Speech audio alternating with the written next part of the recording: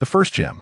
This is a room that exudes a distinctly feminine charm, adorned with pink curtains, pale yellow wallpaper, and an entire set of white European-style princess furniture. A row of plush dolls graces the windowsill, and even the carpet on the floor is pure white. The doorknob turns gently, and the door opens a crack, allowing the light from the living room to spill through the gap.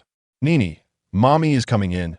The speaker is a middle-aged woman, appearing to be around 40, who supports herself against the doorknob while holding a tray in one hand, her voice soft and tender. A lump rises on the pure, white wooden princess bed. Upon hearing the woman's voice, the lump stirs slightly, yet remains silent. The woman lets out a silent sigh and tiptoes into the room. Nini, it's time for dinner. You haven't eaten for 2 days.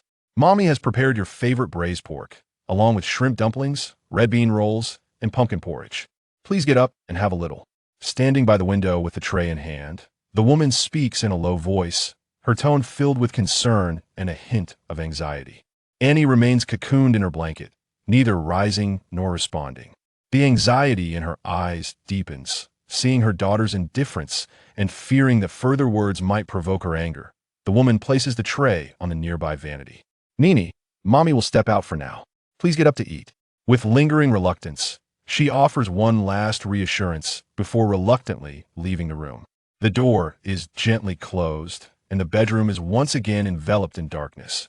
Realizing that her mother had departed, Annie finally pulled back the covers and sat on the edge of the bed, cradling her knees. A whole day had elapsed. Just moments ago, she had been poised on the precipice of despair, hanging precariously in the school restroom, contemplating a leap from the fourth-floor window, yet in an instant. She found herself transformed into a delicate creature, having succumbed to the effects of starvation. This abrupt metamorphosis into another self, coupled with the unfamiliarity of her surroundings, was an overwhelming shock for someone as timid and frail as Annie. She spent an entire day untangling her thoughts. First, how had she become her? Could it simply be attributed to the shared name of Annie? At the mention of her name, a bitter smile flickered across Annie's face. While others' names are bestowed by their parents or acquired through the goodwill of others, embodying the most heartfelt wishes and aspirations of their guardians, what of her nom? Annie? It was neither chosen by her parents nor solicited from others. Rather, it was conferred by a kind-hearted civil servant of the household registration office. The reason was painfully clear. Annie was not the child her parents had longed for. Her mother was not her father's wife, nor even a mistress Annie's mother, and Shinran bore her solely to extort money from Annie's biological father. As for Annie's biological father, he was subjected to a significant financial loss due to Nzinran's machinations and suffered great humiliation within his family, harboring a professor. Out of disdain for Annie, the illegitimate child, such a pair of parents held no love for Annie, let alone the inclination to nurture her or bestow upon her a name of significance. After obtaining what she desired, and Shinran unceremoniously entrusted Annie to her parents back in her hometown and promptly departed for foreign lands. And Zinran's parents, educators in a small county, had always held their reputation in high regard. Yet, their cherished only daughter had brought them disgrace by becoming an unwed mother, leaving them utterly humiliated. The shock proved fatal for AN's father, while his mother succumbed to a serious illness as a result. Constrained by societal expectations, AN's mother refrained from abandoning Annie, yet she did not provide her with nurturing care. Meals were merely given when hunger struck, and clothing was provided only when the child felt cold, nothing more. Annie did not utter a word until she was 3 years old. It was the compassionate neighbor, who happened to be caring for her own grandson, that occasionally took it upon herself to teach Annie, recognizing the child's plight. As Annie turned 6, the community committee ladies paid a visit to remind her mother that it was time for the child to attend school. Reluctantly, Annie's mother finally sent Annie off to school. During registration, it was discovered that Annie had yet to be registered and did not even possess a name. With the community committee overseeing matters and neighbors watching closely, Annie's mother had no choice but to register her daughter. "What's the child's name?" inquired the registration officer. "Her name is..." Annie's mother hesitated, a flicker of resentment crossing her eyes as she replied curtly, "Let's call her Enzo, a child born into dishonor, who had already marred her mother's reputation and caused her grandfather's demise. Was she not a creature of sin?" The registration officer rolled her eyes inwardly, thinking, "Nzue, How ironic that the one truly guilty should be your indiscreet daughter, who forsakes all for the sake of wealth. Why not name her Nzue? The failure to properly educate her daughter has led to a farcical situation, and now all blame is unjustly placed upon an innocent child. Such a person dares to present herself as a paragon of virtue? Although filled with disdain, the registration officer feels pity for the child. Not wishing for a lovely girl to bear such a name, he smiles and suggests, "I often hear Aunt Dong calling her Nini. Why not name her Annie?" Aunt Dong, mentioned by the officer, is a neighbor of the Yin family, hailing from the north, where it is customary to refer to little girls as Near. Upon hearing this, An's mother is initially displeased, but suddenly recalls that naming her granddaughter Nzue would serve as a constant reminder of her daughter's past misdeeds. She desires to avoid further gossip about her family, and thus acquiesces, saying, "Very well, let us call her Annie." She is indifferent to the child's fate, and thus the name holds little significance for her. Thus, Annie acquired a name and began her education. Yet she remained shackled to a dismal destiny. Born of an ignoble lineage, devoid of parental affection, and faced with her grandmother's disdainful gaze upon awakening, Annie developed a timid, cowardly, and self-deprecating nature. Such a child naturally becomes a target for bullying upon entering school. Throughout her years from primary to high school, spanning over a decade, Annie endured countless instances of torment, which only exacerbated her feelings of inadequacy and fear. She understood that her grandmother despised her if she were to confide in her. Her grandmother would not come to her defense, but would instead chastise her for being disobedient. Why do they not bully others but choose to pick on you? A single hand cannot clap surely. You too have your faults. Even her most intimate grandmother refused to support her, leaving Annie with no hope of assistance from anyone else. Thus, she was left to silently endure her plight. Had Zhao Yuqi not severed her hair out of jealousy, she might have continued to tolerate her circumstances until she gained admission to a mediocre university, secured a modest job, and continued to live her life with utmost caution. However, in a moment of despair, Annie contemplated an end to it all. As she clung to the window of the restroom, poised to plunge into the abyss below, a mechanical voice suddenly echoed in her ears. "Ding! Do you wish to grow stronger? Do you yearn to alter this wretched fate? Do you aspire to become a winner in life? The Heavenly Path system awaits you." The Heavenly Path system? Under ordinary circumstances, Annie would never have believed in such a thing, nor would she have dared to try it. Yet, with her body suspended on the fourth floor, the wind howling around her, she felt an urge to embrace madness. Having reached the brink of death, what was there to fear about? Heavenly Path system? Isn't it merely a matter of binding? Then let me be bound. At the very instant the words binding appeared in her mind, the mechanical voice resonated again. Heavenly Path system binding. Executing system matching. Premium system match successful. Premium system? How did it become a premium system? But before Annie could fully comprehend the situation, darkness enveloped her, and she lost consciousness. When she awoke once more, she found herself in an entirely different world as a new Annie in this world. Annie is a cherished child, indulged by her parents, and is also the novice task subject assigned to her by an exceptional system. We wish for Nini to be safe and healthy throughout her life, to avoid the clutches of addiction, and to never meet a tragic end in the streets. In the realm of the system's consciousness, a couple with graying hair solemnly made their wish. Upon hearing the client's requests and absorbing the narrative, Annie finally comprehended the true essence of an extraordinary system. For the owner of this body she now inhabits is nothing short of a dependent adult, a quintessential embodiment of entitlement. Chapter 2. The first gem. Unlike the arduous existence of and in another realm, this world's and is undeniably a cherished darling, pampered by her parents. She is the result of her mother, Inaya, undergoing 5 rounds of in vitro fertilization, ultimately giving birth at the advanced age of 45. Her father, in Kong, is 5 years her mother's senior, meaning that when and was born, he was already 50 years old, a true late-in-life blessing.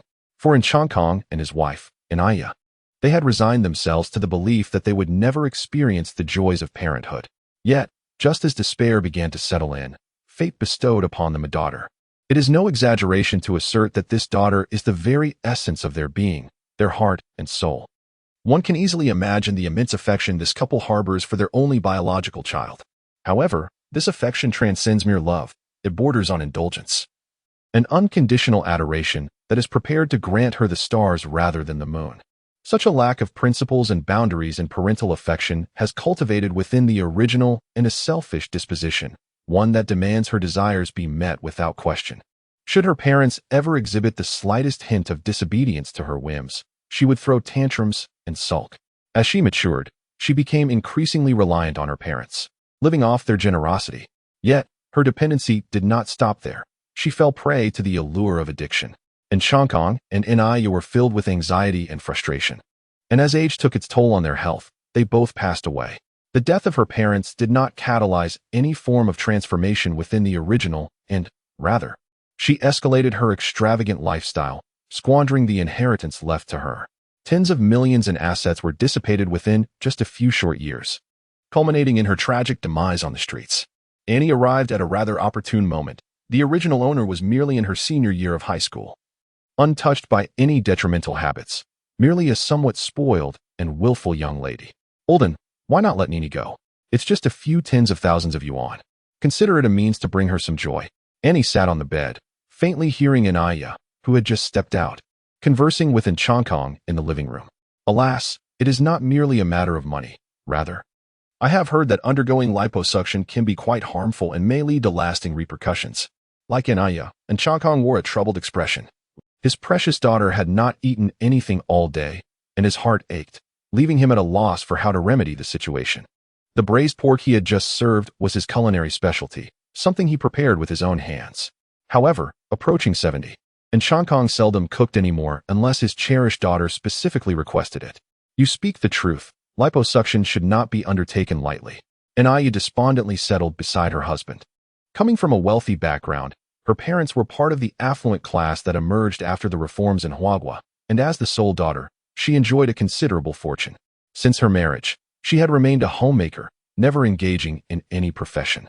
Having lived a life of comfort for several decades, she appeared much younger than her 60-plus years, looking only in her 40s. Nonetheless, her daughter's recent insistence on fasting had aged her by a few years, burdening her with worry. Oh, one cannot help but wonder what goes through the minds of these young girls, perpetually lamenting their weight and incessantly speaking of dieting. Naya rubbed her temple, feeling both perplexed and resigned. Our Nini is not overweight. Although she weighs over 110 pounds, her height renders her figure unremarkable. Why then, is she so fixated on losing weight? In truth, Naya does not entirely oppose the notion of dieting. After all, she is a woman, and even as she ages, she harbors a heart that yearns for beauty. However, what she cannot grasp is her daughter's extreme approach to weight loss. Fasting. It sounds rather noble. But is it not merely starvation? Naturally, one will shed pounds without food, yet such a method is undeniably unhealthy.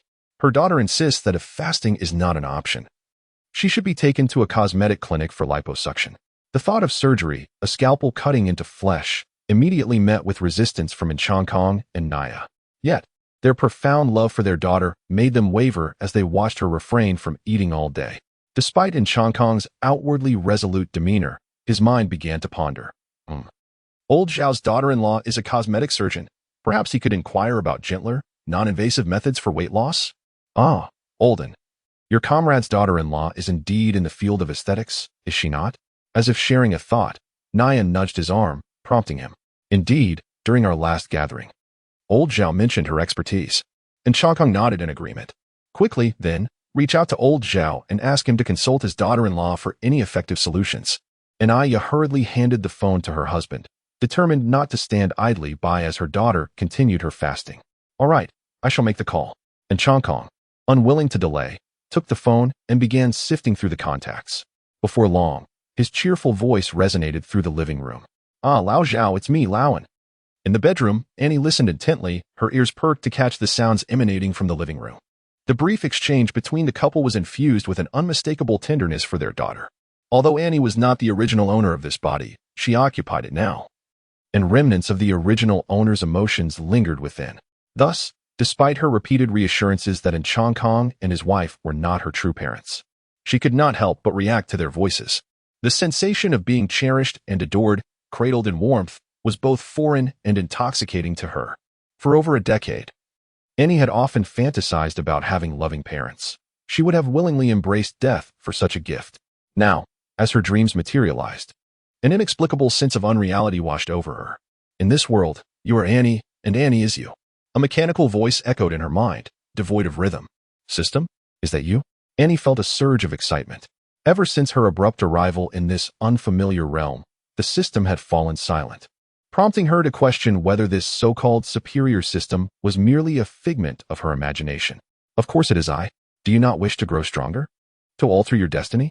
Then let us earnestly fulfill the aspirations of the benefactor and diligently complete the task.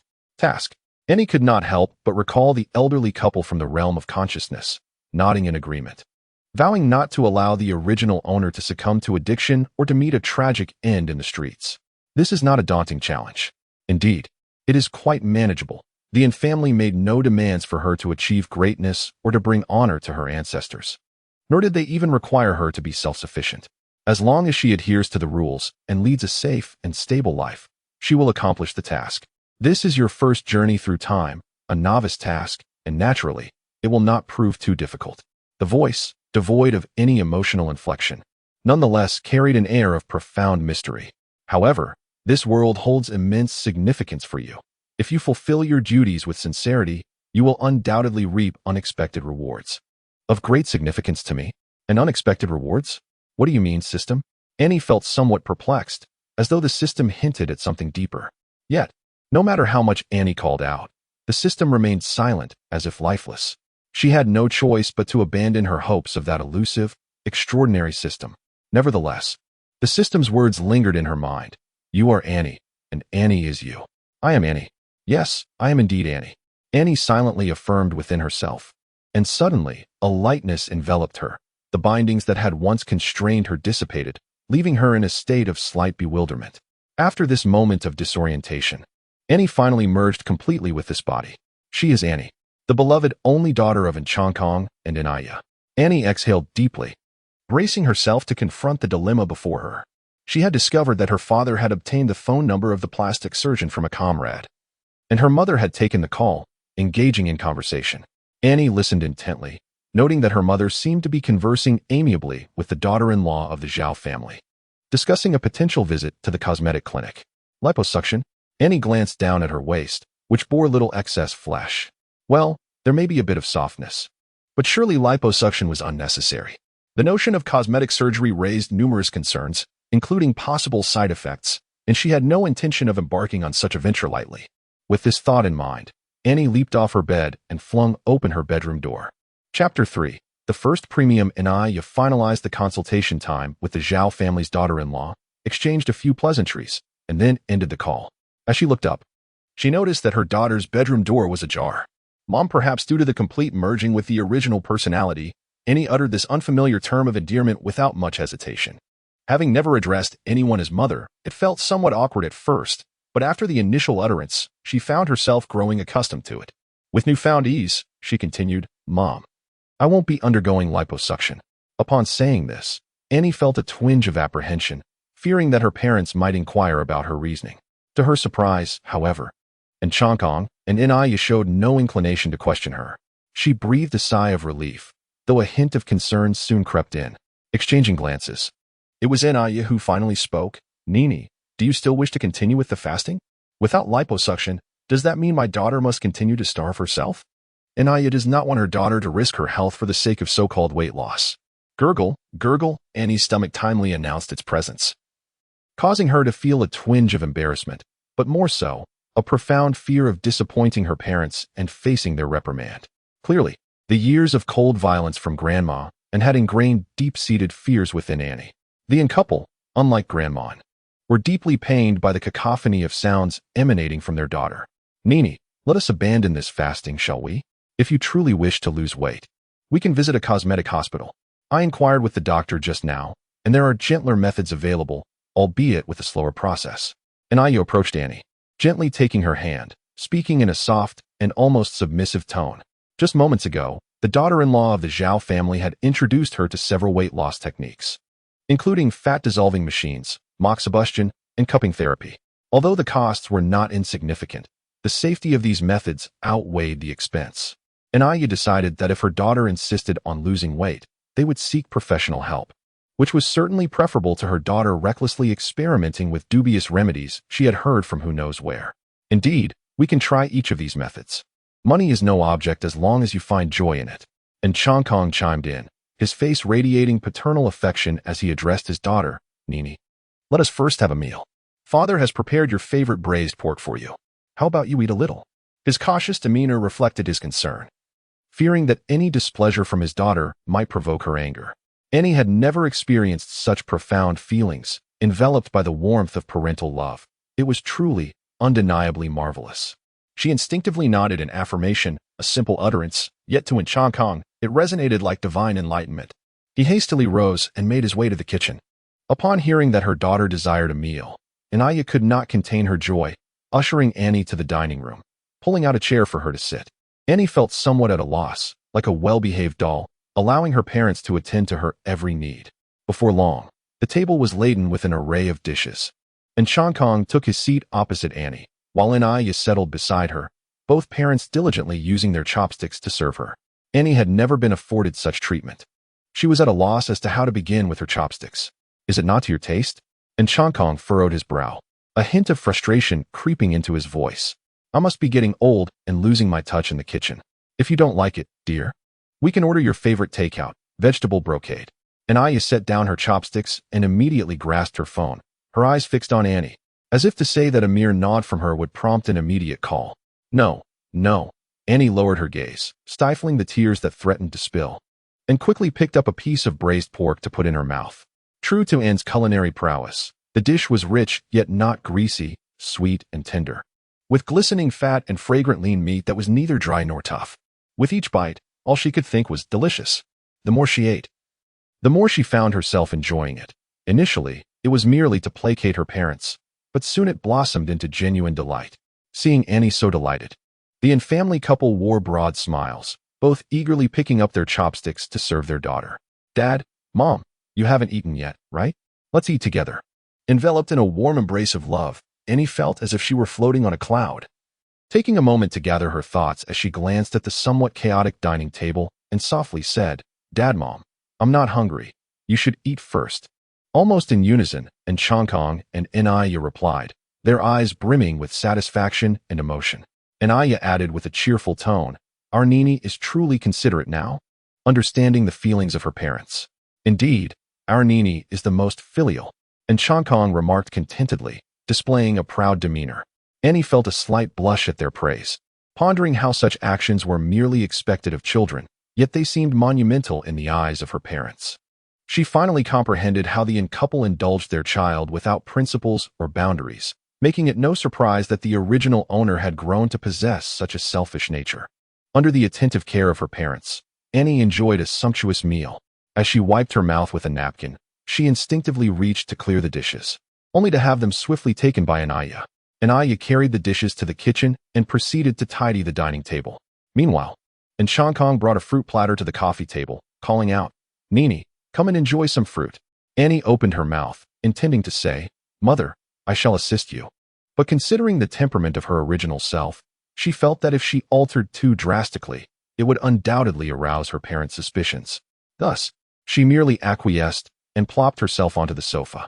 And Chong Kong switched on the television, not out of a desire to watch, but to enliven the atmosphere of the home. Annie grasped a small fork, delicately savoring the fruit.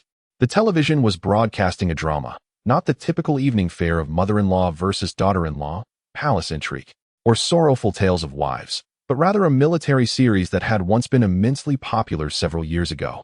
Anne's father, a veteran, despite having retired over 30 years ago, remained nostalgic for military life. Consequently, whenever he chose to watch television, it was invariably military or war-themed films. On the screen, a cadre of young and striking female special forces soldiers donned camouflage attire, undergoing the most rigorous of training. Annie cast a glance and found herself captivated. At that moment, a rousing rendition of We Soldiers resonated through the room.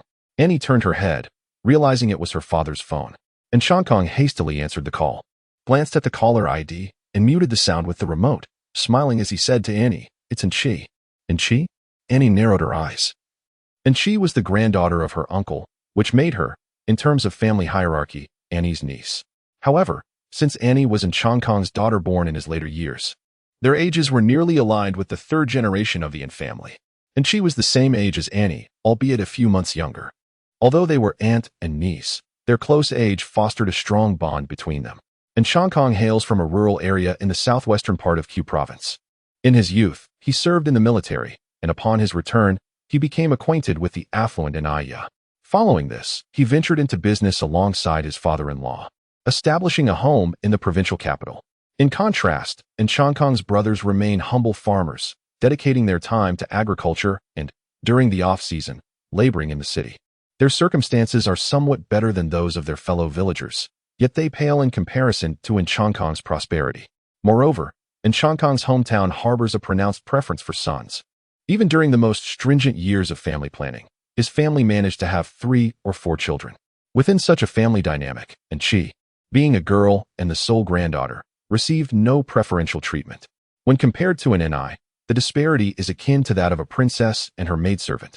Ironically, these two individuals share an exceptionally close bond, which certainly piques one's curiosity. An NI, having already organized the memories of her predecessor, is now acutely aware that her relentless pursuit of weight loss, even at the expense of her health, is primarily influenced by Chi. Chapter 4. The First Gym. Hello. Auntie, why haven't you turned on your phone? A lively and sweet voice emanated from the other end of the line. I've posted a new video. Auntie, don't forget to like and share it. All right. At present, Annie's feelings towards her niece, Chi, are quite intricate. She finds it challenging to adopt an overly affectionate demeanor and merely responded with a curt acknowledgement. Thank you so much, Auntie. Chi, perhaps too exhilarated, did not discern the underlying tone in Annie's words. By the way, Annie, I almost forgot to mention, my fan base has surpassed 300,000. Hehe. Now I too have become a sensation on Flash Screen. The platform, as described by Anchi, is a social short video application that was launched just last year. Its user-friendly interface and exceptionally low entry barriers have captivated the masses. On Flash Screen, anyone can share their self-produced and edited short videos.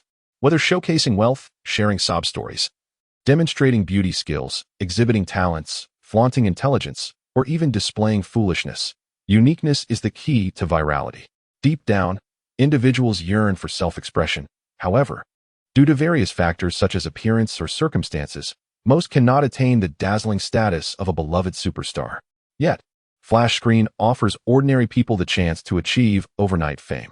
As long as one is interesting and distinctive, even those deemed unattractive can become internet celebrities. Gaining popularity leads to advertising opportunities and financial rewards, prompting more individuals to join Flash Screen in pursuit of their own moment in the limelight. Anchi and Annie are of the same age, both just 18. Lacking expertise in makeup and without any exceptional talents, Anchi possesses a petite and charming appearance, with a hint of baby fat, resembling a youthful loli. After watching a particular video featuring ALO Girl, Anchi was inspired to adopt a Lolita style. Unlike others who embrace this aesthetic out of passion, Anchi dons Lolita attire solely to create videos and garner attention. Remarkably, with her natural loli-like appearance, combined with careful styling and the exquisite Lolita garments, she has become even more adorable, attracting a considerable following within a month. Congratulations. Meanwhile, Annie remains rather indifferent. Anchi seemed to have finally sensed something amiss with Annie, and hurriedly spoke with a tone tinged with gratitude. I owe my achievements today largely to you, my dear aunt. Not to mention, it is entirely thanks to your support that I have those exquisite outfits. This statement was undeniably true. Lolita clothing does not come cheap, especially since Anchi sought attention through her wardrobe changes, necessitating a substantial collection of garments. Unlike Annie, Anchi was not favored at home, with 2 younger brothers to contend with, and her parents were not inclined to provide her with a generous allowance. Although her father, Yong Ming, had secured a position in a company established by Chang Kong, thanks to the latter's patronage, he remained merely an ordinary supervisor. Earning a modest salary of around 10,000 yuan per month, he was burdened with housing loans, car payments, and the tuition fees of 2 children, leading to a rather frugal existence. Anchi's enrollment in an expensive private high school was solely due to her good relationship with Annie, and Yongming hoped to strengthen ties with the Chang Kong family through his daughter, thereby garnering more attention and support. However, aside from the tuition fees, The couple was reluctant to spend another penny on Anshi, whom they deemed a financial liability. Her weekly allowance was woefully inadequate, and without Annie's assistance, it would have been challenging for Anshi to establish herself in the affluent environment of the private school. Aspiring to become an internet celebrity was also driven by her desire to earn money. Lacking funds yet needing to acquire the necessary equipment, Anshi set her sights on Annie. She initially spent all her pocket money on a single set of Lolita attire, then adorned herself with exquisite makeup, intentionally parading around the campus. Private high schools differ significantly from public institutions. The students here are either affluent or privileged, resulting in relatively lenient dress codes. Furthermore, with the presence of an anime club, it is common to witness numerous handsome young men and beautiful young women engaging in cosplay during club activities. The sight of students donning eccentric attire in public spaces has long become a norm for both teachers and peers. Naturally, if one dresses exceptionally well, they will still attract attention. Being 17 or 18 years old, Annie yearns for acknowledgement and admiration, and witnessing Angel surrounded by admirers, all vying to capture her image, stirs something within her. At the opportune moment, Angel encourages Annie to purchase a few outfits to try on. With money in hand, Annie is unfazed by the prospect. Why not give it a shot? Perhaps she too could transform into an adorable Lolita girl like Angel. Generous by nature and accustomed to looking after Angel, Annie decides to buy a few outfits for Angel while treating herself. In this manner, Angel gradually acquires over 20 sets of Lolita attire, amounting to nearly 100,000 yuan. Equipped with her new wardrobe, Angel begins to share videos on the platform. Initially, her viewership is modest, as there are countless others on the platform, many of whom are also Lolitas. As a newcomer, Angel struggles to distinguish herself. Subsequently, she devises a plan to film videos at Annie's home. Annie's residence is a 3-story villa, tastefully decorated without ostentation. Merely donning her Lolita dress and filming a video while descending the staircase, Angel inadvertently captures the attention of astute netizens, who notice a contemporary oil painting by a renowned artist adorning the wall at the staircase's corner, subtly flaunting her wealth while embodying the charm of a delightful little girl. Anshi has finally risen to fame. However, Anshi, possessing a keen intellect, remains grounded and does not let her success cloud her judgment. Sensing a shift in Annie's tone and recalling their previous conversation, she quickly interjects, "Annie, are you still practicing fasting?" "Oh, I mentioned before that the advice from those wellness experts is not to be trusted. You shouldn't attempt it lightly. The clothes you wear don't look good on you. But it's not your fault. I believe they simply do not suit you. After all, they were purchased online, and you couldn't try them on. I heard there is a new store at the International Trade Center that specializes in Lolita dresses. How about we find some time to visit?" On the phone, Anshi rambled on, seemingly advising Annie against fasting, while subtly encouraging her to continue down a path that does not suit her. Indeed, Annie is ill-suited for the Lolita style. Her striking features and statuesque height of 168 centimeters make the attempt to adopt a doll-like appearance jarring. No matter how exquisite the attire, it fails to complement her. Yet under Anshi's misguided influence, Annie believes her appearance is due to her weight. The truth remains that forcing a person with a commanding presence to don a Lolita guise will not yield favorable results, regardless of their slenderness. Annie, however, remains oblivious to this reality, fixated instead on the online adage that a good woman should weigh no more than 100 pounds. Convinced that her weight is the issue, she resolves to lose some pounds. Just as she contemplates her weight loss journey, she suddenly discovers that Anshi's flashing profile follows a wellness expert who is documenting her fasting journey through video diaries. Annie had come to understand the concept of fasting and recognized its most prominent benefit, weight loss. Thus, her decision to abstain from food was undoubtedly influenced by Angel.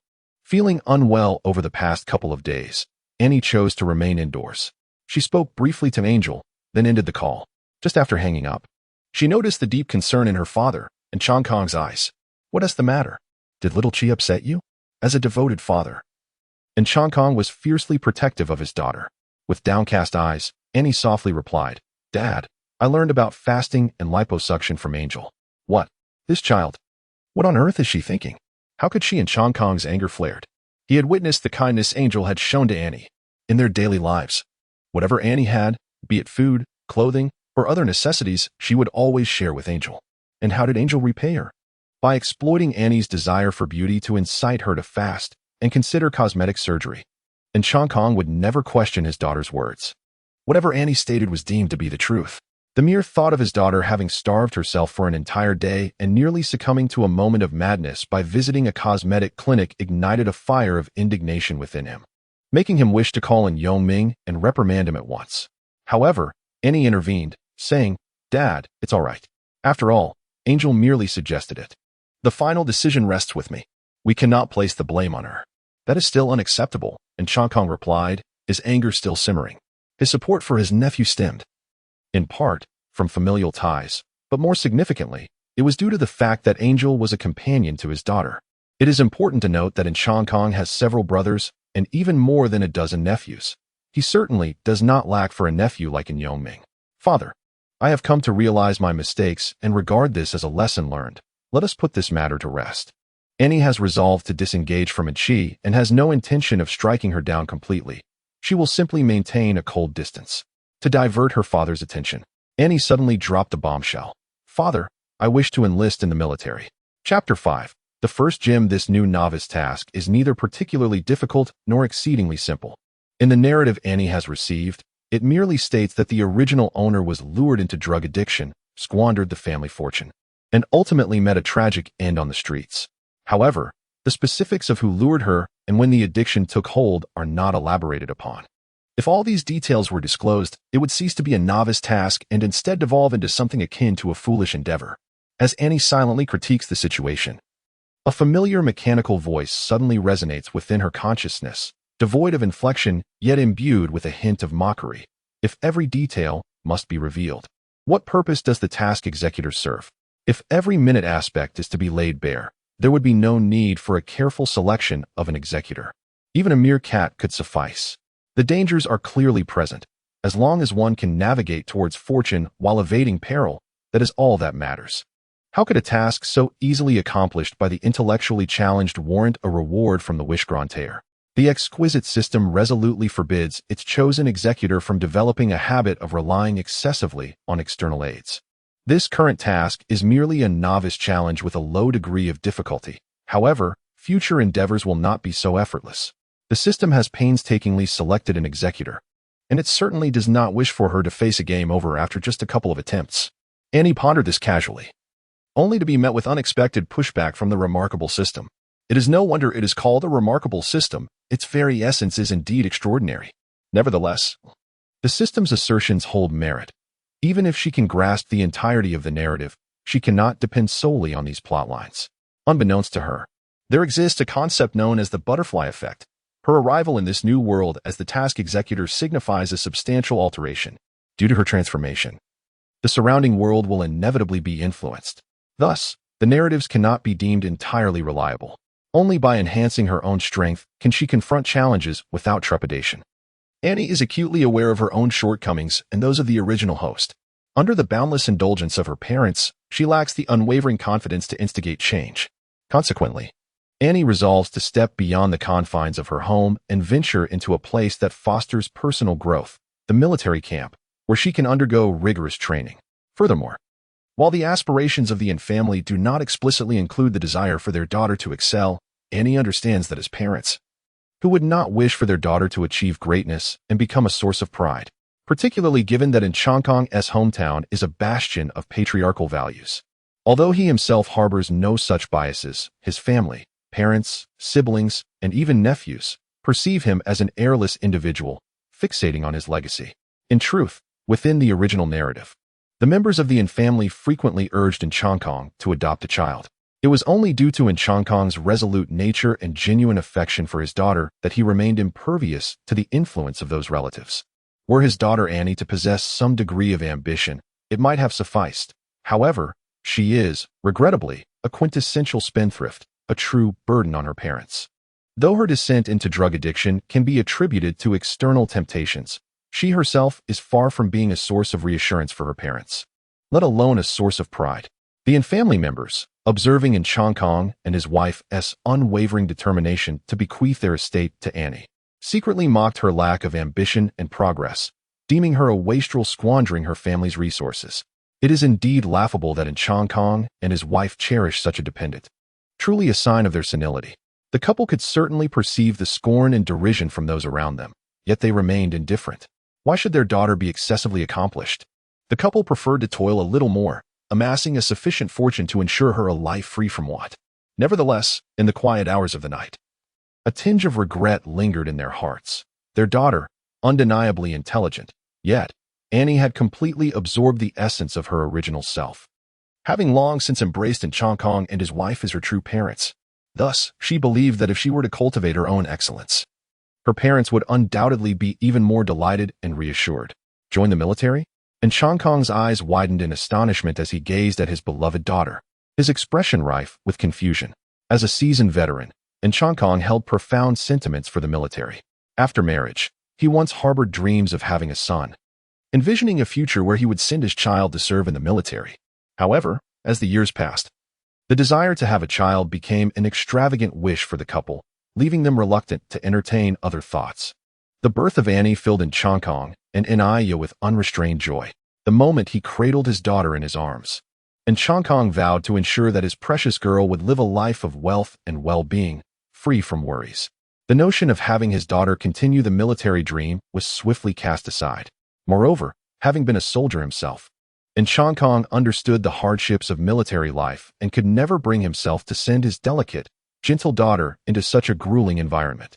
When his daughter suddenly expressed a desire to enlist, his immediate reaction was one of disapproval. At that moment, the television displayed images of female soldiers in fitness attire, showcasing their impressive physiques while engaged in fierce combat against terrorists, wielding heavy assault rifles. Annie deliberately glanced at the screen and murmured, "Their figures are remarkable. Joining the military doesn't seem so bad." Chong Kong was taken aback, suddenly recalling his daughter's previous attempts at fasting and her aspirations for liposuction. Realizing with a start, this child has not forgotten her desire for a better figure. Now, in pursuit of an ideal physique, she was even contemplating military service. Chong Kong rarely donned a serious expression, but now he spoke earnestly to his daughter. "Nini, joining the military is no trivial matter. If you decide to go, you must endure all hardships and challenges. Those who cannot persevere are deemed deserters." In Chong Kong's life philosophy, there was no room for the notion of desertion, not even for his most cherished daughter. You may choose not to go, but if you do, you must persevere. This is the creed of a veteran. "Father, I have truly made up my mind. I wish to enlist." Annie diverted her gaze from the television and locked eyes with Chong Kong, articulating each word with conviction. "Xiaoya, come here." Chong Kong did not readily acquiesce. Instead, he summoned his wife. The couple endeavored repeatedly to persuade Annie, yet she remained resolute in her decision. "I want to serve in the military. I will enlist after the college entrance examination." "Father, I understand that female soldiers are not on par with their male counterparts, and I possess no exceptional talents or skills, making the aspiration to enlist quite challenging. The reality in Huagua is that the number of female soldiers significantly lags behind that of male soldiers.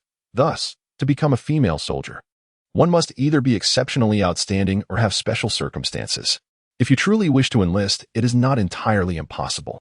As a veteran who has seen combat and earned commendations, although Chong Kong has left the military, many of his comrades and subordinates remain in service. While the older generation may have retired, he still has considerable connections. While it may be difficult to achieve, arranging for his daughter to enter the military is feasible. Furthermore, should Annie gain admission to university and then enlist, she could easily take advantage of the student military service policy, which is not overly complicated. Observing Annie's steadfast attitude, Chong Kong began contemplating how to facilitate her wish. Anaya, genuinely concerned for her daughter, decided to employ a delaying tactic, gently persuading, "Nini, there are still a few months until the college entrance examination. Let us focus on that first, and we can discuss everything else later, shall we?" Annie was acutely aware that her sudden desire to enlist would be difficult for her parents to accept. She did not wish to initiate any significant changes that might cause them concern. Nodding, she said, "Yes, I will study diligently and gain admission to a good university. This way, my military service will be somewhat easier." Her father had connections, but she felt she could not afford to underperform. Thus, the three of them reached an agreement, spent some time watching television together, and then retired for the night. The following morning, as the alarm clock rang, Annie abruptly opened her eyes. Upon seeing the room adorned in soft pink and white hues, she sighed in relief. This was not a dream, and she remained the beloved daughter of her parents. After enjoying a breakfast lovingly prepared by Naya, her father, and Chong Kong personally drove her to school. arriving at the unfamiliar yet somewhat familiar campus. Annie instinctively felt a sense of resistance. The memories associated with this place were overwhelmingly negative. Much of the bullying she had endured occurred within these very walls. "Hey, Annie, where's your little follower?" A somewhat familiar voice called out from behind her. Annie instinctively flinched, unable to turn around for fear of facing cold stares, mockery, or pranks. "Oh, I'm talking to you. Why are you ignoring me?" Pan Zihan quickened her pace to catch up with Annie, placing a hand on her shoulder and speaking in a slightly affectionate tone. "Oh, it's Zihan." As the original owner's memories surged back, Annie struggled to suppress her deep-seated fear of her classmates and managed to force a smile. "Why do you look so peculiar?" Pan Zihan shifted her neck slightly, surveying Annie from head to toe. Just as Annie wondered if Pan Zihan had discovered something, Pan Zihan suddenly lowered her voice. "No way, you actually tried fasting? Oh dear. Annie, how could you be so foolish? Do you really believe everything Angie says?" Annie let out a quiet sigh, tugging at the corners of her mouth. "I tried it for a day and nearly starved to death. From now on, I won't trust her anymore. Finally, you've seen the light. You should have realized this much earlier. I've held my tongue for quite some time, but let me tell you, that niece of yours is merely exploiting you. Treating you like an ATM, a gullible fool." Pan Zihan, who sat next to Annie in class, had always had a good relationship with her and had long harbored a dislike for Angie. However, as an outsider, she felt it inappropriate to interject given the familial ties. Now that she saw Annie coming to her senses, she opened up, sharing her grievances against Angie. As they conversed, they made their way into the classroom. Angie, hurrying into the campus, caught sight of Annie and Pan Zihan walking away together. She bit her lip, her round, bright eyes shimmering with emotion. Chapter 6. The First Extraordinary Encounter. "Aunt, why didn't you wait for me this morning?" Angie gazed with her large, luminous eyes, her hands resting on Annie's desk, pouting like an innocent and adorable child. "I specially brought you the pumpkin cakes my mother made. I had intended to serve them warm, but..." Typically, Angie would have her father drive her to the in-family home, where Annie treated her with warmth, often inviting her to share breakfast. The breakfasts at the inn residence were far more sumptuous than her own, crafted by a professional nutritionist and prepared by the seasoned housewife, Naya, who had devoted over 40 years to culinary arts. The meals were both nutritious and delectable, a stark contrast to Angie's mother's decades of culinary stagnation. Though Angie's mother could occasionally manage a decent pumpkin cake, it paled in comparison to the fare at the inn household. Yet, Naya, being a person of refinement, noted her daughter's fondness for Angie and treated her with kindness. Furthermore, Angie was still a child. Even if she arrived empty-handed, she would never voice her disappointment. To spare Angie's feelings, Naya would often say that Nini adored such treats. In reality, however, the items Angie brought to the inn home were seldom consumed by Annie. Most were devoured by the household staff or by Enchankong, who abhorred waste. Angie was not oblivious to this, yet she chose to remain silent, content to continue her small gestures of goodwill. Each time, she would embellish her offerings, claiming that her mother had made them specifically for her beloved aunt. Although the original character was somewhat spoiled, she was not an unreasonable person, and since Angie treated her with respect, she reciprocated with genuine affection. Though she harbored a disinclination for the items gifted by Angie, she refrained from voicing her true feelings, allowing Naya to graciously accept them amidst polite conversation. However, Annie, the current inhabitant of the original persona, was unwilling to indulge Angie. As it happened, her own appetite was waning. "You may enjoy them yourself," Annie declared, extracting her textbook in preparation for the first mathematics class, eager to review the material ahead of time. "Dear Aunt, there is another matter. Yesterday, I received a private message from someone seeking to engage me for an advertisement," Angie stammered, momentarily taken aback. A fleeting shadow of dismay crossed her innocent doe-like eyes. Yet she quickly regained her composure, lowering her voice conspiratorially. "It's a seller from a certain online marketplace, specializing in Lolita fashion. Do you think I should? Congratulations, your aspirations have finally borne fruit. However, whether or not to accept this advertisement is entirely your prerogative. The decision rests with you," Annie replied, firmly establishing a boundary with Angie and making it clear she would not entangle herself further. After delivering this statement, she nonchalantly added, "Now, class is about to commence. You should return to your own classroom promptly." "Aunt." Angie's eyes brimmed with confusion and uncertainty, her expression seemingly asking, "Have I erred in some way? Why do you treat me with such coldness?" Unable to contain herself, Pan Zihan, seated beside Annie, muffled her laughter behind her book. The sound interspersed with a barely audible chuckle of mockery. "I still need to study. If there is nothing else, you should take your leave," Annie remarked, seemingly oblivious to Anshi's wounded demeanor, reiterating her dismissal. "Oh, I shall not disturb my dear aunt any longer." A hint of embarrassment graced Angel's cherubic apple-shaped face as she forced a smile. "Aunt, I shall return to join you for lunch at noon." "No need," and replied curtly. "Today, my family is bringing me lunch. I won't be going to the cafeteria to serve as your card swiper." Angel was taken aback, pondering, what on earth is happening? Why doesn't seem like a different person? Could it be the fasting that has caused this turmoil? Darn it. She should have heeded her uncle's advice to cultivate a better rapport with and instead of being enticed by the few thousand yuan in benefits. Angel silently gritted her teeth, yet maintained a sweet smile. "Well, we could share a box meal. The food from the Yin family is on par with that of a cafeteria helmed by a master chef," and was not about to grant her the opportunity to mooch off her. "I fasted yesterday and hurt my stomach. Mother says I can only eat light, stomach-friendly meals for the next few days. It wouldn't be suitable for you. You should go to the cafeteria instead." Indeed, the root of the issue lay in the fasting. Angel harbored a quiet resentment as she observed and buried herself in her textbooks, clearly uninterested in engaging with her. Realizing further pursuit would be futile, she awkwardly conceded, "All right. Dear aunt, I shall go to the cafeteria by myself today." She needed to devise a strategy to swiftly earn Anne's forgiveness. After all, this was not her first attempt to placate her aunt. Over the years, their relationship had experienced its share of ups and downs, and Angel had always managed to navigate through them successfully. She had ample experience in soothing Anne, and although the situation was slightly more severe this time, it was not without remedy. Angel felt confident in her abilities. However, Angelica overestimated herself while underestimating Annie. From that day forth, she realized that no matter what method she employed, she could not capture Annie's attention. Furthermore, despite her numerous compliments and tales of misfortune, Annie did not even spare her a glance. To her dismay, even the usually amiable and approachable Mr. and Mrs. treated her with great indifference.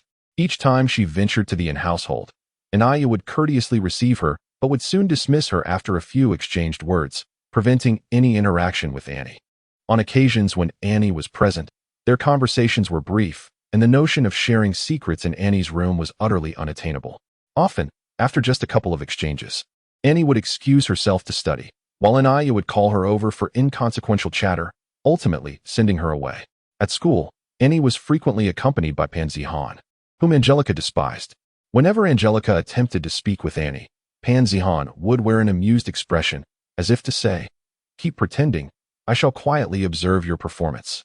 This made Angelica feel both infuriated and somewhat embarrassed. Over time, she grew reluctant to seek Annie out in the classroom.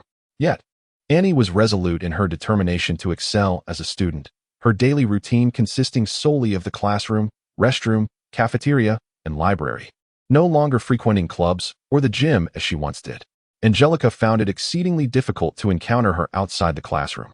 Moreover, on 8 out of 10 occasions, Annie was accompanied by someone, whether it be Pan Zihan or a newly formed friend. Strangely, these friends seemed to mirror Pan Zihan, their gazes towards Angelica filled with mockery. "Oh dear, life has become unbearable." Annie, however, is indifferent to Angel's struggles. Her own life is quite fulfilling. During this period, she has gradually embraced her friendship with Pan Zihan.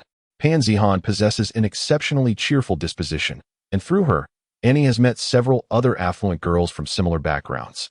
Their comparable upbringings foster a sense of camaraderie, allowing their interactions to flow effortlessly.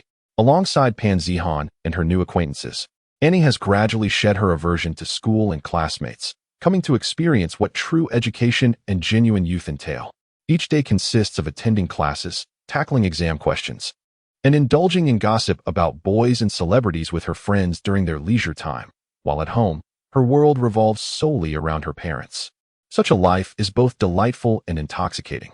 Yet, beautiful days always seem to pass swiftly, and soon it is June. Nini, do not place too much pressure on yourself. I have already spoken with your comrades. Regardless of your exam performance, you will be able to enlist this year. And Kong personally drives his daughter to the examination venue, chattering away along the way. "What do you mean, enlist?" This old man truly knows how to pick the wrong moment. Anaya, seated in the back, shot her husband a fierce glare. However, when she turned to face her daughter, her expression transformed into one of gentle affection. Nini, do not be nervous. And do not worry too much. If you do not perform well, it is all right. We can always go abroad. After all, they are wealthy and genuinely indifferent to their daughter's academic credentials. It is impossible for Annie to claim she is not anxious. After all, the college entrance examination is the most significant event of her life, the first battle in altering her fate. Taking a deep breath, she reassured her parents, "Do not worry. Dad and Mom, I will do my utmost. In Chongqing and in Aya, there is truly no need for you to exert yourself so much. All you need to do is take care of yourself." Just then, Chongqing's phone suddenly rang. Aya reached out to grab it, and as she activated the speakerphone, a familiar voice, filled with distress, echoed through. "Auntie, please help me. I beg you to come save me." In Chapter 7, the first exceptional one.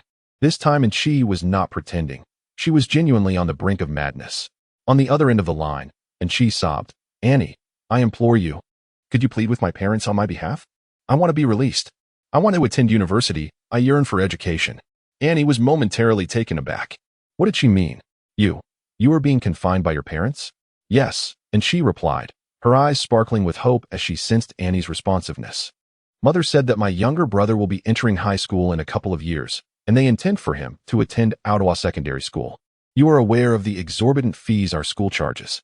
Over the past few years, had it not been for Uncle and your support, I would not have been able to attend at all. Regrettably, and she had offended Annie and had been gradually distanced from her. And she could no longer rely on Annie's financial assistance. Although she managed to earn several tens of thousands through a few small advertisements, that money barely covered her daily expenses. After all, to continue her pursuit of becoming an internet celebrity, she needed further investment. Moreover, the social interactions among classmates constituted a significant expenditure. Beyond that, there were also the everyday costs of food, clothing, makeup, jewelry, and bags. Even when Chi discreetly scoured second-hand stores for bargains, it consumed a substantial portion of her funds. After several tumultuous experiences, Chi found herself with little money left. Unable to afford the tuition and living expenses for her first year of university, her parents, and Yongming and his wife, held traditional views that favored sons over daughters. The primary reason they had reluctantly allowed Chi to attend a private high school was to strengthen their connection with Chongqing through their daughter. However, Chi's inability to meet their expectations led to a fallout with Annie, resulting in Chi being blocked. Upon discovering this, Yongming and his wife were gripped by fear, anxious about the potential repercussions from their daughter's predicament. After several tense days at work, they finally breathed a sigh of relief when they realized that Chongqing bore no ill will towards them. Nevertheless, their demeanor towards Chi had soured considerably. Had they not already paid her high school tuition, they might have considered transferring her to another school. As for university, the exorbitant tuition fees, coupled with accommodation and living expenses, would amount to tens of thousands of yuan annually. Accumulating such funds over 4 years could easily finance a down payment for their son. With Chi already deemed a disappointment by Annie and considered of no value to the family, and Yongming planned to have Chi work as a clerk in the company after her high school graduation, utilizing connections to secure her a position. She could earn money for a few years, and once she reached marriageable age, they intended to send her back to her hometown to marry, thus reaping a substantial bride price. And Yongming and his wife meticulously arranged Chi's future, waiting for the college entrance examination to arrive. In a bid to control her, and Yongming instructed his wife to confine Chi at home, confiscating her phone and cutting off the Wi-Fi. Having missed the first day, Yongming pretended to lament to neighbors, relatives, and colleagues, saying, "Alas, how unfortunate it is that Chi fell ill and missed the college entrance examination." The couple not only escaped the stigma of preferring sons over daughters, but also successfully fulfilled their own ambitions. The only oversight on Yongming's part was that Chi surprisingly possessed a mobile phone. Perhaps this was not an oversight at all, but rather a final test from the family. "Aunt, when you first decided to fast, I should have stopped you, but I feared that speaking too much would upset you. So I remained silent. Woe is me, I know you resent me for this matter. I admit I did not take care of you well, and though you blame me, I harbor no complaints." Chi continued to weep, yet amidst her sobs, she articulated her thoughts with clarity. "Aunt, the college entrance examination is a significant event in life. I implore you, based on our years of relationship, to save me. Woe is me, I do not wish to graduate from high school only to work, nor do I want to be sent back home by my parents to exchange for a bride price." And Annie, still a girl under 18, had a tender heart, and could not bear the pleas of others. Ultimately, while Anshi may have harbored some secret intentions toward the original owner, she had not truly harmed her. Annie distanced herself from Anshi, yet could not deny the bond shared over the years. Alas, one cannot help but feel pity for Anshi, who had parents that favored sons over daughters and did not even allow her to attend university. Strangely, Annie found herself reflecting on her own circumstances. Had she ever truly had parents who loved her dearly? Alas, for oneself, it is merely a matter of a single sentence. Yet for Anshi, it pertains to a lifetime. With a silent sigh, Annie remarked, "I shall ask my father to call your father." "Thank you, Auntie. I am truly grateful." Anshi discerned the softening in Annie's words. The immense weight that had burdened her for months finally lifted, a triumphant smile gracing her lips. She always knew she could charm Annie. The car gradually came to a halt by the roadside. "Dad," Annie handed the phone to Chong Kong. And Chong Kong smiled with a touch of tenderness. "My child, you are simply too kind." And Aya also wore a look of concern. "Dad, Mom, this is a matter of a lifetime. If we can assist, let us do so." Annie displayed a candid smile and gently replied, "She is not wrong. After all, she has been by my side for over a decade. This time, let it be my final gesture of gratitude towards her." Regardless of whether Anshi's plea for help was genuine or merely a feigned act, Annie resolved never to entangle herself with her again. Setting aside this brief interlude, and Chong Kong steadily parked the car outside the examination venue, where both parents personally escorted Annie to the entrance, watching anxiously as their daughter entered the examination hall. Once inside, she located her seat and arranged her admission ticket and stationery with care, taking a deep breath to steady her nerves. The first subject of the day was Chinese. Annie was a quintessential humanities student, with both Chinese and English as her strong suits. In recent months, she has diligently engaged in intensive study sessions, aided by a highly qualified tutor hired by her parents, resulting in a significant improvement in her academic performance. During the second mock examination, Annie achieved an impressive score of 145 in Chinese. Apart from losing 3 points on the essay, she only missed one multiple-choice question. At that moment, her Chinese teacher remarked that if Annie maintained this level of performance, she would undoubtedly excel in the college entrance examination. Indeed, she reassured herself, believing that success was within her grasp. Gradually, the tension began to dissipate. The world had bestowed upon Annie not only the long-desired affection of her parents, but also the confidence and bravery that stemmed from being loved. As the time arrived, Annie received her examination paper and approached the questions with a relaxed demeanor. Chinese, mathematics, comprehensive arts, English. 2 days swiftly passed. After completing her final English exam, Annie exited the examination hall alongside her peers. Outside, her parents and Chong Kong and Anaya stood expectantly, their 4 eyes fixed on the entrance, anxious not to miss the sight of their cherished daughter. "Anaya, you look quite overheated. Have a sip of water," and Chong Kong offered her a thermos. "Anaya, you must be exhausted." Anaya gently wiped her daughter's brow with a handkerchief. "Oh dear, you two are such devoted grandparents to your child. Standing out here in the blazing sun for an entire afternoon at your age," remarked a fellow parent who had chatted with Chong Kong earlier, observing the couple's attentive demeanor. "It's no wonder they say grandparents are especially fond of their grandchildren." And Chong Kong paused, holding his thermos, realizing he should have refrained from engaging in trivial chatter with this oblivious talkative individual. To his astonishment, he had foolishly divulged his age. Anaya, feeling a surge of annoyance, cast a sharp glance at her loquacious husband before turning her worried gaze towards Annie. The couple had welcomed their daughter in their 40s. And now, as she prepared to enter university, they were nearing 70. Despite Anaya's impeccable self-care, the traces of time could not be entirely concealed. In her younger years, Annie seemed indifferent to such matters. However, as she approached her teenage years, she became increasingly conscious. To prevent her classmates from discovering her parents' advanced age, she forbade them from visiting her school and refrained from inviting friends over, even for birthday celebrations, insisting her parents remain out of sight. Anaya understood this all too well. After all, she was a sensitive young girl navigating the tumultuous waters of adolescence. In an effort to spare their daughter further discomfort and distress, Chong Kong and Anaya endeavored to conceal their parental roles in public. With the college entrance exams approaching, the couple was fraught with worry, momentarily forgetting their long-held reservations. However, to Anaya's relief, the anticipated embarrassment did not materialize. Rather than reacting with indignation, Annie cheerfully informed the parent, "Uncle, these are not my grandparents. They are my mom and dad." I am the cherished late-life daughter, their precious gem. With a playful tilt of her head, she turned to Enchankong and affectionately asked, Dad, am I not your and Mom's treasure? Upon hearing his daughter's words, Enchankong's entire face blossomed into a radiant smile, his eyes brimming with excitement and satisfaction. He nodded repeatedly, affirming, Yes, Nini is indeed the cherished treasure of both her mother and me, and she is our only jewel. And Aya also nodded vigorously, proclaiming, Nini is Mommy's precious one. It was delightful. They had finally ceased to be a source of embarrassment for their daughter. The parent who had interjected felt a twinge of awkwardness upon realizing their misunderstanding. However, witnessing Annie's poised demeanor and evident pride stirred a sense of admiration in them, prompting a thumbs up towards Enchankong. Brother, your daughter is truly well-behaved and remarkably filial. As fellow parents, they understood how sensitive and challenging children of that age could be. Yet, here was a young lady who, despite being evidently pampered, exhibited such thoughtfulness and consideration. Ah, indeed, she was a warm-hearted little darling, far superior to the leather jackets of their own offspring.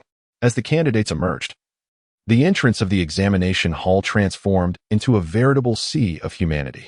Enchankong took his wife's hand, shielding their daughter as the trio navigated through the throngs, eventually boarding their vehicle. To celebrate Annie's successful completion of her college entrance examination, Enchankong had made a reservation at Sujin, a renowned vegetarian restaurant in J-City. Sujin boasts its own organic fruit and vegetable farm, and its chefs are esteemed figures in the realm of vegetarian cuisine. The restaurant does not seek to replicate the taste of meat in its dishes, but rather advocates for a return to the essence of vegetarian culture. With superior ingredients, exquisite dishes, an elegant ambience, and attentive service, Sujin enjoys immense popularity in J-City. Naturally, such sophistication comes with a considerable price tag. However, the Yin family is not short on finances. Today was an exceptionally joyous occasion, and the entire family happily indulged in a delightful feast at Sujin. Throughout the meal, neither Enchankong nor Aya inquired about Annie's exam results. Instead, they continuously served her dishes, urging her to eat more. The cuisine at Sujin was indeed exquisite. Light and devoid of excessive seasonings, striving to preserve the natural flavors of the ingredients, and as it was entirely vegetarian, there was no need to worry about calorie counts. Annie feasted to the point of feeling pleasantly full. After relishing the delectable food, the family returned home in high spirits. However, their good mood was short-lived. Big sister, what brings you here? Enchankong asked, looking at his elder sister, who was merely 5 years his senior yet appeared at least a decade older. Along with a throng of relatives behind her, feeling somewhat exasperated. Oh, it's just that after Jichong's college entrance examination, your second brother and I thought he had worked so hard, so we decided to bring him to the provincial city for a few days of fun. Elder sister Enchankong affectionately pulled a 17 or 18-year-old boy close, beaming with pride as she spoke to Enchankong. Third brother, let me tell you, Jichong has been doing exceptionally well in his studies. He has performed admirably in several mock exams. Aunt, they are called baseline exams, not mock exams. The boy shyly reminded his aunt in a soft voice. Oh, right, baseline exams. I'm getting older and can hardly keep up with these terms. Enchankong chuckled before continuing. In the recent baseline exams, Jichong scored over 600 points. His teachers have said that with such results, he is certain to gain admission to a prestigious university.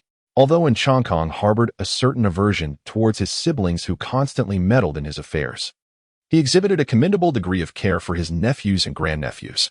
Particularly with those promising younger generations, he was generous in offering support.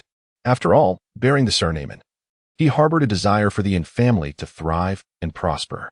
Furthermore, with only a daughter, Annie, to carry on his lineage, and with both he and his wife advancing in years, he realized their time to accompany her was limited. Thus, he resolved to nurture the younger members of the Yin family during his lifetime, hoping that once he and his wife departed, the family would reciprocate by looking after their daughter. Though many in the Yin family were primarily focused on his wealth, the sheer number of relatives provided a glimmer of hope that at least a few would embody gratitude and benevolence. Consequently, upon hearing Enchankong's words, Enchankong regarded Jichong with a warm gaze, perceiving him as a good child. How did you fare in the recent college entrance examination? Jichong, though shy, held his composure in front of his most accomplished uncle, raising his head with bright eyes and replying, I believe I performed adequately, achieving my usual standard. However, uncle, I wish to enlist in the military. And Chang Kong raised an eyebrow, intrigued. Oh, do you aspire to attend a military academy? Or do you intend to serve as a student soldier? And Ji Chang responded, I wish to be a student soldier. Ah, so it is the latter then. Before Chang Kong could utter a word, Chang Hong interjected excitedly, Third brother, see. I told you among all our children, Ji Chang resembles you the most. In both appearance and character. Goodness, he truly seems like your own grandson.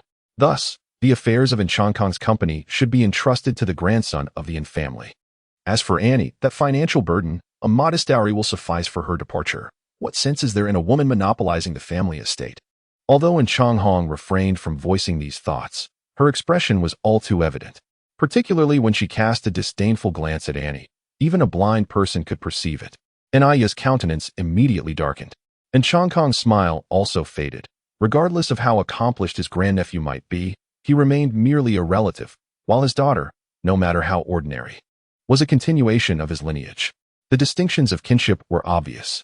Well, aspiring to join the military is commendable. Do strive diligently, and Chang Kong remarked, shifting his attention away from Ji Chang. He then added, it is getting late. I have arranged for a hotel. Sister, I will have someone escort you there shortly. Oh dear, why spend that money? We have more than enough rooms at home. And Chang Hong waved her hand dismissively, adopting an elder sister's authoritative demeanor as she chided. We are all family. Squeezing together at home will suffice. Third brother, I understand that our family is prominent and prosperous, but money does not come easily. We should save where we can. Annie, who had been sitting quietly on the sofa, felt a twitch at the corner of her mouth. Oh, what does she mean by our family? When did their household become the entire family's family? And Chang Kong, fully aware of his sister's sentiments, curved his lips and replied, Sister is correct. The wealth of my household certainly does not come from the wind. Hence, I shall reserve it solely for my precious Nini. After a long day of travel, Nini had just completed her examination and was utterly exhausted. Eldest sister, you must also be quite fatigued after such a long journey. It would be wise to retire to the hotel for some rest, she remarked, not allowing Chang Hong a moment longer to speak. And Chang Kong summoned his assistant and promptly arranged for the group from their hometown to be sent away. It seems that my great-aunt and uncle are not particularly fond of me, he mused. In the car, and Ji Chang cast a glance back at the gradually receding family villa, his eyes reflecting a subtle mixture of envy and longing. Do not worry. Your grandfather and I are here. Those assets belong to the family and must not fall into the hands of someone who would squander them. Chapter 9. The first gym. Early the next morning, and Chang Hong returned to the residence with Ji Chang in tow, brimming with delight. She presented a stack of newspapers to Chang Kong. Third brother, look, this is the examination paper that Ji Chang replicated. I have compared it with the answers published in the newspapers and estimate his total score to be over 620. And Chang Kong had just returned from outside, still unfed, when he was inundated with a pile of newspapers. His mood was already soured, and the sight of someone he did not particularly like heightened his irritation. However, recognizing Ji Chang's diligent nature, he stifled his annoyance and took a glance at the papers. Not bad. Ji Chang, you performed admirably. With a total score of 750. Achieving around 620 was commendable for Ji Chang. While he may not qualify for prestigious institutions like Jingda or Shuimu, he could still gain admission to a top-tier university. Given that there were also college examinees in their family, and Chang Kong and his wife had been discreetly analyzing academic performance, although they did not mention any scores in front of Annie. For instance, regarding the admission scores of several universities from the previous year, and Chang Kong is quite well informed. If his memory serves him correctly, the admission score for S University in their province was 600 points last year. The number of examinees this year is approximately the same as last year, so the fluctuation should not be significant. Thus, Ji Chang should be able to secure a place at S University with confidence. This accomplishment would undoubtedly make him the most outstanding among the numerous male descendants of the Yin family across 3 generations. And Chang Kong nodded with satisfaction. His gaze towards Ji Chang filled with pride. Ji Chang, still appearing rather bashful, scratched his head in modesty, especially after receiving generous praise from his great-aunt. Though he estimated his score, he acknowledged that it might not perfectly align with the actual results, particularly due to the subjective nature of some questions, which depend on the evaluator's judgments. Nevertheless, he is confident that any discrepancies would not exceed 10 points. Ah, Ji Chang, your handwriting is exquisite, and your paper is neatly presented. Isn't it widely known that examiners favor such well-organized papers? They surely won't assign you a low score, and Changhong remarked, aware of Ji Chang's humility but feeling that he should take pride in his achievements, especially since she harbored her own ulterior motives, intending to overshadow an Ni, whom she deemed an unworthy burden. The more exceptional an Ji Chang becomes, the more Ni's shortcomings would be highlighted. Reflecting on an Ni, and Changhong then noticed that the spacious living room contained only an Changhong and Ni. Where is Ni? Has she not yet risen? As Changhong spoke, she deliberately glanced at the clock on the wall, then cast a proud look at Ji Chang, who had risen early.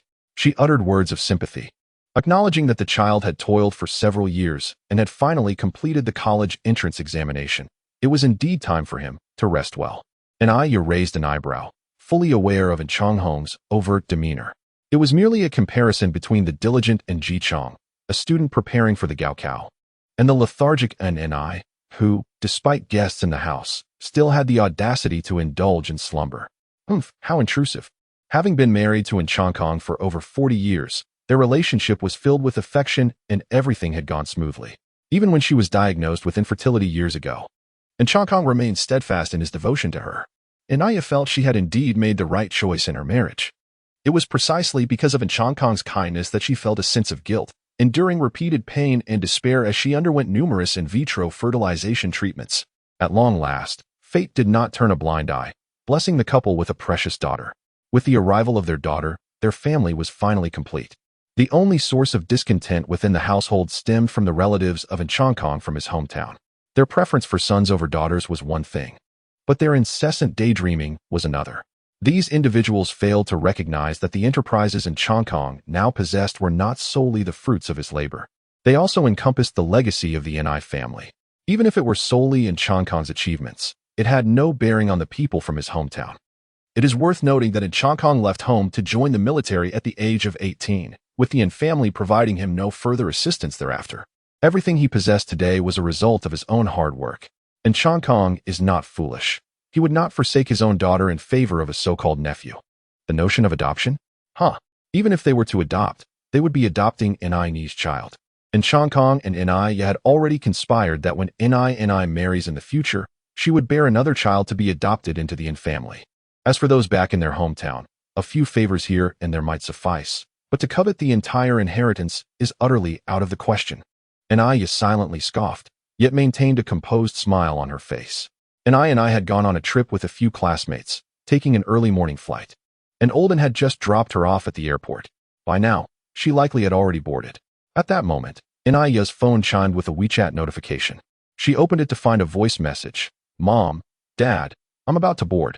I'll turn off my phone shortly and will call you once I arrive. Ni hurriedly replied, all right, Mama understands. Ni, do take care on the flight. Mom, I can't talk now. I have to get on the plane. Came in Ni's slightly hurried voice, clearly indicating she was walking briskly while speaking. This child, she must have been bursting with excitement after months of anticipation. No one could be happier than her at the prospect of a getaway.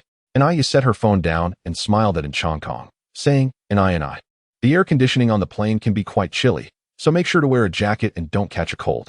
Also, discuss matters with your classmates. Do not handle everything alone. And Changhong, too preoccupied to converse with Ji Chang, quickly picked up his phone and sent a voice message to Ni. After a few minutes of waiting, I finally received a reply. Dad, I understand now. I truly intend to power off my device. Goodbye. With a sigh, I bid farewell. And Changhong, having responded, stared at his phone for a while longer, yet no further replies came. Feeling somewhat dejected, he set his phone down and looked up to find Changhong and the others watching him. He chuckled and remarked, this child is genuinely quite excited. And Changhong secretly rolled her eyes. After all, it was merely a financial burden, yet third brother and his wife treated it like a treasure. By the way, has Nini checked the answers? And Changhong had arrived at the household early that morning, not solely to boast, but more so to undermine an Ni. The exams were already completed. Why concern oneself with answers? Throughout the entire process, Changhong and his wife had never broached the topic of results. Anaya was equally indifferent. If she performed well, it would be a delightful bonus. If not, there were always opportunities abroad. Should she truly wish to avoid studies, she could indulge in a few years of leisure. After all, with her and Olden around, Their diligent efforts would secure a comfortable future for an NI, ensuring she would never face hardships. Academic qualifications, in truth, held little significance. Oh, how I wish to know the answers as well. And Changhong thought with a roll of her eyes. However, with Ni's dismal performance, I've heard it's even worse than in Chi-S. Scoring half of the 750 points on the college entrance examination would be quite an achievement. If her granddaughter's academic performance were truly so poor, she would have already sent her off to work instead of allowing her to continue studying. It is quite astonishing that the third brother and his wife squander such a considerable amount on sending her to an elite school. How foolish of them. Could it be that Ni did not perform well? Alas, had I known, I would have suggested that Ji Chang provide her with additional tutoring. And Changhong continues to taunt an Ni with Ji Chang's name. Even Ni's patience, which is usually abundant, is wearing thin as she calmly states. My Ni's tutor is a professor from S University. She does not require anyone else's assistance. Well, the results have yet to be released. So discussing this holds little significance. Ji Chang, weren't you planning to explore the provincial city for a few days? Your uncle has arranged for a tour guide to show you around. It is thoughtful of him. And Ji Chang, with the demeanor of a well-behaved child, displays a look of admiration and gratitude in his eyes, reminiscent of Changhong. Even Inaya, despite her disdain for Changhong and the rest of her insufferable relatives, cannot harbor any ill feelings toward Ji Chang. After all, he is merely a child, 2 months younger than Ni. Feeling softened, Inaya exchanged a glance with Changhong, who understood her silent cue. He produced a card and said, Ji Chang, we are all quite busy at the moment and cannot attend to you. Please take this card when you are out and see something you like. Do not hesitate to purchase it. Before Ji Chang could decline, Changhong swiftly snatched it away, urging, Ji Chang, you should thank your uncle immediately. Thus, Ji Chang found it impossible to refuse and, with a hint of bashfulness, managed to say, thank you, uncle. A sum of 100,000 yuan has temporarily secured 20 days of tranquility. On that day, Changhong and Inaya Gang had just finished watching a video sent by their daughter and were deeply engrossed in thoughts of her when Changhong burst in, excitedly dragging along Ji Chang. Third brother, third sister-in-law, wonderful news. Our Ji Chang scored 611 points. And Changhong's exuberance was so palpable that one might mistake Ji Chang for her own grandson. The results are out, and Changhong and his wife were momentarily taken aback. Engrossed in their distant daughter's affairs, they had completely overlooked this matter. Yes, they were released today. A glimmer of malice flickered in Changhong's eyes, though her words dripped with concern. Oh, do check on Nini as well. That child is quite carefree, still out enjoying herself while the results are being posted. Inaya was also eager to inquire, but preferred not to do so in front of others. She was fully aware of Changhong's ulterior motives and did not wish for her precious daughter to serve as a stepping stone for Ji Chang. Nevertheless, Changhong was relentless, insisting that Changhong check Nini's scores. Eventually, Changhong grew irritated and acquiesced, declaring, fine, let us check. He pulled out his daughter's examination registration card, picked up the phone, and began to inquire. Chinese, 144 points. Mathematics, 127 points. Comprehensive Humanities, 293 points. English, 147 points. Total score, 711 points. Chapter 10. The first exceptional one. Reading thousands of books is not as beneficial as traveling thousands of miles. As soon as the college entrance examination concluded, an NI was persuaded by Pan Zihan to embark on a graduation trip. After more than 20 days of travel, she fully grasped the profound meaning of this adage. In the real world, Annie found herself burdened with a pair of unworthy parents, and her sole guardian, Grandma, directed her frustrations towards her, subjecting her to years of emotional neglect. Throughout her childhood and adolescence, Annie had never even set foot in an amusement park, let alone traveled beyond her quiet, remote county, never having ventured to the neighboring city. Her limited experiences rendered her worldview narrow, and her capacity to endure was dismally low. However, alongside her friends, Pan Zihan and others, she journeyed back from Zizing, encountering devout pilgrims, scaling majestic snow-capped mountains, and witnessing the vastness of the sea, as well as a rich tapestry of local customs and traditions. With each experience, her perspective and heart expanded. Reflecting on her previous reality, Annie suddenly perceived it all as trivial. So what if no one loved her? She could love herself. What if her parents were unreliable? She could strive for her own success. As for the violence and abuse she endured, it seemed insignificant in comparison. Spurred on by Pan Zihan, Annie found herself on a bungee jumping platform high above the ground, with the mountain winds howling around her as the staff secured her harness. With her eyes open, she peered down to the dizzying height below. She swallowed hard, and somehow, memories of being bullied by Zhao Yuqi before encountering the system flooded back when she, in a moment of despair, climbed onto the windowsill of the school restroom. That height was merely 4 stories, not exceeding 20 meters. A mere trifle compared to this bungee jump. Are you ready? The staff member supported her waist, signaling that it was time to leap. Annie's heart raced, her eyes unwilling to gaze downwards.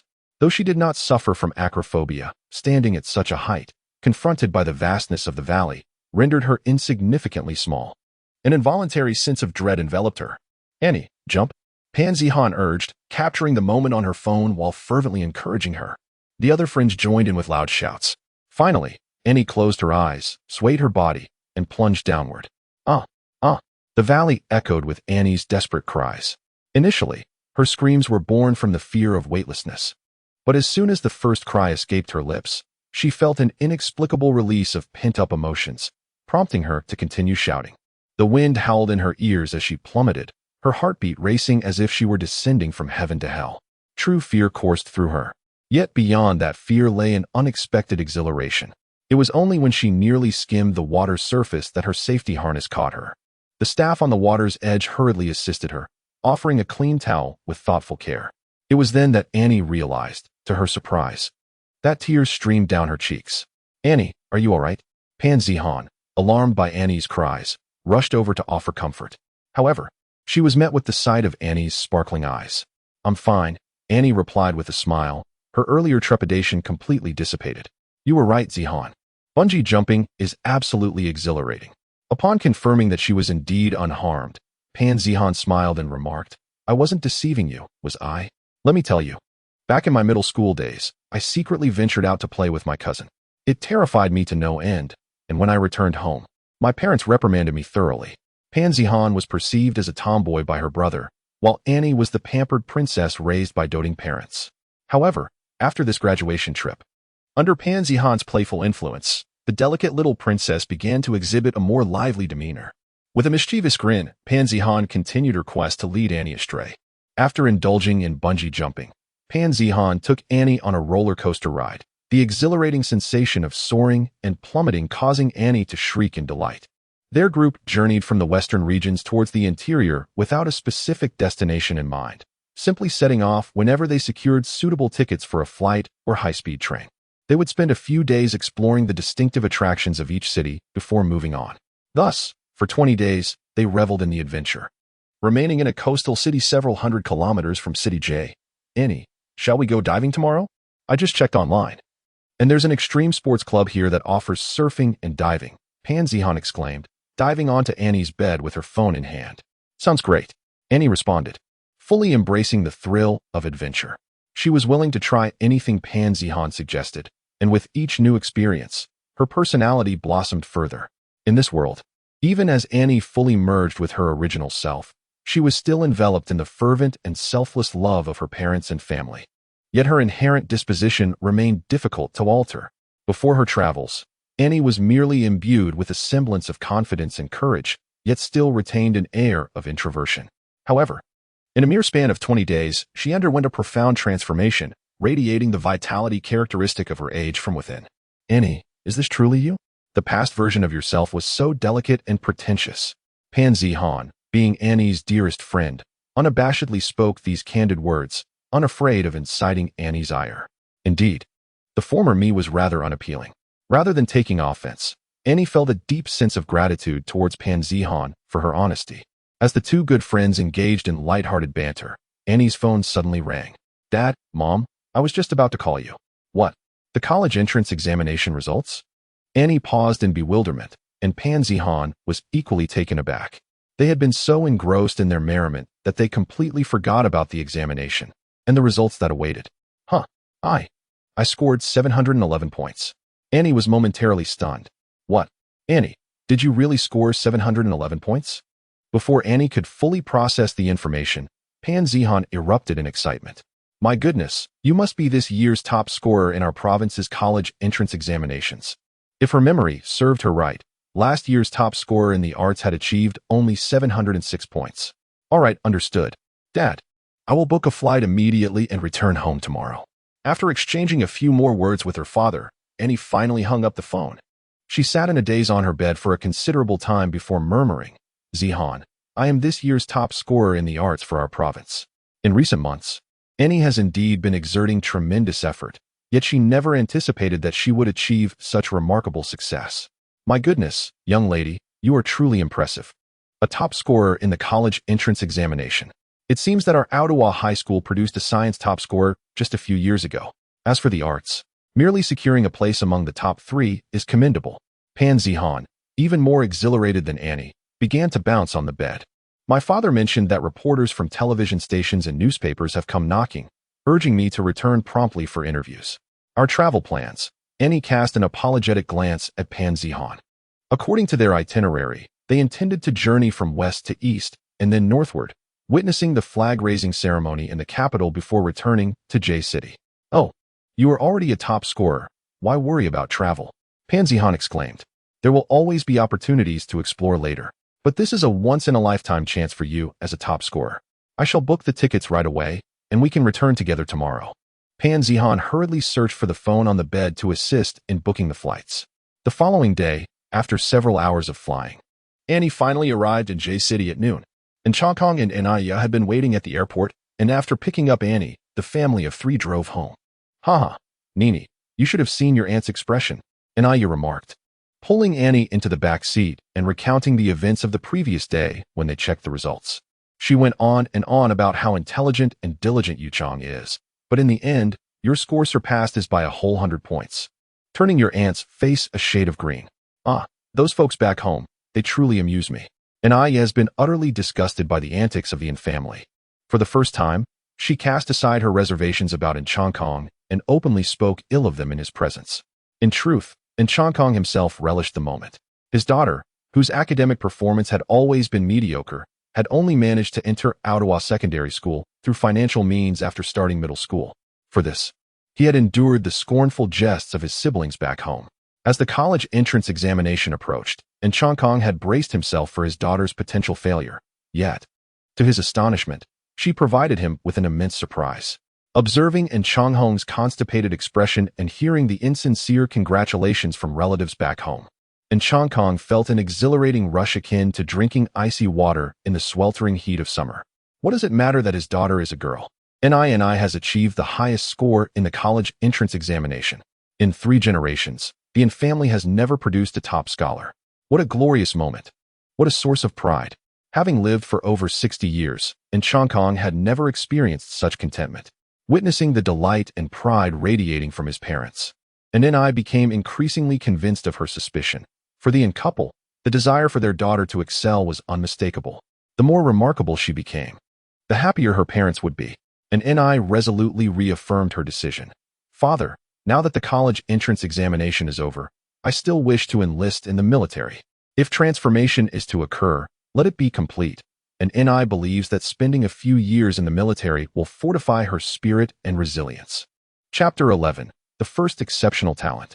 It is hardly news that the top liberal arts scholar in S Province's college entrance examination hails from a wealthy family.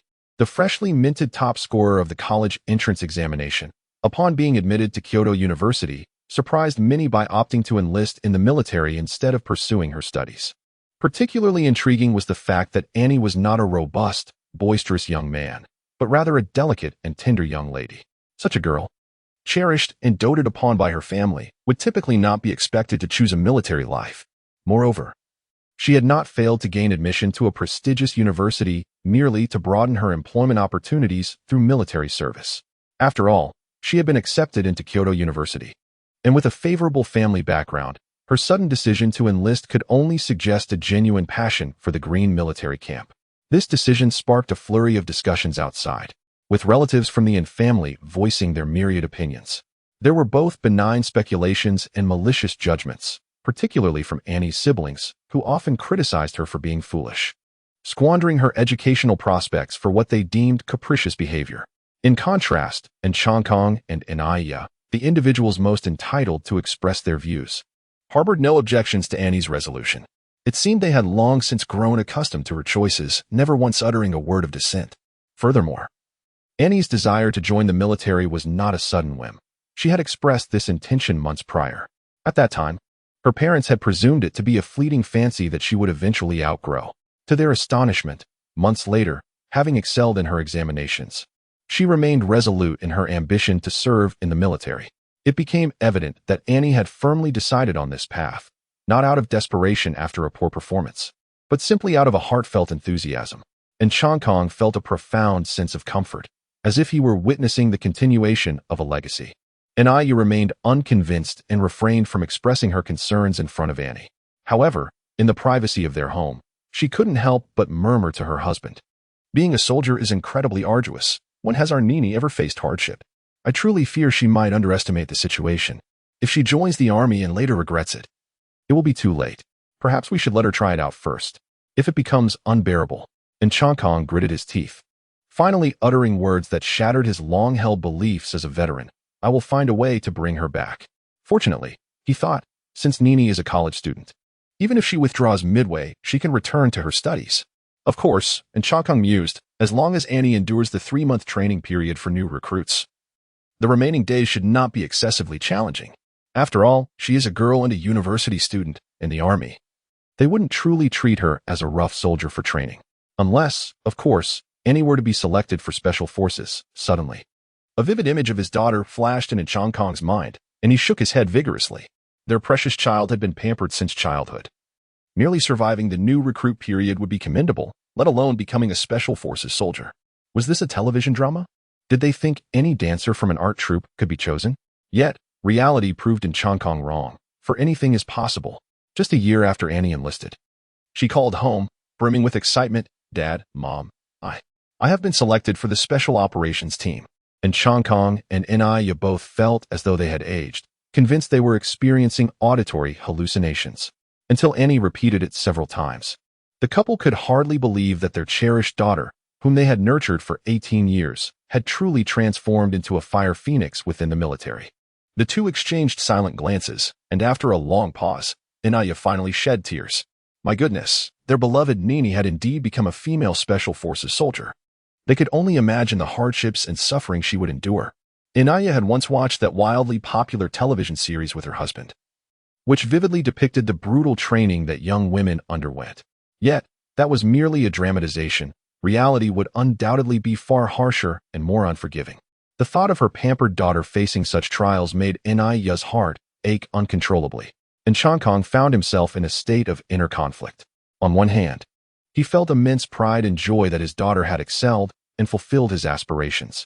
On the other hand, he was merely a loving father, and he understood the military's realities far better than his wife. The Special Operations Unit was a place where scars were worn like badges of honor. Bloodshed and taking lives were not uncommon for those in such elite teams, and his daughter would soon experience all of this firsthand. I will think of a way to see if I can," and Chang Kong's voice faltered, lacking conviction. If Annie were merely an ordinary soldier, he might find a means to intervene. However, once she was selected for the Special Operations Unit, he, a veteran who had been out of service for 30 or 40 years, felt utterly powerless. Olden, put in a bit more effort and strive for the company to go public. Inaya was aware that Chang Kong's attempts would ultimately yield no results. After contemplating for a moment, she remarked, "As long as our family possesses sufficient wealth, no matter what Nini chooses to pursue, we shall always be her steadfast support."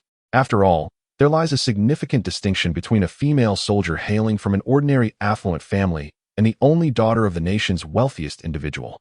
With this reminder from Inaya, Chang Kong grasped the essence of the situation and nodded vigorously.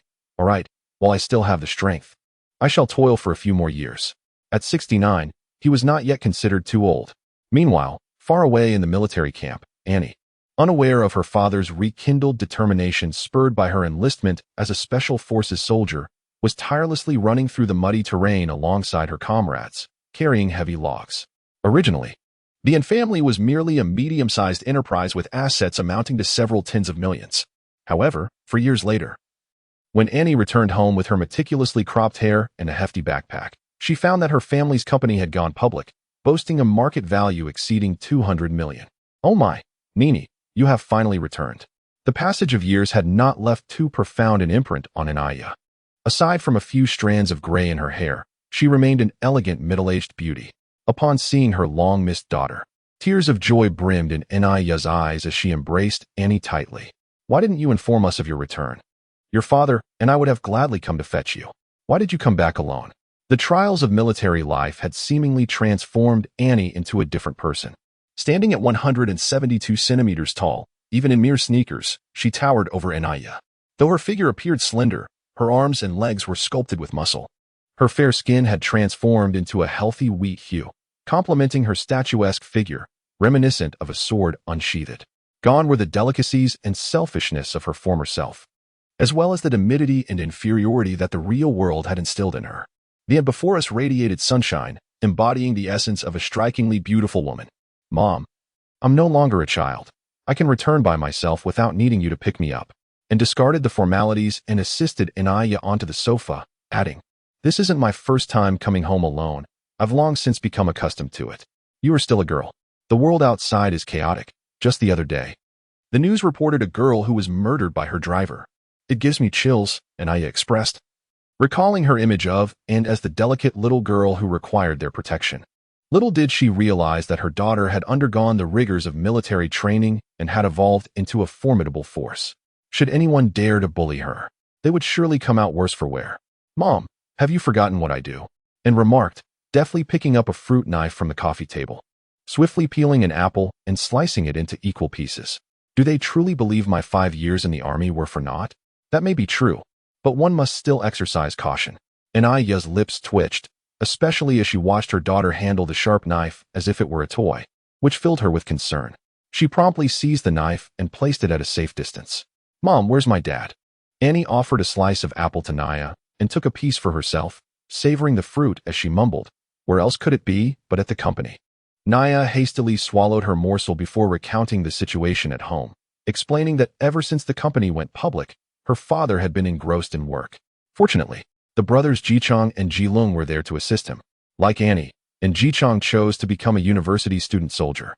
But he only served for 2 years before retiring in accordance with regulations. Upon returning to school, he resumed his undergraduate studies, dedicating nearly 3 years to complete his degree, graduating just this year. Since he attended a local university, he frequently visited in Chongkong's company during his college years, particularly last year. As graduation approached, and with few academic commitments remaining, and Chongkong appointed him as an assistant, making him an indispensable aide. And Jilung, the eldest grandson of Chongkong's brother, was 6 years older than Annie and not particularly academically inclined, having only attended a third-tier university. He began working at An's Enterprise in his senior year, starting from the ground up as a sales representative. Recognizing his diligence and commitment, and Chongkong promoted him steadily. Now, and Jilung serves as the deputy general manager of An's Enterprise, being in Chongkong's most trusted subordinate. Upon hearing in Jilung's name, Annie's eyes sparkled momentarily, and a smile involuntarily graced her lips. Chapter 12. The Remarkable Individual. And Jilung is undoubtedly a noteworthy character. As the eldest grandson of the third generation of the An family, he is particularly valued in a family that favors sons over daughters. However, despite being greatly favored, he was not nurtured into a boastful and self-indulgent character. At least on the surface, he appeared as a dutiful and respectful individual towards his elders and a kind-hearted person towards his younger siblings. And Chongkong recognized his diligence and earnestness, which led to his swift promotion to the position of vice general manager of a large company before he even reached 30. And Jilung worked at the An family company and maintained a close rapport with the An family. Thus, Annie was not unfamiliar with her cousin. In Annie's previous impression, and Jilung was a patient and good-natured person who, although officially her junior, cared for her like an elder brother. When Annie first arrived, she secretly pondered who was the sinister force that had lured the original owner into drug abuse. She scrutinized her relatives in J-City and even suspected in Yongming. Yet she never doubted in Jilung, which attests to the exceptional nature of his usual demeanor. However, it was later revealed that Jilung possessed far more cunning and depth than he portrayed. "If you give me 100,000 yuan, I will tell you who incited me to scheme against you." And she confronted Annie the day before she left for military service. And she had always been a clever individual, at least astute to the circumstances. When Annie chose to forego the opportunity to attend Peking University in favor of enlisting, the entire An family criticized her for her foolishness and recklessness. Only An-chi understood profoundly that the current Annie was no longer the naive and easily manipulated girl she once was. Their relationship would never return to its former state. In other words, she could no longer derive any benefits from Annie. For instance, the tuition fees, living expenses, and various indulgences over the next 4 years at university weigh heavily on her mind, and has made her stance clear, severing ties with her.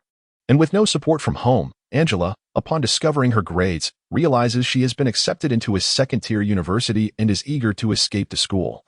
Distancing herself from her family, she fears that her parents might resort to their old tactics, confining her at home, preventing her from attending university orientation, and ultimately sending her back to her hometown to marry. Angela is acutely aware of the situation in her hometown. She refuses to become a pawn for her parents to barter for a bride price, nor does she wish to be trapped in that small county for a lifetime. Compelled by her parents to support her brother, after much contemplation, Angela resolves to confide in Anne. Anne's expression is a complex tapestry of emotions as she hands over a bank card to Angela. Angela first checks the balance on her phone and then carefully takes the card, whispering, "It's from my elder brother. For years, he has been providing me with pocket money to ensure I keep my aunt entertained." The allowances from An Ji-lung range from 1,000 to 20,000, directly correlating with the tasks Angela completes. Over time, she has come to understand that the more she encourages Anne to stray from her studies and engage in reckless behavior, the more financial support she receives from An Ji-lung. The most substantial amount given to her in recent years coincided with Angela persuading Anne to embark on extreme dieting. An Ji-lung even hinted to Angela that she could encourage Anne to explore cosmetic surgery. Liposuction would merely be the initial step, followed by potential facial enhancements. Such procedures can become addictive, and over time, even the most ordinary individuals can transform into grotesque caricatures of themselves. Initially, An-chi found herself somewhat perplexed, perceiving her elder brother An Ji-lung's antagonism towards an Ni as a manifestation of jealousy, particularly as she herself harbored considerable envy towards An's seemingly fortuitous circumstances. However, as the years passed, and through careful observation of An Ji-lung's demeanor, An-chi gradually discerned his underlying intentions. "Aunt, have you not noticed? My elder brother's conduct is nothing short of exemplary. He is regarded as the finest descendant in the eyes of our elders and the most commendable brother among his peers. You, too, would likely harbor no suspicions if I did not voice them." And then I nodded slowly in agreement. An-chi's smile brimmed with sarcasm, and indeed, An Ji-lung had excelled in his professional endeavors as well.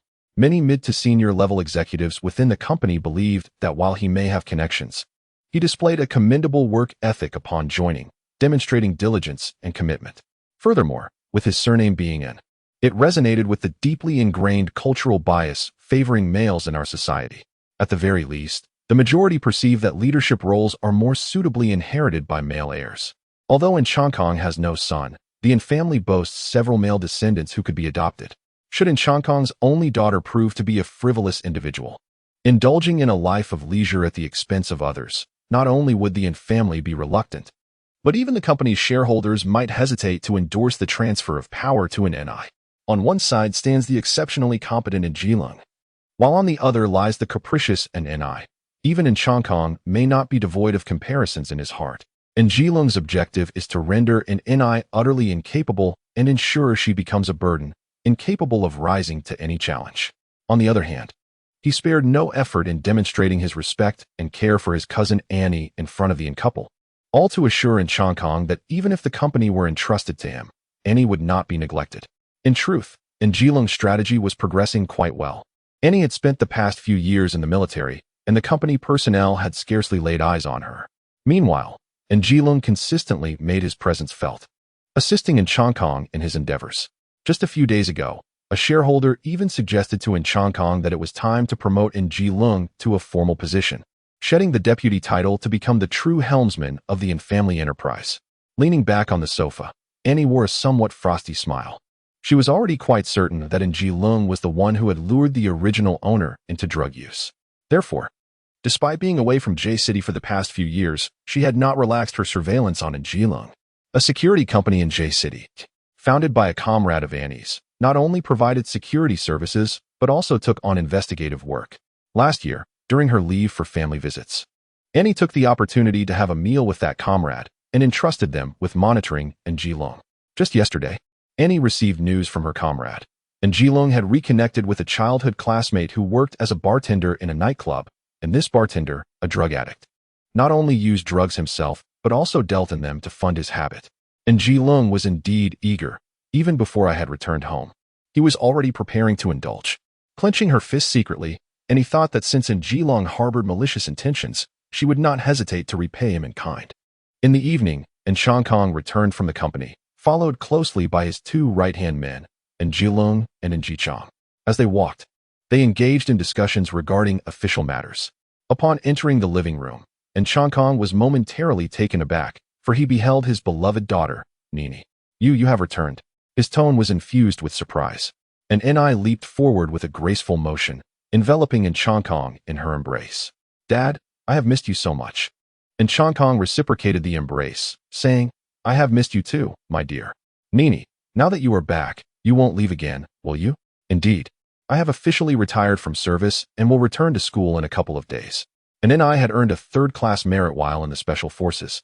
And according to regulations, upon her discharge, she was entitled to resume her studies at Jing University. If she successfully passed her final examinations, she could even apply for graduate studies, streamlining all processes, even allowing for exceptional arrangements. This was the nation's recompense and recognition for her service.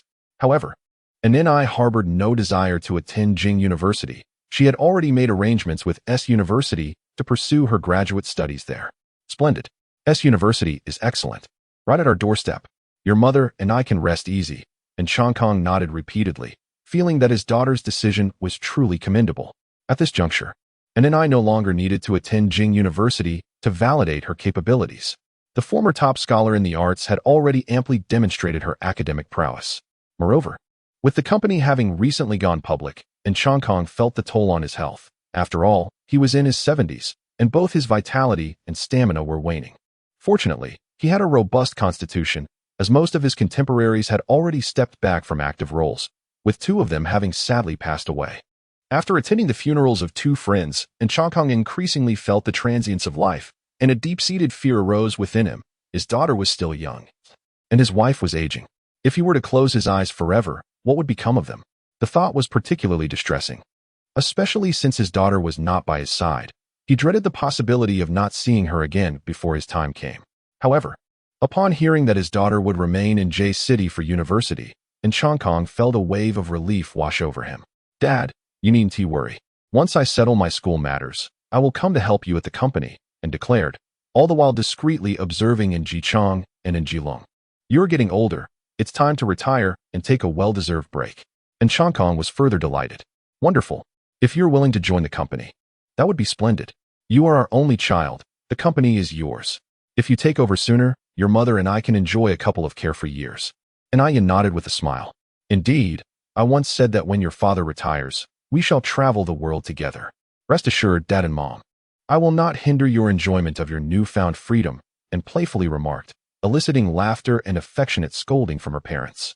As a Special Forces soldier, she keenly sensed a fleeting coldness in Jilong's expression when Chang Kong uttered the words, "The company is yours," and she noted the sharpness in his gaze directed at her. Yet, almost immediately, Jilong resumed his normal demeanor, warmly welcoming into the company with apparent sincerity. Damn it, how infuriating. Jilong had donned the facade of a perfect individual throughout the night, but upon returning home, he could no longer contain himself. He forcefully cast his briefcase onto the floor, scattering his suit jacket and tie in disarray. Like a trapped beast, he paced restlessly within the confines of his home. After years of diligent effort, he had witnessed the steady ascent of incorporation, which he had long regarded as his own possession. Yet now, with the return of Annie, that financial liability, and a mere utterance from Chang Kong promising to hand over the entire company to her, how could Jilong acquiesce? No, he absolutely could not relinquish incorporation to Annie.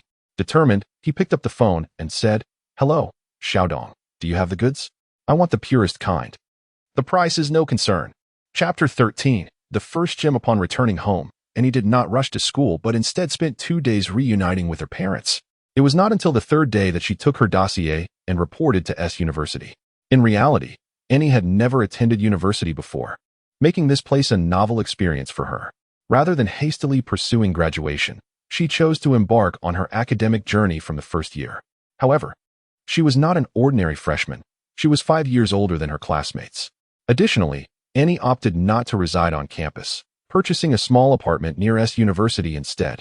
As for the funds for the purchase, she did not rely on her family's resources, but rather utilized her savings from pocket money, military allowances, and severance compensation. Consequently, in Changkong and Annie felt a mixture of pride and sorrow. Their precious daughter had finally grown up, even capable of buying her own home. Yet, the modest size of the apartment seemed a tad unjust. After several years as a Special Forces soldier, Annie, who can sleep soundly even in the wild, naturally does not feel wronged. She joyfully moved into her own little abode, embarking on her student life. During her spare time, she would directly head to the company, closely following in Changkong to learn the intricacies of management. It was evident to all that in Changkong was grooming Annie as his successor. The major shareholders of the incorporation had no objections to this arrangement, as Annie's impressive credentials spoke for themselves. Having topped the liberal arts in the college entrance examination, her academic prowess was indisputable. Her military service, culminating in selection for the Special Forces, underscored her resilience, tenacity, and exceptional physical capabilities. Such a person, even as a woman, would surely excel in the business arena. Furthermore, Annie is in Changkong's only daughter, making her succession both reasonable and legitimate. However, Annie's youth and lack of business experience meant that while the shareholders did not oppose her, they also did not extend a warm welcome, adopting a more observant stance instead. And Ji Chong, on the other hand, felt little concern. The memory of her overwhelming 100-point achievement remained vivid in his mind. Although he may have once harbored ambitions regarding the family's business, seeing Annie return from the military, poised and striking like a sword drawn from its sheath, extinguished any such thoughts.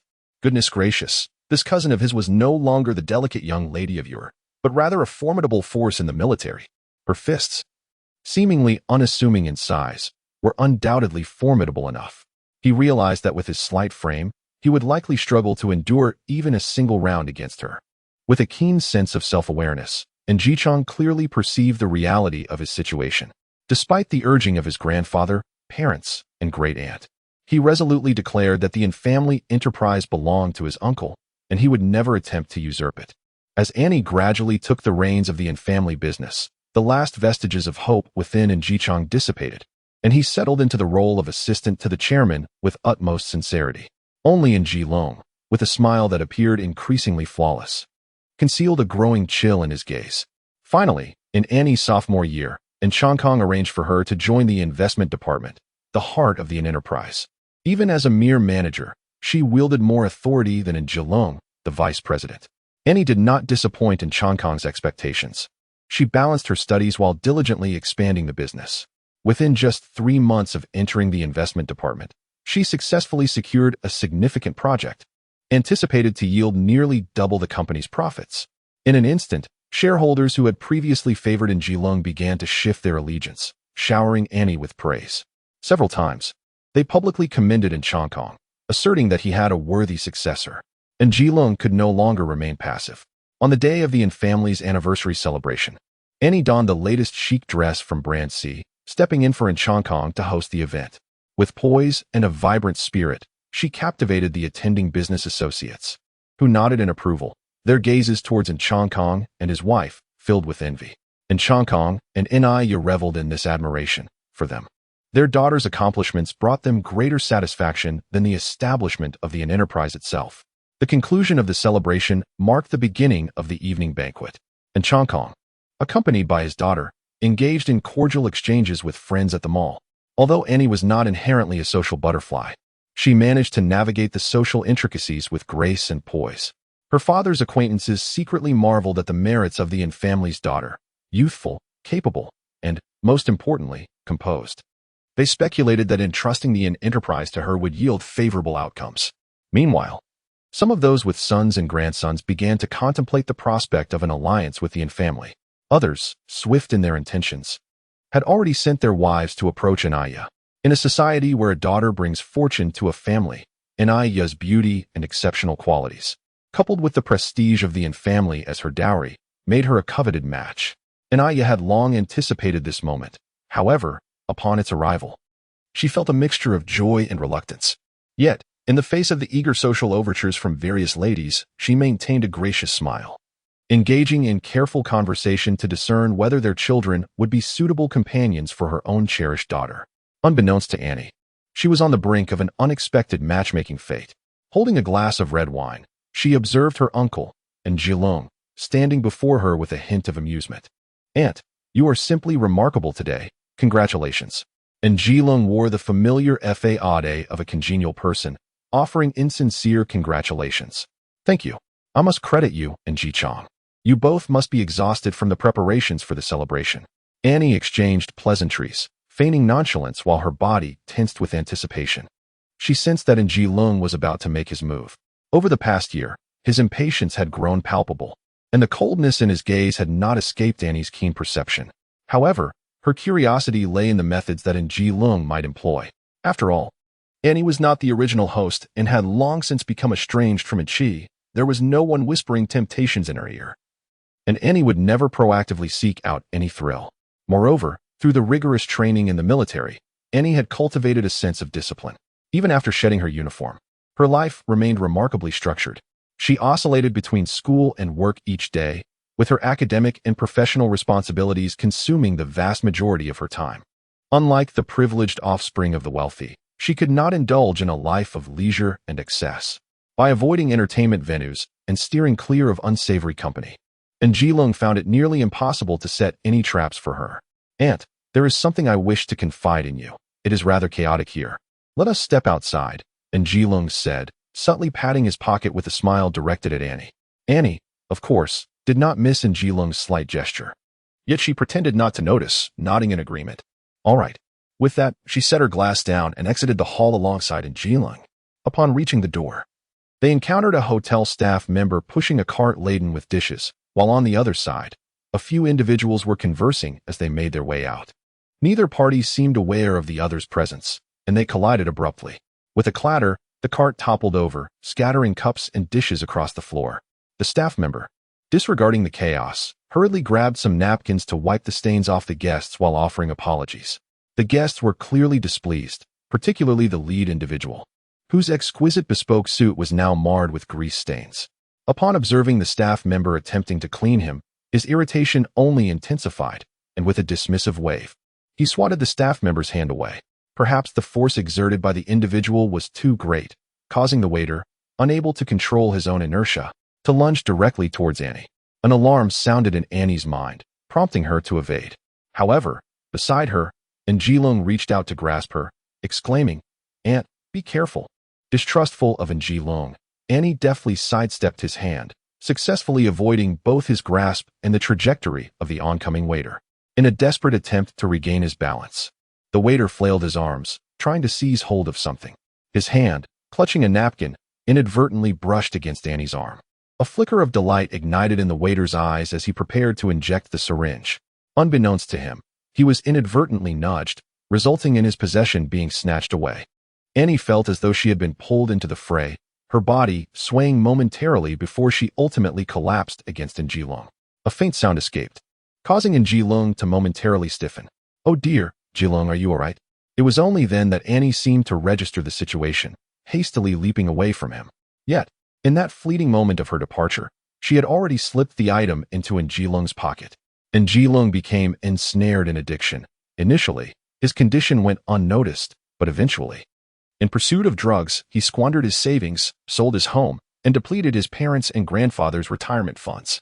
Ultimately, he even extended his reach towards the company. It was Ji Chong who discerned the irregularities, managing to recover some losses for the company. The elderly elder brother knelt before him, pleading with tears, and Chong Kong's heart softened. He refrained from informing Jilong and even provided funds to send him to the hospital.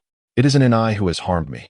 It is she who injected me with high-purity drugs using a needle-free injector." Jilong screamed in a frenzy, his blood-red eyes fixed menacingly upon Ai. This time, even Jilong's parents and grandfather did not believe his words, incessantly speaking in favor of Chong Kong. "Third brother, this child is so high on drugs that he has lost his mind, spouting nonsense. You, as an elder, should not stoop to his level." Chong Kong's face was ashen as he coldly replied, "You all know how I have treated him over the years, yet he has turned into an ungrateful wretch. It is one thing to embezzle company funds, but to slander my dear and Ni is utterly unacceptable. From this day forth, I sever all ties with Njilong. His affairs will no longer concern me. Njilong's family felt a twinge of fear, apprehensive that Chong Kong, in his fury, would abandon them as well. Father, he is my nephew. As an elder, I cannot hold grudges against him, and Ni interjected, and as she spoke, all eyes in the room turned toward her. And Ni glanced at those relatives who looked down upon her as a burden and remarked coolly, "After all, we are family. We must help each other when in need." Indeed, what an Ni says is right. We are family, they echoed.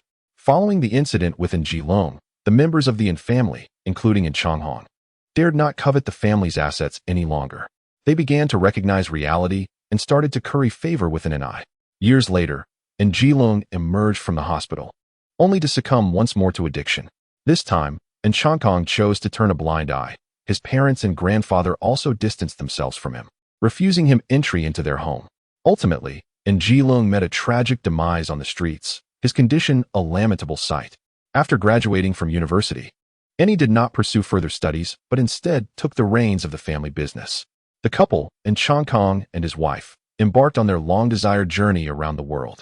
Annie adeptly managed the company, multiplying its assets more than tenfold in under a decade, establishing it as the leading enterprise in Province S. Relatives from her hometown hailed Annie like a queen, hoping she might extend her benevolence to them.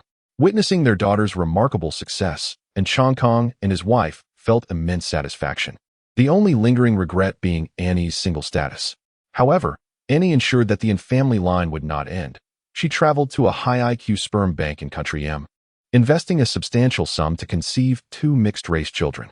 These offspring were both beautiful and intelligent, prompting Chong Kong and his wife to forego travel in favor of cherishing their grandchildren. They personally saw their grandson and granddaughter off to university, and then, contentedly, they departed from this world. When the elderly couple passed away, their faces bore expressions of serene fulfillment. Chapter 14. The haircut with Chong Kong and Ni Yagon. Annie remained, for her mission was yet unfulfilled. The couple's wish was clear. They hoped for Annie's lifelong peace and health, that she would not fall prey to addiction, nor meet an untimely end on the streets. As things stand, it seems unlikely that Annie will succumb to addiction or face such a tragic fate. Nevertheless, she has a lifetime ahead of her, one that she intends to navigate with tranquility and good health. A lifetime, indeed, and stood before the graves of the family, lost in thought. How shall I spend this lifetime in this world? Shall I continue to wage battles in the marketplace, becoming a queen of commerce? And shook her head. She had never been particularly fond of business. The flourishing development of the enterprise over the years was not solely her achievement.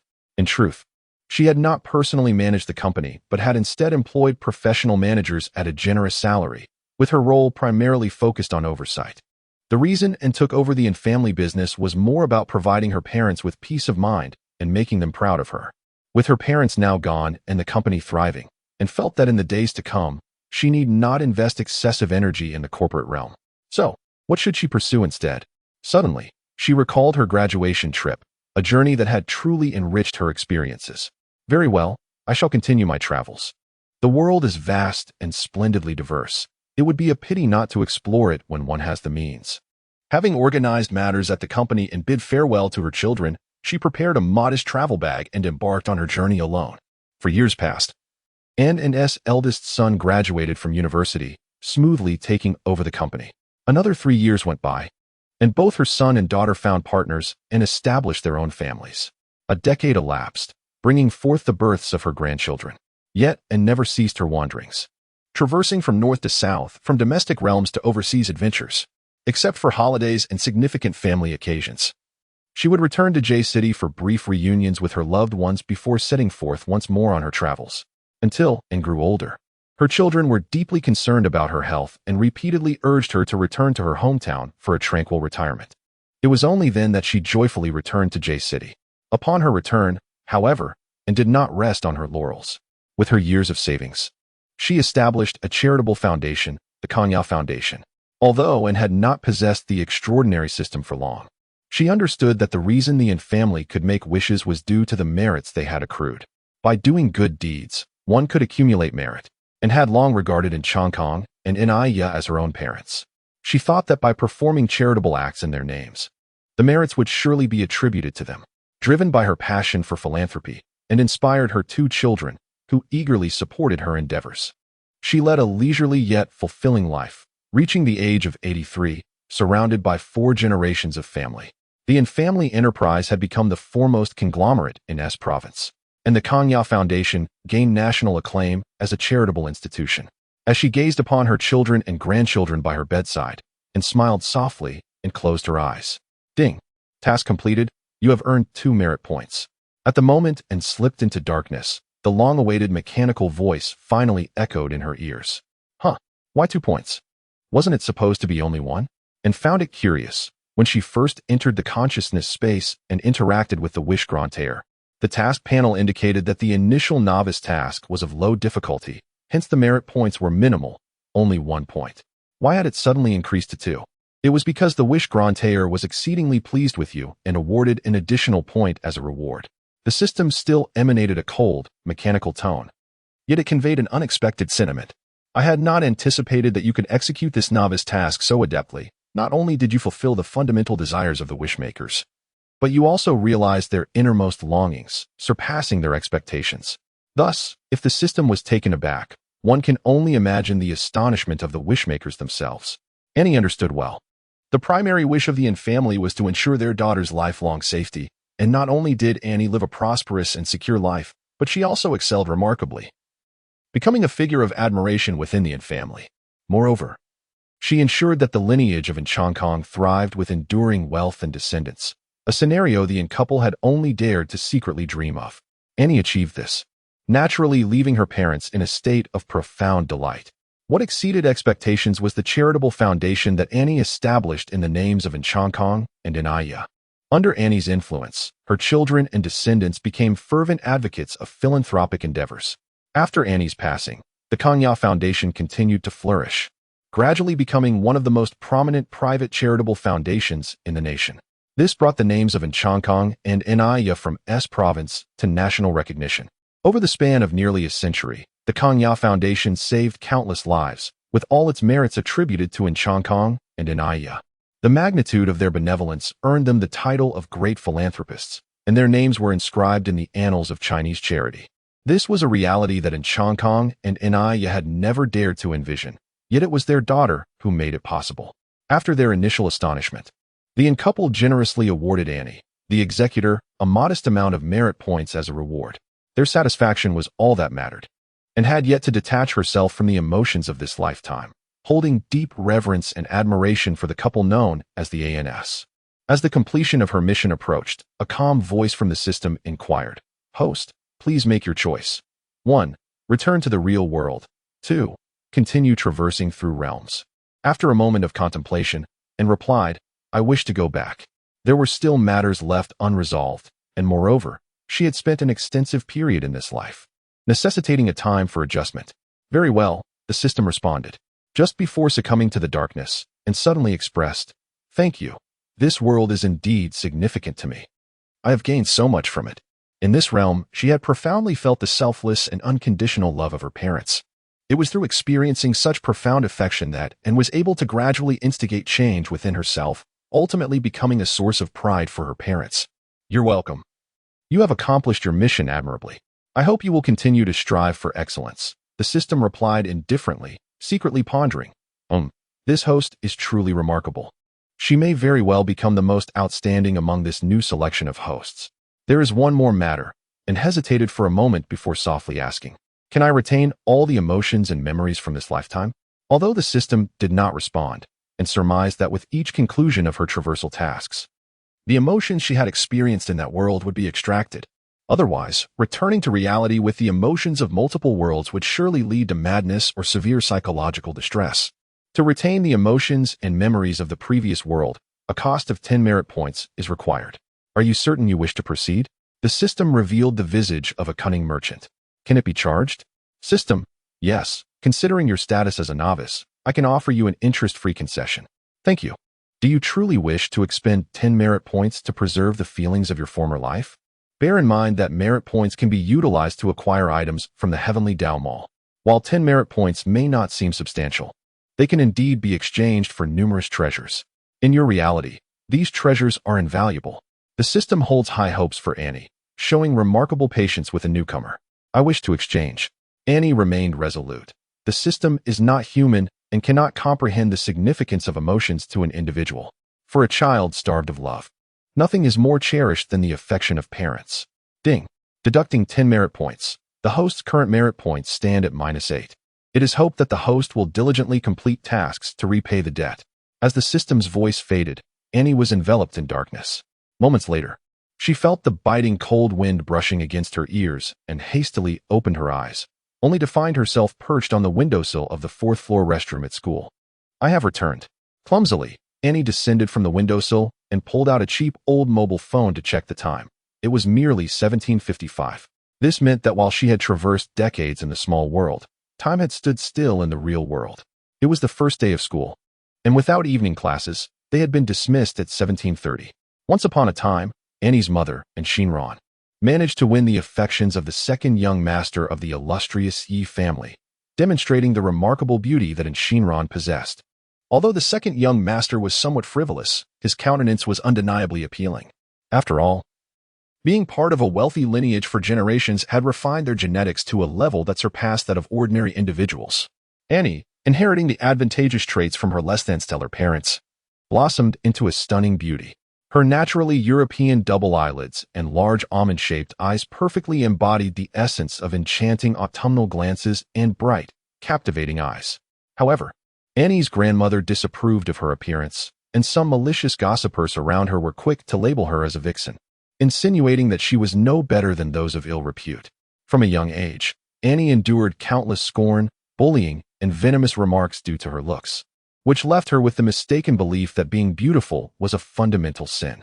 Thus, upon entering school, Annie consciously chose to grow her bangs long, don heavy black-framed glasses, and keep her head lowered to obscure her visage from view. The actions of Zhao Yuqi and her companions further devastated Annie, as they severed her long hair, exposing the features she desperately sought to conceal, instilling a deep-seated fear within her. Annie had come to realize that Zhao Yuqi's animosity stemmed from jealousy over her flawless complexion, especially since Zhao Yuqi herself was plagued by dark skin and a face riddled with blemishes. Consumed by envy, Zhao Yuqi delighted in tormenting Annie. With the cover of her bangs stripped away, Annie feared that Zhao Yuqi would only intensify her bullying upon catching a glimpse of her face. In a moment of desperation, she climbed onto the windowsill of the restroom. Just as she prepared to leap, the system appeared before her. "Thank you, system." Before the pool, gazing at her familiar visage reflected in the mirror upon the wall, Annie silently addressed the system once more. The system, with a cool demeanor, replied curtly, "No need for thanks. Very well, I am quite occupied. Do not disturb me unless necessary." Despite its apparent disdain, the system's fondness for Annie only grew stronger. Over the span of millennia, it had overseen countless hosts. While Annie may not have been the most exceptional or powerful, she was undeniably the most comforting presence to it.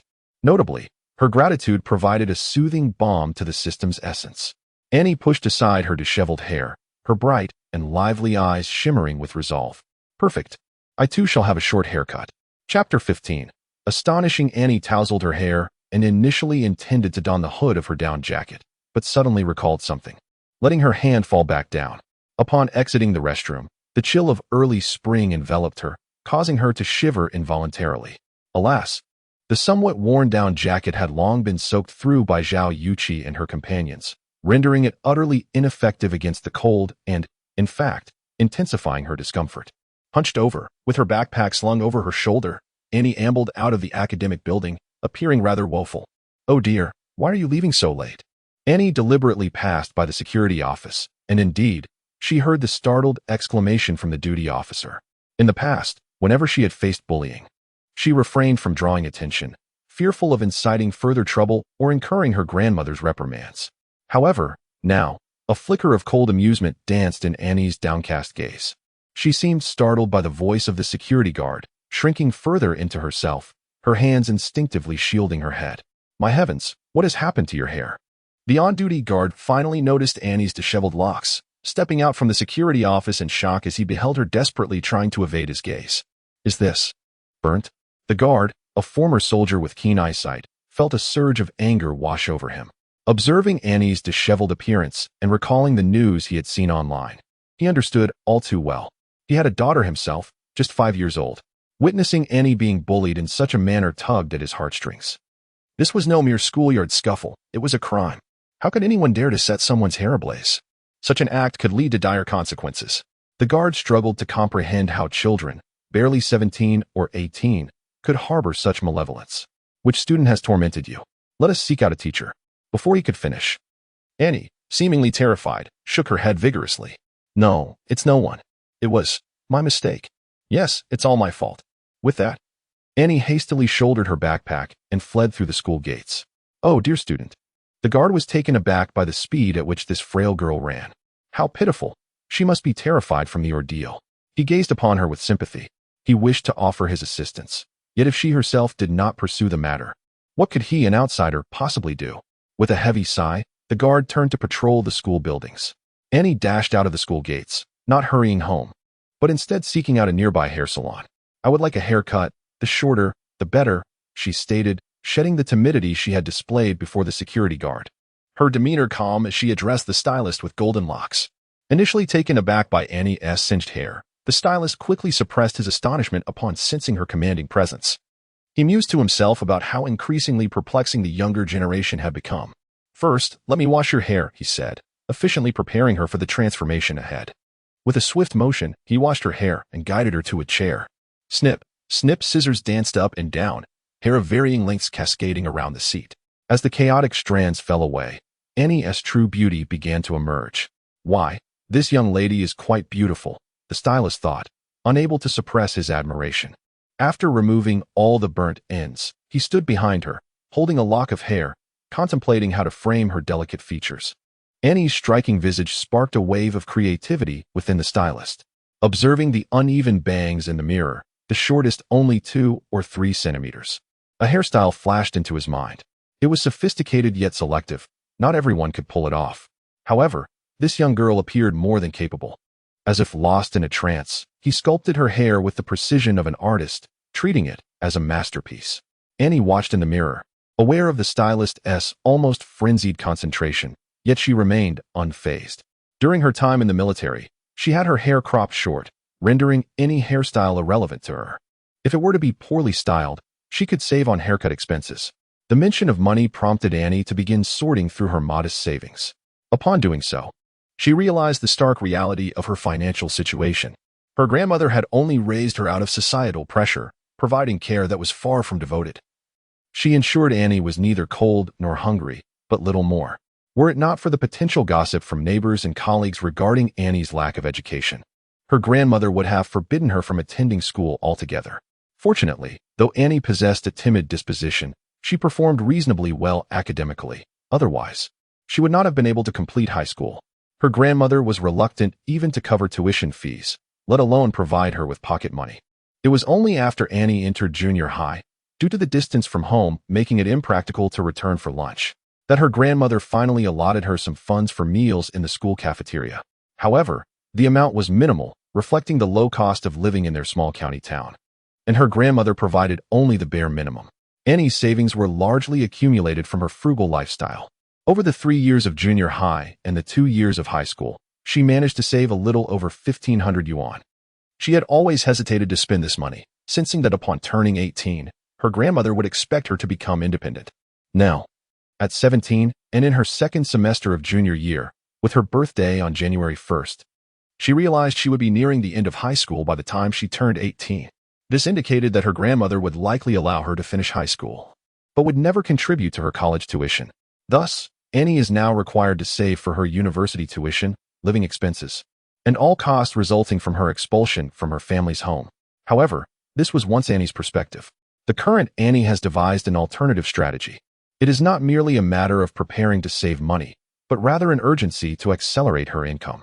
This is crucial, as her forthcoming actions may potentially provoke her grandmother, who would not hesitate to cast her out prematurely. How, then, can she earn money? Annie squints her eyes and ponders deeply. Working part-time? That seems impractical. What can a 17-year-old high school student accomplish? Promotions at supermarkets? Serving at fast food restaurants? Or perhaps delivering packages or takeout? These jobs necessitate fixed working hours and offer meager wages. Writing novels? This could be a viable avenue. Annie possesses a strong command of the Chinese language, having pursued a degree in Chinese language and literature at university, and thus, writing should pose no challenge. Yet, there are obstacles. Firstly, she lacks a computer. Indeed, you read that correctly. In the year 2017, when computers have become commonplace, Annie does not even own one. Secondly, writing online literature to earn fees requires time. The fastest she could expect payment would be in 1 to 2 months. Engaging in live streaming presents similar challenges. As for starting a small business, Annie shakes her head, dismissing each idea she conjures, finally hesitating at the prospect of stock trading. The hairstylist meticulously snips away for a full 15 minutes. He gazes in rapture at the reflection of the young girl, well, rather, at her newly styled hair, and cannot help but feel a surge of excitement. Perfect. It is simply exquisite. Annie opened her eyes and gazed at her reflection in the mirror. Her thick, dark eyebrows, European-style double eyelids, large almond-shaped eyes, a high-nose bridge, petite rosy lips, and a pair of exquisite ears resembling gold ingots, along with her slender, elongated neck. Annie had always known she was beautiful, yet for over a decade, she had never scrutinized her own face with such earnestness. She had never contemplated that her appearance could be so breathtaking. Chapter 16. Malicious. The hairstylist's creation of a new hairstyle for Annie undeniably enhanced her beauty. The short hair, slightly longer than a buzz cut, perfectly accentuated her facial features, while the short, voluminous bangs gently draped over her fair, full forehead. The classic oval face, paired with an ultra-short hairstyle, not only evoked a sense of harmony, but also exuded an extraordinary sense of fashion. Perfect. The hairstylist remained immersed in excitement, extending his fingers outward to showcase a flawless gesture. Indeed, it looked splendid. Annie thought to herself, it seems I cannot afford to be frugal any longer, and, feeling a pinch of regret, inquired, how much do I owe? Alas, just moments ago, she had been the heiress to a fortune worth billions. Able to casually declare that money was merely a number, now, she found herself fretting over the cost of a haircut. Typically, a haircut costs 30 yuan, given your beauty. I shall give you a discount of 30%, so you may pay 20, the hairstylist cheerfully remarked, admiring his handiwork. 20? That amount was already equivalent to her food expenses for 5 days. However, and was not one to indulge in trivialities. She could discern that the decor of the hair salon she had casually chosen was quite impressive. It would not seem out of place even in a provincial capital, let alone in a small county town. The elegance of the establishment suggested that its prices were undoubtedly steep. She retrieved a bill from her backpack. A note given to her by her grandmother that morning for her meals and transportation, sufficient for a month. Now, however, a mere haircut had consumed 1/5 of it. Miss, your change. The stylist promptly returned her the money. As Anne rose to leave, he cheerfully bid her farewell, saying, do come back for your next haircut. I'll offer you a discount. And nodded in silence, shouldering her bag and making her way outside. She arrived at the bus stop and waited for a quarter of an hour before managing to board a bus. Sitting down with her backpack, she observed the time. It was nearly 6:30, just past the peak of the evening rush. The bus was not overly crowded, and the streets outside were relatively tranquil. And gazed at the scenery on either side. The county town was small, and the main road running north to south could be traversed in just over half an hour. Numerous shops lined the streets, and there were 3 or 4 buildings towering 20 to 30 stories high.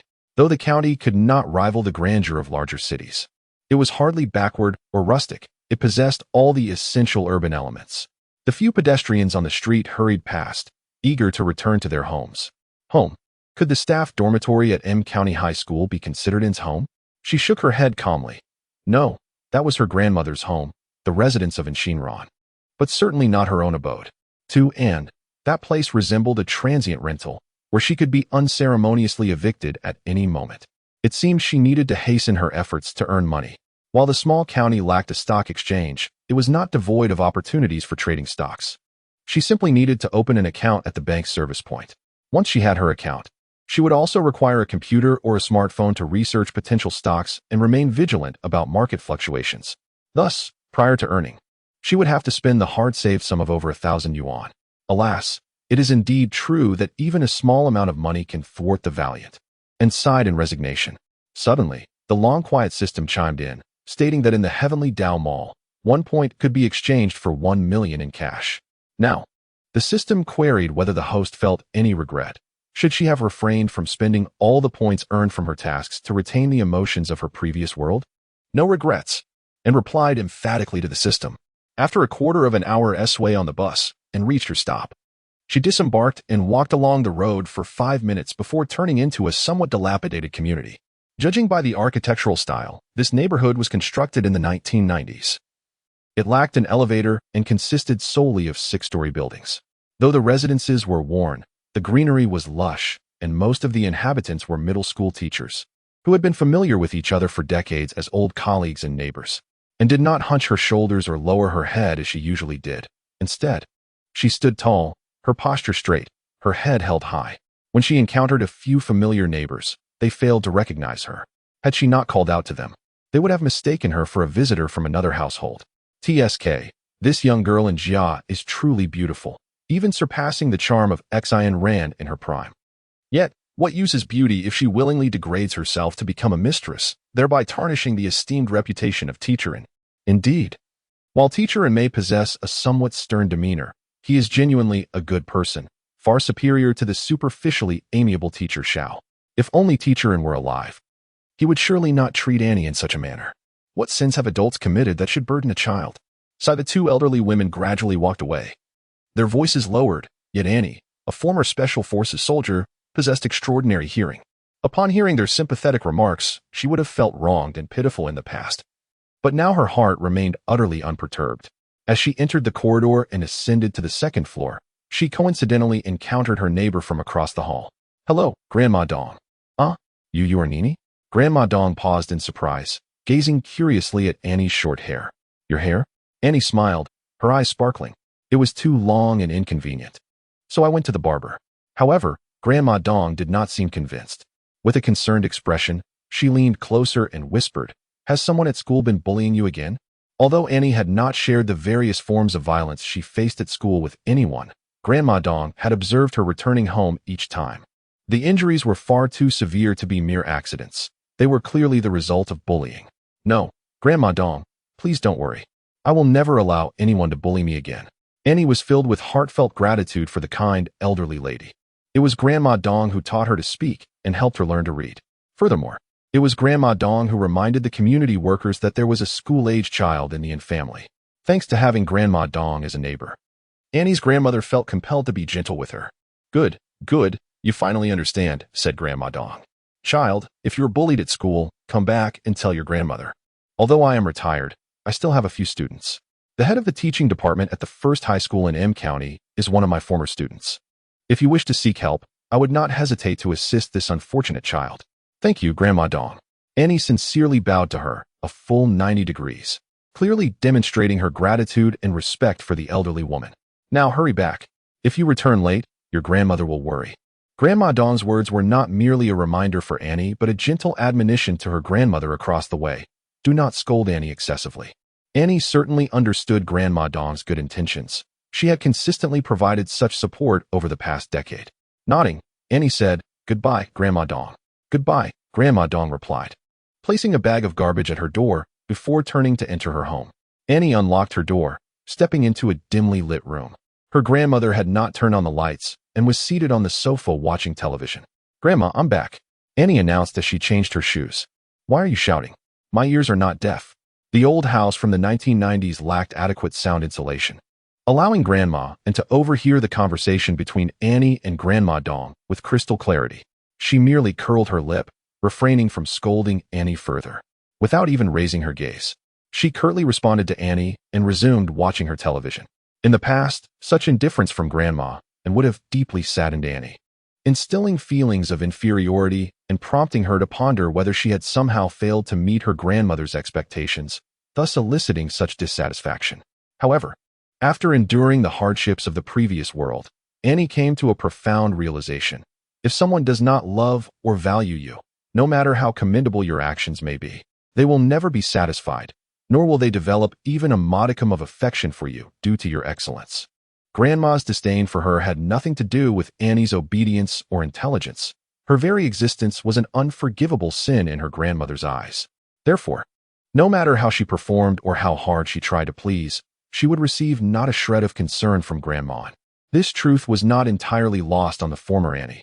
Rather, her yearning for familial affection and love had driven her to convince herself through fantasy that if she were sufficiently obedient, her grandmother would treat her with the same tenderness and love as other grandmothers did.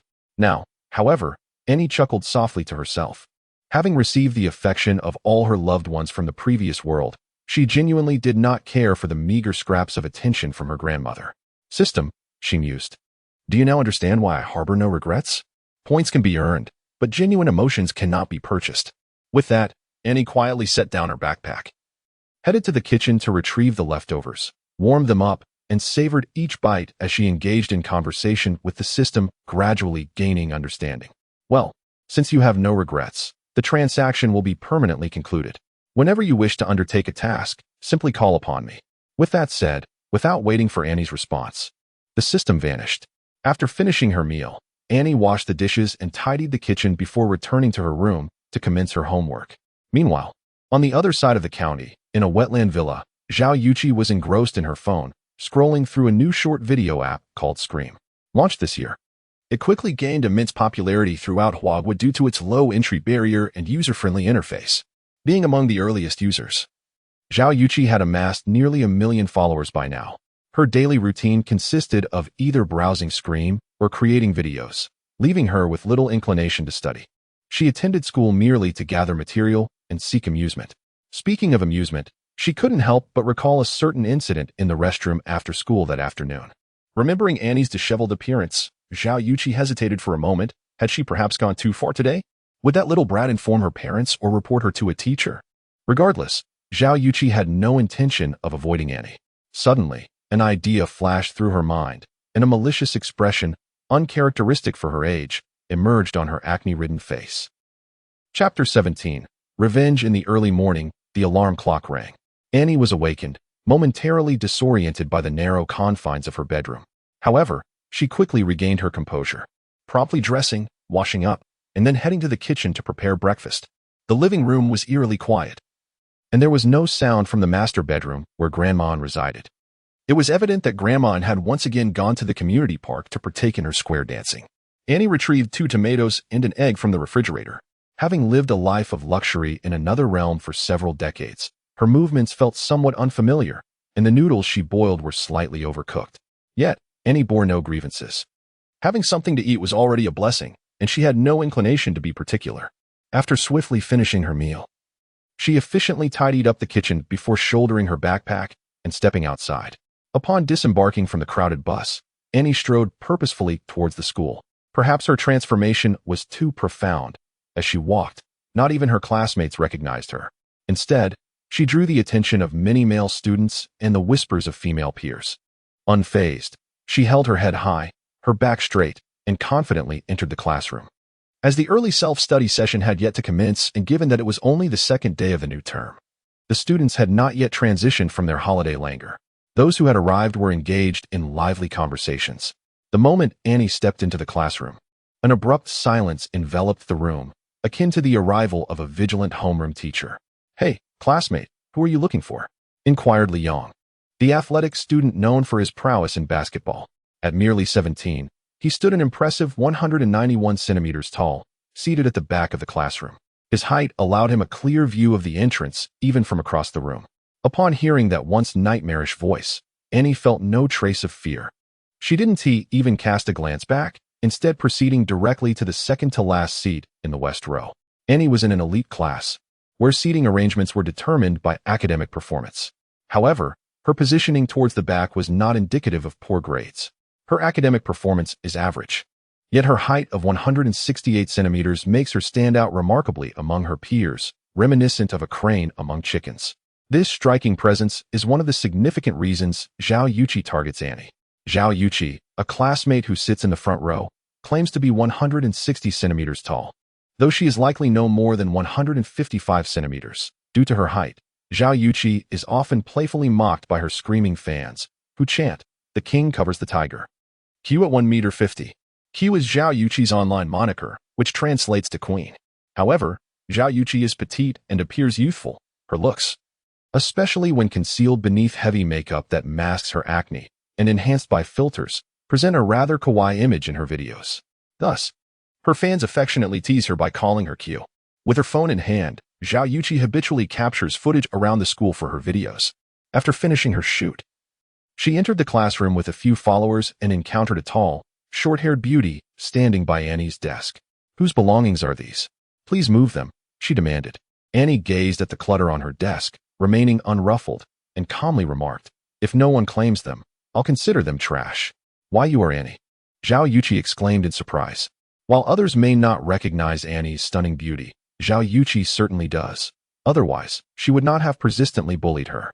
What astonished her was where Annie found the audacity to present herself so beautifully.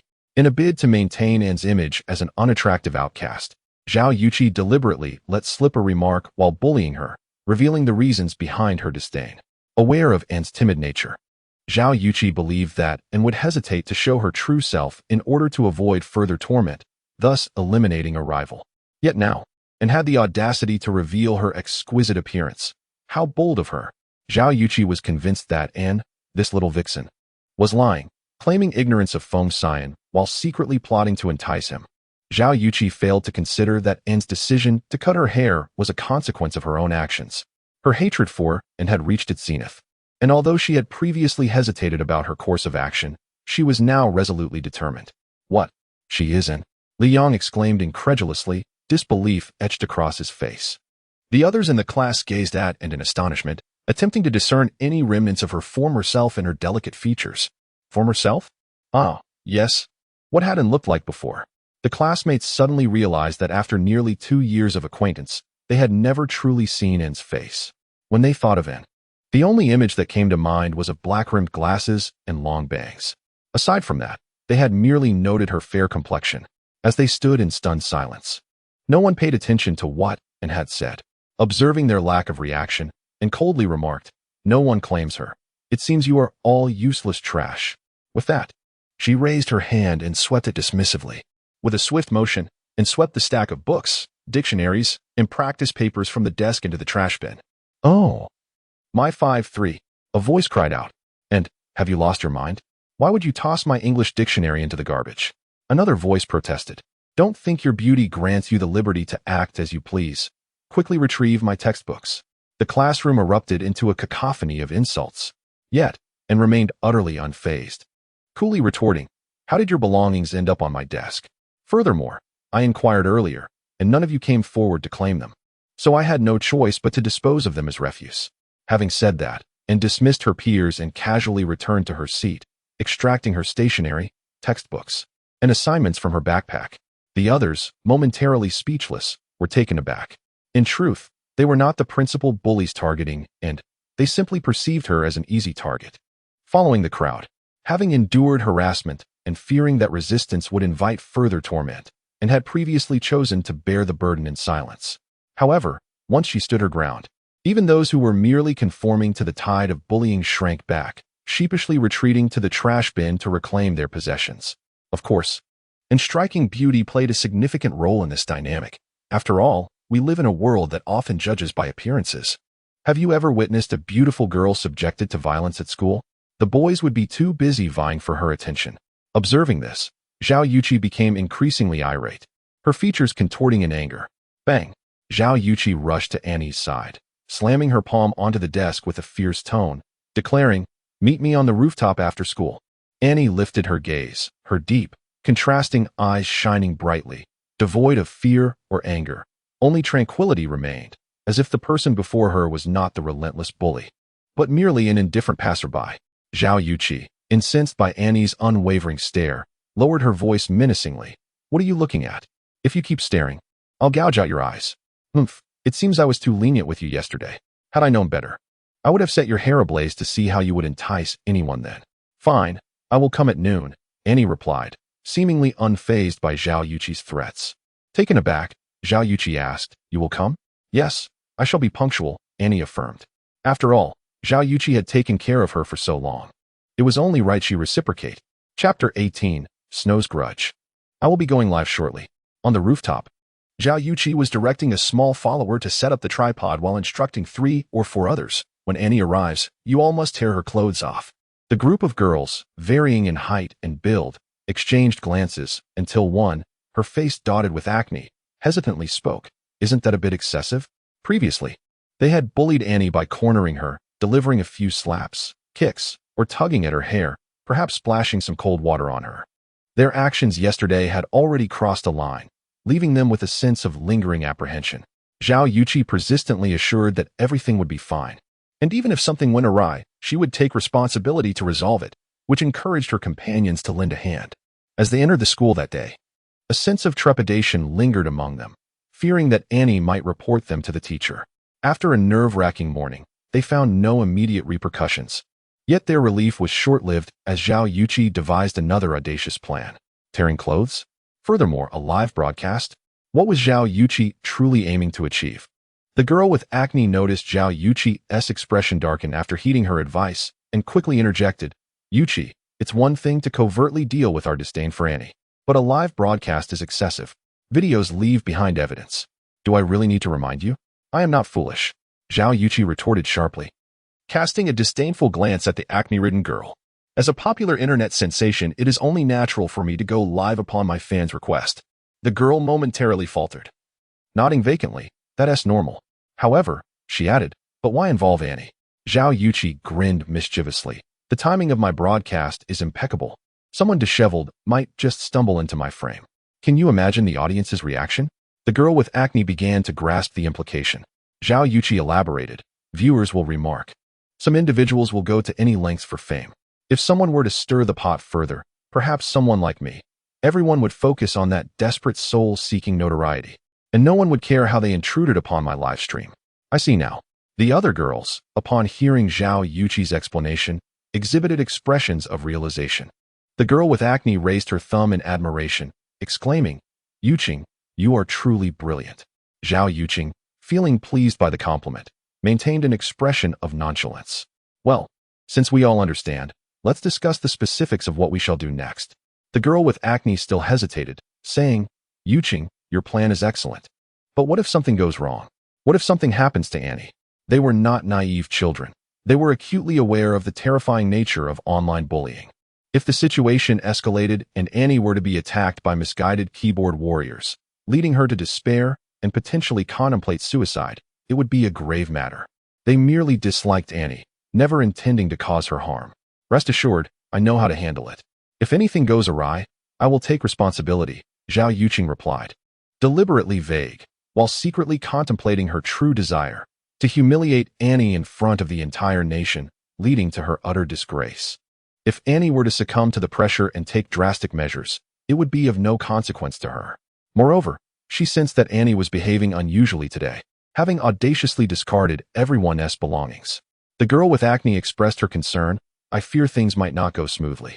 In the past, no matter how they tormented Annie, she would not dare to utter a word in protest, which emboldened their cruelty. Yet now, the once meek target seemed to understand resistance, causing not only the girl with acne, but also several others to feel unease. What is there to fear? Even if she dares to resist, she stands alone. Can't the 4 or 5 of you handle her?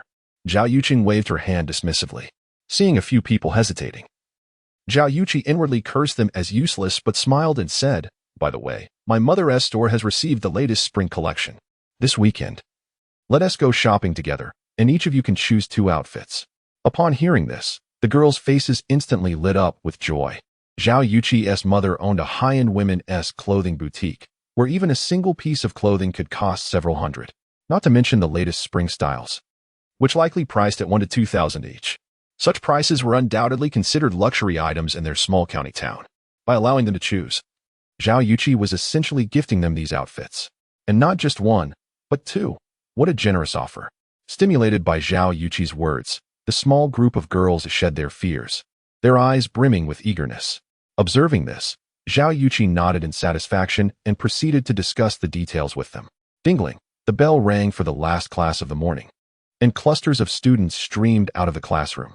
Some walked, while others rode bicycles, creating a harmonious blend of voices and bicycle bells throughout the campus. Annie meandered her way to the rooftop. Though she appeared leisurely, she had already taken in her surroundings. Annie would never underestimate her opponents simply because they were a few high school students. one must exert full effort even when hunting a rabbit. In her previous life, she was a special forces soldier, but in this world, she was merely an ordinary high school girl who had not kept up with her physical training. Here lies the rooftop of our school, from which one can behold the county's train station, and, of course, the tallest building in our county. Zhao Yuqi has already commenced her live stream, donning a heavily made-up visage. She began with a popular dance that had been all the rage lately, aiming to gather some attention. As the viewer count steadily climbed, surpassing 10,000, Zhao Yuqi breathed a quiet sigh of relief. Glancing at the time, she estimated that Annie should be arriving soon, prompting her to capture various angles with her phone on the rooftop. Out of the corner of her eye, she noticed a figure at the rooftop entrance, igniting a spark of excitement within her. She gestured to a few of her followers and discreetly muted the microphone. The live chat was soon flooded with puzzled comments. No sound? Q. Is there a malfunction? In the video feed, Zhao Yuqi appeared oblivious to the issue, continuing her enthusiastic narration. Ha ha ha. Q's antics deserve a score of 99. I withheld a point to avoid inflating her ego. 666. Is Q performing as a comedian? Hey folks, when do you think Q will realize she has gone mute? I bet a bag of spicy strips that she won't even notice until after the stream ends. Suddenly, Zhao Yuqi's microphone fell silent. Yet the live stream buzzed with even greater fervor than before. Observing this, Zhao Yuqi felt a sense of pride, maintaining an air of seriousness as she continued her broadcast. Meanwhile, a group of girls had encircled Annie, who remained silent, coolly observing the situation. Several individuals swallowed hard, and the girl with acne gritted her teeth, her mind conjuring images of high-end spring attire worth thousands of dollars. With a quiet resolve, she shouted and charged ahead. Once the first one surged forward, others followed suit. Zhao Yuqi, while live streaming, meticulously adjusted her camera angle to avoid capturing others in the frame. The sounds of girls shouting, gasping, and screaming filled her ears, and she felt a surge of exhilaration, eagerly anticipating the moment when Annie would be thrust into her view in a disheveled state. Suddenly, a voice interrupted her daydreaming. Are you live streaming? Without turning her head, she instinctively recognized the speaker. On her live stream, a new figure appeared. Short hair, luminous skin, and delicate features. None other than Annie. You? Zhao Yuqi exclaimed in shock, noting that Annie's hair was perfectly in place, and her outfit remained immaculate. What is happening? Zhao Yuqi was bewildered. The viewers in the live stream also took notice of Annie. Who is this? What a beautiful lady. Wow, her skin is glowing. Oh my, the filters on Q are astonishing. Am I the only one who notices this lady is exceptionally tall? The comments erupted into laughter. Annie, seemingly just now noticing one viewer's comment, playfully pointed at it. Annie, what are you doing? Zhao Yuqi exclaimed, a mix of astonishment and anger washing over her. This little vixen had turned off her beauty filters and enhancements. In this moment, Zhao Yuqi's face, heavily layered with foundation yet still unable to conceal her myriad of blemishes, appeared vividly on the live stream. Annie, noticing Zhao Yuqi's frantic attempts to terminate the broadcast, couldn't help but smirk, striking at the heart of the matter, and for Zhao Yuqi. That heart lay in her meticulously crafted persona as a wealthy, youthful internet celebrity. Once her followers beheld her true appearance, it was evident that dire consequences awaited her. Chapter 19. The second paragon in a single day, Zhao Yuqi lost 300,000 followers. Her response was swift, nearly instantaneously after Annie had disabled her filters and other enhancements. She frantically ended the stream. However, the speed of the netizens was even quicker. In no time, the internet was ablaze with images of Zhao Yuqi, adorned in makeup more exaggerated than her stage looks, showcasing blemishes that layers of powder could not disguise. The topic surrounding QGIS live broadcast surged into a frenzy, attracting even those who had never followed Zhao Yuqi before. One could only marvel at the artistry of makeup, often hailed as one of Asia's mystical skills, transforming a blemished girl into a beautiful young lady. Yet, let us be clear, this was not merely makeup. It was a remarkable combination of filters, beauty enhancements, and techniques to create the illusion of large eyes and a slender face. In my view, this epitomizes the true nature of many internet celebrities with makeup and enhancements. They might appear as beauties, but stripped of these facades, they resemble figures far less appealing than the average passerby. Ladies, can you still place your trust in the videos of those beauty influencers? Laughter echoes as the act of applying foundation is likened to painting a wall. This is akin to wielding filters and beauty enhancements. One should attempt such heavy makeup in reality. Do they truly believe the public is blind? The online discourse is incessant, and Zhao Yuqi's long-awaited fame has finally arrived, albeit in a manner she finds difficult to accept. Zhao Yuqi harbors a deep-seated animosity towards Annie, yet she finds herself powerless to act against her. Report to the teacher? How absurd. What could she possibly accuse Annie of? Intentionally sabotaging her live stream? The truth is, Annie merely disabled her filters and other enhancements, which cannot be classified as genuine destruction. Should this incident be revealed, even the homeroom teacher would not support her. It might even result in further ridicule from others. In her fury, Zhao Yuqi contemplates inciting a few girls who had been reprimanded by Annie to lodge complaints, claiming that Annie had assaulted them. Yet, despite their cries of pain, not a single bruise marred their skin. There were no signs of bleeding or missing teeth, and they appeared no different than usual. If they were to present themselves in such a state to complain, the homeroom teacher would not only disbelieve them, but would likely consider them troublemakers, deliberately slandering a classmate. Moreover, it is crucial to note that the homeroom teacher, though not fully informed, has caught wind of the bullying that Zhao Yuqi and her group have inflicted upon Annie. Should they escalate the matter, it may very well lead to their own past misdeeds being unearthed. At that point, their attempts to undermine Annie could backfire, ensnaring them instead.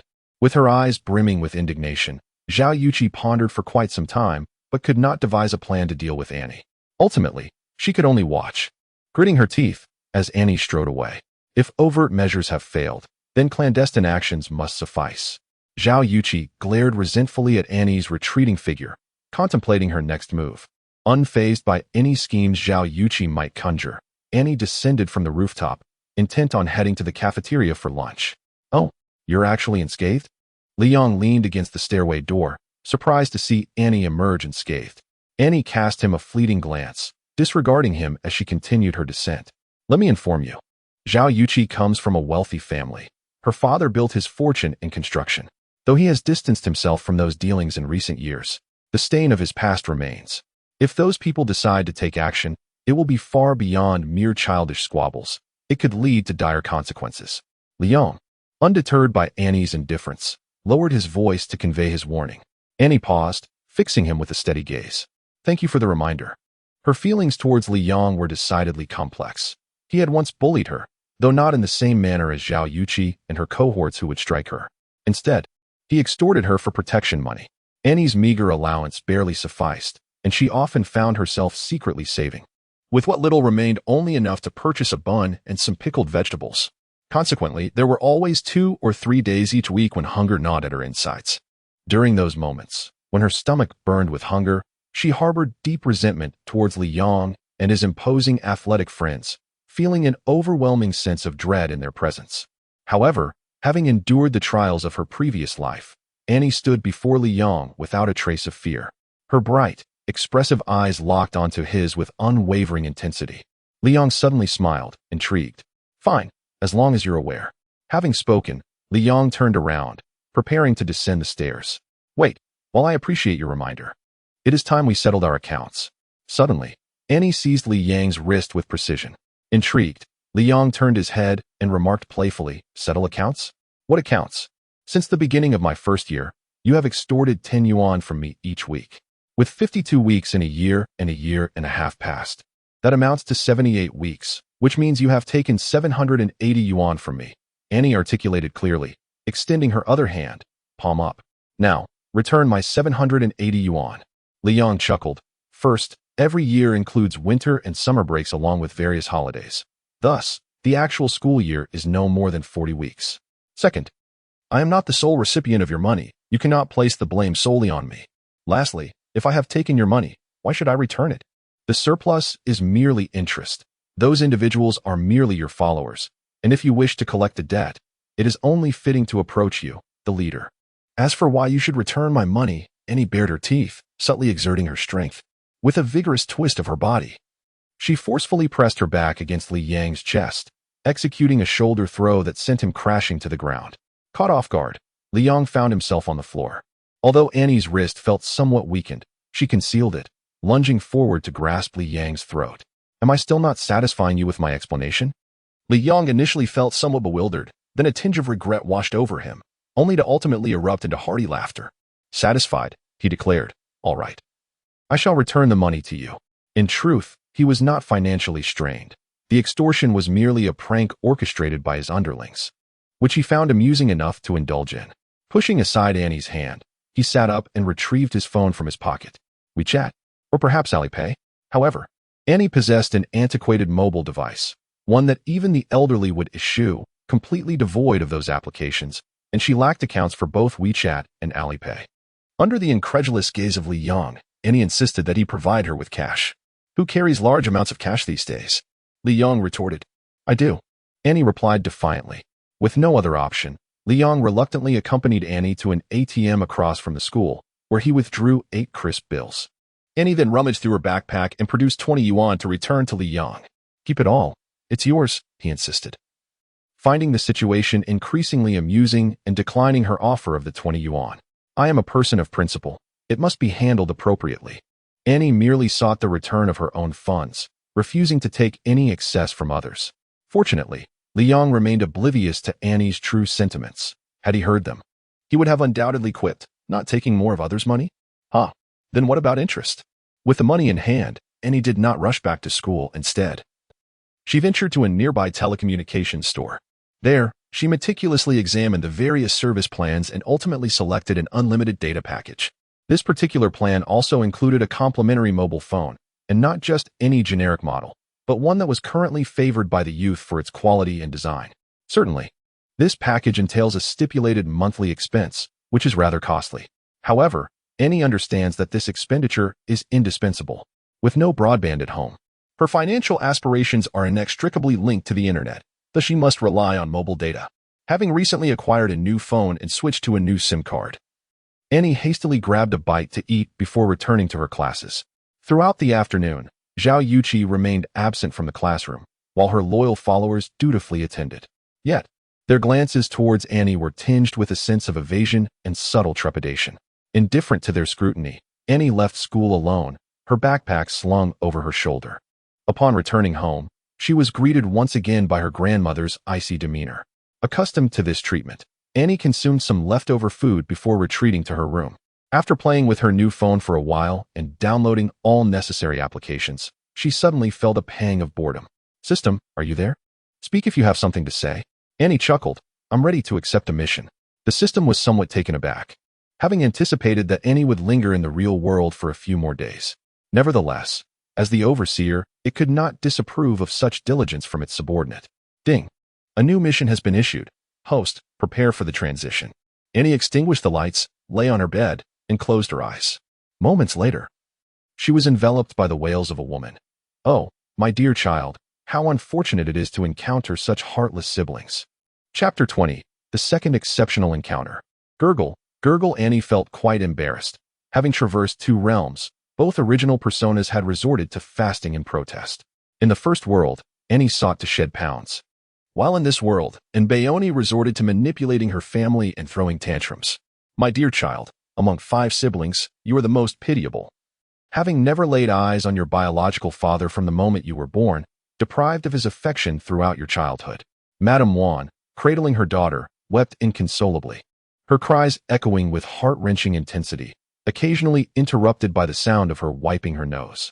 The 3 sons of the Yin family, along with their wives and several grandchildren, gathered around, watching helplessly as their mother and grandmother lamented.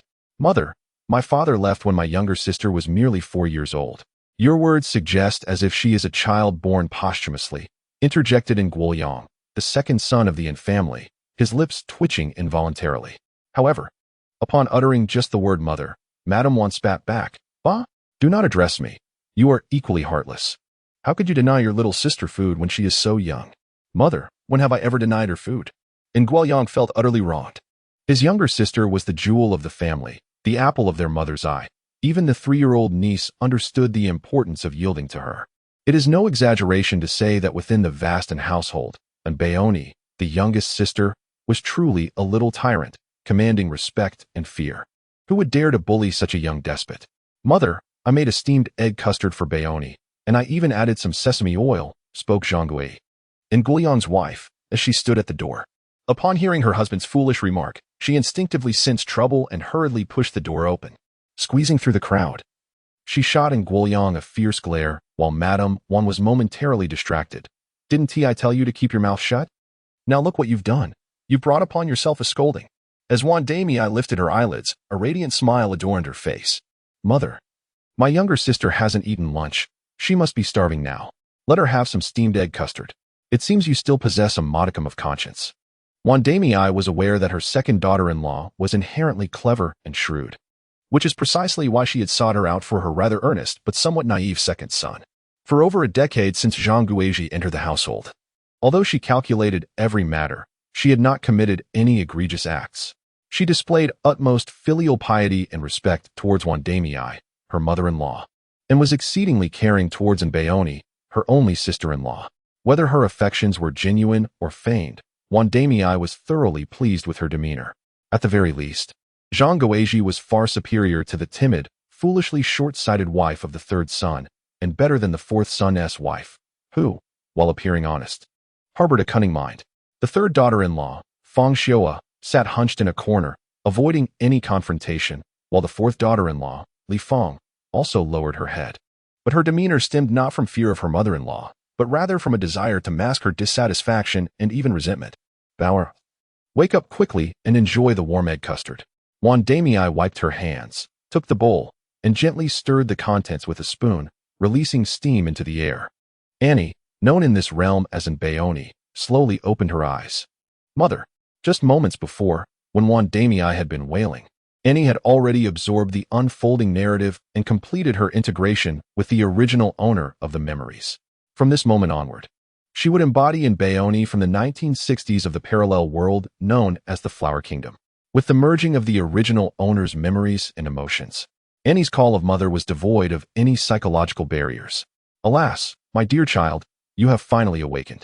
Upon seeing her beloved daughter stir, Mother Wan's tears flowed once more. How unfortunate you are, having lost your father at such a tender age, while your brothers, one by one, have forgotten their mother after marrying, showing no compassion even in sharing an apple with you. The three sons at home, struck by a metaphorical arrow to their knees. The second and third affirming that they truly had not forgotten their mother after taking wives, nor would they ever neglect their sister. The fourth son, Nguqiang, biting his lip, his face a mixture of anxiety and shame, could no longer bear the weight of the moment. Bowing his head in admission of guilt, he said, Mother, it is my fault. I should not have hidden the apples from my sister. I will bring them all to her now. In an instant, tears brimmed in Li Fang's eyes, her heart heavy with injustice. Why should it be so? Her husband, amidst the busyness of farming, had taken on odd jobs to save a few coins, just enough to buy her 4 apples, yet before she could even savor a bite, the cunning sister-in-law had already set her sights on them. Li Fang had been married into the Yin family for 3 years, yet she harbored a deep resentment towards the cherished in Baeoni, the family's precious gem. Whatever good things were available in the household were always reserved for in Baeoni. At 13, the young girl was old enough to lend a hand, but instead indulged in luxuries while expecting her nephews and nieces to cater to her. This alone might have been tolerable, but what truly grated on Li Fang's nerves was that her husband, skilled in carpentry, would take on work during the agricultural off-season. Although the earnings were turned over to the family, which was understandable given their lack of separation, it was intolerable that when the main household acknowledged his good work and gifted him with sweets or treats, she, as his wife, was denied even a morsel, all of it consumed by an Baeoni. Previously, Li Fang was a new bride, and during the year of calamity, she was married into the Yin family in a manner akin to being cast out by her natal family, leaving her devoid of confidence and unwilling to contest with the family tyrant. However, her circumstances have transformed. She is now with child, enduring frequent bouts of nausea. Even if her mother-in-law and sister-in-law do not regard her as a valued member, they ought to show her some consideration, given that she carries the heir of the Yin family. Consequently, when Nguqiang stealthily entered his room clutching a small cloth bag, and Baeoni followed and overheard him mentioning apples, which instantly set her off, clamoring for some to eat. At that moment, as Wan Dinyang was away from home and Nguqiang was still reveling in the joy of impending fatherhood, he felt sympathy for his wife and approached Baeoni amicably. Your fourth sister-in-law is feeling unwell and craves something sweet and sour. How about you both have 2 each? And Baeoni, accustomed to her domineering ways, had never shared anything with anyone and was unwilling to acquiesce. Coincidentally, at that moment, Li Fang succumbed to her nausea, tears streaming down her face. And Guoqiang, genuinely fond of her, began to find his sister's stubbornness less appealing in comparison to his pitiful wife. For the first time in his life, he adopted a serious demeanor towards his sister, firmly stating, "Either you both take half, or you give it all to your fourth sister-in-law." And Baeoni, infuriated, jumped up in a fit of rage and declared a hunger strike. Pampered throughout her life, she had never faced any hardships, not even during the most trying times of the past 2 years. After merely missing one meal, she felt ravenous and resorted to feigning illness in bed. Perhaps exhausted from her tantrum, and Baeoni eventually succumbed to sleep. As soon as she had fallen asleep, Mrs. Wan returned from the provincial capital, bringing with her a bounty of delightful treasures acquired from her eldest son. Habitually, she intended to present these gifts to her beloved daughter. However, upon entering the door, she was greeted by the sight of Baeoni in a state of unconsciousness, which left Mrs. Wan utterly terrified and trembling. She urgently summoned her 3 sons and their wives, and through a flurry of inquiries, it was revealed that a few apples had instigated this calamity. Mrs. Wan's imagination began to run wild. Her daughter, yearning for apples but unable to obtain them, had skipped her lunch in frustration, and shockingly, not a single member of the family had shown compassion or attempted to dissuade her, allowing her to faint from hunger. This revelation ignited her fury, leading to the earlier scene of her lamentations. And Guoqiang, upon hearing his mother's cries, was reminded of their father's early military service, during which their mother single-handedly raised her 4 sons. She nurtured them, built homes for them, and saw them married, all the while exhausting her own health. Moreover, when their youngest sister was to be born, the army was engaged in liberating the provincial capital, with relentless bombardments all around. Their mother, heavily pregnant, had to lead the entire family to the mountains to seek refuge, ultimately giving birth to their sister in a cave. Just moments ago, their mother had mentioned that their sister had never seen her father upon her birth, which was indeed the truth. It was not until she was over a year old that their father returned home, only to be deployed to the battlefield once again shortly thereafter, ultimately sacrificing his life in a foreign land. Their mother was not mistaken. The brothers had enjoyed over a decade of paternal love before their father enlisted, while their sister had barely spent 2 years in her father's presence. Reflecting on this, it was clear that their sister was indeed pitiable. What harm would it have done to shower her with a little more affection? Not to mention that the younger sister is still quite young. How could he, as an elder brother, be so blinded by ignorance as to allow her to endure such great grievances? The more Guoqiang contemplated, the more he felt like a wretched being. Wiping away his tears, he rushed back to his room and retrieved 4 apples. "Baer, here, these are all for you," and Guoqiang said with a forced smile. Speaking softly to Annie, Annie replied, "She cannot eat them." Thinking of the task she had just accepted, Annie mustered a faint smile and said, "Fourth brother, perhaps these apples should be reserved for sister-in-law. She is with child and truly needs to nourish herself." However, Guoqiang mistakenly believed his sister was still upset, and he couldn't help but blame Li Fang in his heart. After all, every woman is capable of bearing children. His 3 sisters-in-law had given birth to numerous offspring without ever demanding apples. Why was it that his own wife was so delicate? If Li Fang came from a wealthy family, it would be understandable that she was pampered at home. Yet, the Li family was among the poorest in their village, having to endure 2 years of drought. Had it been in the old society, they would have long since sold their children. Even so, they had married off 2 daughters in a desperate bid to keep their family from starvation. How could someone who grew up eating mere scraps at her family home suddenly become so particular upon joining the family? And Guoqiang thought to himself, he must not indulge her in such bad habits. Li Fang, why don't you hurry over and apologize to Baer? Chapter 21, The Second Exceptional Incident. WTF? Both Annie and Li Fang stood there in stunned silence. Annie exclaimed, "What kind of operation is this? The husband is actually forcing his innocent, pregnant wife to apologize to his sister?" Li Fang. Previously, she dreamt sweetly of a blissful life in her little home, but in the blink of an eye, her beloved has transformed into a wolf. How could he demand an apology from Baeoni? Li Fang, why do you linger in silence? If it weren't for your insistence on eating apples, would this turmoil have arisen?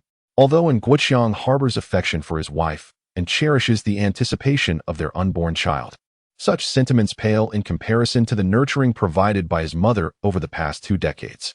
As the youngest of 4 brothers, prior to the birth of Baeoni, he was the apple of Wan Danyu's eye, showered with love and care from his mother and 3 elder brothers. even after Nbayone's arrival. While Nguqiang's status in Wan Danyu's heart may have diminished, he remained favored compared to his other brothers. Reflecting upon the 2 decades of affection and privilege he enjoyed, and recalling the recent years of drought that nearly starved his family, he felt immense gratitude when his mother, aware of his fondness for the third daughter of the Li family and the dire straits they faced, resolved to help him wed Li Fang. It is noteworthy that during those challenging times, matrimonial prospects were scarce in Anjiabayo. The reluctance to add another mouth to feed led families to prefer fewer marriages, thus conserving their grain. Numerous families with daughters ready for marriage saw the bride price plummet, yet the suitors stubbornly remained unyielding. The household chaos stemmed ultimately from a struggle for sustenance. Observing his peers and cousins embroiled in disputes over their own marriages while he joyfully wed the girl of his dreams, Nguqiang felt an overwhelming sense of gratitude towards his mother. Despite her unwavering kindness towards him, he remained self-absorbed, displaying a profound lack of filial piety. The more Nguqiang contemplated, the deeper his feelings of guilt became, and his gaze towards Li Fang grew increasingly hostile. Sensing Nguqiang's frigid stare, Li Fang felt a surge of anxiety. She clenched her palms tightly, striving to present a semblance of a smile, and remarked, "Nguqiang, you are right. It is entirely my fault. I am not usually like this. It seems that since becoming a mother, I have transformed into someone unrecognizable, unable to eat without feeling nauseous." Li Fang was meticulous about her reputation and image. Regardless of her disdain for her mother-in-law and sister-in-law, she never exhibited her true feelings. She would never voice complaints or utter curses behind their backs. Furthermore, her natural beauty, fair complexion, and gentle demeanor made her appear far from bitter or malicious. Consequently, within the family estate, her reputation was quite commendable. As she spoke, Nguqiang recalled the sight of Li Fang suffering from nausea these past few days, and his previously hardened heart began to soften once more. Indeed, she had not always been so delicate, although she was unable to toil in the fields. She diligently managed all domestic responsibilities. Anyone who encountered them would proclaim that Nguqiang was fortunate to have married such a lovely, industrious, and considerate wife. Pregnancy is undeniably arduous. I remember when I was expecting Bayer, with the constant warfare outside, a young child at home, and your father away. I had to bear the burden alone. With her husband in the army and absent for extended periods, Madame once single-handedly raised 4 sons, built a new house, and arranged marriages for them. Without a certain level of skill and capability, such accomplishments would have been utterly impossible. Li Fang's pretentiousness may deceive others, but it cannot fool her. However, Wan's mother would not overtly express sentiments like "we are all women" who hasn't given birth. Instead, she wipes her tears and reminisces with her 3 sons about the past. Those were indeed arduous times. Their father had gone off with the army, and marauders frequently ravaged the village. Each time, their mother would hide them away. When their little sister was born, chaos reigned outside. Soldiers fleeing the battlefield passed through their village daily. Listening to their mother recount those days, Nguqiang couldn't help but interject with a sigh, recalling how their mother, heavy with child, busied herself, rushing them to the mountains at the slightest commotion. Alas, she was so exhausted that she nearly delivered early. Yet she managed to give birth to their little sister outside. And Guofu, the most earnest of the 4 brothers, was somewhat slow of speech. Upon hearing his older brother's words, he felt a wave of emotion but could only nod dumbly in agreement. At a time when survival was uncertain, delivering a child safely was a significant achievement. Who could afford to worry about anything else? Complaints about food or pickiness seemed trivial in comparison, a sign of having lived too comfortably. How pretentious! While Wan's mother privately grumbled, her face displayed a facade of warmth, gazing lovingly at her 3 sons. As long as they were well, with wives and children, she would endure any hardship gladly. Yet, her little sister was still so young and pitiful, having lost her father's affection early on. If she didn't shower her with extra love, wouldn't the girl be even more unfortunate? Yes, mother is right. Whether it be you or us, her brothers, we ought to cherish her more, Nguqiang quickly affirmed. Indeed, indeed. And Guofu echoed enthusiastically. The fleeting softness that had just emerged in Nguqiang's heart vanished in an instant. He placed 4 apples on the Kong and said, "Little sister, feel free to eat these. If you like them, your 4th brother will find a way to get you more." As for Li Fang, she remained an outsider, and Nguqiang could not compel her to treat his younger sister as a true sibling. If Li Fang did not care for the little sister, so be it. He, as her biological brother, could afford to show a bit more affection. Thus, he no longer insisted on Li Fang offering an apology. Li Fang, being astute, immediately sensed the shift in Nguqiang's demeanor. Suppressing the resentment within her, she feigned a jest towards Ni, saying, "Dear, it is the sister-in-law's fault for being so preoccupied with the child in her womb that she forgot you are still just a child yourself. Your fourth brother is correct. These apples are all for you. If there is anything else you desire, do not hesitate to inform your fourth brother. If he is not home, just let me know. I have brothers and sisters, but I have no sister. You are my dear sister." And Ni listened, utterly astonished. Having traversed through time once, she had seen her share of the world, yet the people before her left her somewhat speechless. At that moment, Ni truly grasped the essence of the extraordinary. How remarkable these family members were. Any one of them, placed in a later era, could easily become the subject of discussion on online forums. Well, since there is nothing more to discuss, let us disperse. Bauer has not eaten all afternoon and must be quite hungry by now. Upon witnessing Li Fang's apology, Wang Dinyang appeared quite satisfied. With an impatient wave of her hand, she dismissed the bystanders and began to assign tasks. To the family of the second son, I retrieved some fine grains from the eldest and will scoop 2 tails for you. Please prepare some noodles for Bauer and fry an egg. Speaking of eggs, Wang Dinyang cast a glance at the egg custard held in Annie's hands and casually remarked to Zhang Guizhi, "We have 4 eggs daily. Haven't you collected them all?" Zhang Guizhi promptly replied, "Yes, I used 2 to make custard for Bauer. We still have 2 left." Such matters were quite evident. Even the astute matriarch was aware of the family's daily egg count, let alone the 5 daughters at home. Wang Dinyang acknowledged with a sound, and then scooped a bowl of flour from the sack she had carried back. Zhang Guizhi accepted the bowl and hurried to the kitchen to roll the dough. "Bauer, come quickly and see what your elder brother has brought you." With everyone else dismissed, only Wang Dinyang and Annie remained. Wang Dinyang triumphantly dragged over a large bundle, revealing one item after another for Bao and I to see. In addition to the small bag of flour just opened, there was a can of malt extract, 2 jars of fruit, 2 packets of snacks, and a piece of deep red velvet fabric. These delicacies will be stored in the cabinet for you to enjoy at your leisure. Once you finish them, I shall have your elder brother bring more. After Wang Dinyang finished displaying her wares, she cautiously put everything away, preparing to lock it in the wardrobe. "This piece of fabric, I asked your third sister-in-law to make you a cloak for the new year. Let me tell you, this is the most fashionable fabric in the provincial capital. Your elder brother and sister-in-law saved fabric coupons for a year and leveraged connections just to procure it. Your sister-in-law mentioned that with your fair skin and good looks, this deep red will suit you splendidly." Annie nodded, signaling her acquiescence to Wang Dinyang's arrangement. Had Li Fang not been compelled to apologize earlier, she might have contemplated sharing some of her provisions to ease the tension. However, with Li Fang's apology and her decision to retain the apples, Annie realized that the rift between them was irrevocably deepened. At this moment, Li Fang likely harbored a profound disdain for both her troublesome sister-in-law and the equally troublesome Wang Dinyang, just as the original narrative had suggested. Given the circumstances, any further gestures from Annie would be perceived as mere ostentation or even provocation. Thus, reconciliation seemed an impossibility. She would have to devise alternative means to fulfill her task. Chapter 22. The second troublemaker Zhang Guizhi was shrewd and efficient in her work. Before long, she arrived with a bowl of fragrant hand-pulled noodles. Annie glanced at the dish and noted that the flour of this era appeared to be less processed. Even the finest flour lacked the stark whiteness of modern flour. Although it bore a slightly yellow hue, it was imbued with a rich wheat aroma. Despite the minimal use of oil and the absence of meat or egg accompaniments, only some finely shredded vegetables, its fragrance remained enticingly robust. With a slurp, Annie felt a tinge of embarrassment. Salivating was hardly her intention, yet it was merely an instinctive reaction of her body. "My dear, eat while it's hot," urged Granny Wan with a loving smile. The rich aroma of the noodles wafted through the air, tantalizing her senses and making her mouth water. Though Granny Wan fought to suppress it, it was autumn, and the fields had finally yielded some produce.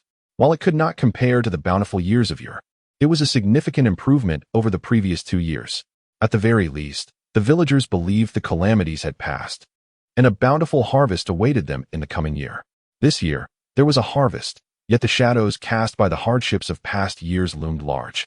The people were haunted by hunger, harboring an extraordinary fixation on food. Simply being able to fill their bellies with coarse grains felt like a luxury, while fine grains were a distant dream.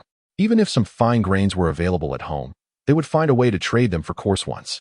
Granny Wan recalled that her last encounter with fine grains had been 4 or 5 years ago. Mother, you eat, she thought, just as Annie offered her a pair of chopsticks filled with noodles at her lips. Mother doesn't tea like noodles. You should eat, Bayer. Granny Wan feigned disdain, though her mouth watered at the thought. If you want to eat, then I shan't either.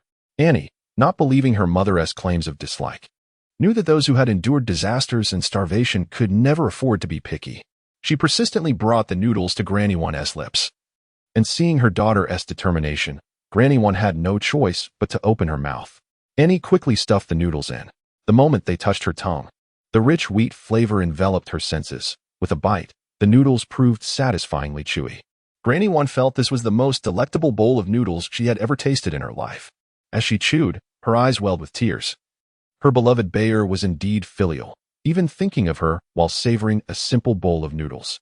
Unlike your heartless brothers, Zhang Guizhi felt a tinge of dissatisfaction within her.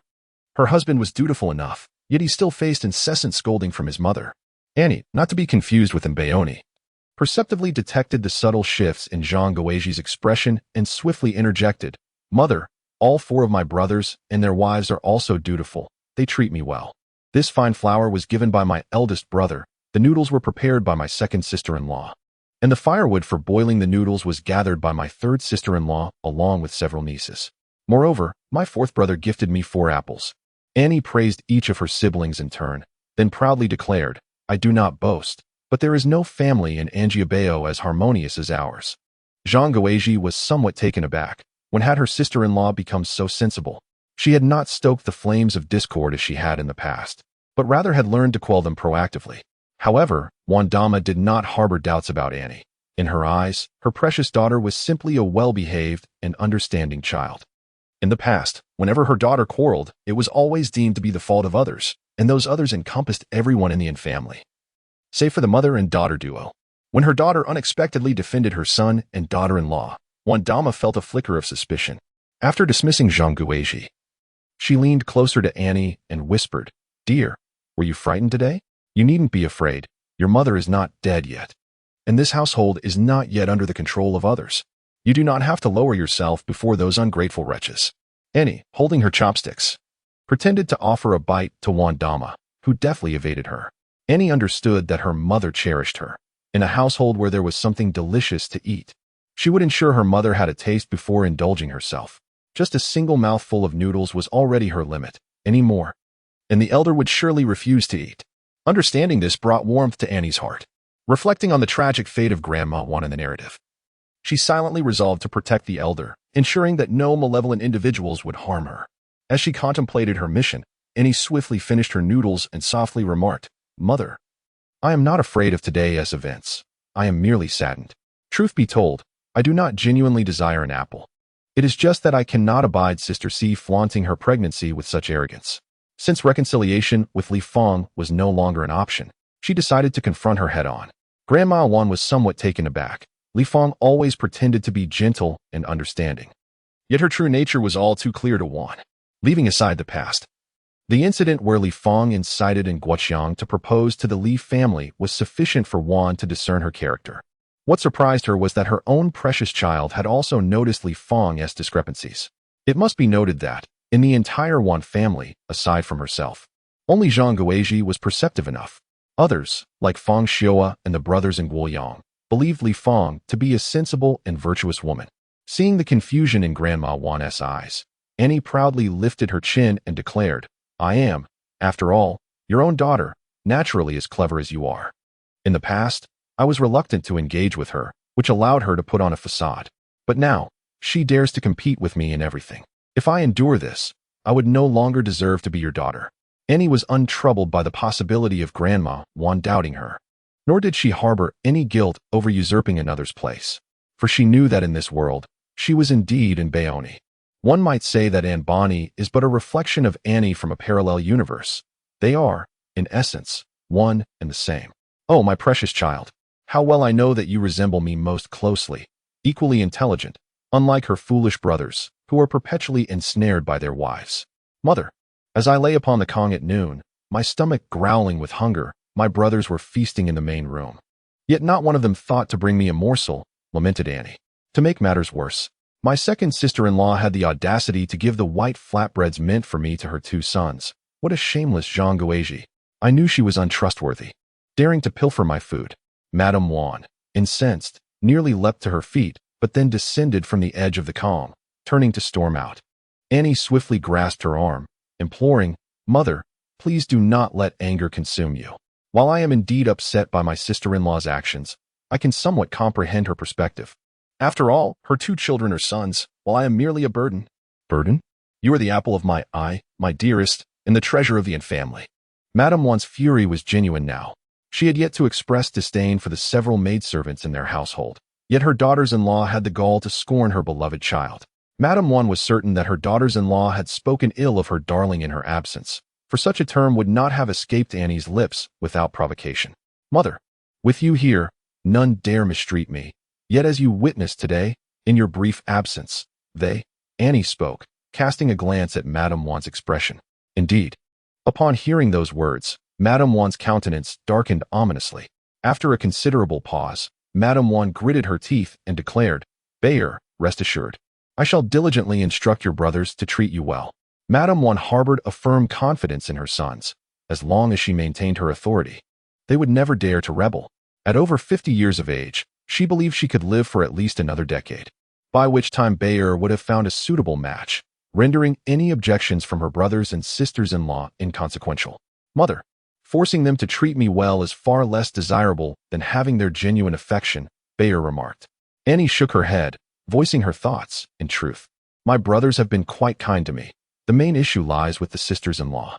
As long as they perceive me as a burden unworthy of the family's love, they will consistently harbor resentment. They may refrain from expressing it in your presence, but the moment you are absent, they are the first to cause me distress." Madame Juan listened intently to her daughter's articulate reasoning, her pride swelling further. After all, this was her own daughter, possessing a sharp intellect at merely 12 or 13 years of age, understanding the complexities of such matters. Recognizing that her daughter likely had a plan, she inquired, "Bayard, what do you suggest we do?" "Mother, the eldest and second sisters are still quite young. It is too early for them to toil in the fields. They should accompany me to school instead," Annie asserted, recognizing the emerging trend of valuing sons over daughters within the family. She felt compelled to eradicate this issue at its inception. However, Madame Juan misinterpreted her words, pondering thoughtfully. "Are you suggesting we elevate the third branch of the family to suppress the second?" "Annie, oh dear, we are in a historical narrative, not a domestic strife tale." Chapter 23. The second extraordinary individual and Nini descended the mountain with her two younger sisters, each burdened with a considerable load of twigs. Although it was referred to as a mountain, it was merely a modest hillock located to the west of the family fortress, covering a small area with an elevation of no more than 200 meters, as it lay to the west of the village. The inhabitants of family fortress simply called this nameless hillock West Hill. The West Hill was unassuming and devoid of large wild beasts. There were no wolves, only an occasional sighting of small creatures like rabbits and field mice. The absence of formidable predators rendered the hillside a safe haven, allowing even children to venture forth to gather firewood and forage for wild fruits. "Sister, I'm hungry," Nini lamented, patting her emaciated belly with a pitiful expression. At the tender age of 11, she was at a stage of rapid growth, yet accompanied by her parents and sister in laborious tasks. She could scarcely eat enough to stave off hunger. Nini gently stroked her younger sister's thinning hair and replied softly, "Didn't we gather some sour jujubes? Auntie doesn't care for sour fruits, and neither do our third brother and fourth brother. We shall have them for ourselves later." Moreover, nightfall was approaching, signaling the time for dinner. While their meal might consist solely of sweet potato porridge, at least it would satiate their thirst. If need be, she would fish out some sweet potatoes to share with her sister. As the eldest daughter of the third household, Nini was acutely aware of their family's position within the clan. At times, she resented their mother for not supporting them. Yet when she glanced at the other families in the village, she realized they were indeed better off. At the very least, they were neither starved nor abandoned. It is worth noting that during the previous 2 years of calamity, many perished in the village, predominantly the elderly and young girls.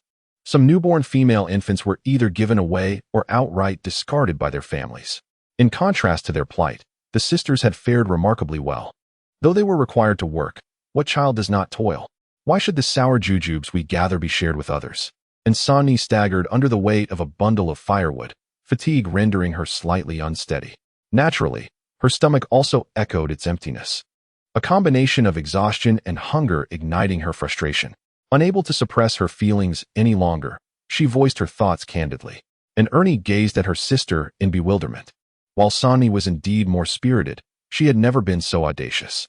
After all, it was their aunt. Their mother had instructed them to care for her diligently. Feng Xiu'er lived in constant trepidation within the household, too fearful to offend even her nephew in the adjacent room, let alone provoke the household's little tyrant. Not only she, but also her 4 daughters, were incessantly reminded, never anger your aunt, and always attend to her needs.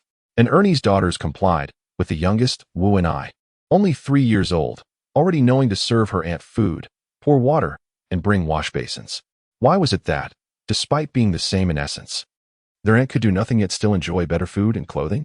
After enduring for so long, and Sanni could no longer contain herself, interrupted. They were deemed worthless. Yet their aunt, a woman as well, was not considered equally valueless? Why is it that only they, the sisters, must toil like beasts of burden, while Bayoni can languish at home like a princess?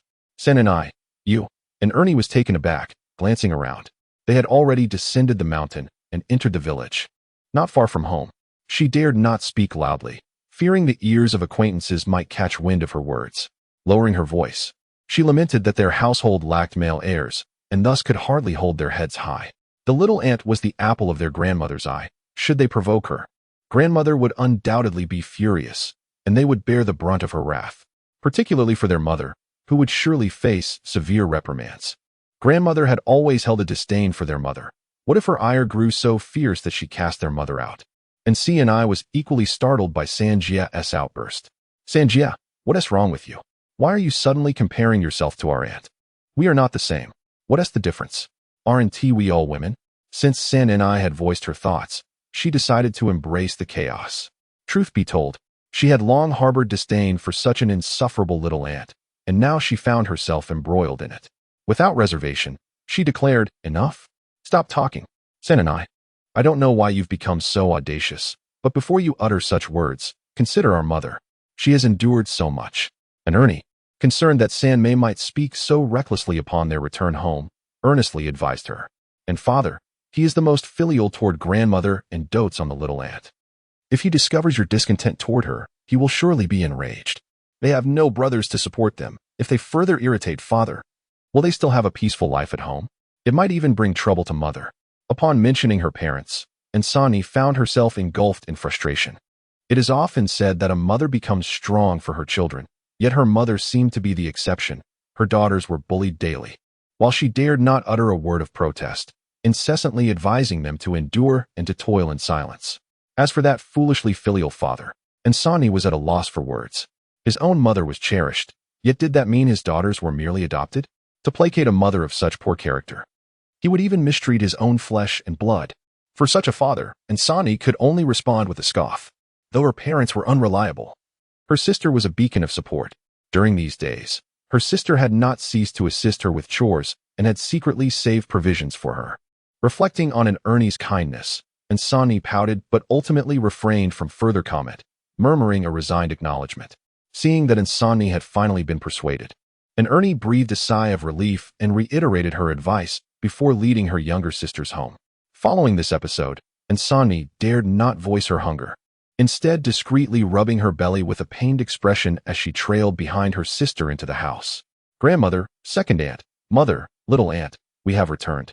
The 3 sisters announced upon entering, greeted by the sight of Wan Dajiao, Zhang Guizhi, Feng Xiu'er, and Bayoni, all seated in the courtyard. They promptly offered their respectful greetings. Ernie, have you gathered even more firewood?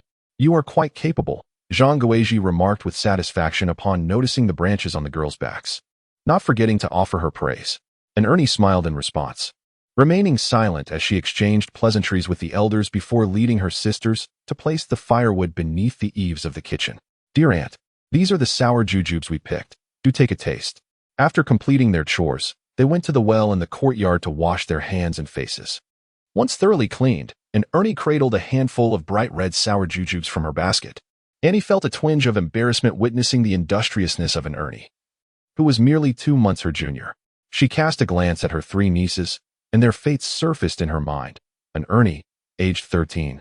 The eldest daughter of Nguofu and Feng Xiaoa, was steady and capable, yet tragically married off by Zhang Guizhi to an elderly widower from the neighboring village, bearing a son and a daughter, only to toil endlessly for her in-laws until her life was extinguished.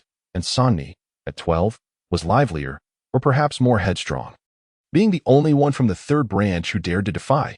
Yet her ending was equally grim, as she was forcibly wed to a distant mountain dweller, ultimately succumbing to domestic violence. And CNI, the timid 11-year-old, was the most indoctrinated by Feng Xiaoa, believing that a woman without a son bore guilt.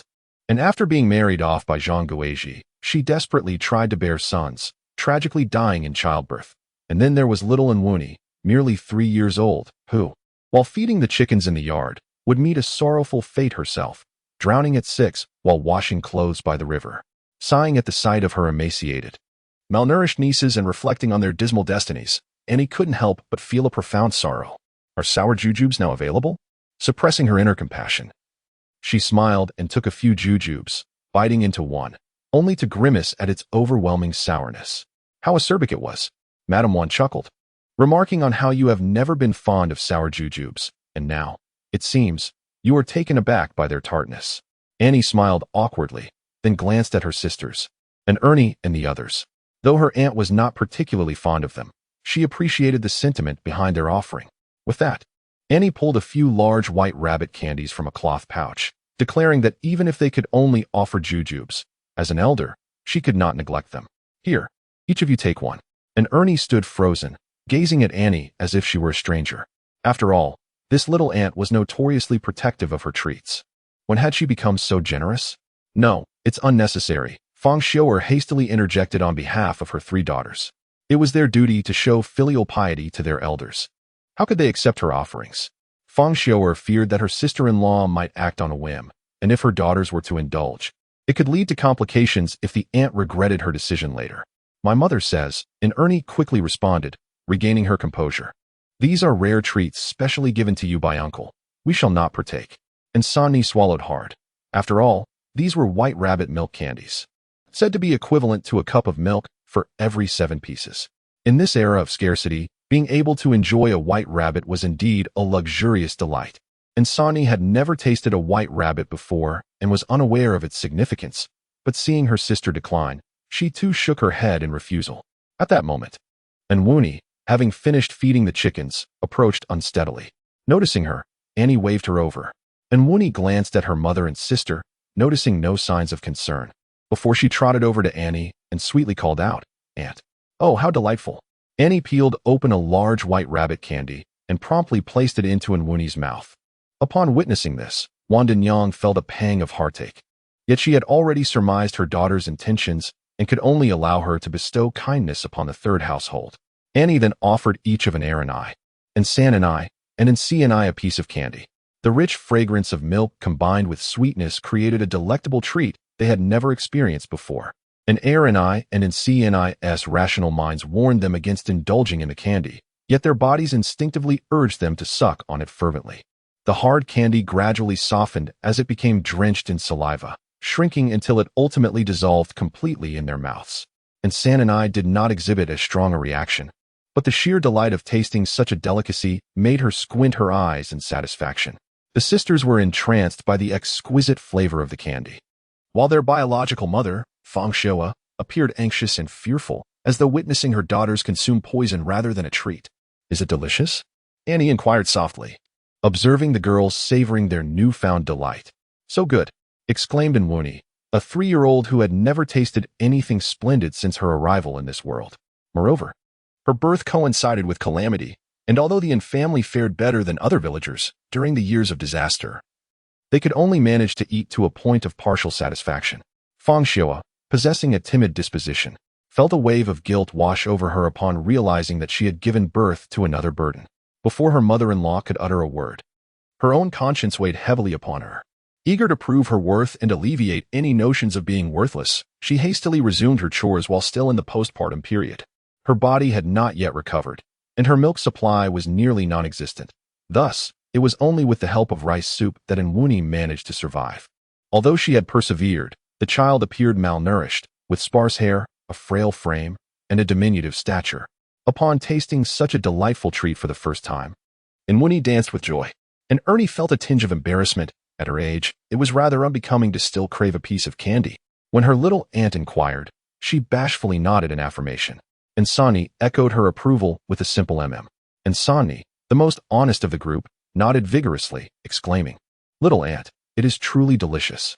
Of course, it was delectable. This rare delicacy had been procured by your uncle during his business trip to the capital. A treasure seldom seen even in the provincial capital, as Mrs. Wan lamented. Alas, such a splendid treat was originally intended for their precious child. And now these little rascals have reaped the benefits. And Ernie could not suppress her exclamation. Her sisters mirrored her astonishment and longing. To think we could enjoy such exquisite items that can only be found in the capital. Isn't your little aunt kind to you? Mrs. Wan, having discerned her daughter's thoughts, endeavored to assist.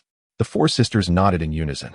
With such a rare and precious gift bestowed upon them by their little aunt, it was clear she was indeed a good person. From now on, you must tend to your little aunt with care. Do not provoke her temper, nor should you bully her, understand? In truth, this was not the first time Aunt One had uttered such words. The four sisters exclaimed in unison, their voices filled with a newfound willingness. Aunt, I too wish to indulge in some candy. And Jiajai, who had been frolicking outside, rushed in, sweat glistening on his forehead, followed closely by a cleanly dressed youth. Annie cast a glance, her thoughts drifting to Zhang Guizhi, who stood at the side with a feigned smile plastered on her face. It was evident that Zhang Guizhi, seeing Annie distribute candy to the four sisters of the third household, did not want her own son to miss out, and had discreetly sent her eldest son, and Jia Yuan, who was studying at home, to summon the younger and Jiaji back. And Jia Yuan, at the age of 15, was already considered a young man in the countryside. Eager parents had begun to seek potential matches for their children. It would be quite inappropriate for him to emerge merely to procure candy. Although Jiaji was not very young either, being 12, he could still manage to play the part of a mischievous child. You too wish for candy? Annie feigned confusion, inquiring, what do you intend to offer Aunt in return? And Jiaji did not grasp the implication of Aunt. Annie gestured towards an Ernie's basket, explaining, they have gathered sour jujubes for me. Hence I reward each of them with a piece of candy. And you? What have you brought for me? Scratching his head. And Jiaji recalled having caught some grasshoppers on the meadow, but he had already roasted them for consumption, leaving him with nothing edible to present. Furthermore, their aunt was known to indulge only in fine delicacies. Roasted grasshoppers were far beneath her palate. Even if he were to bring them, she would surely refuse to partake. And Jia Yuan cleared his throat softly and discreetly gestured towards Wu and I. As brothers, their tacit understanding was commendable. And Jiaji immediately grasped his elder brother's subtle hint and hastily remarked, Wu and I did not go to gather firewood, hence she certainly cannot pick dates. By what right should she indulge in sweets? Upon hearing her cousin call her name, and Wu and I quickly covered her small mouth with her thin hands. Although the candy had been consumed, a lingering sweetness remained in her mouth, and she was unwilling to let her cousin snatch it away from her. While Wu and I may not have gathered dates for me, she had been feeding the birds at home, and then I did not miss in Jia Yuan's small gesture and thought to herself, truly, he is the son of Zhang Guizhi. He is indeed quite astute. It is a pity his cleverness is not directed towards the right matters. I have been frail since childhood and unable to perform labor. Yet the household chores cannot be neglected. And Inai shrugged her shoulders, her tone tinged with a hint of helplessness and regret. Fortunately, Erinai and the others are understanding, tirelessly attending to both domestic and external responsibilities.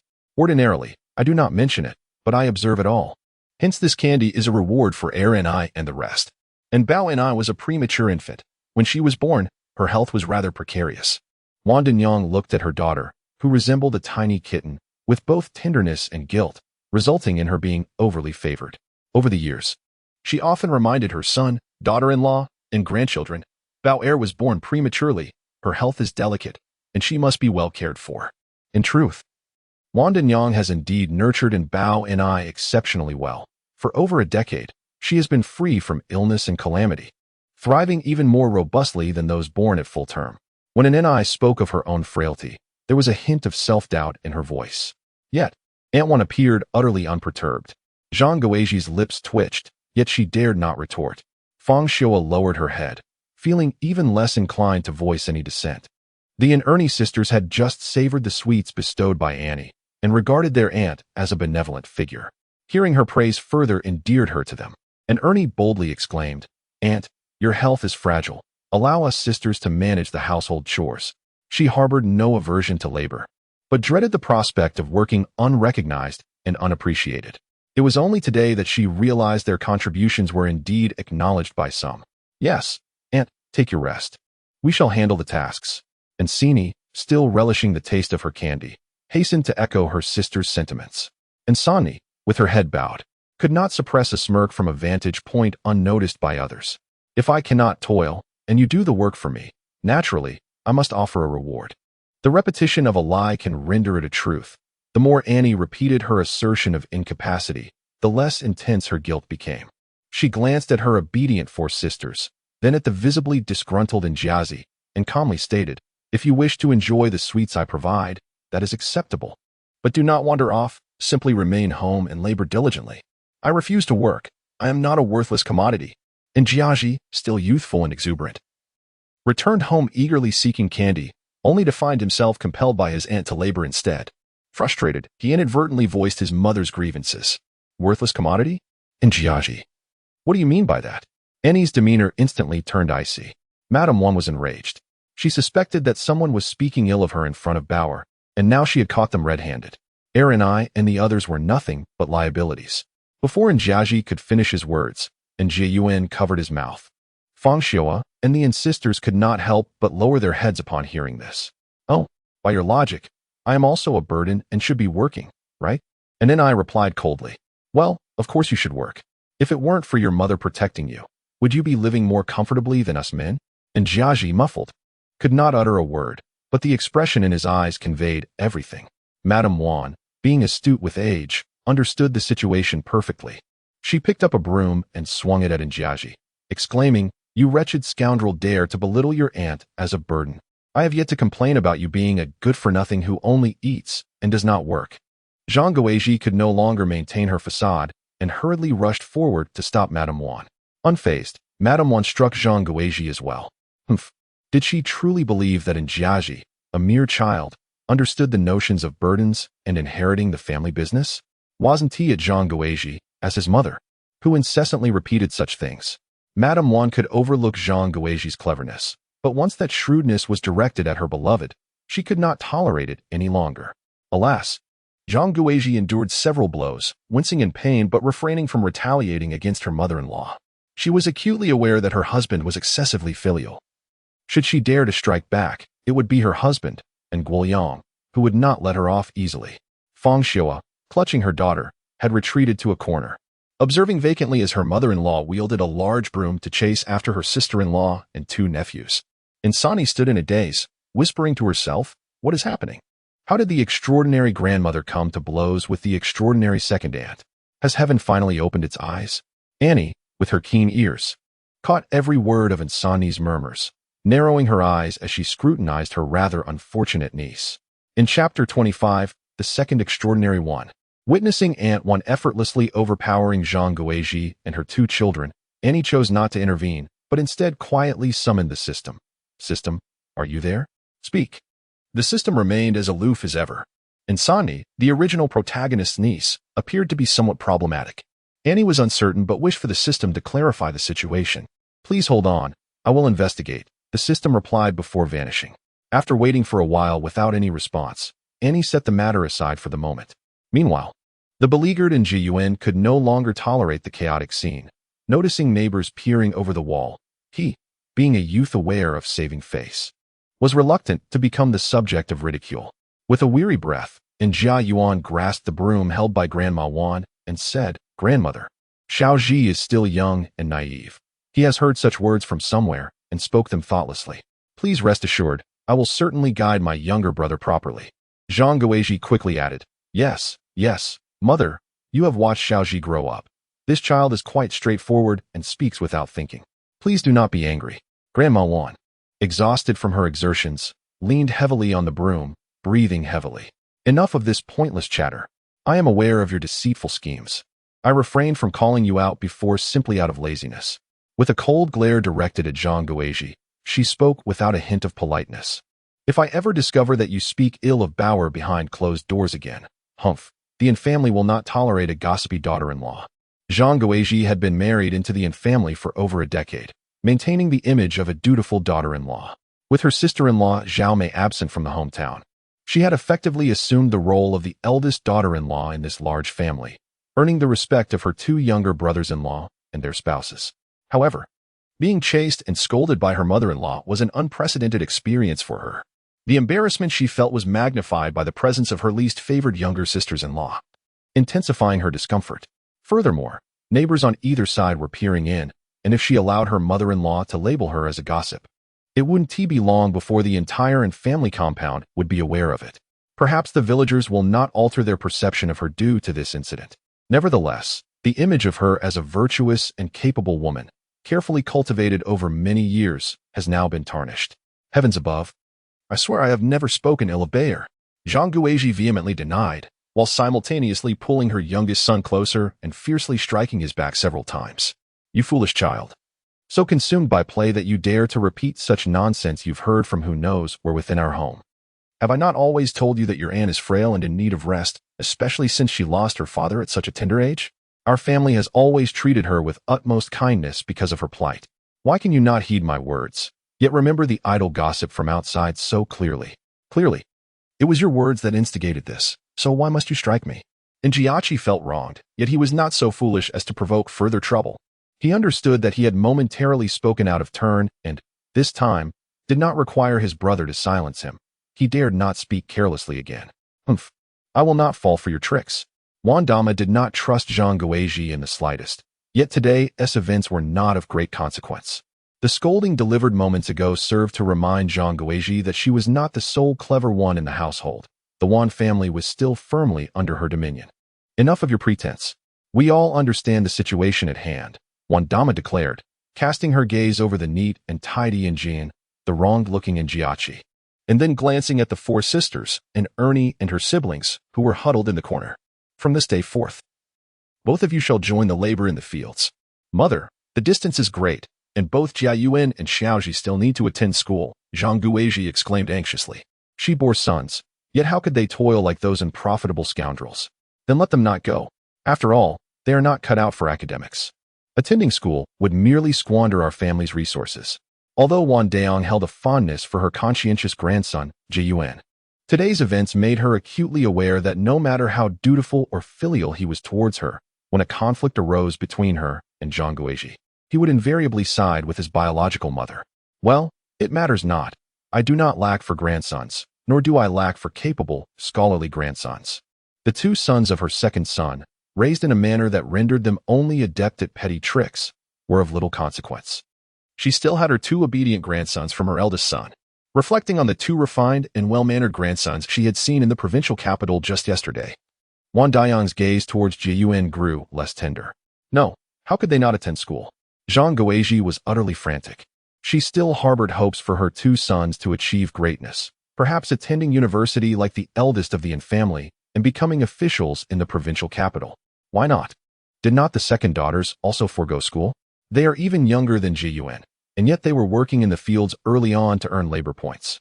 Wan Daong's greatest affection lay within Baoni, followed closely by her sons, with her grandsons occupying an even more distant place in her heart. The audacity of her grandsons to disdain her precious daughter would leave her, as a grandmother, to treat them all with impartiality. How could they be the same? Zhang Guizhi, both anxious and furious, nearly let slip her thoughts about their unworthiness. And Jia Yuan, quick-witted as always, interjected, Grandmother, you are absolutely right.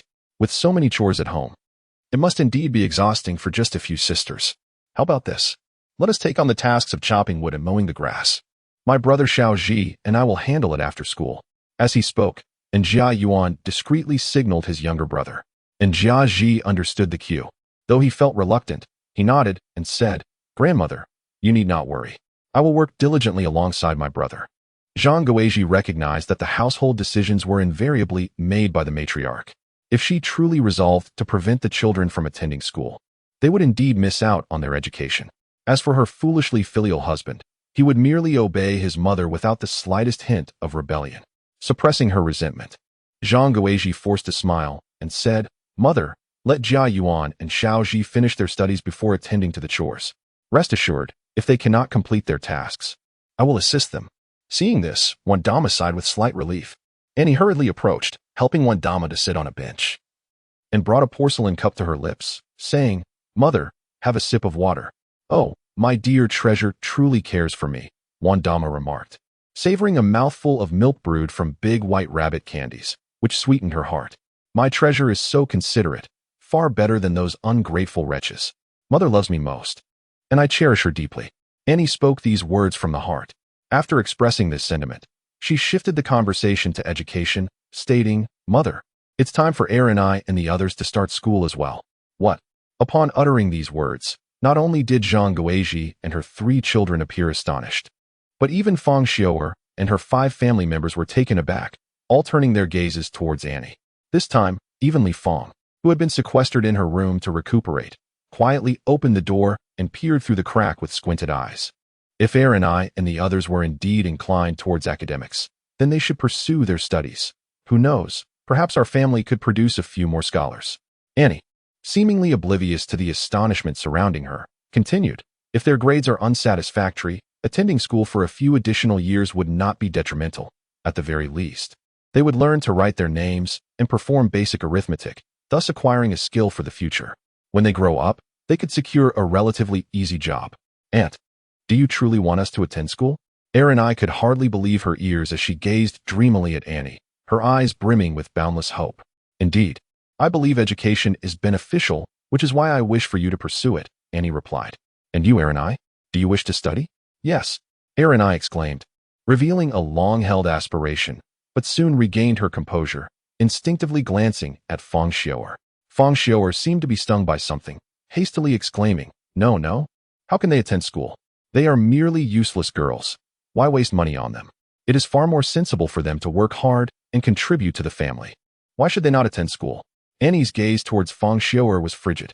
It is often said that the pitiable are inevitably accompanied by the despicable, a sentiment Annie profoundly resonated with. In the original narrative, the tragedy of the Ernie sisters, for in total, can undoubtedly be attributed to Zhang Guizhi and Li Fang. Yet the primary responsibility lies with Fang Xiu'er, their mother. She initially nurtured her 4 children into timid and insecure individuals, and subsequently neglected their matrimonial affairs, which ultimately led to their unfortunate fates. She instinctively thought of them as mere girls, as burdensome liabilities, believing that merely raising them adequately was sufficient. However, recalling that her sister-in-law and 2 nephews had just been reprimanded for the very term burdensome liabilities, she swallowed her words in fear. After much hesitation, Fang Xiu'er could not articulate her reasoning. Zhang Guizhi, with her shrewdness, directly stated the rationale. If all the Ernie sisters were to pursue their studies, who would tend to the household chores? Although the 3 girls received only a fraction of labor credits, they accumulated over time, resulting in a substantial share of grain by year's end. Hadn't the sister-in-law just remarked that the household chores could wait until the children returned from school? Annie promptly returned Zhang Guizhi's words, casting a meaningful glance at her 2 nephews and 4 nieces, echoing the great leader's assertion that women can hold up half the sky. Regardless of other family circumstances, the Yin family has always upheld the principle of equality between genders. If their distant relatives can attend school, so too can the Ernie sisters. As a devoted proponent of her daughters, Wanda Ni naturally acquiesced to whatever her daughters proposed. Upon hearing Annie's words, Wanda Ni resolutely declared, "Bauer is absolutely right. Our family does not subscribe to the outdated notion of valuing sons over daughters." Yet, she couldn't help but ponder, how had she not considered this approach before? Had she instilled this notion in her sons early on, Zhang Guizhi would not dare to speak of them as worthless now, and her precious child would not have to endure any indignities. "Aunt, can we truly go to school?" And Sini, seeing that the most authoritative figure in the household, her grandmother, had spoken, felt a surge of excitement and began to leap with joy. "Of course you can. By the way, since we are going to school, it's time to choose proper names." Annie stroked her chin. Names like Ernie and Sonny seemed too casual, suggesting a lack of importance in the family. If they were to alter the traditional bias against daughters, then the names of her nieces must also be changed. What should we rename them, Bayer? Aunt Wan, ever indulgent with her daughters, shot a fierce glare at Fang Xiu'er, wishing to prevent any discouraging remarks from her. Indeed, as Fang Xiao was about to object again, she was intimidated into silence by Wan's piercing gaze. Mother, with my brothers and sisters-in-law present, is it appropriate for me to rename my nieces? Annie felt a bit bashful. Just then, Nguoyang and Guofu and Nguoqiang returned from outside, carrying hose. Upon hearing her words, Nguoyang nudged Nguofu with his elbow. It's perfectly suitable. Nguofu replied quickly. Sister, both my wife and I lack education. You should choose names for the girls. Chapter 26. The second exceptional one. The eldest brother's daughter was named Shushan, and you two should also derive from the character Shu. Upon hearing the words of the third brother, Annie no longer hesitated. Propping her chin thoughtfully, she said, the second sister shall be named Shu Jing, the third Shu Qin, the fourth Shu Lan, and the fifth Shia. Mother, what do you think? Excellent. Beautiful names. Wan Dinyang wholeheartedly supported, giving a thumbs up in enthusiastic approval, her proud demeanor seemingly exclaiming, look how clever my precious child is. What splendid name she has chosen. Nguofu, who could at least read a few characters, pondered over the names and could not help but exclaim, they are lovely. My little sister has chosen splendid names. From now on, these 4 girls will be called thus. Fang Xiao was not truly indifferent to her daughter's feelings. Seeing that her sister-in-law's intentions were genuinely for the well-being of her daughters, she felt a wave of relief wash over her. The long-standing sorrow etched on her face was momentarily brightened by a hint of joy. I am called Shujing, and Ernie repeated her new name softly several times. Though she could not read and was unaware of the meaning of the characters, she simply found it pleasing to the ear. The third sister curled her lip. Shuqin? How rustic. Shulan. Am I to be called in Shulan? And Sini was equally exhilarated. Like her cousin, she too now had her own name. The youngest, Wuni, not fully grasping the significance of names, simply mirrored her sister's joy. Your aunt treats you well, doesn't she? Wan Dinyang, truly a remarkable mother, never missed an opportunity to enhance her daughter's affection for their aunt. Shouldn't you express your gratitude to her? Once the excitement settled, and Ernie quickly gathered her sisters before Annie and, in unison, expressed, thank you, Aunt. They are all individuals of discernment. In Angiobeo, only a handful of families, who genuinely cherish their daughters, take the trouble to bestow names upon them. The majority, however, are rather casual in this regard. The daughters in these households are often referred to simply as Daya or Nizi, while those with a more pronounced preference for sons might call their daughters Zhaodi, implying calm. Boy. And Ernie felt a pang in her heart, reflecting on how her parents had never considered naming her and her 3 sisters, yet her aunt had done so. Not only that, but her aunt also encouraged them to pursue education, proclaiming that boys and girls in their family are of equal worth.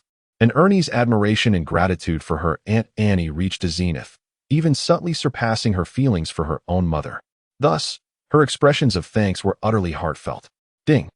The mechanical voice of the system echoed in her consciousness, announcing the acquisition of 10 points of faith value as a task reward. Startled, Annie quickly inquired, what is faith value? ISNT, the common currency in the Supreme System merit value? Why has faith value suddenly emerged? The system replied with measured calmness. Faith value represents the degree of admiration and affection the task subject, namely, an Ernie, holds for the host. A faith value of 10 indicates that she genuinely reveres you from the depths of her heart. When the faith value reaches 100 points, you will be regarded as a divine being in her eyes. Annie, taken aback, pondered the unexpected depth of an Ernie's affection stemming from her simple gestures. Amidst her astonishment, a greater sense of compassion welled up for this earnest child. Alas, how deprived of love she must be, that even the slightest gesture of kindness could leave such a profound impression on her heart. However, and was more curious about the significance of faith points for herself. While merit points could be exchanged for goods in the heavenly Dao Mall, did faith points possess a similar function? No. The system, perceiving its thoughts, promptly provided an answer. Faith points differ from merit points and cannot be exchanged for items in the heavenly Dao Mall. Yet, accumulating 100 points would allow her to double the merit points earned from the current task. Faith points are contributed by the task subjects, and the fact that and receives them signifies the utmost recognition of her words and actions by the task subjects, indicating that her performance in the task has been exemplary.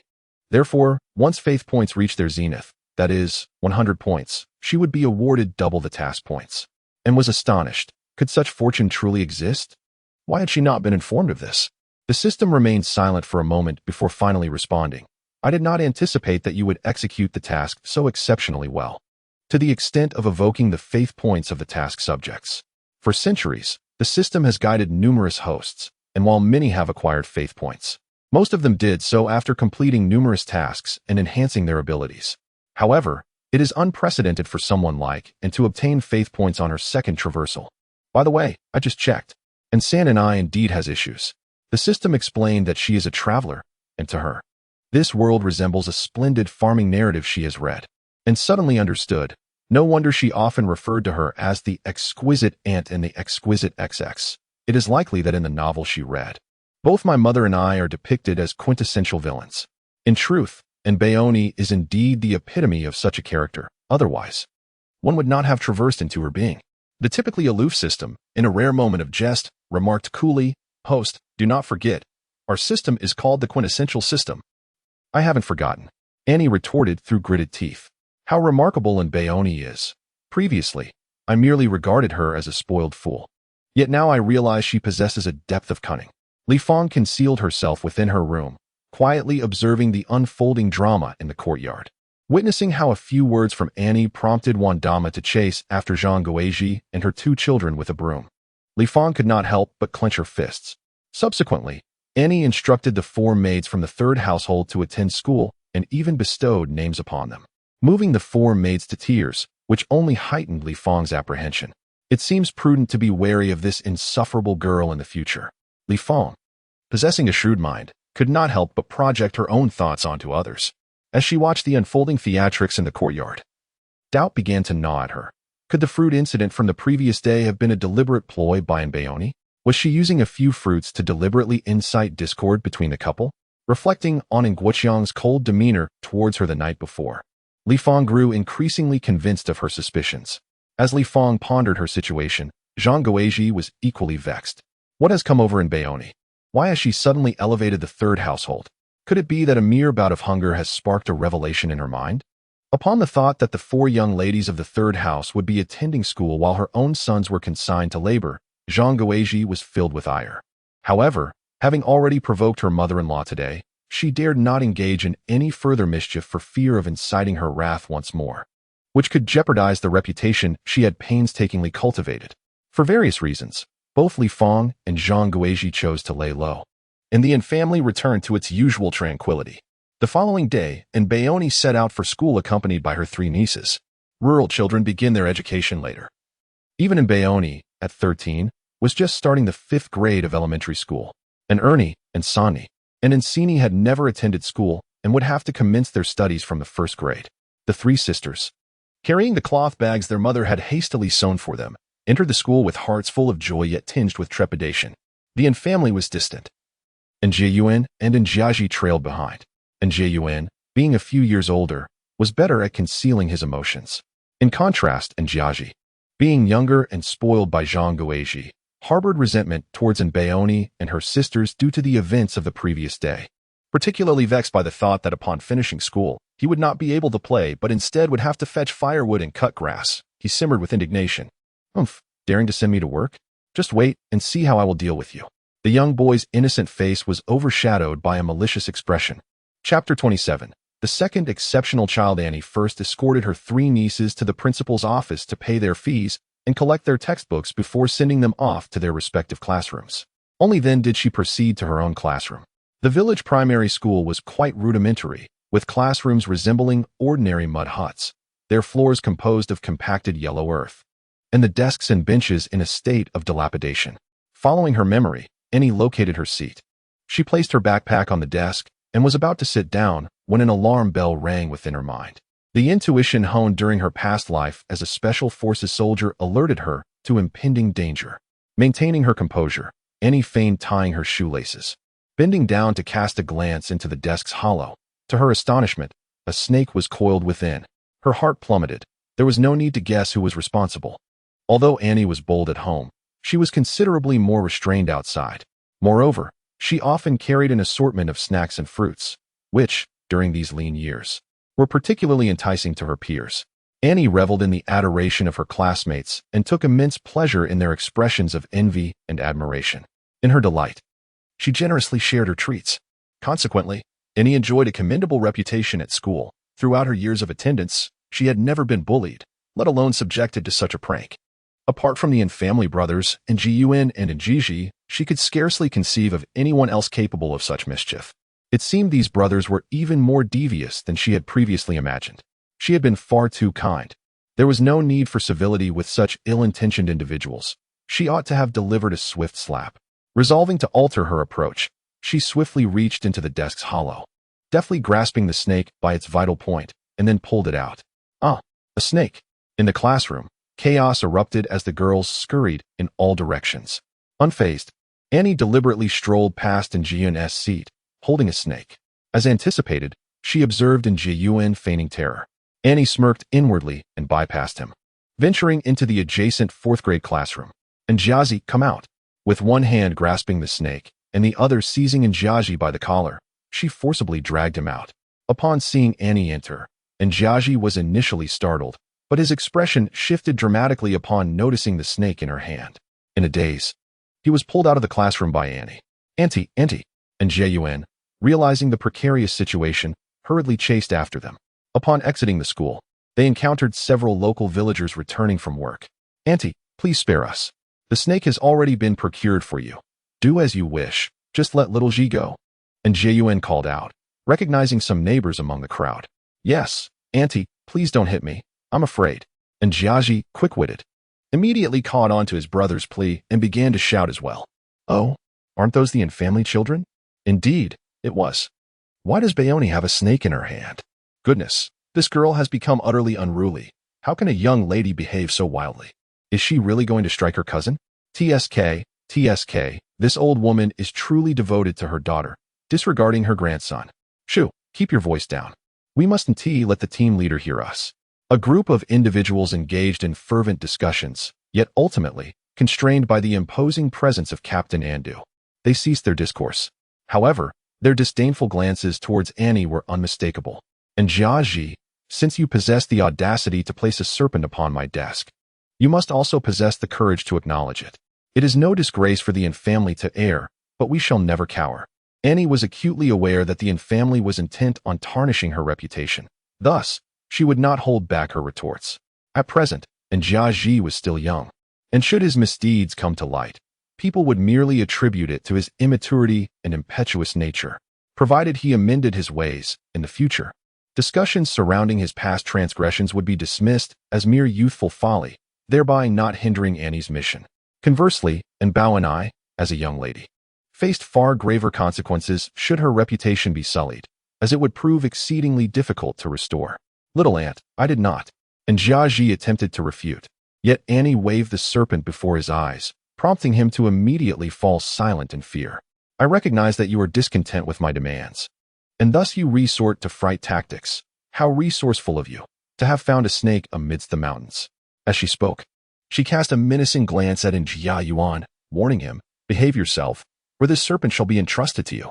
Unlike Jiazi, Ji-Yun was a refined individual, perhaps having donned the guise of a scholar for too long, entirely forgetting his own wild childhood adventures in the mountains. Presently, he was utterly averse to the idea of confronting a snake. This was precisely why Annie instinctively directed her suspicions towards Jiazi, with Annie brandishing the serpent. Ji-Yun promptly surrendered, refraining from uttering another word. He was utterly astonished. How could his pampered little aunt suddenly become so formidable? Showing no fear of snakes and effortlessly capturing them. Judging by her words, it seemed the nephew was deliberately trying to frighten his aunt. TSK. It was said that Zhang Guizhi was adept at raising children, but it appeared that was hardly the case. Indeed, I had previously thought Zhang Guizhi to be rather pretentious. Upon seeing her two sons today, it seemed she was not faring much better. The tides soon turned. The crowd ceased their criticism of Annie and shifted their focus to the renowned good wife of the in-family, Zhang Guizhi. Annie raised an eyebrow. What a delightful surprise it was to see Zhang Guizhi's facade stripped away. And Ji-Yun felt a pang of anxiety. He knew better than anyone how much their mother valued her reputation. Yet, upon catching a glimpse of the snake in Annie's hand, he faltered. And Ji-Yun was genuinely concerned that Annie might toss the snake directly at him, which would be utterly terrifying.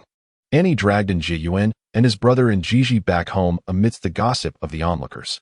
Upon learning the full story, Aunt Juan was nearly driven to madness.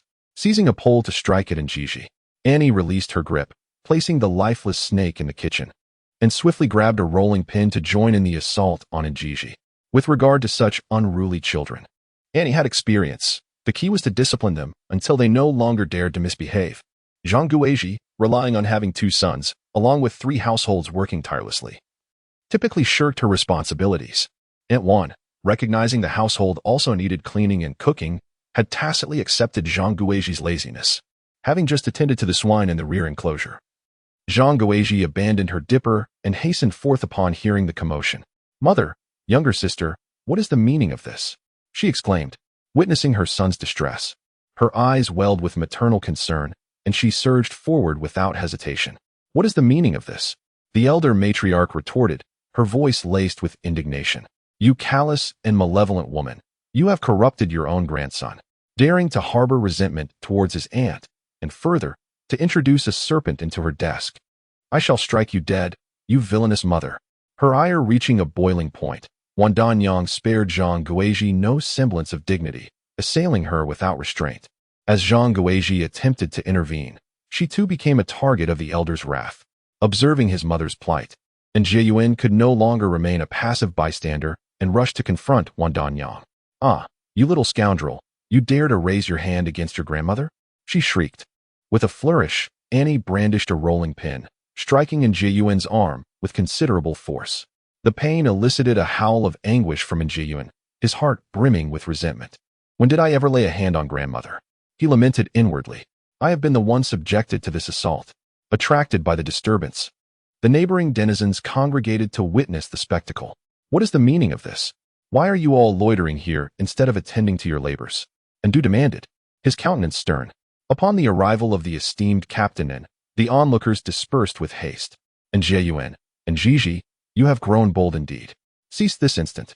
Having restored order, Ndu swiftly approached Wan Danyang, offering her support and uttering in a gentle tone, "Elder sister-in-law, do not allow yourself to become unduly agitated." Ndu, a year junior to Nguodong, was the youngest offspring of the elder and matriarch. "From a young age, I was nurtured by the milk of Sister Wan, and as I matured, she personally assisted me in constructing my home and finding a wife. I have always held a deep affection for this elder sister, treating her with the reverence one would reserve for a biological mother." Jia Yuan and Jia Ji were thoroughly beaten, and upon hearing Ndu Wu's shout, they trembled in fear, collapsing onto the ground.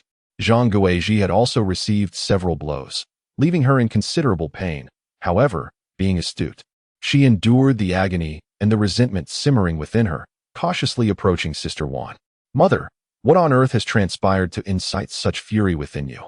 What misdeeds have those 2 rascals committed? Just tell me, and I shall deal with them." Sister Wan trembled with rage. Supported by Ndu Wu as she settled onto a bench, "Let Jia Yuan enlist in the army, and as for Shaoxi, who is perpetually mischievous, let him toil in the fields for a few days. Perhaps he will come to understand the value of hard work and behave himself thereafter." And I spoke with a firm tone, articulating her proposed course of action that had just occurred to her on the way.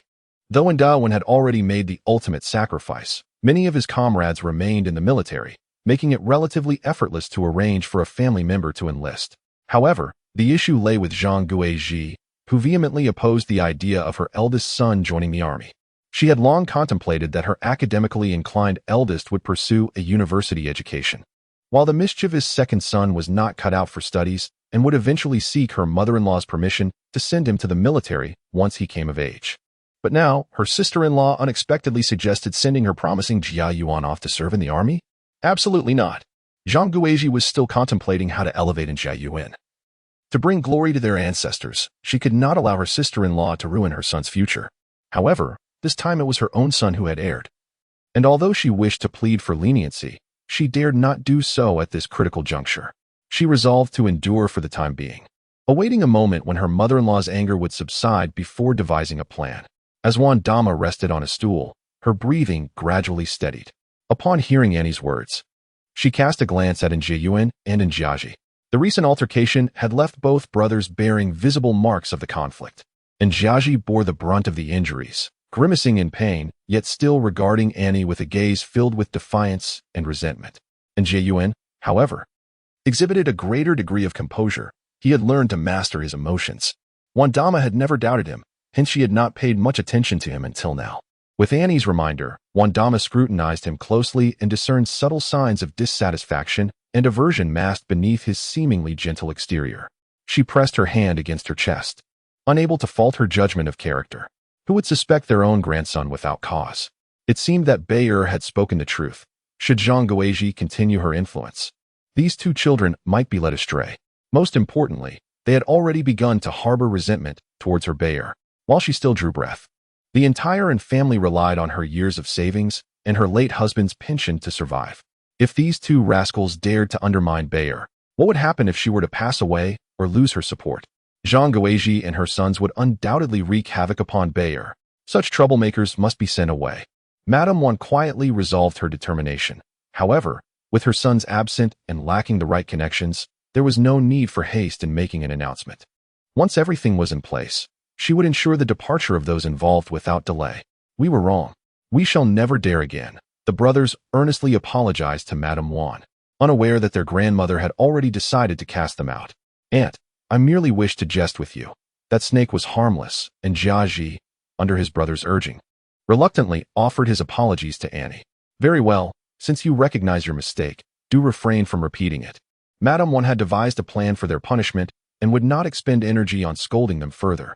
Casting a disapproving glance at the boys, she said, "It seems you are merely idle. You shall forego your meals for both lunch and dinner today. Moreover, since you have left school, do not rush back. Instead, spend the next few days working in the fields." At this point, Madame Wan turned to Ndewu and instructed, "Second son, make the necessary arrangements." Ndewu promptly replied, "Yes, sister-in-law, rest assured." Upon hearing this, Zhang Guizhi felt a sense of relief. She feared that her mother-in-law would impose no punishment and would instead heed her sister-in-law's suggestion to send them off to the army. Now that the boys had indeed been punished, albeit moderately, it indicated that the matter was resolved. It can only be said that Zhang Guizhi did not fully comprehend Madame Wan, or perhaps she underestimated Annie's significance in Madame Wan's heart. Madame Wan mused, having bullied my precious one, a mere punishment is hardly sufficient. Zhang Guizhi, accompanied by her two sons, prepared to change their clothes for work, for it was unsuitable to wear such fine garments. Observing that only her and her daughter, along with Anderwu, remained in the yard, Wandanyang inquired, "Anderwu, are you heading out?" Her question was not without reason. Anderwu had donned his sole Zhongshan suit, a remnant from his wedding, crafted in the provincial capital at Wandanyang's behest. The fabric was exquisite, the craftsmanship unparalleled, making it a unique possession in Anjiabao. Typically, Anderwu refrained from wearing it, reserving it for his wedding day, meetings at the commune, or significant festivals and joyous occasions. Now, with no celebrations in sight and the village devoid of festivities, he had no choice but to wear it for his excursion. "Yes, to the commune," Anderwu replied softly. "A few rightists have been sent down from the provincial capital to our village for re-education, and I am going to meet them." "Rightists?" Annie's alertness surged. "Sister-in-law, what should we do about this?" Having grown up under Wandanyang's care, Anderwu had long been accustomed to seeking his sister-in-law's counsel. This was not merely out of respect. He believed her to be insightful. After all, she had raised the only university student in a radius of several villages, a feat worthy of admiration. Without waiting for Wandanyang to respond, Annie feigned curiosity and asked, "Uncle, what is a rightist?" "A rightist is someone who opposes our socialism." Anderwu, a farmer, was far from politically astute. "Are they bad people?" Annie, with her innocent charm, inquired further. "Not necessarily bad people. Indeed, Madame Wan possesses a depth of understanding that surpasses that of Andu. She has a son who holds an official position in the provincial capital, and she has gleaned some insights into political affairs from her son and daughter-in-law." Reflecting on the conversation she had with her son during her recent visit to the provincial city, Madame Wan remarked, "They are merely intellectuals who, out of a genuine concern for the nation, have expressed divergent opinions. Are they then wronged? Are they good people?" Annie inquired, her curiosity piqued. Andu also appeared somewhat perplexed as both uncle and nephew turned their gazes towards Madame Wan. Hastily, she shook her head. No, they are not wronged. One must tread carefully with such statements. Guodong has warned me that such words could invite trouble. It can only be said that their intentions were noble, but their methods were misguided, thus affording them the opportunity for reformation. It is indeed a challenge for Madame Wan, a humble peasant woman, to wrestle with her eldest son's words and weave in her own interpretations to elucidate the matter. "Oh," Annie elongated her exclamation. "So they have come to our village for reformation?" And to seem to grasp how to handle those troublesome individuals. "Yes, precisely. They must be put to work and undergo reformation." Madame Juan felt a bead of sweat form in her palm. "Second uncle, isn't there a vast expanse of barren land on the western hills? Why not send those individuals there to cultivate it?" Annie, resembling a strategic advisor, eagerly assisted her uncle in devising a plan. "Mother has also said that their ideologies are perilous. If they were to influence the villagers, it would spell disaster." Smack! Anderwas slapped his thigh with enthusiasm and exclaimed, "Yes, yes, let them go cultivate the wasteland. This way, they will be isolated and also transformed. I believe the commune will have no objections." Annie breathed a sigh of relief. While those special individuals required attention, she could not allow them to burden her own family. She was determined to seize the initiative and nip any troubles in the bud. Chapter 29. The second exceptional one. Bauer, I heard you caught a snake? At noon, when the workers from the Yin family returned, and Guoqiang entered the courtyard, shouting boisterously, "Indeed, it's already been stir-fried. We shall feast on snake meat for lunch." Annie peeked cheerfully from the kitchen. Earlier that morning, she had brought in Zheruan and his brother back home, but the two siblings had already been dispatched by Aunt Juan to the fields, leaving Annie to remain at home. As a top student from her previous world, she had little interest in being an elementary school student. She had resolved to take the entrance examination for the commune's middle school in a couple of days. If successful, she aimed to skip directly to the third year of junior high and, subsequently, advance a year in high school. It was 1962, and by the time a decade passed, Annie would be poised to enter university as a freshman. At that point, she planned to return home to provide close protection and arrange for her family's well-being. After all, in Anderwin's aspirations, there was no expectation for Bayoni to stand out. She merely needed to find a good family and live a happy, fulfilling life. In this lifetime, Annie did not intend to pursue a university education. Rather, she wished to explore alternative ways of living. Thus, reading was not Anne's foremost concern. Coincidentally, an unexpected event occurred today, prompting her to remain at home.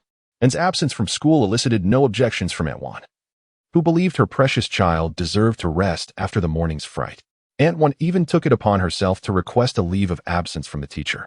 And before departing for the school, she anxiously inquired of, "And, my dear, is one day sufficient? If not, I can request additional days." And could not help but smile wryly. It was no wonder the original owner had been spoiled. She quickly shook her head, assuring, "One day is enough. I will attend school this afternoon. Mother, I wish to skip a grade and directly enter middle school." "Very well, I shall have your second uncle inquire at the commune." Aunt Juan replied without questioning the reason, nor doubting her daughter's capabilities. In her mind, whatever her daughter pursued was undoubtedly right. She was clever and capable, and skipping a grade was a trivial matter that posed no challenge for her daughter. Aunt Juan hurried off to school to speak with her daughter's future in-laws while also seeking out Andu, unlike the original owner, and could not indulge in lounging in bed during the day. Recalling the snake she had caught that morning, she promptly entered the kitchen, skillfully skinning, chopping, and cleaning it to prepare a spicy stir-fried snake dish. When Nguoqiang returned home and had just completed the meal, in addition to the spicy stir-fried snake, there was braised winter melon, sauteed potatoes, and a small bowl of stir-fried shredded carrots. The meal was accompanied by sweet potato porridge and a basket of steamed cornmeal buns mixed with bean flour. What a delightful aroma! Nguoqiang sniffed and immediately recognized, this must be the handiwork of Guizhi.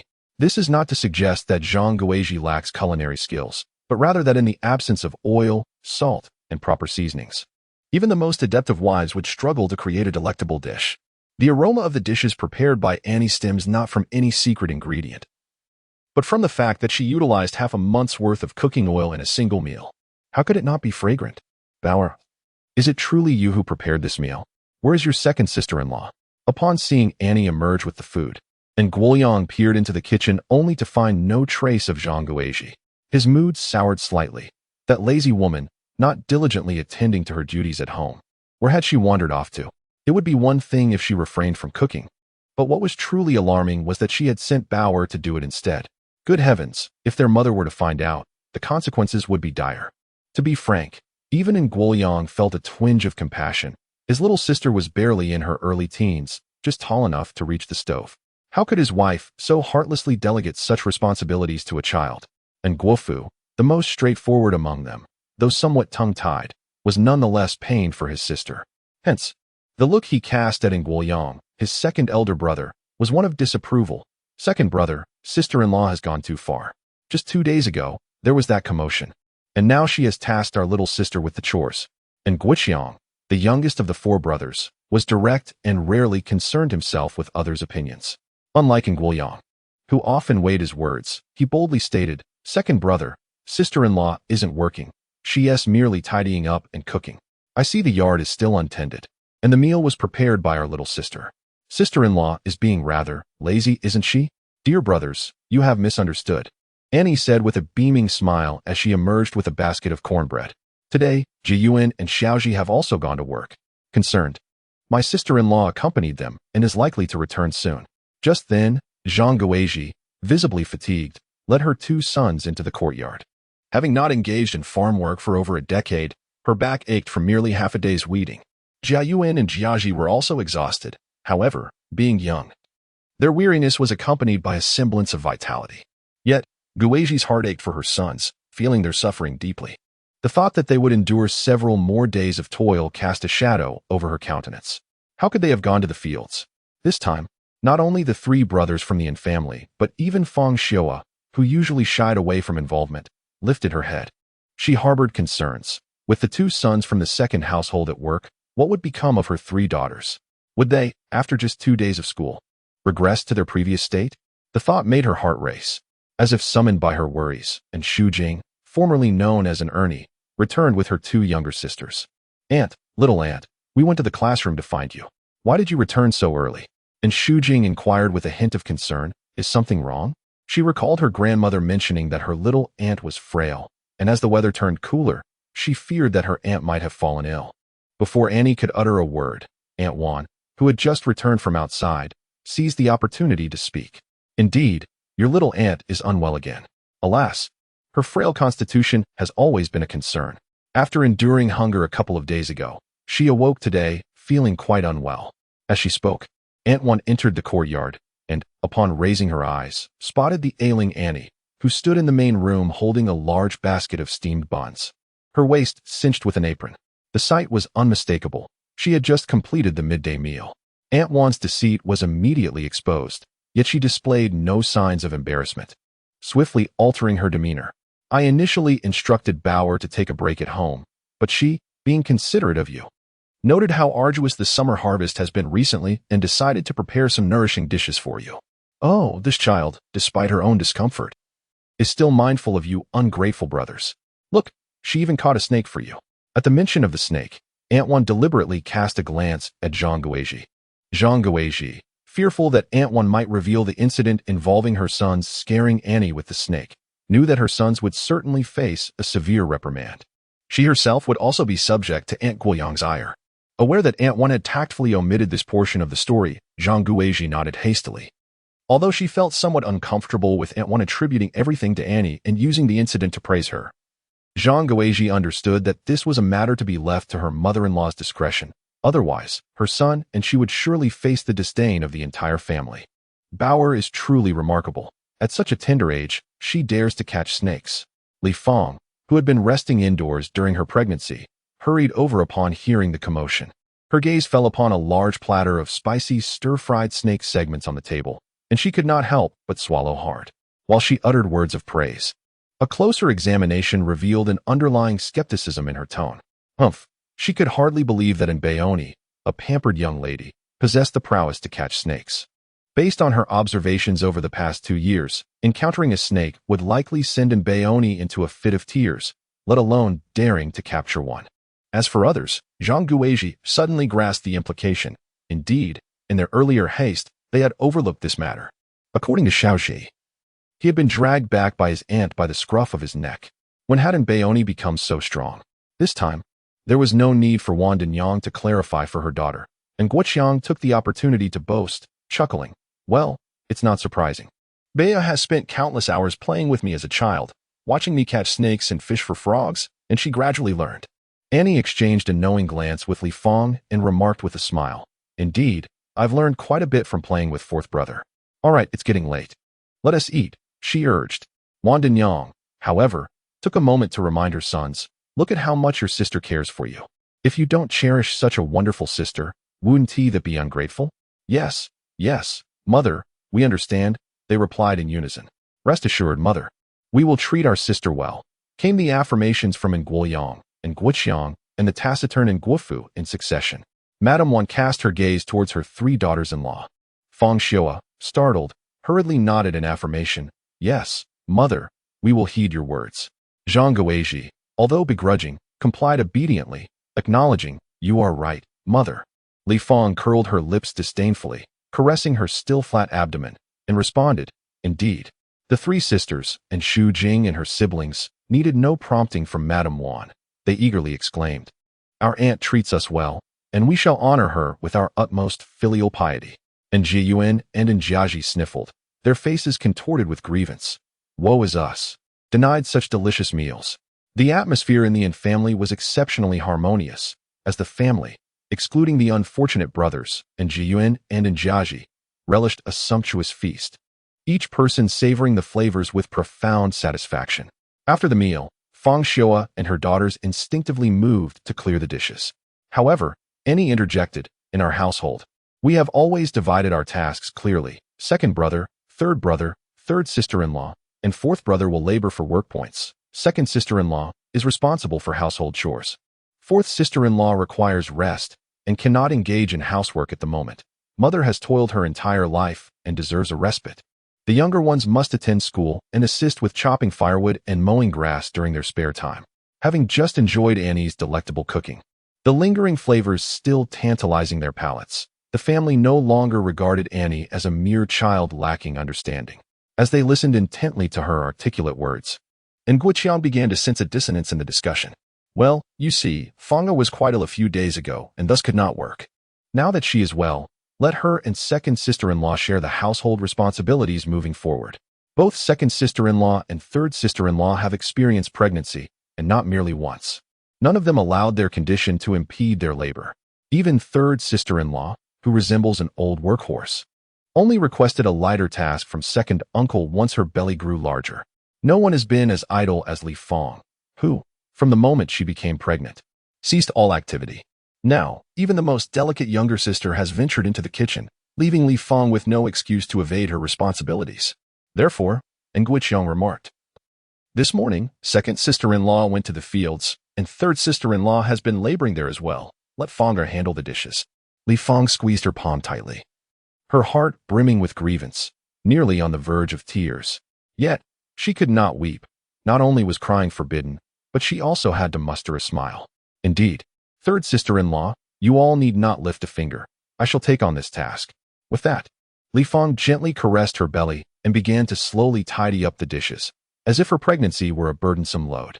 And then I, dismissing Li Fang's pretense, beckoned to Shujing, Shulan, Shuang, "Come here. Your aunt has delightful treasures for you."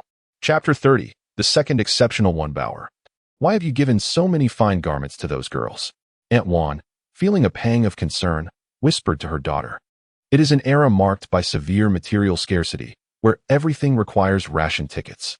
Fabric purchases necessitate cloth tickets, pots require industrial tickets, and even a box of matches demands a match ticket. In an ordinary rural household, it is not uncommon for a family to go an entire year without donning a new piece of clothing.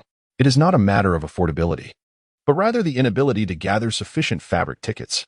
Anjia is relatively well off. The eldest, Nguodong, works at the municipal government in the provincial capital, enjoying a substantial salary along with a complete array of benefits. Additionally, he cleverly capitalizes on his position to acquire some items with minor defects. These so-called defective goods are, in fact, quite similar to the standard products. They are not sold externally due to certain issues and are instead circulated among internal personnel. Furthermore, Nguodong's wife, Zhao Mei, is the daughter of a local capitalist. Although her family's textile and pharmaceutical factories have been nationalized, they still receive dividends. As the sole daughter of the Zhao family, Zhao Mei receives a considerable sum each year. She shares a deep bond with Nguodong, extending her affection to her mother-in-law, Wan Dama, whom she respects immensely, and she cares for her sister-in-law, and Baoni, with great tenderness. Thanks to the support from Nguodong and Zhao Mei, and Baoni is able to acquire several new outfits each year. "Mother, Those clothes are too small for me now, and I have grown tired of them. It would be a waste to keep them. I might as well give them to Xu Jing, and Baoni remarked. And Baoni is well-nourished and has developed healthily, while Xu Jing, who is of the same age, appears considerably smaller. Thus, the old clothes that no longer fit in Baoni can be worn by the three sisters, including in Xu Jing. Furthermore, Mother, I believe Xu Jing and her sisters are kind-hearted children. They lack parental affection, and if I show them a bit of kindness, they will remember it. In the future, they will naturally repay my kindness with filial piety. Annie recognized that she must avoid appearing overly virtuous, as the original character was not genuinely a good person. While she was unafraid of Wandama's suspicions, she also wished to avoid provoking speculation from others. Today, Li Fang's words served as a poignant reminder for Annie, instilling in her the necessity of exercising greater caution in the future to avoid unnecessary troubles. Upon hearing this, Aunt Wan nodded in agreement, acknowledging that those few young ladies indeed possessed more integrity than the two young men of the Jia family, making them easier to manage. However, she pondered internally, reflecting on how Fang Xiaoa, in her foolishness, had already expressed disdain for her granddaughter as a liability, whereas she, as a grandmother, had yet to voice any such grievances. With Bauer now involved, the sisters, Ernie and her siblings, found themselves receiving treatment akin to that of the Jia brothers. Yet, Aunt Wan harbored a premonition that such changes might not bode well for the third household. Without any external interference, Fang Xiaoa could easily drive a wedge between her daughter and herself. Events would soon validate Aunt Wan's keen insight into human nature. The following morning, after Annie had completed her morning rituals, she headed to the main hall for breakfast. Observing the Xu Jing sisters emerging in their tattered garments, she felt a pang of confusion. Xu Jing, why haven't you worn the clothes I gave you? And Xu Jing's lips quivered slightly, yet she refrained from uttering a word. And Shulan, pouting, wore a look of deep grievance. It was the forthright Xu Qin who spoke up urgently. Aunt, my mother has put away those clothes, claiming they are to be given to our cousins from our uncle's side. Having inhabited this literary world for nearly half a month, and Shulan had gradually come to accept her fate and adapt to this era. Nevertheless, she remained unable to reconcile with the fact that her mother harbored a preference for sons over daughters. Previously, while reading the novel The Extraordinary Life in the 60s, she had regarded the grandmother, aunt, and younger aunt as exceptional characters, viewing them as antagonists. She had even felt a twinge of sympathy for Fang Xiaoa. However, it was only after she truly became Fang Xiaoa's daughter that Xu Qin realized the adage that those who are pitiable often harbor their own faults. Moreover, in her genuine experience of life in this world, Xu Qin felt acutely that certain matters were not as they had appeared in the pages of her books. Her second aunt, Zhang Guizhi, was undeniably astute yet selfish, while simultaneously relishing the role of a benevolent figure, a perfect embodiment of sweetness on the surface but bitterness within. In contrast, Grandma Wan Daniu was not the unreasonable old shrew one might expect. Aside from her evident favoritism towards her youngest daughter, and Baoni, Wan Daniu treated her four sons with almost equal regard, and Xu Qin had been in this time for only a short while and had yet to encounter in Guodong. Nevertheless, when it came to the three sons of the Yin family, Wan Daniu was consistent in her treatment, showing no deliberate oppression towards the third branch of the family. The hardships faced by the third branch, particularly the woeful plight of its four daughters, were largely attributable to Fang Xiaoa herself. How could a mother, who shows no compassion towards her own children, expect others to do so? Now that others had finally begun to express concern, even before any significant actions from her insufferable second aunt, Fang Xiaoa had already emerged to belittle herself. What? Your aunt is giving you clothes, and that foolish Fang Xiaoa intends to return them to her parental home? Before Annie could voice her thoughts, Wan Daniu erupted in fury. With her eyebrows furrowed, she bellowed. Fang Xiaoa, come here at once. Fang Xiaoa was busy assisting in the kitchen. Although Annie had mentioned the clear division of labor within the household, habit compelled her to actively lend a hand in the kitchen. Zhang Guizhi, after a long day of toil, was too exhausted to rise. Li Fang, filled with grievances, was preparing to cook when she noticed Fang Xiaoyi entering with a timid expression. In a fit of frustration, she decided to delegate all responsibilities to her, standing aside with her arms crossed, merely observing. Upon hearing the voice of Wan Danyang, Fang Xiaoyi shivered in fright, nearly dropping the ladle she held. Mother, did you call for me? She exclaimed, rushing over with her hands still damp, her shoulders hunched and head bowed, asking timidly. How dare you, Fang Xiaoyi? You appear so meek, yet within you lurks cunning. All you think about is pilfering from your maternal home. If it were your own earnings, that would be one thing. But now you even wish to snatch clothes meant for my precious daughters. Wang Dinyang was already agitated, and upon seeing Fang Xiao's shrinking demeanor, her anger intensified as she pointed an accusing finger at her. In our family, we have always raised sons and daughters equally. Yet, your Fang family favors sons over daughters, and you have chosen to follow suit. No one has mistreated your daughter, yet you, her own mother, are the first to oppress her. Since Wang Dinyang was aware of her daughter's intentions to win over a few maidens, she was determined to drive a wedge between them and their mother. Take education, for instance. When the children from afar were attending school, I once asked you whether we should send a few maidens as well. What was your response?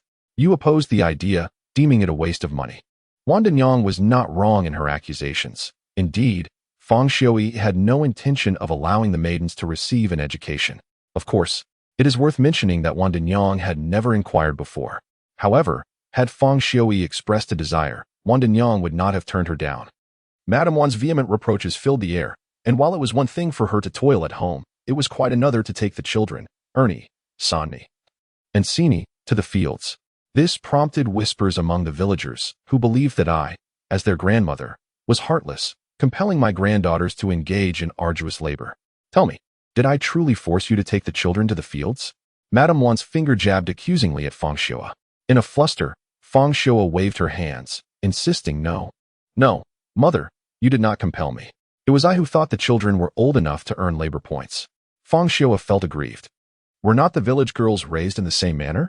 As children, they assisted with household chores, and as they grew older, they ventured into the fields. She herself had begun laboring alongside her parents at the tender age of 10. Why was it unacceptable for her daughters now? Fang Xiao was not one to disguise her emotions. Her thoughts were evident on her face. The sisters in Shujing observed this, their hearts heavy with sorrow. They had long believed that being girls was the reason for their grandmother's disdain, thus denying them the pleasures of good food and fine clothes, all while making them labor in the fields. Yet, the harsh truth revealed that their grandmother's indifference towards their gender was overshadowed by the genuine lack of concern from their own mother, who subjected them to hardship. They had once empathized with their mother's struggles, but now it seemed those struggles were self-imposed. What had once eluded in Shujing and her sisters became clear over the past few days. Take today, for instance, yesterday. Both grandmother and aunt had declared that household chores would be handled by second aunt and fourth aunt. Early this morning, their mother summoned them to rise and assist in the kitchen. Boldly, and Shuqin retorted, "Mother says to let fourth aunt handle it. We still have school to attend." Consequently, Fang Xiao no longer pressured her three daughters into labor, yet she herself hurried to the kitchen. Having personally witnessed this incident, the sisters, in Shuqing, and Shujing, and in Shuang, could not help but ponder whether things had always been this way. No one in the family truly bullied the three rooms. It was their mother who insisted on portraying herself as a victim. It became apparent to me that the Fang family possessed a singular disposition. After venting her frustrations, Wang Dinyang waved her hand dismissively, stating, "I shall not waste my breath on you any longer. From now on, do not concern yourself with these girls. Let them follow Bao. Humph. As for the daughters of the Yin family, if you do not cherish them, there are others who will." Annie glanced at Fang Xiao and found this arrangement agreeable. The most unfortunate among the third generation of the Yin family were these four girls. Altering their destinies would mean that her second task was halfway complete. Reflecting on her other tasks, Annie seized the opportunity during lunch to discreetly pull Wang Dinyang aside and whisper, "Mother, I recall that elder sister receives dividends each year?" "Indeed, she does. Every year," replied Wang Dinyang. "Zhao's family has only your elder sister as their daughter. When she married, they provided her with a share as part of her dowry.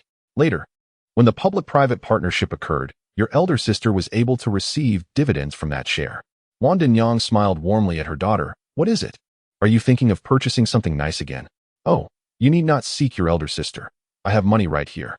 As a rural matriarch, Mrs. Wan possesses considerable wealth. In addition to her late husband's pension and subsidies, her eldest son contributes a monthly allowance of 30 yuan. It is noteworthy that an ordinary worker in the city scarcely earns such an amount in a month.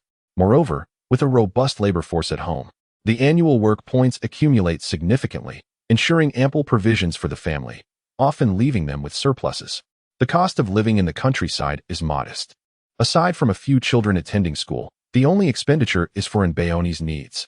However, both in Guodong and Zhao may receive subsidies, thus rarely dipping into Mrs. Wan's savings.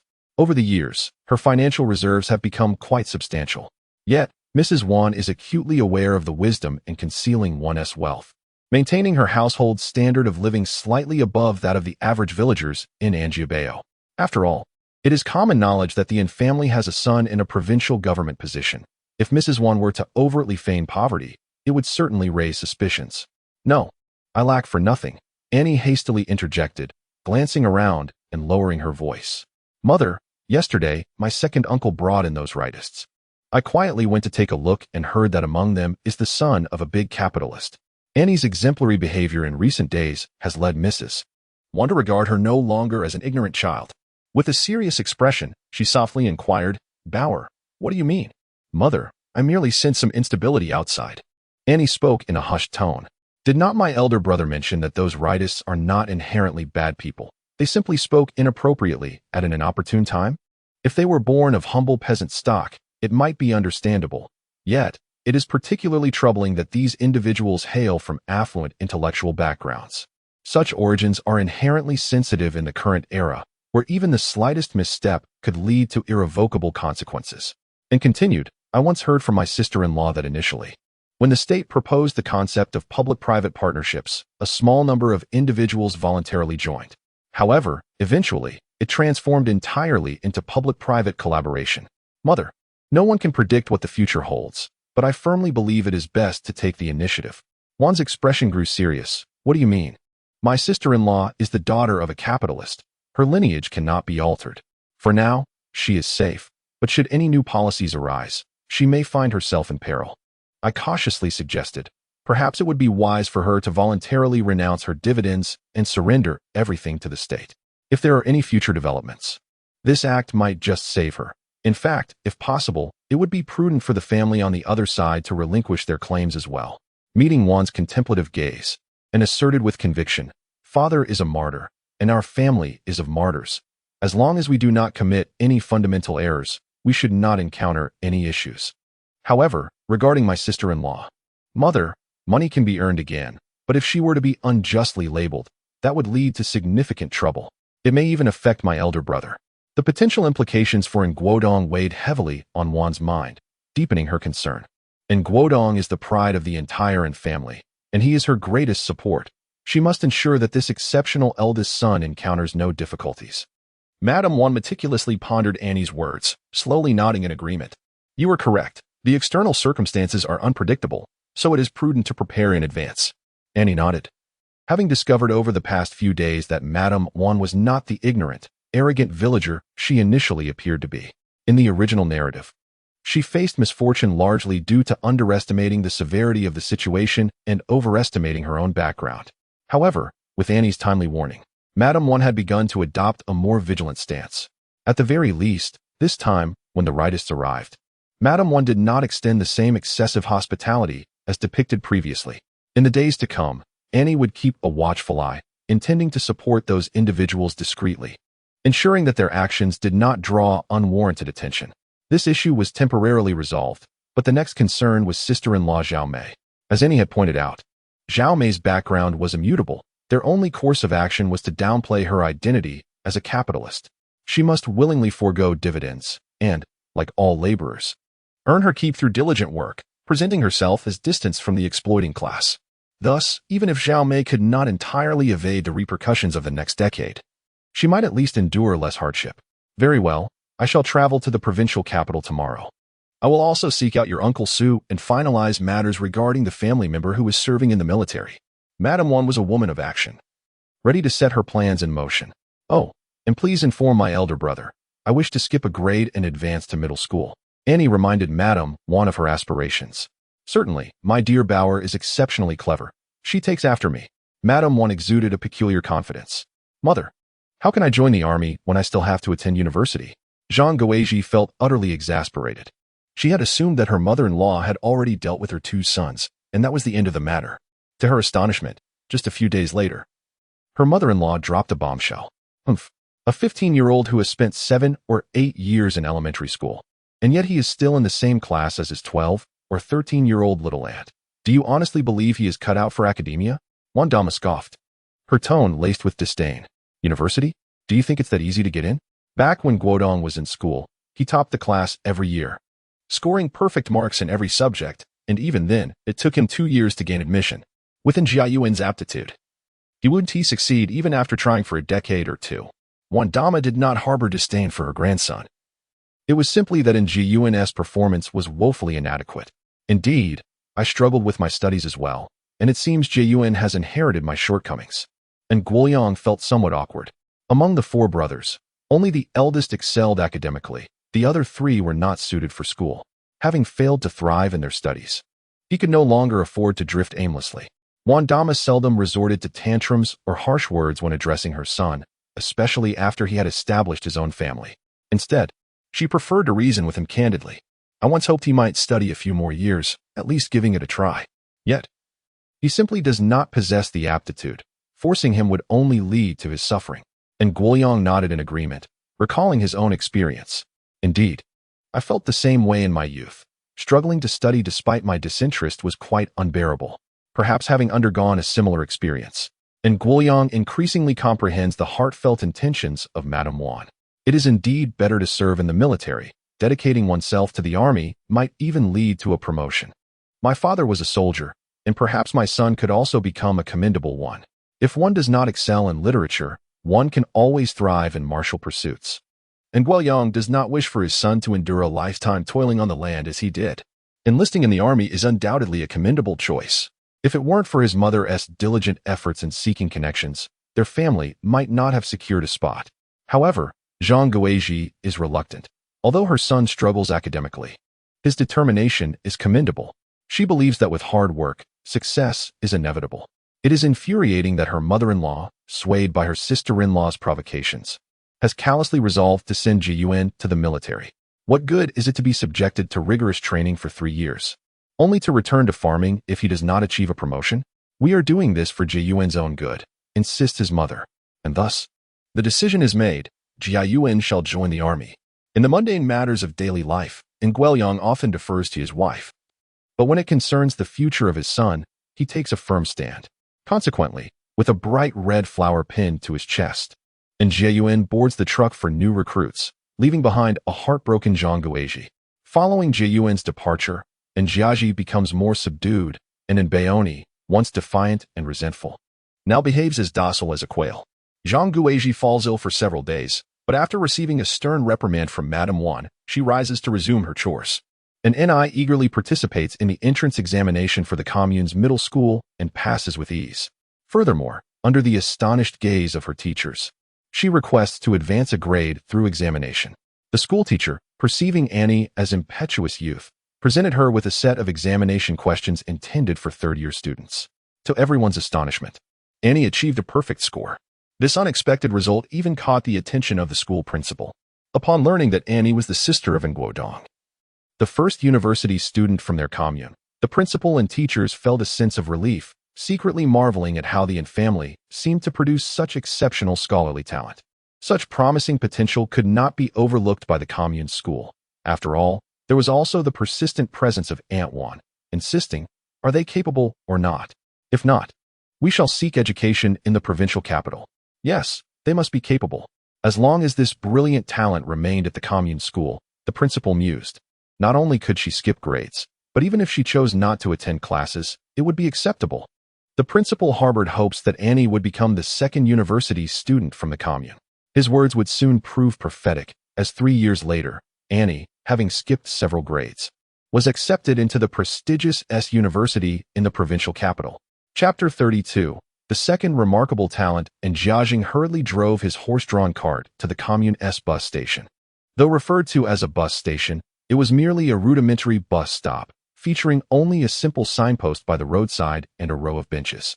At that moment, several pieces of luggage were placed on the benches, while a few individuals stood nearby. These individuals were distinctly different from the Commune S members, not only in their attire, but also in their overall demeanor, clearly indicating they were well-off city dwellers. The onlookers gathered around the bus stop observed quietly, engaging in animated discussions. Look at their delicate skin, they must be from the city. I wonder where they are headed. if they are going to the mountains. They will surely struggle. Such pampered children could hardly manage. The members clad in patched clothing engaged in discussion, while several educated youth scrutinized them. Was it not said that the Hongqi commune resembled the suburbs, with a lifestyle akin to that of the city? How could these individuals appear so impoverished? The speaker was a girl of around 17 or 18, dressed in a pristine military uniform, her waist cinched with a belt, and her green rubber shoes nearly new. Her glossy hair was styled into 2 braids, cascading over her shoulders. She cast a disdainful glance at the grimy rural folk, her expression replete with contempt. The suburbs do vary, yet we are headed to Anjiabayo, the locale closest to the provincial capital. An 18 or 19-year-old young man interjected, tall with a square jaw, thick brows, and large eyes, embodying the quintessential handsome youth of the time. His fair complexion and scholarly demeanor made him resemble a star descended from the silver screen. Allow me to introduce myself. I am Feng Xinhua, born on the very day of the establishment of New China, a resident of the provincial capital. The striking young man introduced himself with poise. I am Yi Yanan, 17 years old, also from the provincial capital, the girl with the braids said shyly. Stealing a glance at Feng Xinhua, I am Qian Zhengwo, also 18, like comrade Feng Xinhua. This was a slightly plump young man, and it was evident that in such trying times, the existence of excess flesh suggested a family background far from ordinary. Indeed, the curiosity in the gazes directed at Qian Zhengwo intensified. I am Chun Mingrui, 16 years of age, the youngest among them remarked. After all 4 individuals had introduced themselves, they turned their attention to the tall, taciturn man standing nearby. Noticing the gaze of the group, Feng Che seemed to come to his senses and languidly uttered a single word, Feng Che. It was a rather superfluous response, devoid of any embellishment. Yi Yanan couldn't help but curl her lips, thinking to herself, what s with the arrogance? We are all educated youth from the countryside. Does he think he is superior? Feng Che's aloof demeanor dampened the spirits of the others, leaving them disinterested in further conversation. Moments ago, the commune staff had informed them that someone from Anjiabayo would come to pick them up, but after waiting for an hour at the bus station, no one had arrived. What is taking so long? Yi Yanan, growing increasingly impatient, began to kick at the stones on the ground. Surely, they wouldn't expect us to walk to Anjiabayo, would they? I heard it takes an hour on foot.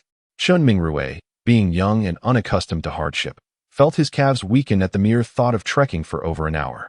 Just then, a bus from the provincial capital pulled up, and people began to disembark, carrying their luggage and bundles. Oh, Feng Xinhua exclaimed, noticing among the throng of rural folk a young girl clad in a green military uniform. Her attire and demeanor were far from that of a countryside dweller. She resembled a fashionable student instead. Look, a horse-drawn carriage has arrived. Could it be that Anjiabayo has sent someone for us? Yi Yanan, with keen eyes, immediately recognized Anjiashi. Who was driving the carriage? It must be, replied Qian Zhengwo, squinting his eyes. His plump figure made his eyes appear even smaller, and at this moment, they merely resembled a narrow slit. Ah, are you from Anjiabayo? Yi Yanan rushed in front of Anjia's, inquiring without a hint of politeness. Upon seeing Anjia's nod, she began to rattle off like a machine gun. Why did you arrive so late? We have been waiting for an hour. This is the carriage to pick us up, right? Oh, didn't I hear that Anjiabayo has tractors now? Why didn't you bring a tractor? Anjia's was startled by the sudden appearance of Yi Yanan, and her barrage of questions left him momentarily dazed. It took him a while to regain his composure, and after a slight twitch of his mouth, he replied, I am indeed from Anjiabayo, but I am not here to fetch you. The commune is only a few miles from Anjiabayo. You could easily walk there. The people from Anjiabayo always walk to the commune. Even the educated youth cannot expect special treatment. The only one who can enjoy special privileges is my aunt. She has the means to do so. At just 15, she was accepted into university, and within a year, she managed to acquire a tractor for the village. For this, she has earned the admiration of everyone in the village. As for the Yin family, it's needless to say that the younger generation, including myself, has been thoroughly subdued by Bayoni over the years, and we both respect and fear her. The 4 sisters of Shujing idolized their aunt to the extent that if she claimed the sun were square, they would nod in agreement without a second thought. Their reverence for Bayoni has escalated to the level of superstition. The return of such a figure to the village is undoubtedly a significant event for Anjiabayo, and no one in the village would accuse Ndu of exploiting this for personal gain. Upon encountering the misunderstanding with the woman before him, and Jiaji instinctively sought to deny it. At that moment, a clear and melodious voice rang out, affirming that indeed, Xiaoji had come to escort several comrades. And then I, with her luggage in hand, squeezed through to join them, nodding towards the group with a smile. Auntie. And Jiaji hurriedly stepped forward to take the luggage from Ani's grasp, inquiring with genuine concern, "Are you tired? Was the journey smooth?" Observing her considerate nephew, and then I felt a wave of comfort wash over her. Alas, her struggles were not in vain. She had managed to transform a mischievous child into a well-behaved one. Fortunately, and Jiaji remained oblivious to Ani's inner thoughts. Had he been privy to them, he would surely have been moved to tears, lamenting, "Who truly has it easy?" Enduring frequent scoldings and beatings, he had become quite fearful of his aunt. Compounding his woes, his father had also been influenced. Believing that his aunt acted in his best interest, and instead of defending him, would only chastise him further upon learning the truth. As for his mother, ever since the birth of his younger brother, all her attention had shifted towards the infant, neglecting his needs entirely. Watching his mother revolve her world around his brother, oblivious to his hunger or clothing, and Jiaji felt an overwhelming sense of grievance. Yet, at this very moment, it was his most disliked aunt who remembered him. In times of illness, she was always the first to notice and would promptly take him to the village clinic.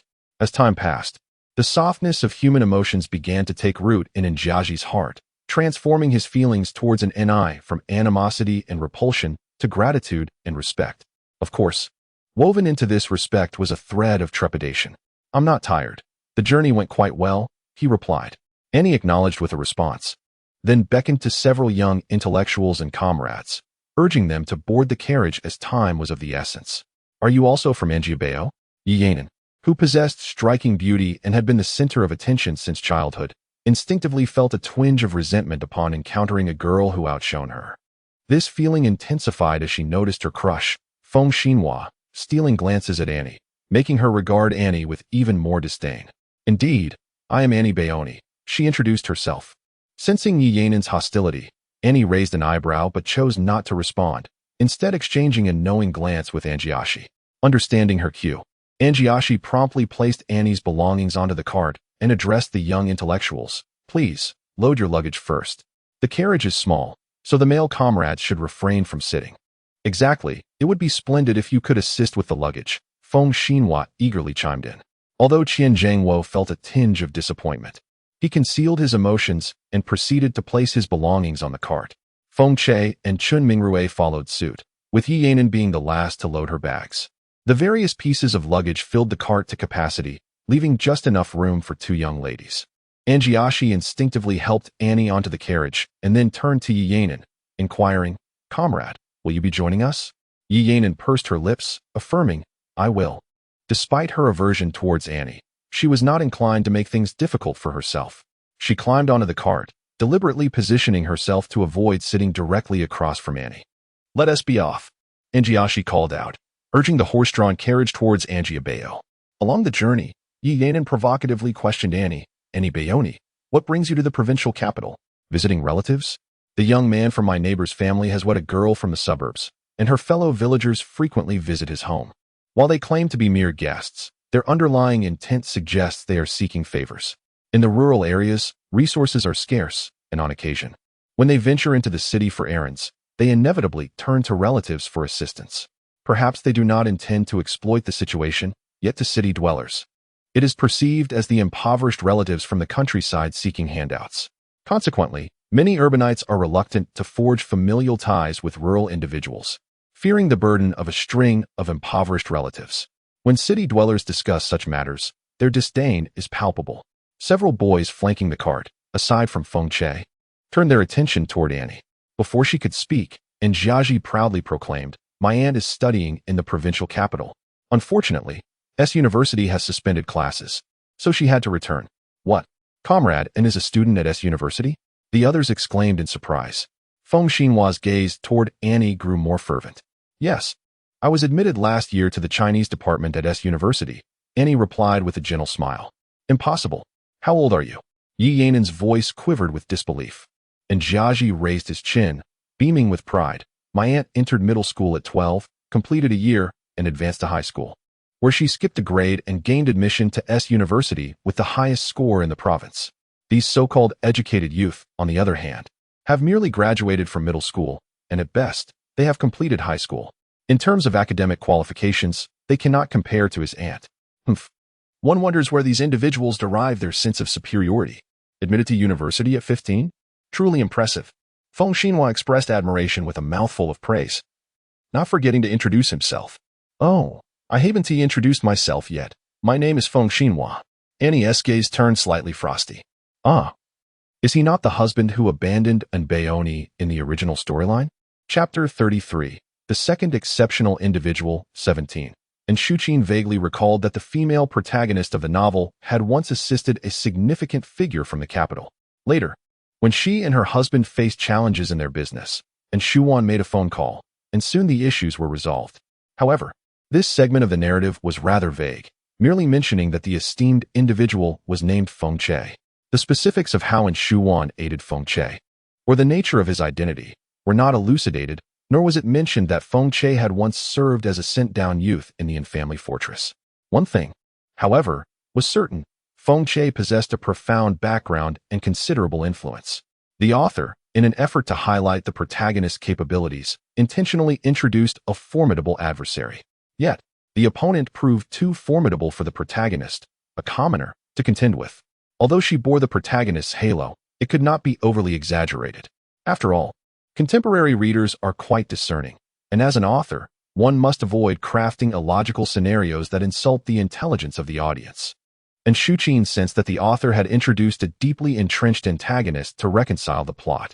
With Feng Che as her golden ticket, the protagonist swiftly vanquished her rivals and rapidly expanded her business from provinces to the entire nation, ultimately becoming a renowned tycoon in Huaxia. Reflecting on the formidable prowess of Feng Che in the novel, and Shuqin could not help but feel a stir of excitement. Ah, the big shot has ventured into the countryside. Could this be the nadir of his life? If I were to befriend him during this time, might I not secure his substantial support? Dear Bauer, the Li family's rascals have grown increasingly brazen, persistently eyeing the Xishan farm. After admiring the photographs, Andu reluctantly withdrew his gaze and spoke with a hint of worry. The Xishan farm he referred to was, in fact, a barren land that had been designated for the resettlement of rightists. Over the years, that desolate expanse had transformed into fertile fields, and the humble shacks of the rightists had evolved into sturdy earthen houses. Due to its remoteness from the village and its self-contained nature, the locals affectionately dubbed it a farm. Uncle, rest assured, with me around, they would not dare to act recklessly, Annie assured him with a smile. Indeed, how could the likes of Li Lin compare to our Bauer? She has been to the capital, exclaimed Aunt Wan with pride. Mother speaks wisely.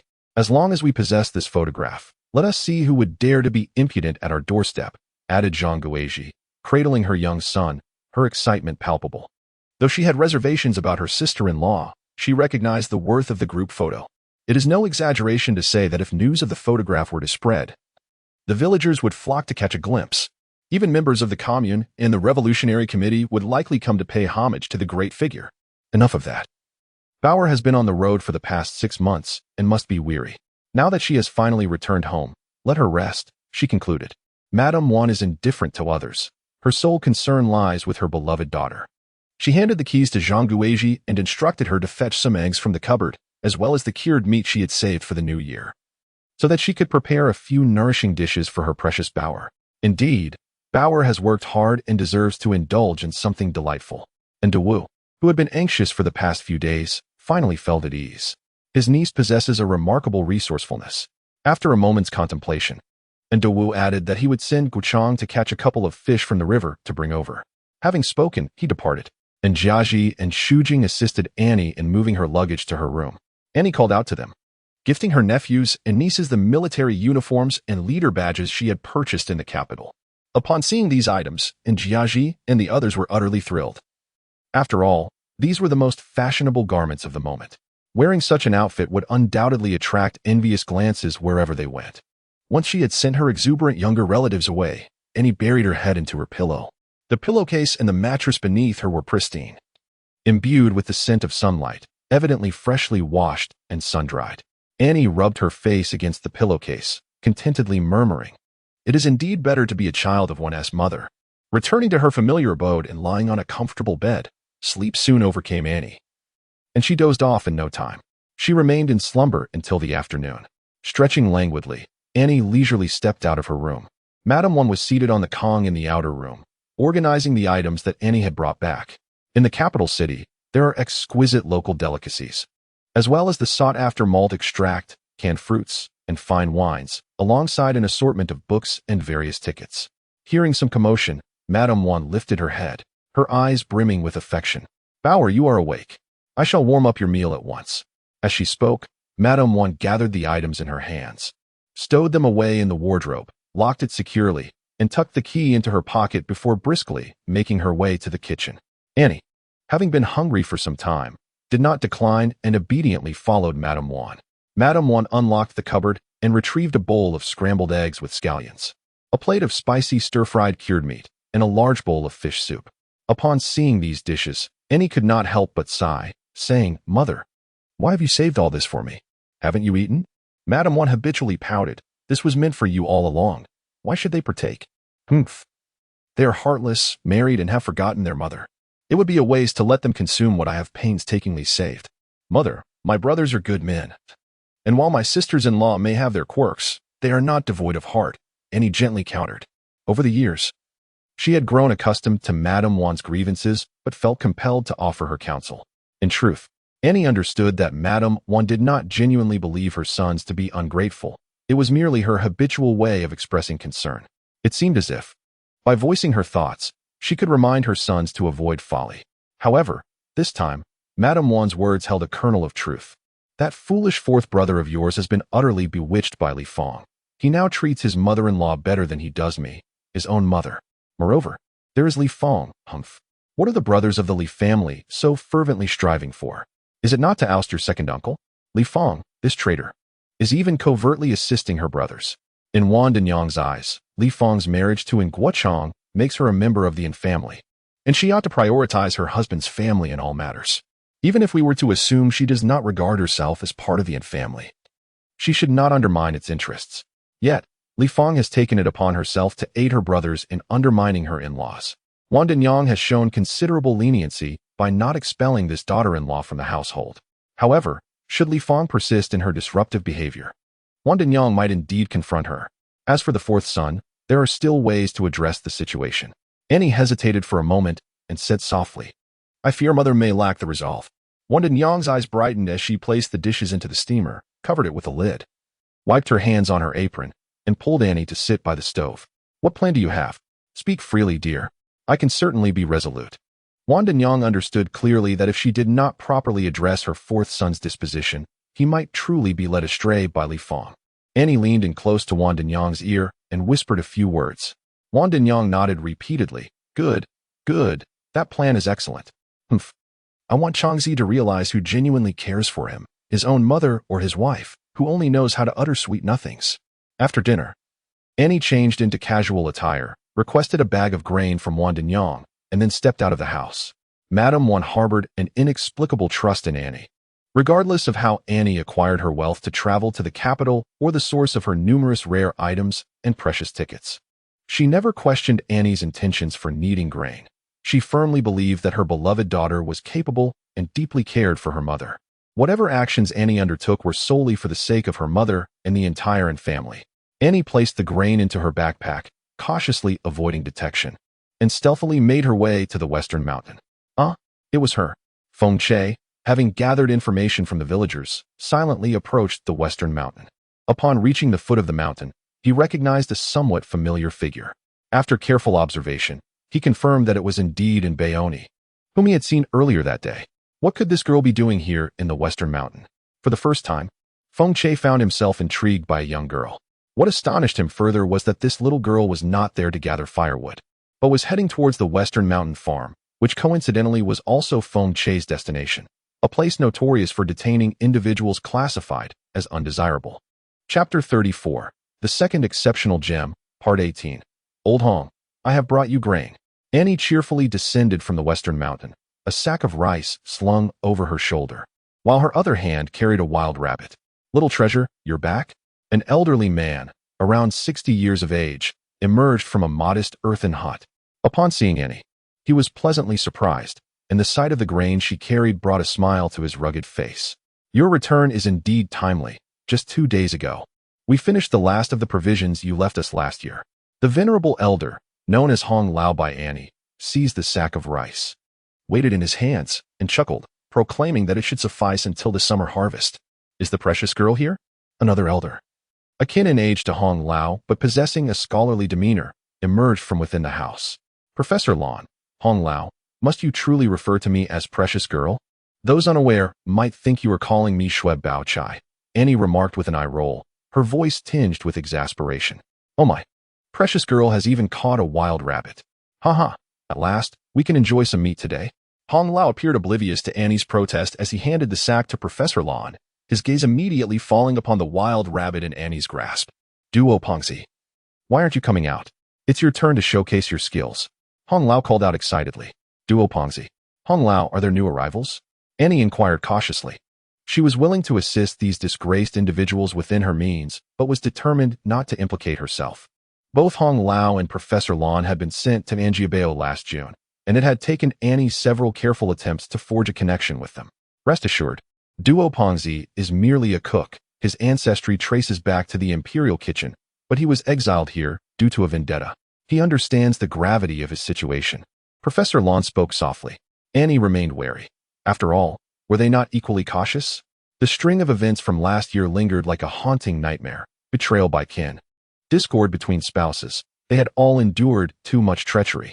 Had it not been for a few steadfast friends who risked their lives to bring them to Anjiabao, they would have either perished from torment or succumbed to the humiliation by taking their own lives, just like many of their comrades and classmates. Having endured such harrowing experiences, they were more cautious than anyone else. When Annie initially approached them, her intentions were unmistakable. She sought to barter with them. Annie possessed food and warm clothing, while Hong Lao and his companions had money and valuables, but lacked provisions and bedding. In an effort to demonstrate that he did not favor the nefarious elements, Anderwu unceremoniously cast both the original rightists and the subsequently dispatched Black 5 categories into the desolate western mountains.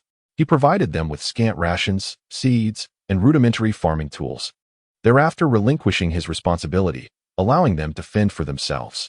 Nevertheless, Anderwood discreetly supplied them with food and bedding, concerned that these intellectuals might suffer from hunger and cold, and occasionally visited to check on their well-being. In truth, Anderwood's worries were unfounded. Most of these individuals had survived the old society, and even those from affluent backgrounds had faced hardship. They were not afraid of toil. Rather, they dreaded discrimination and degradation. Anjiabao, though seemingly indifferent, had become a rare sanctuary for those who had witnessed far graver horrors. Thus, the initial rightists, after a brief period of trepidation and unease, swiftly adapted to the life of land reclamation. Aside from the first half year without a harvest, during which they endured a few days of hunger, their circumstances improved significantly. Hong Lao, Professor Lon, and others followed suit, adhering to this example. Professor Lon was merely injured upon his arrival and required medication along with some fine grains. As his companion in misfortune, Old Hong was determined to ensure that his friend did not meet an untimely demise. At that moment, Annie unexpectedly appeared. She exchanged 10 kilograms of flour, 5 kilograms of millet, and some medicinal supplies for the Swiss gold watch worn by Old Hong. This initial interaction paved the way for occasional transactions between the two parties. Their exchanges, which grew in scale, transformed their relationship from one of strangers to a close camaraderie. Within a mere 2 months, Annie had become a trusted individual for both Professor Lon and Old Hong. After all, one cannot bite the hand that feeds them. Annie also reaped her rewards. The tractor she procured for the village was, in fact, a venture spearheaded by Old Hong. It is worth noting that Old Hong managed to extricate himself from such chaos and was subsequently assigned to labor reform in J City, indicative of his considerable influence. J City is home to a military district, and merely 10 kilometers west of Anjiabao lies a military airfield. Despite his temporary misfortune, Old Hong, a seasoned veteran, still maintained some connections. I shall not partake of your provisions for free, Fatty Do, he said, eyeing Annie with a stiff demeanor. I can teach you a recipe or keep a ledger for the time being, with a promise to repay you doubly in the future. Very well. Then please instruct me in the culinary arts, Master Do, replied Annie. She understood that those who had weathered significant hardships often harbored deep-seated suspicions. If she were to offer them food without any form of recompense, They would rather starve than accept her goodwill too readily. Hence, a transaction involving both monetary and material exchange was preferable. How is the situation in the capital? Old Hong inquired softly as he led Annie into the inner room, ensuring the grains were well concealed. Annie recalled those tumultuous and chaotic scenes, her expression suddenly darkening. Not well at all. Old Hong stared blankly towards the capital, letting out a deep sigh. The person you asked me to inquire about, I have asked around, but they are no longer in the capital, Annie said. It is perhaps for the best that they are not in the capital, Old Hong murmured, a hint of disappointment in his voice. Professor Lan, regarding the matter you asked me to investigate, I have also looked into it. Your son has divorced and has been reassigned to Liaodong. Your daughter-in-law has remarried, taking your grandson with her. Professor Lan's face turned pale, his lips trembling. All my fault. I have brought misfortune upon my child. The box of items you sent me. I have found it. I have kept a few small yellow fish for your grandson. I noticed he is quite clever. You should be fine. By the way, your grandson asked me to convey a message, stating he will take care of himself and will wait for you and your son to return. Good, good. I knew my grandson was a good child. Tears streamed down Professor Lan's face, and a look of solace finally appeared. Subsequently, he earnestly expressed his gratitude to Annie. My dear girl, thank you so much. Annie quickly waved her hands in denial. No, no, Professor Lan, please do not say that. I was merely running errands for you. And you have compensated me well. A box of gold, silver, and jewels, worth millions in the modern world. Moreover, she had inquired with the system, and such gains could be brought back to reality. The thought of unexpectedly acquiring such a substantial fortune made Annie feel a bit guilty, as she merely assisted Professor Lan. Thus, she chose to bestow all the gold bars from the box upon the young man of the Lan family, not out of generosity, but rather to procure a sense of tranquility for herself. No, it was not merely this incident. In any case, I express my gratitude to you. Professor Lan spoke with heartfelt sincerity. The box of jewels was originally intended as a gift for Annie. He had consumed the provisions she provided without recompense. And that box was buried in an abandoned mansion on the outskirts of the capital. The fact that Annie was able to locate it speaks to her capabilities. And it is only fitting that she took it all. He never anticipated that Annie would also share the gold bars with his own grandson. Professor Lan mused that with those few gold bars, his grandson might enjoy a slightly better life. What dish do you wish to learn? If you desire to learn, bring the ingredients and seasonings next time, said the robust Du, deftly skinning, cleaning, and chopping the wild rabbit before tossing it into the pot for blanching. After completing these tasks, he wiped his hands, adopting a stern expression as he approached Annie. I adore braised pork. Why don't you teach me this dish? Annie suggested with a smile. Du was taken aback. He had assumed she would request the Du family's secret recipes, but instead, she merely asked him to teach her how to prepare braised pork. This dish was rather commonplace. Very well, bring a piece of pork belly with the skin on, along with star anise and cinnamon as seasonings, Du replied, his demeanor softening slightly. Noticing that the others had no further matters to discuss, Annie took her leave. Old Hong, you were right. She is indeed a good child, Du murmured as he watched Annie's departing figure. Certainly, the dear girl is kind-hearted and intelligent. To encounter her is undoubtedly a stroke of luck for us all, Old Master Hong said proudly, his expression radiating a sense of personal triumph, as if Annie were his own granddaughter. Fatty Du, unable to tolerate Old Master Hong's demeanor, scoffed. What are you so pleased about? She's not even your family. Old Master Hong shot him a glare, retorting, what of it? At worst, I could have my grandson marry that precious girl. And then she would indeed become part of the Hong family. On the rooftop, Feng Che couldn't help but twitch the corner of his mouth, thinking, this old man is willing to sacrifice even his own grandson for a mere bag of grain. Old Master Hong's ears perked up. Feigning the need for a moment of privacy, he stepped outside to a secluded corner. Come out, he suddenly called. Grandfather, it seems you are living quite well, Feng Che said, wearing a stern expression yet speaking in a cheeky tone. You little rascal, you dare to come here too? By the way, how did you manage to escape? I am now known as Feng Che, a zealous young intellectual responding to the call of our leader to serve in the countryside. Feng. Not bad. Back in the day, while gathering intelligence on the enemy, I went by the alias Feng Goen. Old Master Hong reminisced, a glimmer of nostalgia flashing across his face. When I was in the capital, I noticed someone probing into our family's affairs. I decided to investigate further and uncovered some intriguing developments, which led me to follow the trail to J City. Feng Che recalled the information he had unearthed. a smirk forming on his lips. What a coincidence. The original owner was entangled with a woman of the surname and in his previous life, and now, having crossed over, I find myself drawn to another woman of the same surname. What do we call this? Fate. Meanwhile, on the other side, Annie had ascended the western hills, preparing to catch a wild rabbit. As she wandered about, she inquired with the system, expressing a peculiar sensation since her return to Angiobeo, as if under someone's scrutiny. Could you assist me in examining what precisely is amiss? The system, rarely silent, hesitated momentarily before responding. This miniature world indeed harbors anomalies. It appears our exceptional system overlaps with another. Annie promptly questioned, are you implying that this world is also constructed by a different system? What system could that possibly be? Will it affect me? That remains uncertain, the system replied slowly. I cannot ascertain the nature of the other system, nor can I determine whether it will impact you. Annie fell silent. The system, seemingly a bit embarrassed, quickly added, due to the emergence of unforeseen variables in this task, this system has resolved to escalate the difficulty level. How absurd, Annie retorted through clenched teeth. In essence, the points for this task would be doubled. Dear, upon the successful completion of the task, you shall earn 6 points of merit. Should the faith value also be doubled, that would amount to 12 points. The typically aloof system suddenly adopted a whimsical tone, akin to a clumsy salesperson, fervently persuading, my dear, with these points, not only can you settle your debts, but you will also have a surplus of 4 points. 4 points, an entire 4 points. In the celestial marketplace, a mere point of merit can be exchanged for a potion that cleanses the bones and marrow. 2 points yield various elixirs for longevity, and 3 points afford access to an array of martial arts and extraordinary skills from across the ages. The system continued to expound with fervor, attempting to ignite N's desires.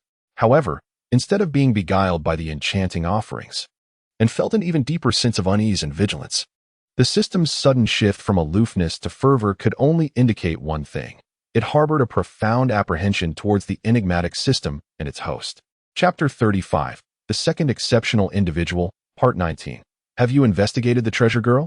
Old Hong grasped the crux of Feng Che's words, urgently inquiring, what have you uncovered?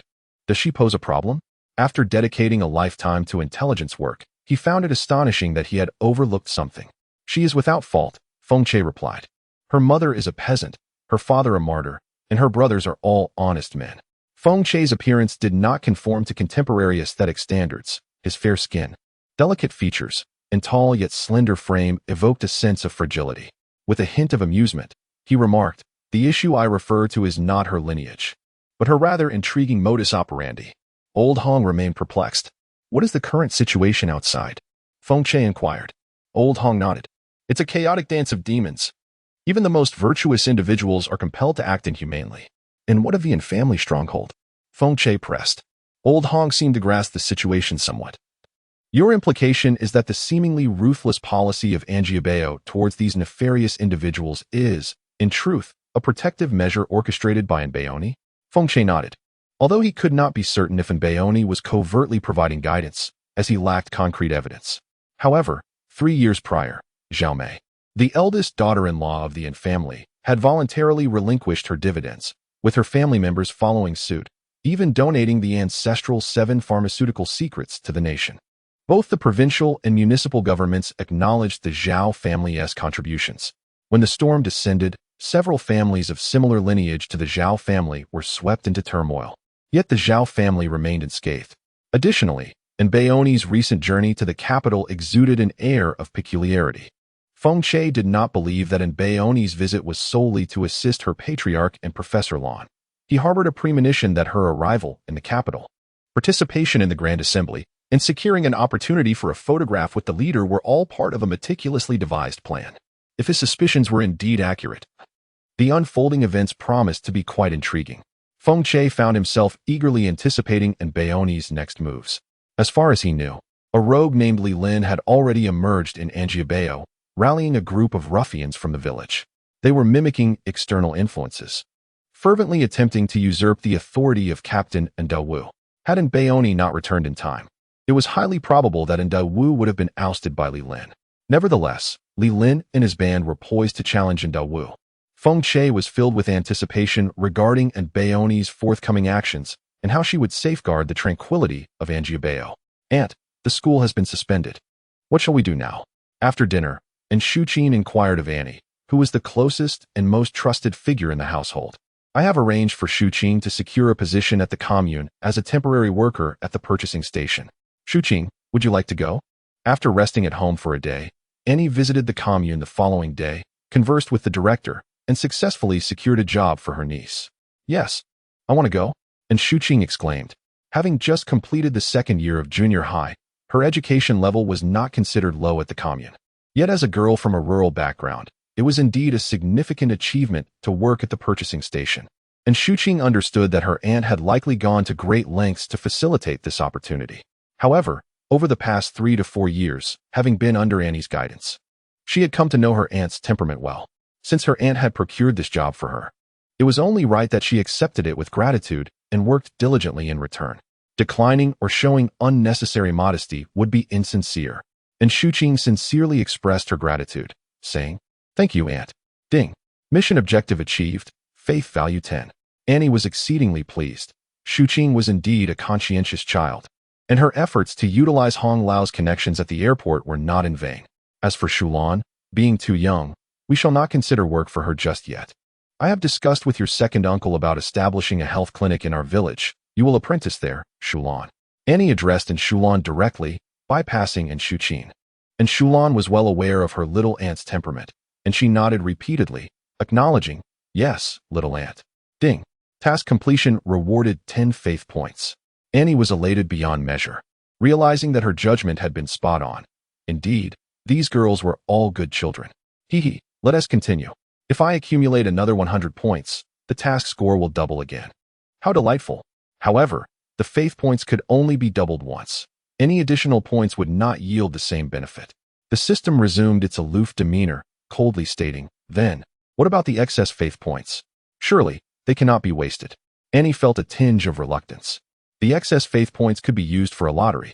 Every 100 points grants one lottery draw, the system informed her. What about the prizes? They wouldn't be worthless trinkets, would they? Having witnessed numerous so-called lotteries in her past life, Annie felt compelled to proceed with caution. Rest assured, all prizes are products from the Heavenly Dao Mall, undoubtedly worth far more than their cost, the system assured her before vanishing once again. Annie chose not to dwell on this matter, as accumulating 100 faith points was quite a laborious task. As it stood, she had only 120 points, after deducting the 100 used for doubling. She was left with a mere surplus of 20 points. Little aunt, what about me? And Shuqin did not suspect that her little aunt had intentionally overlooked her. Rather, she believed that her aunt had reserved her for a more significant task. Indeed, Annie appeared somewhat troubled. Shuqin, I am uncertain whether I should entrust you with this matter, little aunt. What is it? Just tell me. And Shuqin was confident that her aunt would never lead her astray. I have 2 plans, and said thoughtfully. First, follow me, before and could finish, and Shuqin immediately replied, Aunt, I will follow you. Aren't you going to ask what I intend to do? And was both amused and touched. Her years of effort had not been in vain. For this fellow traveler had become her little fan. Whatever you do, I am willing to follow, and Shuqin thought excitedly. Her aunt was a remarkable person, always strategizing 3 steps ahead.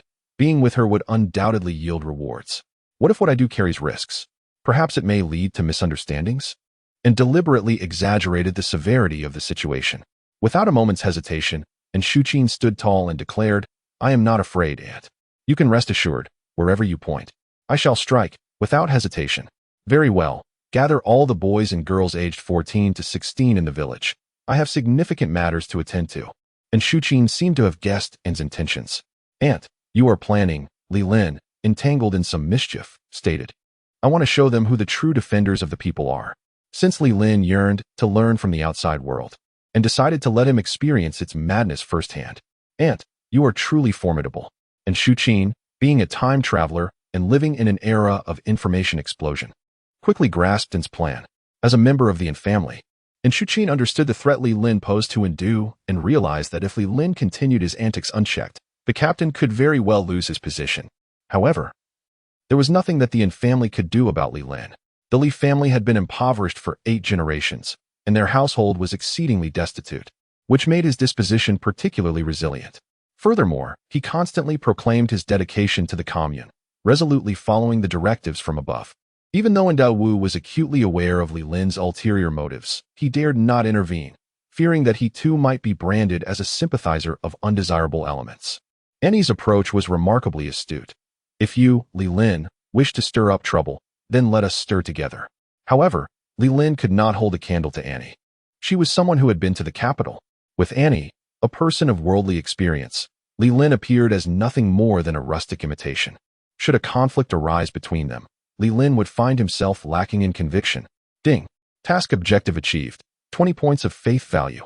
Annie, dear fellow villager, do not be so infatuated with me. It makes me feel quite bashful. Chapter 36. The Second Exceptional Individual, Part 20. Although Ndao Wu harbored a certain disdain for the educated youth, he did not treat them harshly.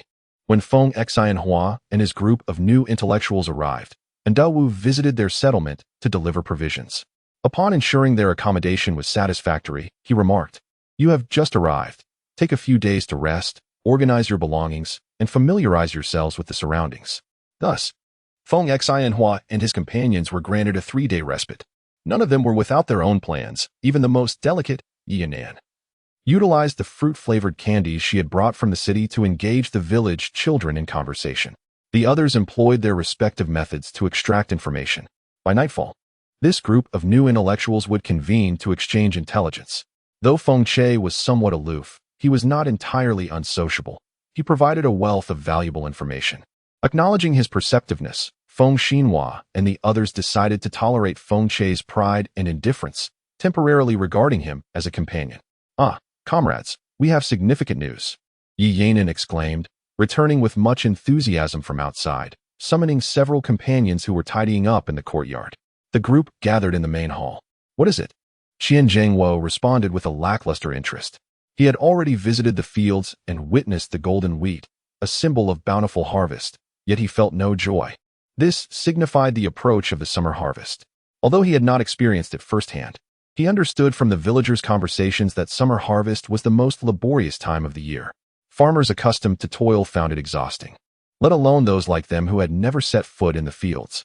"Do you remember Nbaoni, who came to Anjiabeo with us?" Upon mentioning Nbaoni's name, a flicker of jealousy crossed Yi Yanin's eyes.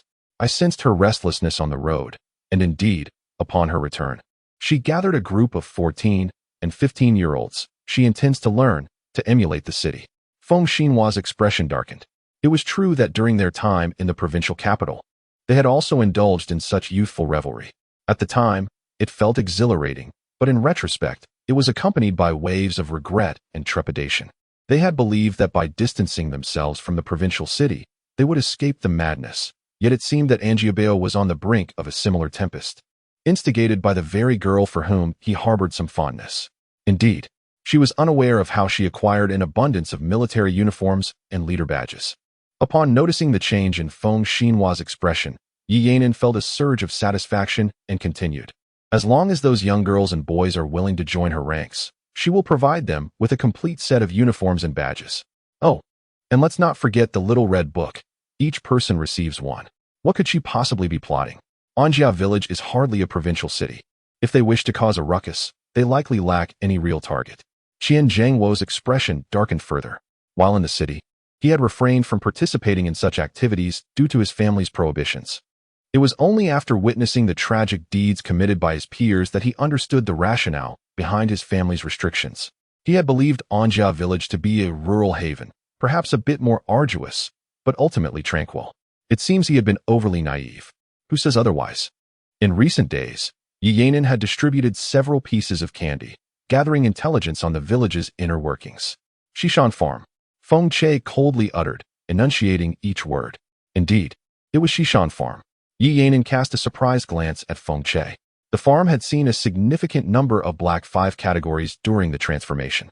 Feng Xinhua also recognized the implications, his expression growing even more somber. "Ah, comrades, something new has emerged in the village." Chun Mingrue rushed in with fervor. "That Nbaoni has taken a group of young soldiers to the provincial city." "What? To the provincial city?" "She didn't go to Shishan. She went straight to the provincial city?" Feng Xinhua and the others were left utterly astonished. Even Feng Che harbored a modicum of curiosity regarding Nbaoni's true intentions. "Auntie, what purpose do we have in the provincial capital?" Not only the educated youth at the resettlement site, but even in Shu Qin found herself intrigued. And then I, accompanied by 5 or 6 newly recruited followers, sat atop the clattering tractor as they journeyed toward the provincial city. Upon hearing in Shu Qin's inquiry, and then I replied with a smile, "Haven't I mentioned that our team leader wishes to establish a health clinic in the village? But how can we build a clinic without a doctor?" And Shu Qin's eyes sparkled with understanding as she whispered, "Auntie, do you mean we are going to the provincial capital to seek a doctor?" As someone who had traversed time from the future, and Shu Qin was acutely aware that, during this decade, the medical profession had faced immense challenges. Many esteemed physicians possessed overseas study experience, and in this particular era, such credentials were considered a grave sin.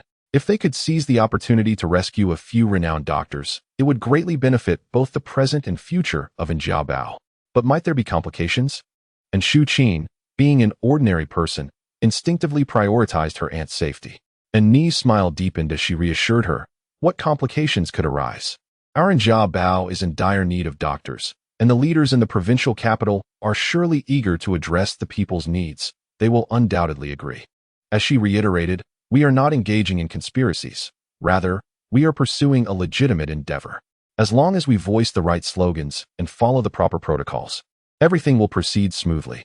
Observing Ni's unwavering confidence, and Shu Qin felt her worries dissipate. After all, her aunt was not just anyone.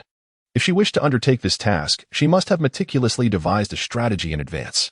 She merely needed to follow her aunt, waving flags and cheering, fulfilling the role of a competent assistant. The tractor rumbled along for more than an hour, jostling the few newly outfitted young soldiers who had just donned their fresh uniforms. Yet, this was their first experience in such attire, adorned with the revered insignia of their esteemed leader, and they felt as though they could soar with joy, oblivious to any physical discomfort. Moreover, they bore a significant mission, and Bonnie had declared that this was the inaugural task for their joint defense team.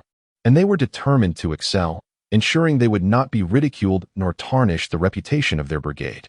"Bao and I, we've arrived." The driver of the tractor was a youth of 18 or 19, named Feng Zhua. He was not a native of Anjiabao, but had come as a sent-down youth the previous year. It was not that Ndao Wu had no desire to assign a local to operate the tractor. Rather, no one in Anjiabao possessed the skills to handle such machinery. Feng Zhua had claimed experience from his time in the provincial capital, where he had learned to operate a tractor under the tutelage of a mechanic for 2 days. And indeed, he quickly became adept. Ndao Wu waved his hand and entrusted Feng Zhua with the care of Anjiabao's most valuable asset. Typically, Feng Zhua did not toil in the fields. His responsibilities involved maintaining the tractor and driving it when necessary, yet he still earned a full share of work points. "Thank you, Comrade Feng." And then I hopped down from the tractor and began assisting the young soldiers one by one. Upon their arrival in the provincial capital, they were filled with excitement. Despite having endured a long, uncomfortable journey that left their legs numb and their stomachs churning, they were captivated by the splendor of their surroundings, allowing their discomfort to fade from their minds. "Ah, so this is the provincial capital. The roads are indeed quite wide. My goodness, there are buildings over there. The city dwellers are dressed so elegantly, and look at all those bicycles." A few individuals were chattering animatedly, their excitement unmistakable, resembling nothing more than country folk freshly arrived in the city. At least the passing city residents cast scornful glances in their direction. Ahem, Annie cleared her throat. The group promptly ceased their chatter and turned their attention to her. "Have we all forgotten the purpose of our visit?" Annie inquired with a serious demeanor, raising the red book in her hand. "We have not forgotten. We are here to seek a doctor," came the unified response as everyone raised their books in unison, their youthful voices resonating with a certain vigor.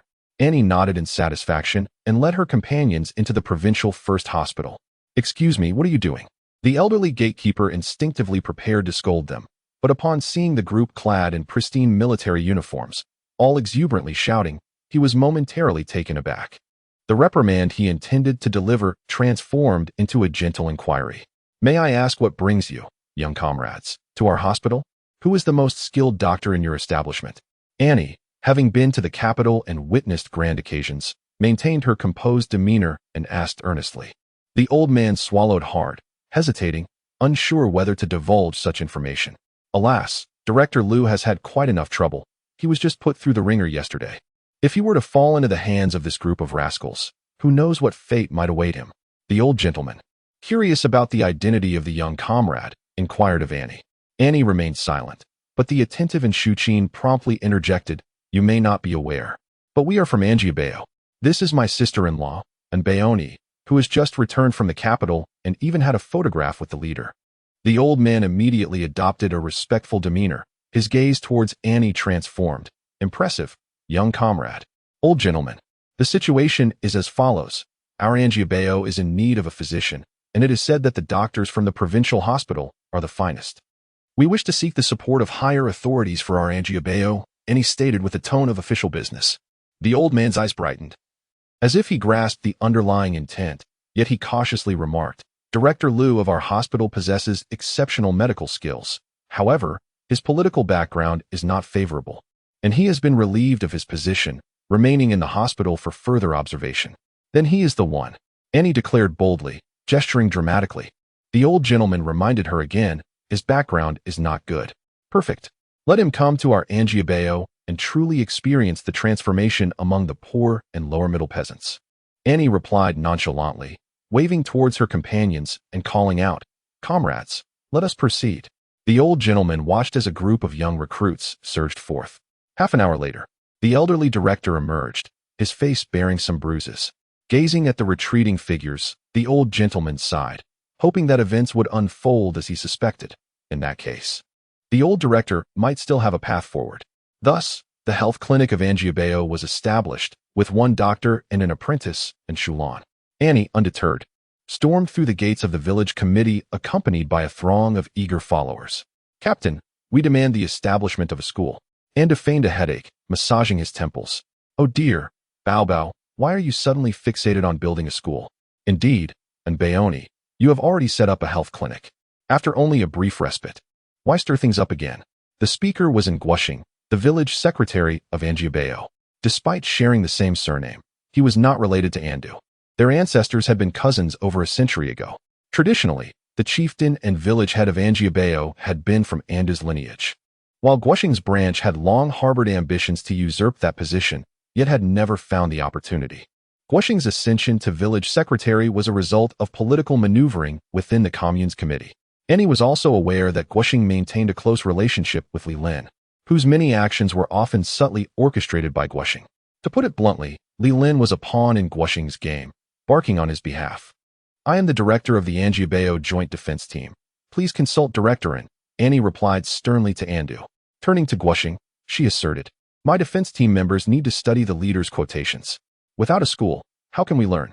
The matter of studying the leader's quotations was of utmost importance, and Guoxing, realizing the gravity of the situation, dared not voice any dissent. Ultimately, he begrudgingly acquiesced. Annie had gained the upper hand once more. The elementary school, which had recently been suspended due to Li Lin's antics, reopened its doors, and although the curriculum consisted solely of the leader's sayings, it marked a commendable beginning. Annie listened to the recitation resonating through the school, secretly breathing a sigh of relief. As she contemplated her next move, she unexpectedly encountered Feng Che. "Annie, you are quite impressive," he remarked. "You leveraged the old man's connections to procure a scrap tractor from the military farm and handed it over to Feng Zhuo to drive. When Feng Zhuo's aunt was recruiting temporary workers for the textile factory, she brought in the niece of Director Su from the commune. Just a few days ago, you followed Director Su's lead and placed your own niece in the commune's procurement station as a temporary worker." Feng Che recounted Annie's recent maneuvers in one breath, his gaze fixed intently on her, searching for any signs of panic or surprise on her face. To his disappointment, Annie displayed not the slightest hint of emotion. Meeting Feng Che's gaze, Annie inquired, word by word, "What is your relationship with Old Hong? You must have ulterior motives for coming to Anjiabao, and I suspect you are no ordinary educated youth." Chapter 37, The Second Remarkable Individual, Part 21. On a secluded path, Annie and Feng Che stood facing each other, akin to two masters poised for a decisive battle atop the Forbidden City. Their gazes clashed in midair, producing sparks, yet neither was willing to yield. "Are you following me?" Feng Che asked coldly. The only way Annie could discern his relationship with Old Hong was through surveillance. "You are investigating me." Feng Che had only arrived a few days prior, yet he seemed to have uncovered every detail of her actions over the past year. Claiming he and T investigated would be utterly unbelievable.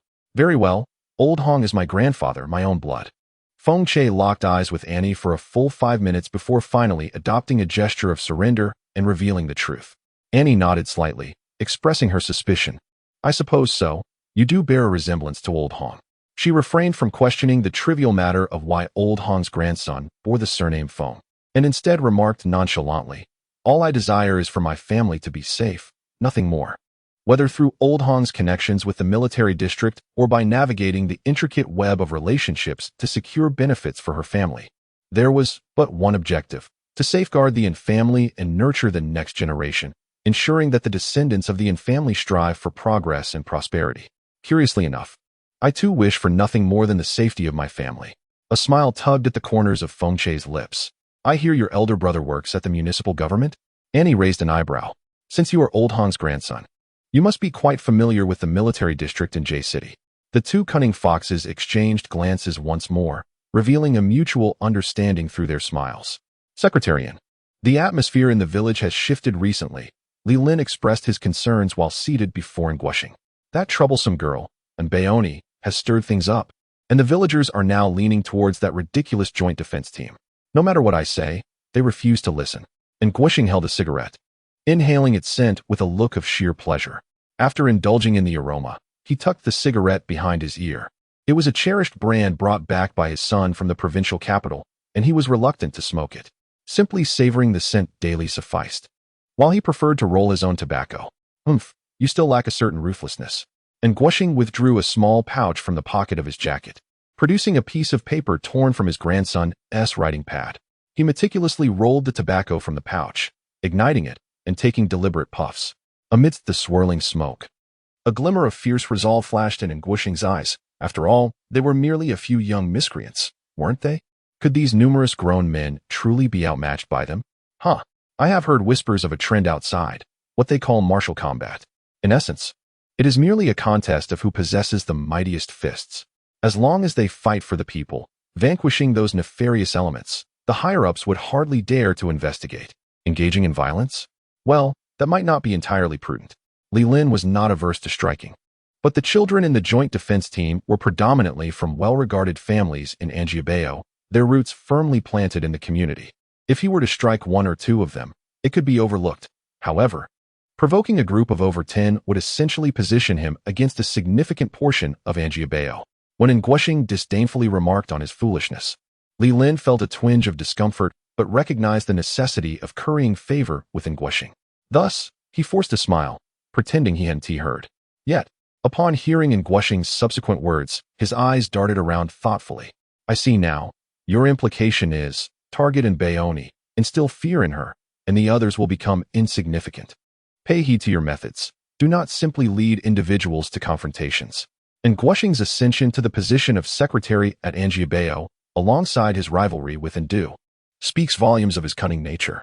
He whispered to Li Lin, they are merely shielding those miscreants. Emulate the tactics from outside and stir up trouble at one of their establishments. Before you proceed, do not forget to spread the word. Li Lin's eyes glimmered with intrigue. Interjecting, once Baoni gathers her people, I shall inadvertently provoke a confrontation with them. The moment a scuffle ensues, injuries are inevitable.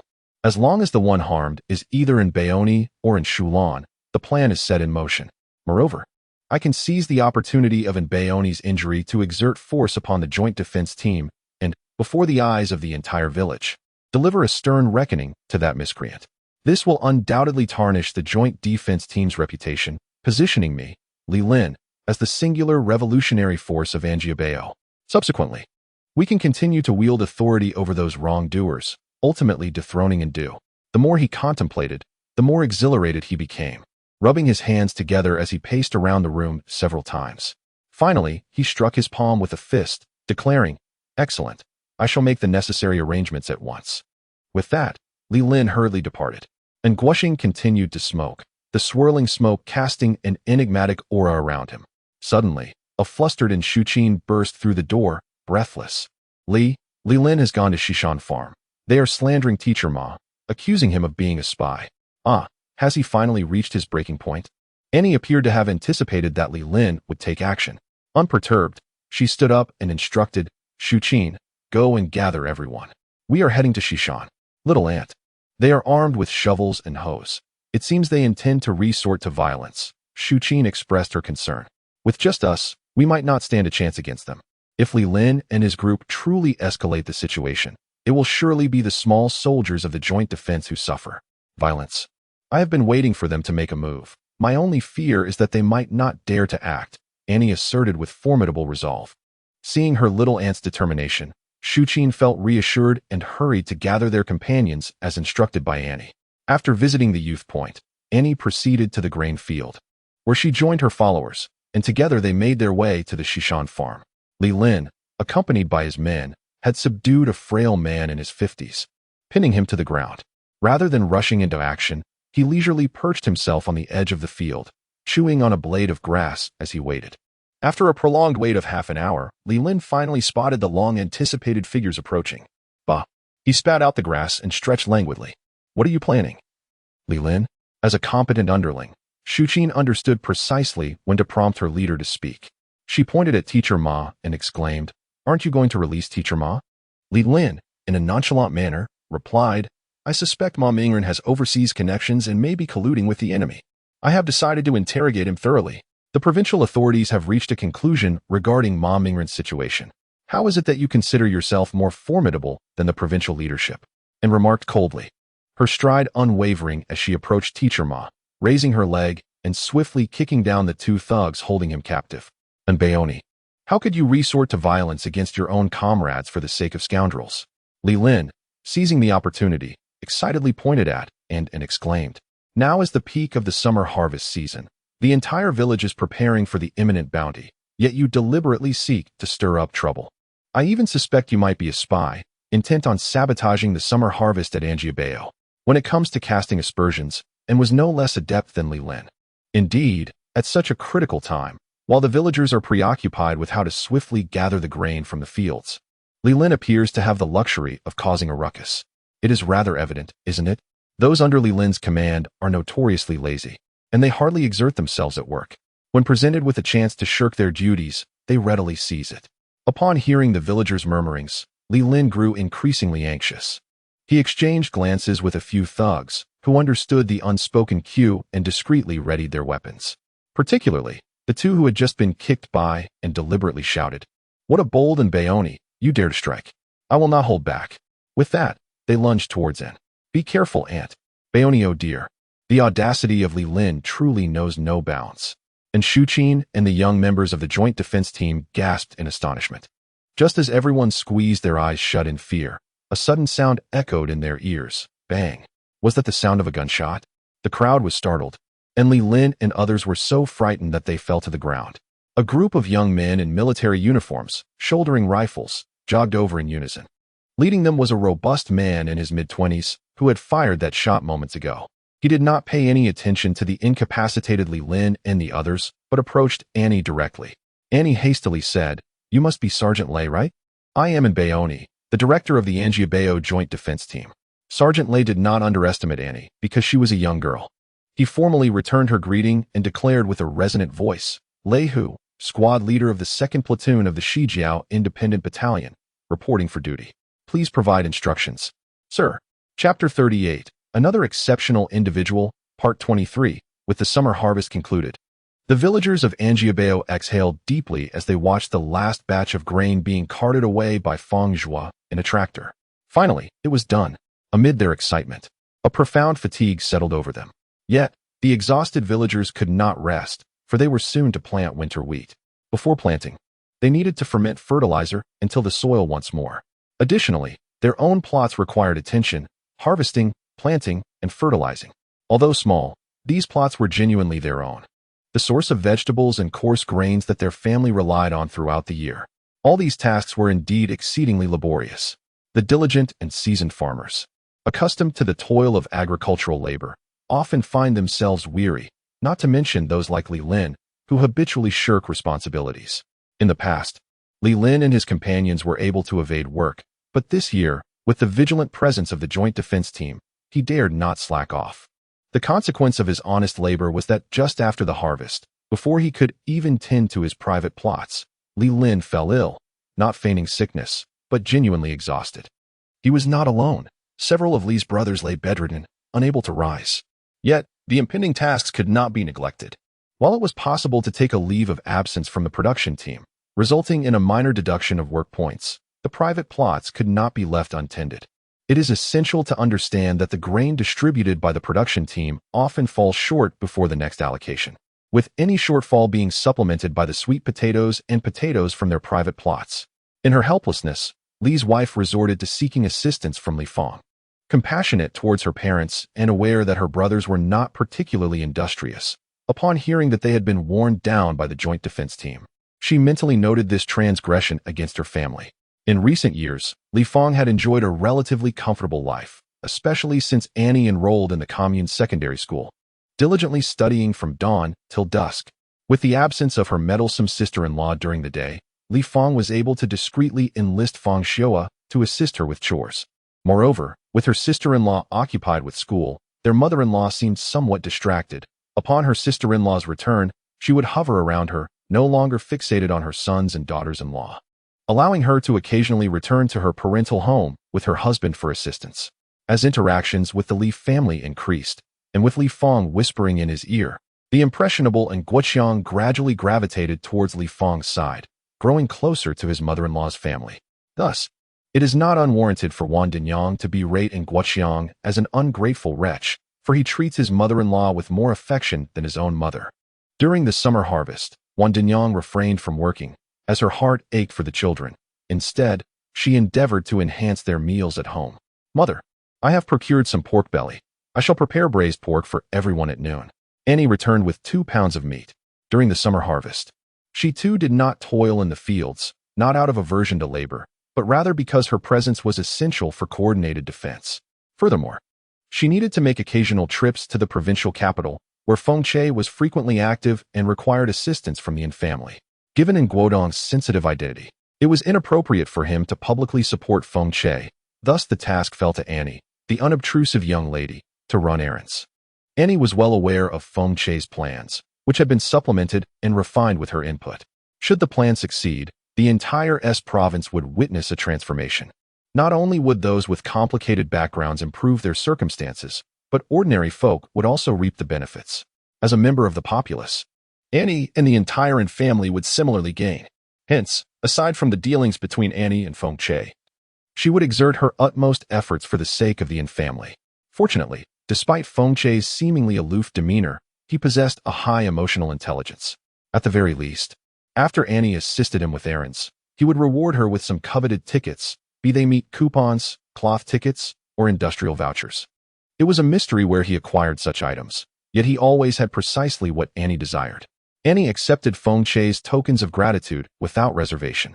She detected the scent of kinship emanating from him, and the usually omnipotent system surprisingly failed to trace Feng Che's origins. This solidified Annie's suspicion. This Feng Che was likely the master of the unknown system. Moreover, Feng Che's system undeniably surpassed even the most exquisite systems. Given their shared nature, mutual assistance was only natural. Annie accepted the receipt from Feng Che without the slightest psychological burden. Unbeknownst to her, her familiarity and interaction with Feng Che appeared quite different to others, namely, her elder brother, sister-in-law, and old man Hong. Feng Che seemed to sense this, but chose not to expose it, allowing Annie to interact with him in an entirely self-assured manner. "You've just returned from the provincial city and must be weary. Let me take care of the work," exclaimed Aunt Wan, hastily accepting the meat and wiping Annie's brow with a cloth.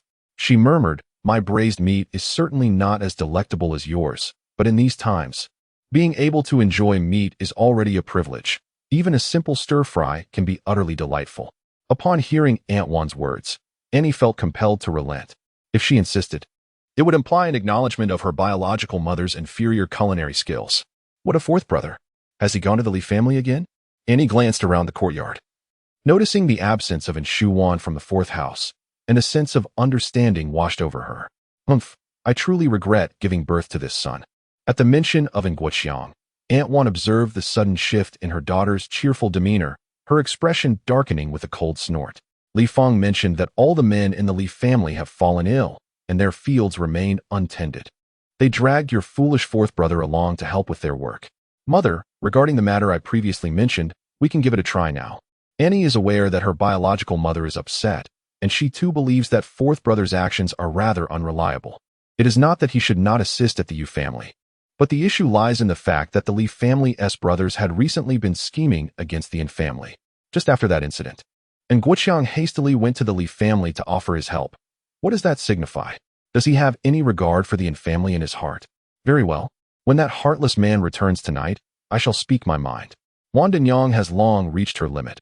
Upon hearing her daughter's words, she readily agreed. Mother, please do not be soft-hearted when the time comes, Annie repeatedly cautioned. It is often the case that in families from the Flower Kingdom, when children oppose their parents, it is usually the parents who concede first. The reason is simple. Parents are more prone to tenderness.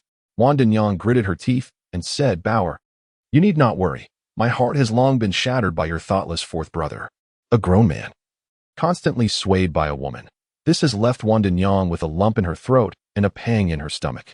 Such a son, who prioritizes his wife's words over the well-being of the entire family, will not elicit any sympathy from her.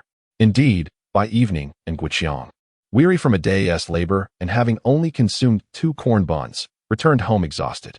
Behind him was Li Fang, cradling their child, her fair face etched with concern. She kept murmuring, Guoqiang, our family is poor. We only have black corn buns. I'm sorry for your hardship. And Guoqiang, feeling famished, had initially been enraged at his stingy mother-in-law, but upon hearing his wife's gentle words, his anger dissipated. Rubbing his emaciated belly, and Guoqiang forced a smile and said, It's nothing. I have long been aware of your family's circumstances. Hurry to the kitchen and take a look. My mother should have left us some food.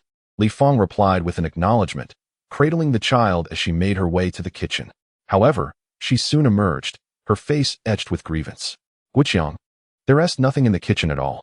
Even the water for washing the pots has been drained. There's not a morsel to eat. What?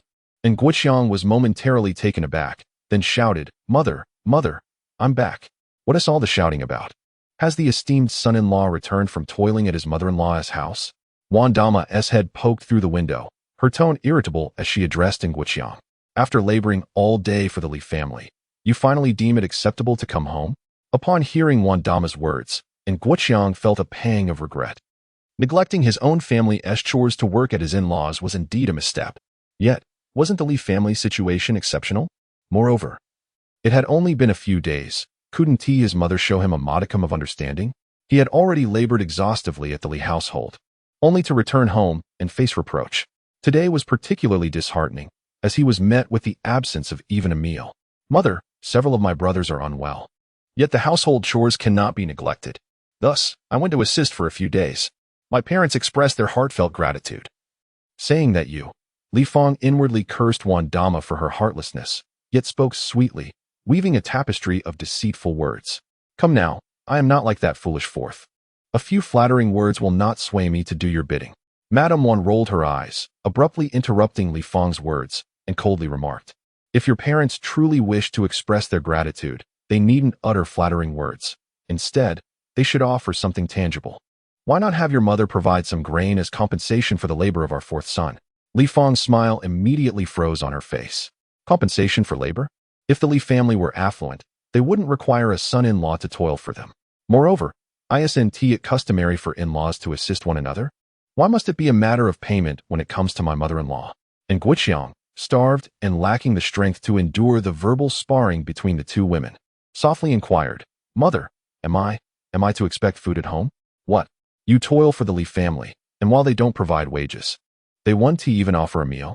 Madame Wang erupted, her eyebrows raised in indignation. No, Mother, my family does provide meals. It's just that we are impoverished and can only afford coarse wheat cakes, Li Fang hastily clarified, implying that it wasn't her family's neglect, but rather her husband's picky eating that was the issue. Bah, your family is impoverished? Is that an excuse? Madame Wang had firmly resolved to reprimand her younger son and his wife, showing no mercy in her words as she scolded, Why is your family poor? Clearly, the men in your household outnumber those in the Yin family, yet each one is lazy and indulgent. Are the men of the Li family so precious that they refuse to work or earn their keep, reclining idly while directing others to labor? Only coarse wheat cakes? Bah, does your family lack fine grain? Today, I saw that young Li Lin parading around the village with steamed buns made of white flour. The Li family truly possesses a remarkable shrewdness. When their own son is unwilling to exert himself, they resort to employing the simple-minded fourth. While it is one thing to delegate tasks, at the very least, one should ensure he is well fed.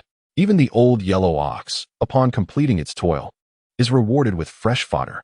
Initially, Nguqiang felt embarrassed by his mother's harsh words, which cast a shadow upon his role as a son. However, as he listened further, he suddenly realized the wisdom in her statements. Why should the son of the Li family shirk labor while he, as a son-in-law, is compelled to toil? Not only should he work, but he ought to be treated to something delicious in return.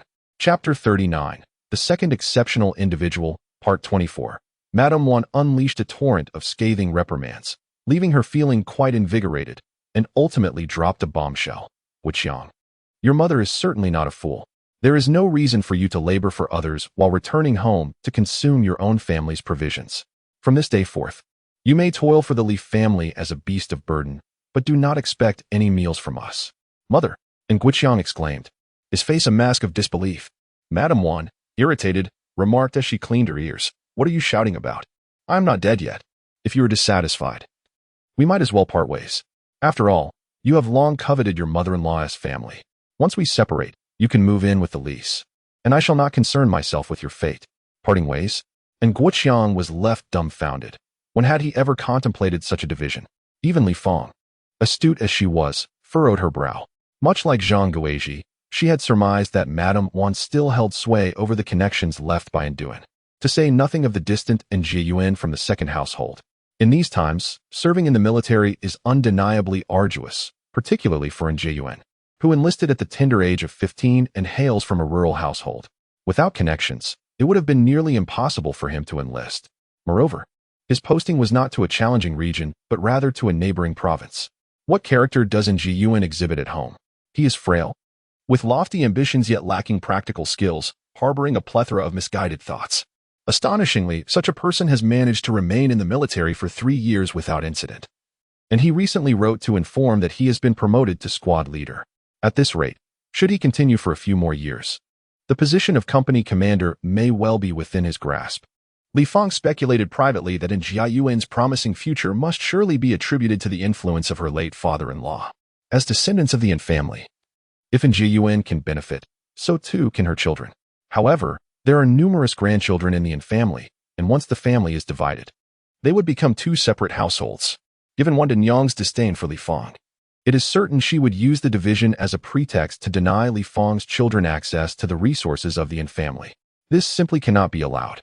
With resolute determination, Li Fang declared, Mother, we shall not divide the family. Indeed, we shall not divide the family. And Nguqiang had long grown accustomed to living under the protection of his mother and elder brother, even though he had recently been visiting his mother-in-law's family more often. It did not imply a desire to separate and dwell harmoniously with the Li family. He may not possess the foresight that Li Fang has. Yet one thing is abundantly clear. If the family were to split, his current comfortable existence would be irrevocably altered. Very well, since you all wish to remain united, we shall proceed as I have suggested. Madame Wan curled her lips, fully aware that they were reluctant to move out. Nguqiang, let me tell you, as long as you work a single day for the Li family, you shall not dine at home that day. The meals at the inn residence are reserved for those who contribute to its upkeep. And Nguqiang remained silent, while Li Fang too was at a loss for words. Unfazed by the constipated expressions of her son and daughter-in-law, Madame Wan declared, if there's nothing else, retire early and refrain from creating a ruckus. With that, she slammed the window shut. Once again, the inn household was engulfed in silence. The second and third rooms were as quiet as a grave, as if they had collectively lost their hearing and were oblivious to the commotion outside. And Nguqiang swallowed hard, standing in a daze for a considerable time. Realizing that his mother had not only refrained from reappearing, but had also extinguished the lights, he understood that she was indeed serious this time. Nguqiang, shall I prepare some warm water for you?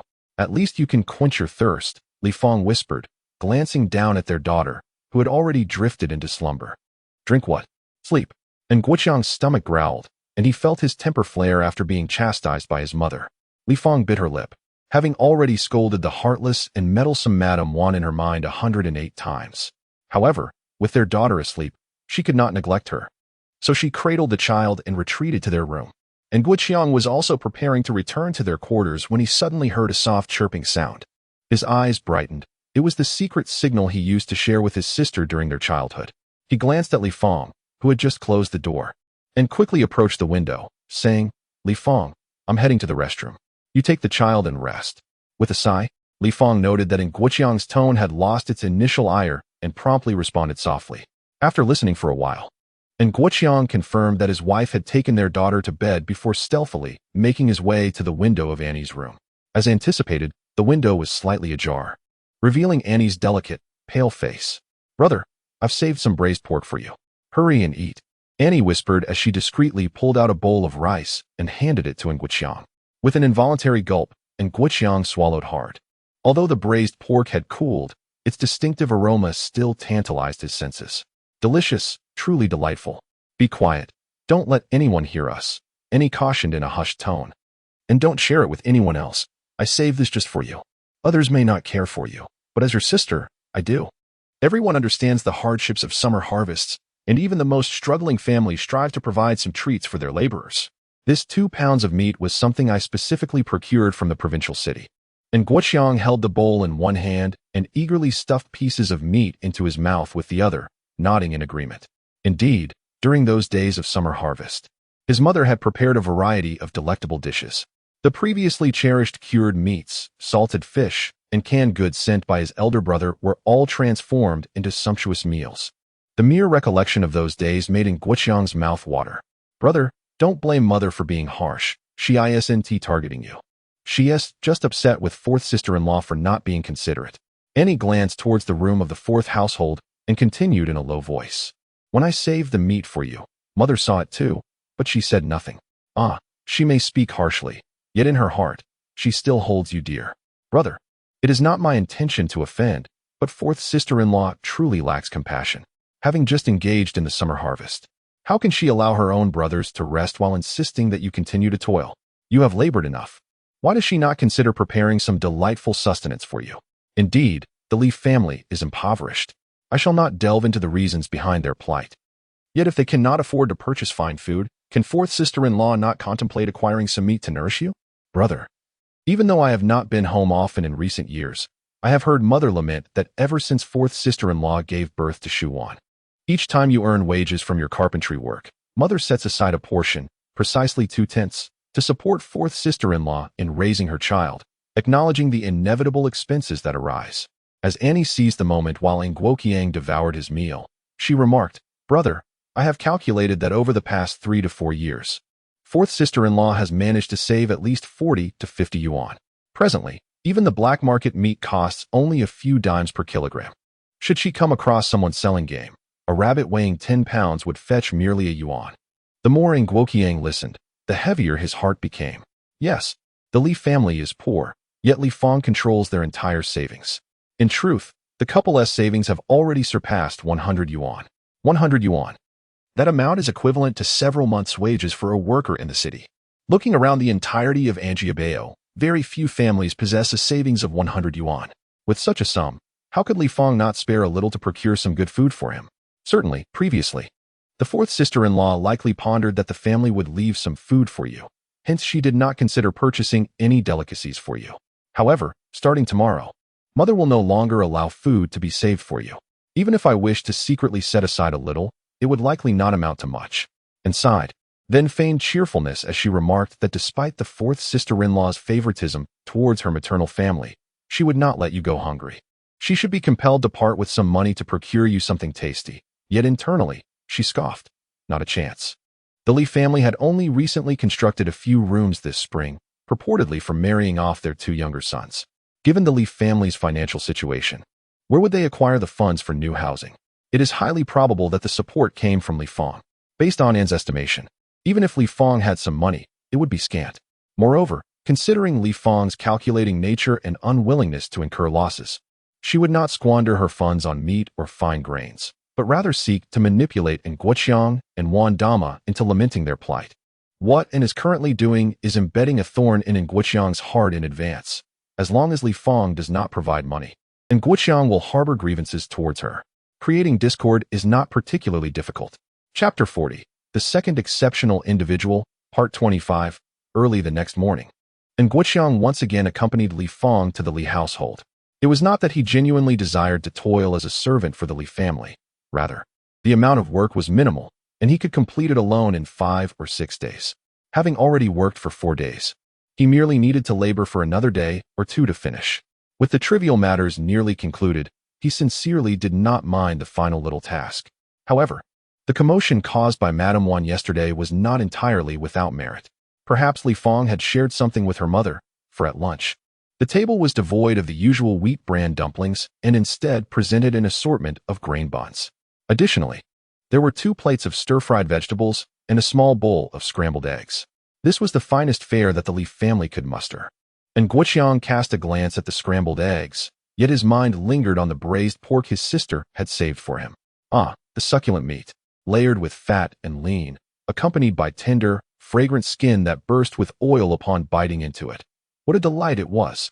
Unlike the Li family's meager offering of a mere bowl of scrambled eggs, in this era, eggs might be a rare delicacy for the average person, but for Guoqiang, who could indulge in an egg daily, they held little allure.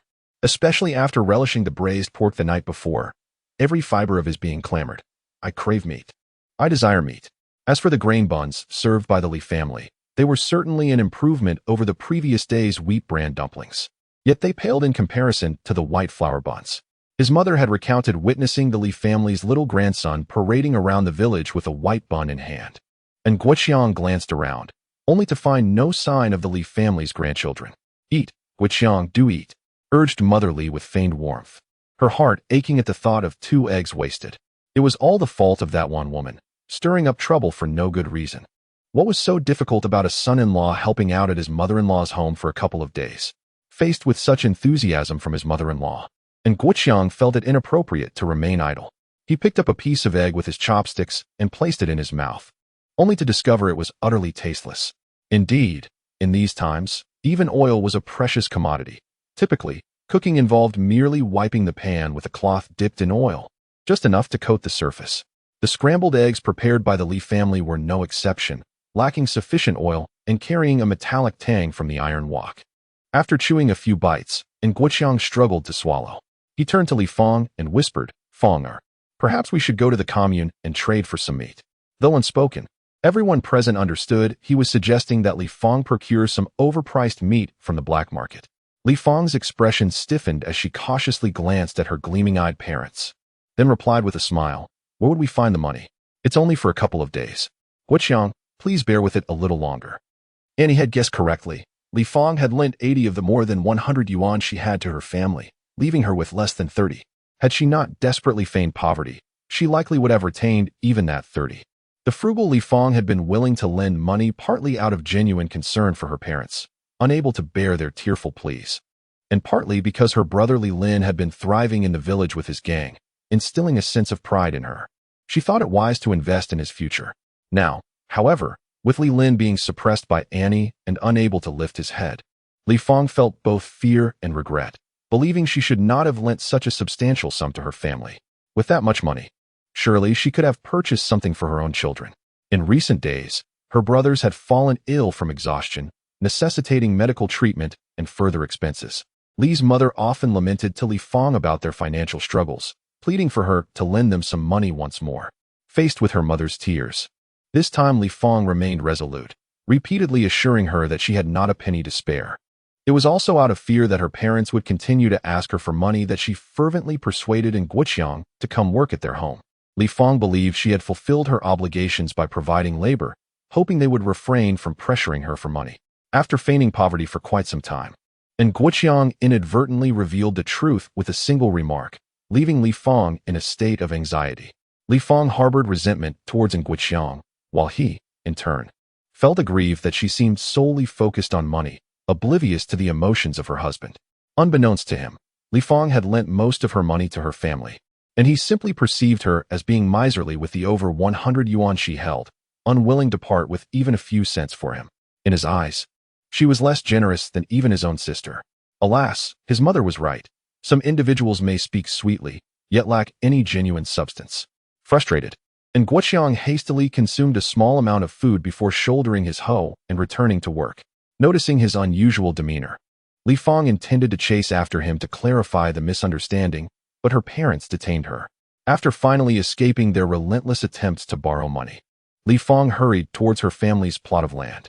Just as she reached the edge of the field, a piercing scream echoed. "Ah? What happened? What is going on?" Hearing the commotion, Li's mother rushed over and was met with the sight of her daughter in tears. "Fanger, what happened? What is wrong?" Li Fang cried. "Mother, something terrible has happened." Guoqiang hurt himself while working. He struck his foot with a hoe, and there is a deep gash on the top of his foot. Blood is pouring out. "How can you speak like this?" Li's mother exclaimed, rushing closer to inspect the situation. Her son-in-law lay curled on the ground, his face ashen, clutching his right leg and groaning incessantly. A wound, about the length of a finger, marred the surface of his foot, deep and gaping, with flesh peeled back on either side and blood soaking the ground. "Guoqiang, how could you be so careless while working? Just wait here. I will go find someone." With that, Li's mother dashed away. Li Fang stood there in a daze, waiting anxiously, but after a considerable time, her mother had yet to return. Deep down, she understood that given her mother's frugality, she would never spend money to help Guoqiang seek medical attention. "Hey, Li Fang, why are you just standing there? Hurry and help Guoqiang to the clinic," called out the villagers who had gathered to witness the commotion. "Aunt, I can't manage him alone. Would you please run to my in-laws and tell them that Guoqiang is in trouble?" In her urgency, Li Fang did not forget to play her cards right. "Li Fang, I can still walk with one foot. Just help me a little," Guoqiang interjected. While others were oblivious to Li Fang's intentions, Guoqiang was not. In the past, he had been swayed by her sweet words, but after being scolded by Aunt Wan the night before, along with Annie's comments, the veil that had shrouded Li Fang in his eyes was lifted. Despite the excruciating pain in his foot, Guoqiang's mind was remarkably clear. He understood that Li Fang was reluctant to take him to the clinic solely for one reason: money. Although this realization saddened him deeply, it was the undeniable truth. Li Fang was unwilling to spend a single penny on him, even in the face of his injury, which had occurred while assisting her family. The enthusiastic aunt soon delivered the message. Mother Wan, accompanied by her 2 sons, a daughter, and a grandson driving an ox cart, hurriedly arrived. "Oh, Guoqiang, you fool. Why are you working so hard for others? Are you tilling the earth or digging your own grave? Even if it were the latter, you shouldn't be digging at your own feet. And you, Li Fang, are you a lifeless being? Your brother is hurt, and you can't even support him to the clinic? Guoliang, Guofu, be gentle. Can't you see your brother is in such pain?" Mother Wan's booming voice echoed, filled with reprimands. Yet to Guoqiang, it resonated with warmth. He felt an inexplicable sense of security. Mother is here. Everything will be all right. Annie held a pristine piece of white cotton cloth, personally tending to her brother's wound, murmuring, "Sister-in-law, even if you can't assist him to stand, you should at least find a way to bind his wound. Look at all this blood. Mother, I think my brother's wound is rather deep. The clinic might not be able to handle it. If that's the case, we may need to go to the provincial capital. Let someone inform second uncle to borrow the tractor." "Yes, I agree. Our esteemed director possesses exceptional medical skills, yet the conditions at our health clinic are rather inadequate, and the medication is far from complete." Madame Wan nodded in agreement. "Mother, there is no need to travel to the provincial city. A simple bandaging at the clinic will suffice." And Guoqiang felt a warmth swell within him upon hearing his mother and sister's unwavering resolve to take him to the provincial city for treatment. This is what it means to be a family. No matter the circumstances, they will exhaust every effort, disregarding all else to assist and save him. "Are you not in pain anymore? Why all this unnecessary chatter?" Madame Wan scolded him with a stern expression. However, Guoqiang found himself delighted by her reprimand. Sniffling softly, he murmured, "How much will it cost to go to the provincial city? It's not a severe injury. The clinic can manage just as well." "Humph. That is not for you to concern yourself with." Despite her harsh words, Madame Wan's heart ached for her son, though she chastised him. Her eyes betrayed her with a hint of moisture. "You foolish boy, why must you be so careless? It truly breaks my heart." Annie quickly interjected, "Brother, do not worry about the expenses. As long as you are well, we can spend whatever it takes." Although Madame Wan did not voice this sentiment, her expression revealed her complete agreement with her daughter's words. With a reluctant wife unwilling to spend on him, and a mother who would spare no effort for his sake, Guoqiang felt his heart tilt toward his mother. He wiped his tears and said, "Mother, you need not spend your money. We have enough." "We do not have." Li Fang instinctively began to retort, but upon meeting Guoqiang's somewhat fierce gaze, she swallowed the latter part of her sentence. Annie, having stumbled upon such a splendid opportunity, was determined not to let it slip away. She took on the guise of a mediator and said, "Fourth brother, fourth sister-in-law, how much money do you have on hand?" "This sum is provided by mother." "Well, with your meager savings. It would be wiser to save it for my granddaughter to purchase something nice." Wang Dinyang expressed her disdain, yet her hands caressed in Guoqiang's face with unexpected tenderness. "Ah, we must hasten to the clinic. Other matters can be discussed later." A large group from the Yin family made their way to the clinic, where the elderly director, who had been brought along by Annie, meticulously examined in Guoqiang's wounds. "They are too deep and require suturing. I do not have any anti-inflammatory medication here. You should head to the provincial city." "Oh." Wang Dinyang replied constantly in affirmation. Meanwhile, Annie had already borrowed a tractor, accompanied by the driver, Feng Zhua. Given Wang Dinyang's age, Annie advised her against going. Li Feng expressed her desire to accompany them, but Wang Dinyang insisted, "Sixth sister is still young. You should stay home to watch the children." And Guoqiang felt disappointed in Li Feng and coldly remarked, "Listen to mother. You stay at home. After all, even if you went, you wouldn't be of much assistance." Li Feng sensed something amiss upon hearing his words and felt a pang of anxiety. It was not that she was concerned about money, but rather that she lacked the confidence to suggest taking her husband to the provincial city. As she watched the tractor chug away, a foreboding feeling settled within her. She sensed her life was poised for transformation. Chapter 41. The second exceptional individual, 26. The tractor rumbled for an hour, arriving in the provincial city just before nightfall. At the provincial hospital, Annie greeted the elderly man at the entrance with familiarity before proceeding to register for Nguoqiang. Although Nguoqiang's injuries appeared alarming, they were not particularly severe. The doctor sutured the wounds, prescribed some anti-inflammatory and pain relief medication, and then sent him on his way.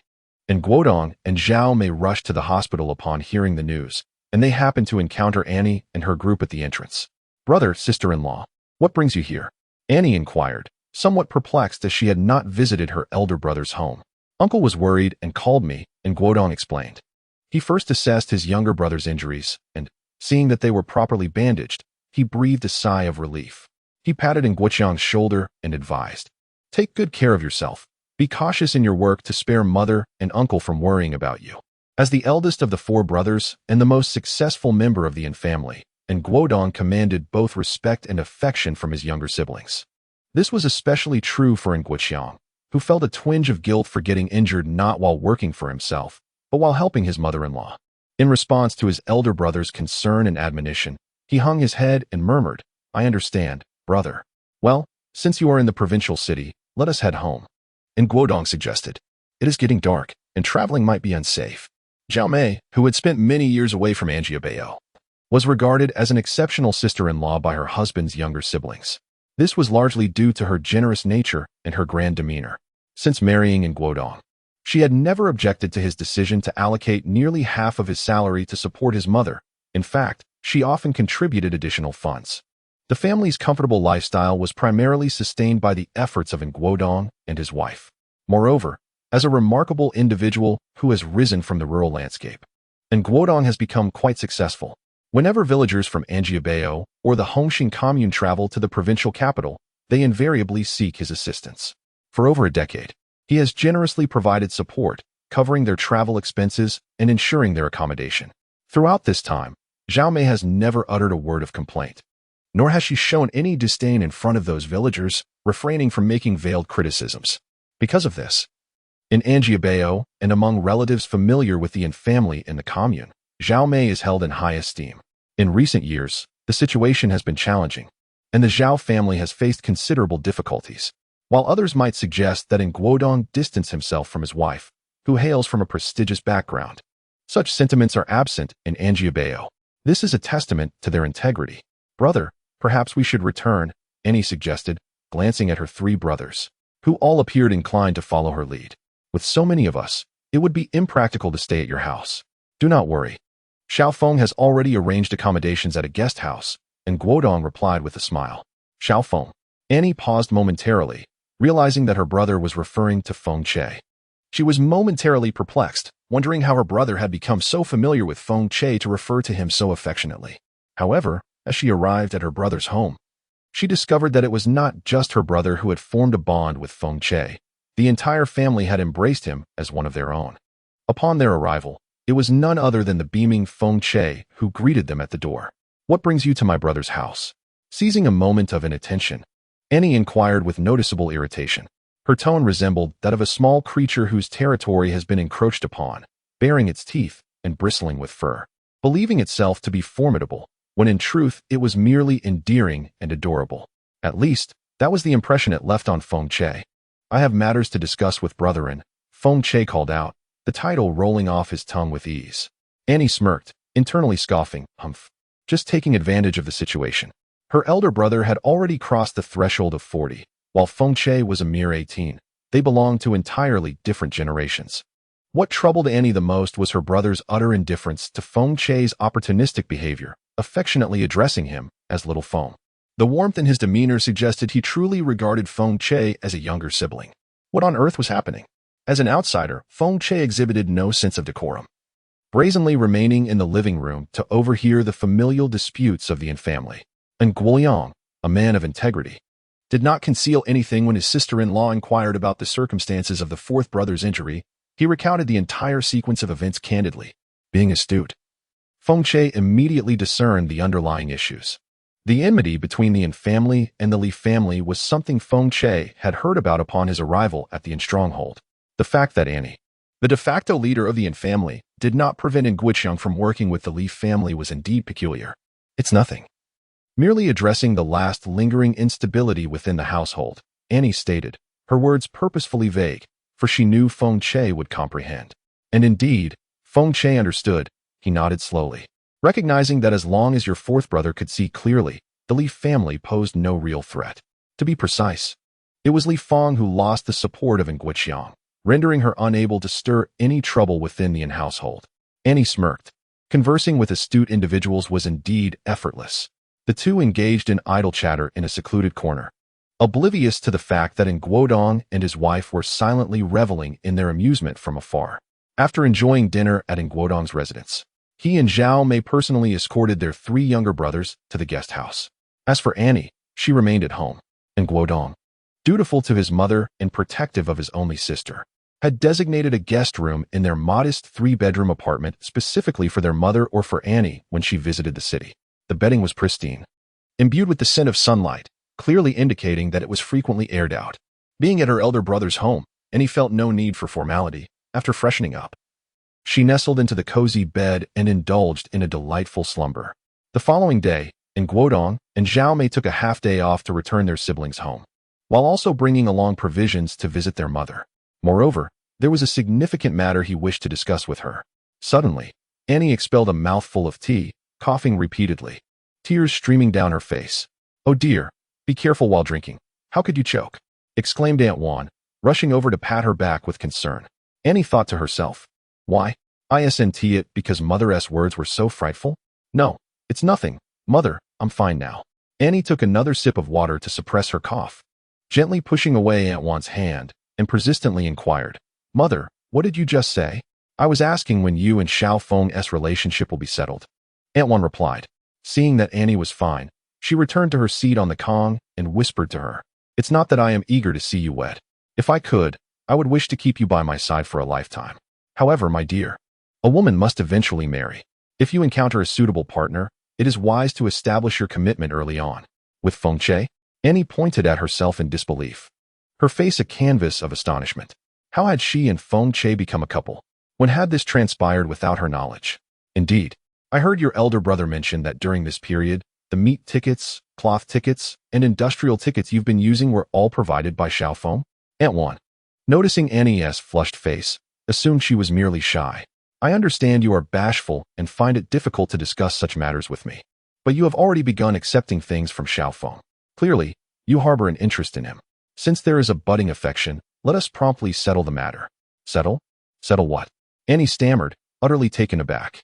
"Yes, your brother stated that Xiao Feng is a fine individual with commendable abilities," Aunt Wan continued, grasping Annie's hand and speaking softly. "Although his grandfather's current situation is not favorable, Xiao Feng has already changed his maternal surname. His grandfather's troubles do not tarnish his character. Not only will he not be implicated, but his grandfather's comrades in the military will also look after him out of respect for his grandfather. You may have heard that, due to his military connections, Xiaofeng has already been transferred to work at the city government. Your elder brother mentioned that Xiaofeng quickly established himself upon arriving at the city government and has been getting along exceptionally well with his colleagues. According to your elder brother, Xiaofeng is naturally suited for a career in governance. Annie listened numbly, yearning to express that Feng Che's matters had no relevance to her whatsoever. In conclusion, Aunt Wan stated that both your elder brother and sister-in-law believed Xiaofeng to be a commendable match. You are still young and not yet of legal age to obtain a marriage certificate, so it would be entirely appropriate to become engaged, thus clarifying your relationship. This way, your interactions with Xiaofeng would avoid any gossip. Annie. Meanwhile, Old Hong was also discussing the same matter with Feng Che. When will you settle things with Baoya? I have no objections. I will defer to her wishes. The original owner's desire was to marry without being manipulated, and in Baoni, evidently, was not the type to scheme. Regardless, he was destined to marry, and who he married was of little consequence, and Baoni appeared more agreeable than others and intrigued him. Well then, let it be her. Chapter 42. Choices. Initially believing that they were merely cohabitating, Annie felt an ache in her heart as she gazed at Feng Che, frail and lying on the hospital bed. His hair turned white with age. Before she realized it, tears brimmed in her eyes, blurring her vision. Yet within her mind, the myriad experiences of decades past remained strikingly vivid. During those arduous 10 years, they supported and assisted one another, safeguarding not only their own families, but also the tranquility of those around them. Together, they raised children, nurturing them to maturity and ensuring their success. While both were engrossed in their respective careers, neither interfered in the other's pursuits. However, when faced with challenges, they offered unwavering support to one another. Over the past several decades, Feng Che navigated the political arena with remarkable ease, thanks to his accomplishments during that decade and the advantageous background of the Hong family. By the time of his retirement, he had ascended to the esteemed position of a departmental leader.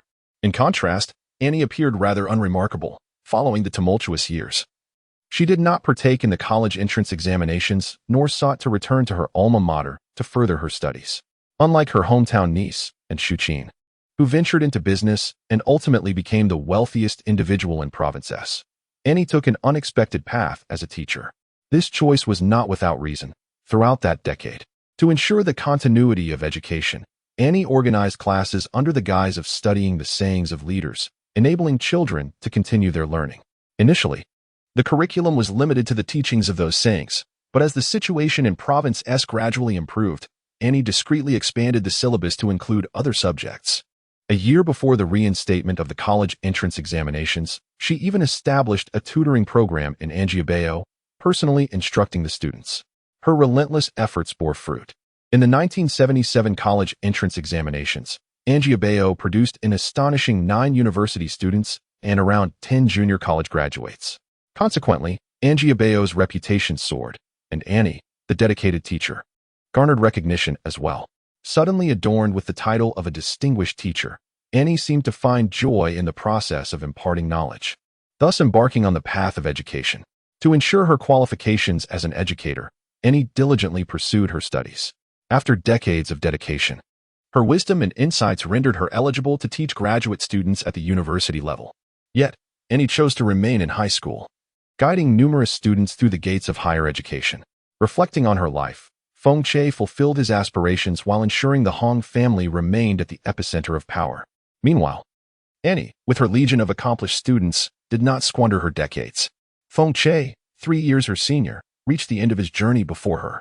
He grasped Annie's hand and whispered softly in her ear, "There's something I've yet to tell you." Annie sniffed, recalling their earlier confrontations, and chuckled, "Your golden touch?" Having shared decades of life together, they had become privy to each other's secrets. The present Annie found herself less curious than before. The worlds I traversed were all drawn from literature. In these realms, there exists time travel, rebirth, and systems. Due to these external influences, the fates of the protagonists have been altered, Feng Che explained slowly. The protagonist serves as the cornerstone of the constructed world. When their destiny is manipulated, the stability of that world falters. To restore equilibrium, I was sent to amend it, guiding the protagonist back onto their rightful path. Annie's eyes sparkled momentarily, for she had long suspected the truth. Occasionally, when Shuqin muttered to herself about certain novels and original plots, Annie had sensed something amiss. Isn't Shuqin the variable in this narrative? Has she altered the fate of the original male protagonist? Annie once again voiced her innermost speculation. Feng Che nodded slightly, affirming her thoughts. She was aware that Feng Che was the formidable antagonist within the story, who, under the guise of the original protagonist, orchestrated events at the Yin family estate to manipulate the original protagonist into an unwanted marriage with her.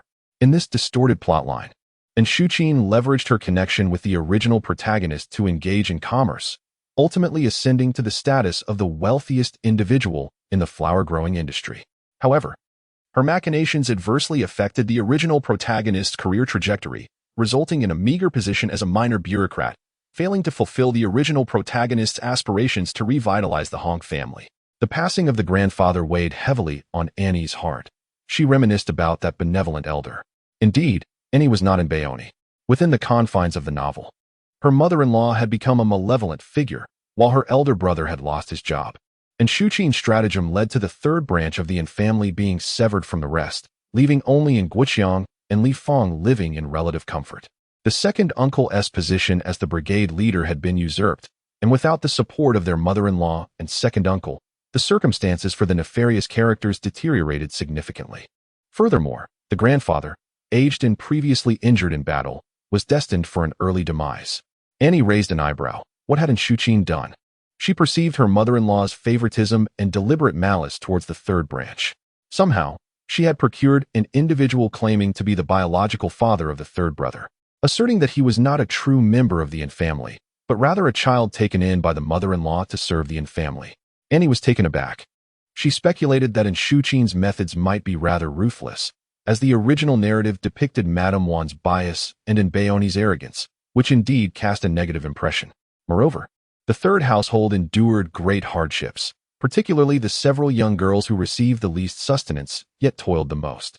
In comparison to their peer in Bayonne, they seemed to dwell in the depths while she soared in the heavens. As a person from a later era, Shuqin would undoubtedly misinterpret the plight of the third household as a consequence of Madame Wan and her daughter's actions, and would seek various means to assist Baozi's parents in extricating themselves from their troublesome relatives. However, Annie never anticipated that Shuqin would go to such extremes, effectively alienating Guofu. Under normal circumstances, Shuqin's schemes would surely have failed, but regrettably, at that time, her mother-in-law had turned into a malicious entity, and Li Lin, like a ferocious dog, relentlessly pursued the Yin family, seeking to create trouble at every turn. Thus, this matter ultimately fell into Shuqin's hands. Feng Che spoke slowly. What he did not express was that, following this incident, Madame Wan's reputation further deteriorated, and to avoid suspicion, the second household, incited by Zhang Guizhi, chose to separate. The Yin family faced complete ruin. Annie. Feng Che had spoken at length, his breath somewhat uneven. Seizing a moment of clarity, he hastily inquired, "What is your true name?" Annie paused, meeting Feng Che's profound gaze, and softly replied, "Annie." "Greetings, Annie." "Farewell, Annie." After uttering these words, Feng Che cast one last reluctant glance at Annie before gradually closing his eyes. Tears streamed down Annie's face. Struggling to witness Feng Che's burial, she too succumbed to illness. Half a month later, amidst the tearful gazes of her descendants and relatives from her hometown, her breath gradually faded away. Ding. Safeguard the life of Granny Wan. Task completed. Reward: 1 merit point. Ding. Alter the destiny of the third generation of the Yin family. Task accomplished. Reward: 1 merit point. Ding. Ensure Bayonne marries a good man, bears children, and experiences a lifetime of happiness. Task fulfilled. Reward: 1 merit point. Ding. Complete the hidden task of eliminating the dangers posed by external individuals, namely Shuqin, to the Yin family. Task achieved. Reward: 1 merit point. Accumulated faith value: 180 points, with options to 1. Double the task points. 2. 1 opportunity for a lottery draw. Note: each draw costs 100 faith points. Due to uncontrollable factors affecting the host during this mission, the difficulty coefficient has increased, and the system rewards the host with double points.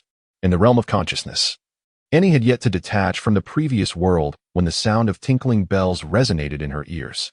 A lottery? May I first glimpse what the prizes entail?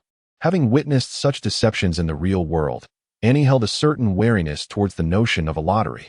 Certainly, as the mechanical voice of the system faded, a grand spinning wheel materialized in the realm of consciousness. In the center of the wheel lies a pointer, with the entire wheel divided into 6 sections, each adorned with inscriptions: culinary mastery, strength elixir, facial cream, foreign language proficiency, Russian English, surgical virtuoso, and more. Annie meticulously observed the inscriptions, sensing that the prizes for this lottery were intertwined with her previous world experiences. For instance, the culinary mastery resonated with her encounter with the renowned chef, Du Pongzi. The foreign language proficiency reminded her of Professor Lon, an expert in both Russian and English. And the surgical virtuoso likely referred to the esteemed former director of the provincial hospital. Indeed, each prize in the lottery is triggered by the world of the current journey. If one were to draw a particular skill, such as foreign language proficiency, it would reflect the caliber of the character, Professor Lon. Annie mused to herself, contemplating the merit of such an outcome, for she was well aware of Professor Lan's exceptional linguistic abilities. After all, this was merely a trial task, and the rewards were limited. However, she pondered, what exactly did trial entail? Could there be a possibility of elimination? Indeed, the potential for elimination exists. The first world serves as an introductory task, assessing your suitability for this system.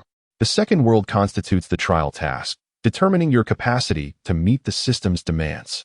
The system is devoid of any emotional bias. Only upon successfully navigating both worlds can one be deemed to have met our evaluation criteria. Now, you must make a choice. First, to return to reality with the rewards earned from your tasks, or second, to sign a contract with the Heavenly Tao system, thereby officially becoming a task executor for the system. Annie inquired, return to reality? Does that mean I will no longer have any ties to the Heavenly Tao system? I can no longer traverse dimensions to undertake tasks? The system replied succinctly, indeed. Annie hesitated. The system spoke again, reminding the host that future tasks would undoubtedly be far more challenging than the novice and trial tasks. At times, they may even pose a danger. Moreover, casualties incurred within the task realm would have repercussions in the real world, and in severe cases, the host could find themselves in a vegetative state. Annie gasped in shock. The system urged, host, please make your choice swiftly. Will you return to reality or sign the contract with the system? Biting her lip, Annie remained silent for a considerable duration, ultimately deciding, I choose to sign. Chapter 43. The contract the signing was successful. The system's mechanical voice slowly announced. From this day forth, Annie officially becomes an elite task executor under the Heavenly Tao Group, with a contract duration of 10 years. Upon expiration, the task executor may have the option to renew the contract preferentially. Task executors earn points by completing tasks, which can be exchanged for goods in the Heavenly Tao Mall. Any assets or skills acquired within the system may be brought back to the real world. Tasks carry risks. Executors must exercise caution. The system holds no liability for any unforeseen incidents. The system diligently reiterated the general contents of the contract. I am already aware of this. I am willing to become the task executor, and declared resolutely. A flash of golden light traversed her consciousness, and felt a sudden clarity, as if her soul had been marked with an indelible imprint. Very well, you may now claim your task points, announced the system, having signed a promising new task executor. Feeling quite pleased within, the mechanical voice softened, and upon closer inspection, it carried a hint of delight. Before proceeding, you must choose how to redeem your faith points. Will you opt to double your points, or select a lottery? And silently calculated her points from this task and replied, I choose to participate in the lottery. Excellent. Initiating the lottery wheel. As soon as the system finished speaking, the wheel in the realm of consciousness began to spin rapidly. The speed was so great that the letters on it were nearly indecipherable.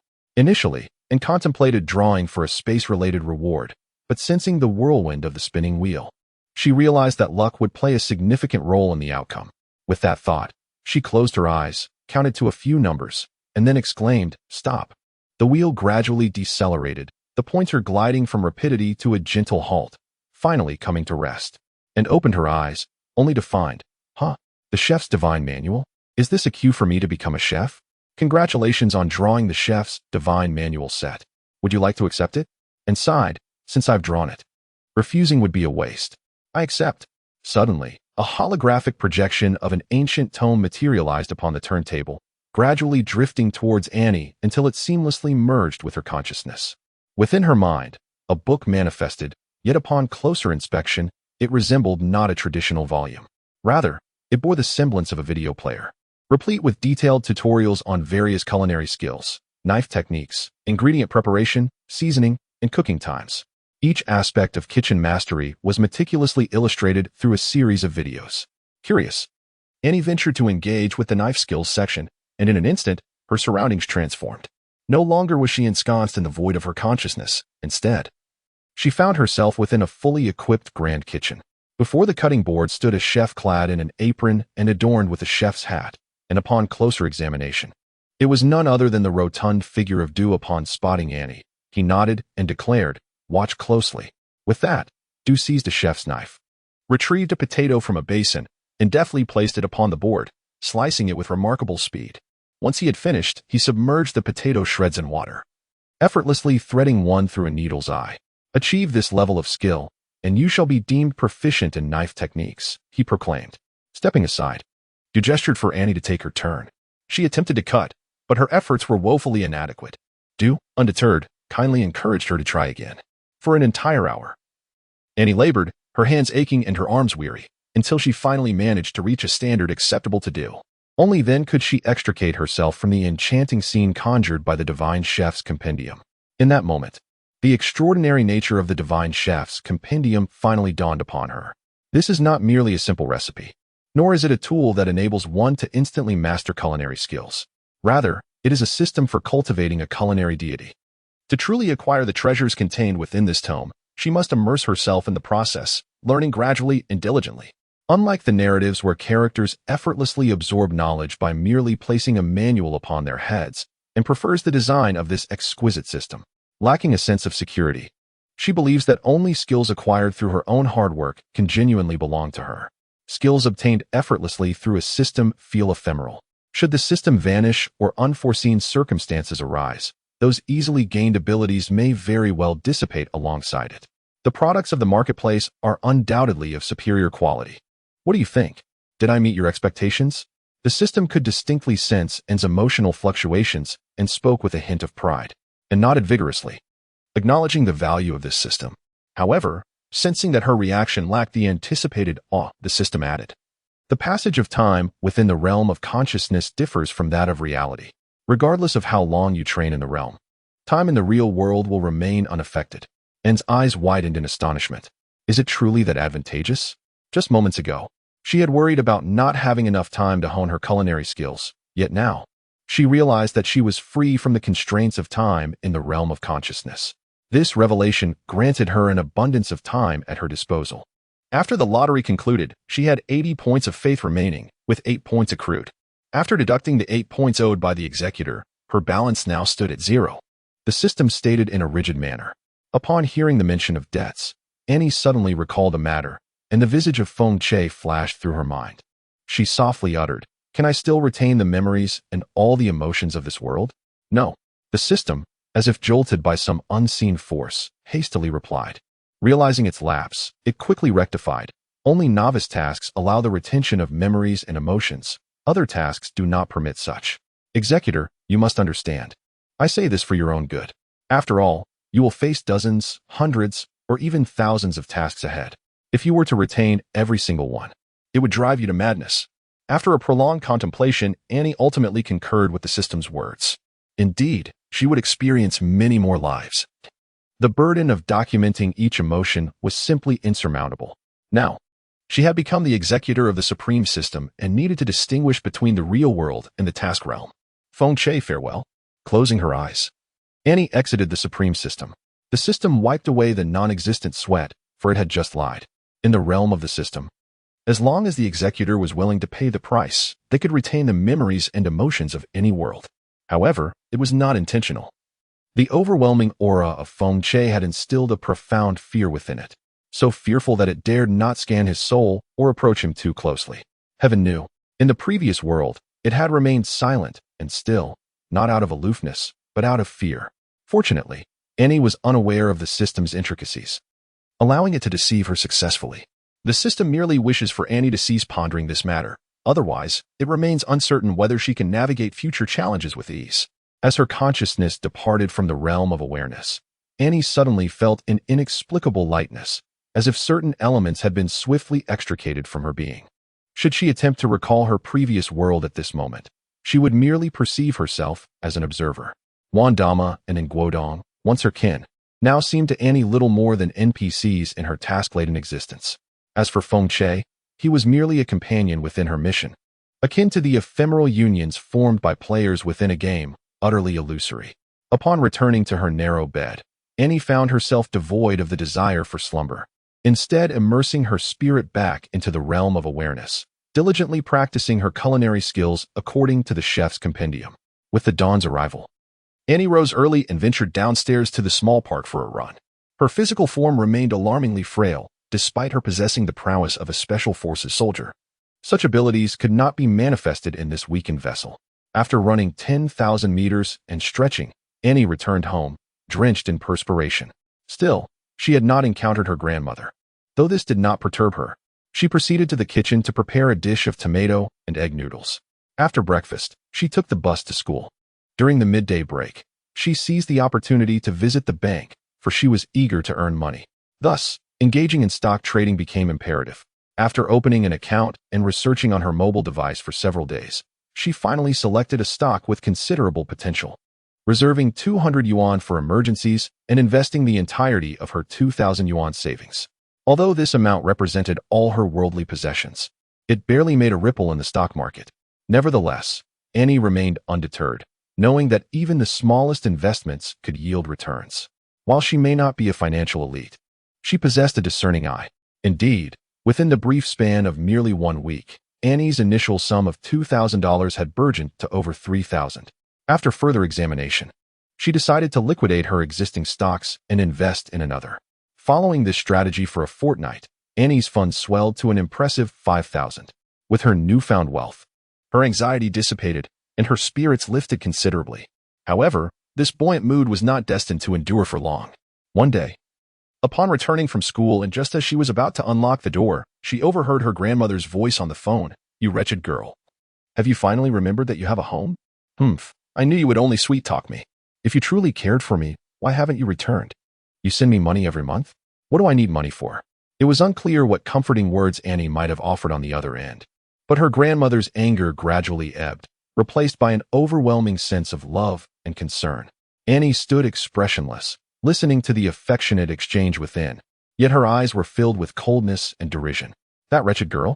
She's doing just fine, so why inquire about her? Of what significance is she? Very well. We shall discuss this upon your return. With a raised eyebrow, Annie thought, "Oh, so that wretched mother of hers is coming back? And it seems her intentions are far from benevolent." Chapter 44. Indeed, Annie refrained from entering immediately. Instead, she waited for her grandmother to conclude the call, standing at the threshold for an additional 5 minutes before finally pushing the door open. Her grandmother appeared to be lingering in the afterglow of her conversation with her daughter, a rare smile gracing her usually stern visage. This smile was something Annie had never witnessed on her grandmother's face before. Yet she had witnessed the profound affection and concern that parents hold for their children etched upon the faces of Anaya and Enchankong. This is the essence of parenthood, regardless of the magnitude of their child's transgressions or the scorn and disdain they may endure. A simple apology or a conciliatory word from the child can dissolve all anguish, allowing parents to lavish their love anew. Annie, endowed with the memories and emotions of her first life, profoundly grasped the essence of paternal and maternal love. Thus, she could empathize with the feelings of her grandmother. Rather than harboring resentment and indignation, questioning why such boundless compassion was bestowed upon her errant daughter while she, an innocent, was met with cold indifference. In her present state, Annie, having experienced the unconditional love of her first parents, felt no void within her. To her, both her grandmother and Shinran were mere strangers devoid of emotional ties. No matter their actions, they could not elicit even the slightest sorrow from her. Annie remained serene and unperturbed, while her grandmother was taken aback by Annie's sudden appearance. Under normal circumstances, she would have unleashed a torrent of scorn. In fact, the moment her gaze fell upon Annie, the smile on her face froze, replaced by a palpable disdain and revulsion, with harsh words poised on the tip of her tongue. Suddenly recalling something, she swallowed her words back with great effort. She even managed to force a smile, adopting a tone she believed to be affectionate, albeit somewhat peculiar, and said, "You've returned?" Annie raised an eyebrow, suppressing the urge to turn and gaze at the setting sun outside. Yet, her mind was abuzz with speculation, What on earth had Shinran said over the phone to compel her usually indifferent grandmother to adopt a facade of affectionate elderliness? Humph. Annie responded nonchalantly. Observing Annie's apathetic demeanor, a flicker of coldness crossed her grandmother's eyes. However, recalling her daughter's admonitions, she repressed her frustration and gently inquired, Annie, your mother is returning. Are you happy? This child had been clamoring daily for her mother. Surely, now that her biological mother was back, happiness would ensue. Happiness, my foot. Annie rolled her eyes inwardly, suddenly adopting the petulant demeanor of a rebellious teenager. Mother? Grandmother, didn't you declare me an unwanted wild child? How is it that a mother has suddenly appeared?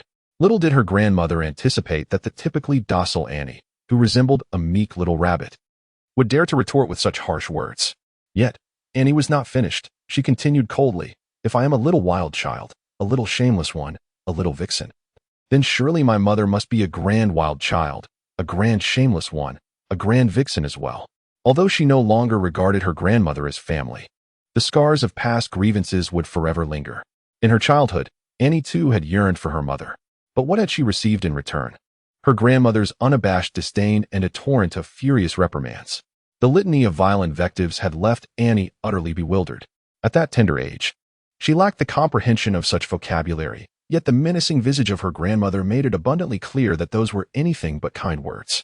After enduring a scolding, Granny Ann confined her once more to the dark room for solitary reflection.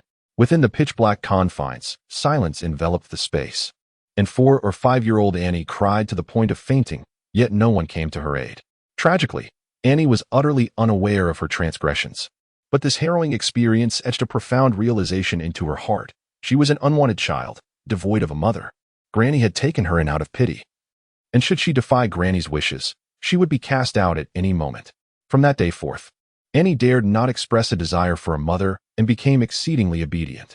However, during countless instances of bullying or when observing other children with their mothers, she would retreat beneath her covers, weeping silently, all the while crying out in her heart for those 2 words, Mother. As she matured, Annie learned of Shinran's story and comprehended why Granny harbored animosity towards her. All her fantasies and admiration for her mother dissipated into nothingness. After traversing through 2 lifetimes, Annie felt nothing but disdain and contempt for Shinran. Indeed, not everyone in this world is worthy of the title of mother. Some individuals are truly beneath the most despicable of creatures. You dare to speak of your mother in such a manner? Granny Ann trembled with fury, her expression darkening severely. Yet Annie feigned innocence, tilting her head and pretending to be puzzled as she replied, But, Granny, is this not what you said? Granny Ann, trembling as she pointed a finger at Annie, looked as if she might faint at any moment. Annie felt no concern.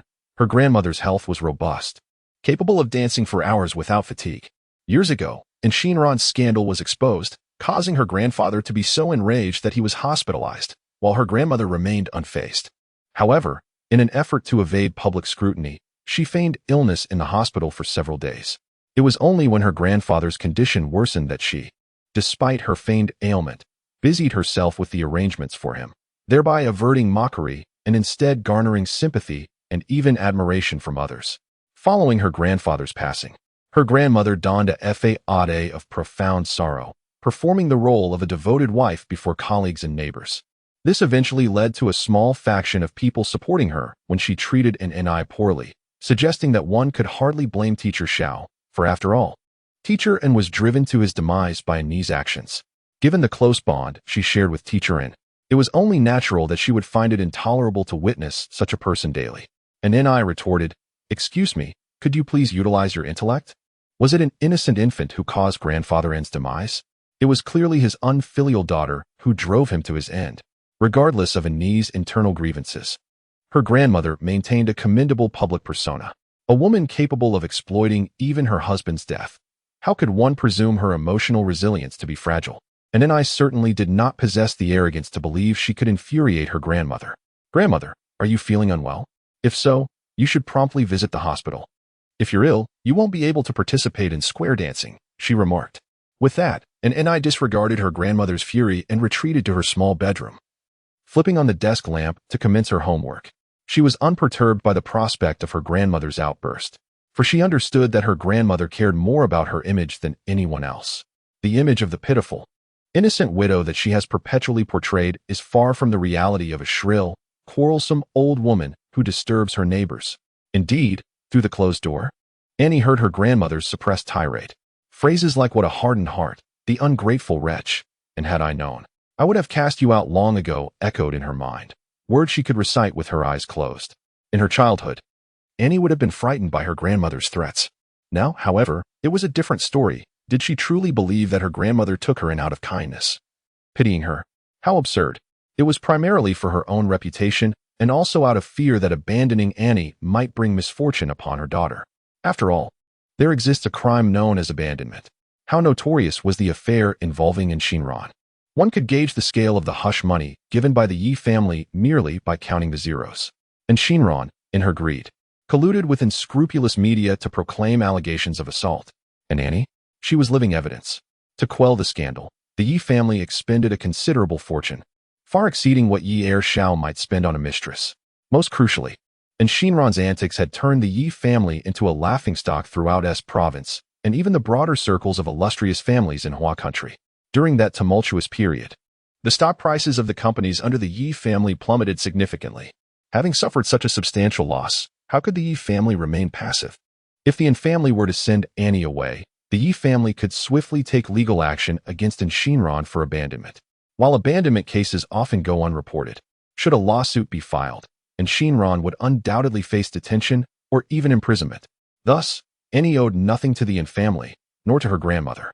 Certainly, regardless of the reasons, it is an undeniable fact that Grandma Anne has cared for her for over a decade. Annie has long contemplated that in the future she will provide support for Grandma Anne. What goes around comes around. We owe each other nothing. Annie can offer her grandmother financial assistance, yet she will never forgive Shinran, nor will she reconcile with her to foster a harmonious mother-daughter relationship. However, Annie is deeply intrigued by the sudden return of Shinran, who vanished for more than 10 years. What could her motives be? A yearning for her mother? A lingering guilt over abandoning her daughter, prompting a desire to make amends? Annie scoffs at such notions. Contemporary tales would not dare to suggest such absurdity, as it would be an affront to one's intelligence. The only thing that could captivate the money-minded Shinran must be related to wealth. After completing her homework, Annie took out her phone to conduct a search.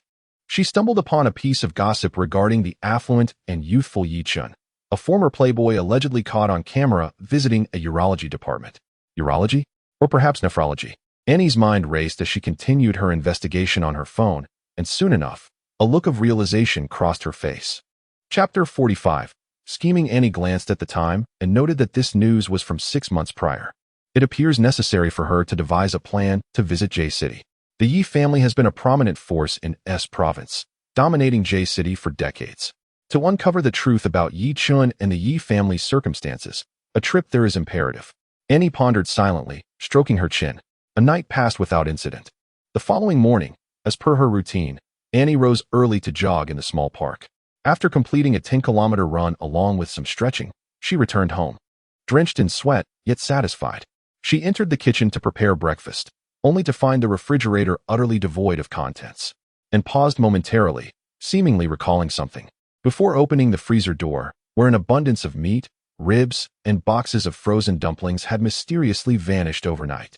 Closing the refrigerator, she then turned her attention to the pantry, where, to her dismay, 4 or 5 packets of noodles, a bucket of rice, and half a bag of flour had also inexplicably disappeared. Unsure whether to laugh or cry, and hastily made her way to her grandmother's room. As anticipated, several seasonal garments were missing from her grandmother's wardrobe, and the suitcase she typically used for travel was nowhere to be found. And exhaled deeply. Yes, this was the grandmother she knew so well. The doting elder from yesterday seemed entirely out of character, and this straightforward, candid demeanor aligned much more closely with her grandmother's true nature. For over a decade, whenever Anne exhibited any form of disobedience or behavior deemed inappropriate by her grandmother, she would face unrelenting punishment, indifferent to whether such measures were bearable for a child. Anne's actions the previous night could hardly be described as mere mischief. They bordered on defiance. While her grandmother could endure silence without raising a fuss, she would never condone such behavior. It appeared that after a night of contemplation, her grandmother had resolved to take a few days away, allowing Anne the opportunity for introspection at home. In her quest for Anne's deeper reflection, Her grandmother left no words of explanation, taking with her all edible items in the house, as well as any valuables that could be sold. In former times, and might have indeed felt the urgency and fear her grandmother anticipated, desperately attempting to call her. Having exhausted every plea and apology over the phone, she once again implored her to return. At that moment, Grandma Anne could assert herself with authority, seizing the opportunity to re-establish rules for Annie. Moreover, Grandma Anne might have ulterior motives, particularly for Shinran. Although shocked by Annie's rebellious behavior, Grandma Anne could somewhat comprehend it. After all, her daughter had been absent for over a decade, neglecting her maternal responsibilities. It was only natural for Annie to harbor resentment. However, understanding did not equate to permitting Annie to throw tantrums at her beloved daughter. Perhaps she intended to use this situation to teach Annie a stern lesson, making it clear that she had no right to cause a commotion in this household. Consequently, even if Annie held grievances against Shinran, under Grandma Anne's influence, she would dare not act out when Shinran returned. Grandma Anne's plan was astute, and she knew Annie well. Regrettably, that was the Annie of the past. The present Annie, however, wore a radiant smile. How fortunate, for she had been perplexed about how to approach her grandmother to gain permission to go to City J. And now the hassle was alleviated. With no food at home, Annie wasted no time and promptly slung her backpack over her shoulder, heading to the breakfast stall at the community entrance. After having her meal, she took the bus to school. Although several days had passed, her classmates still seemed to struggle with Annie's transformation. The boys in particular regarded her with a mix of awe and curiosity, while the girls' perceptions of Annie were decidedly complex. Just the day before, she was merely an ugly duckling, subject to their bullying, and a mere gesture of kindness from them would leave Annie astonished and overwhelmed with gratitude. Yet, overnight, the ugly duckling transformed into a beautiful swan, possessing a beauty that evoked jealousy among them. Becoming the object of admiration for the boys in her class, and even throughout the entire school. Gradually, she became someone they could no longer aspire to reach.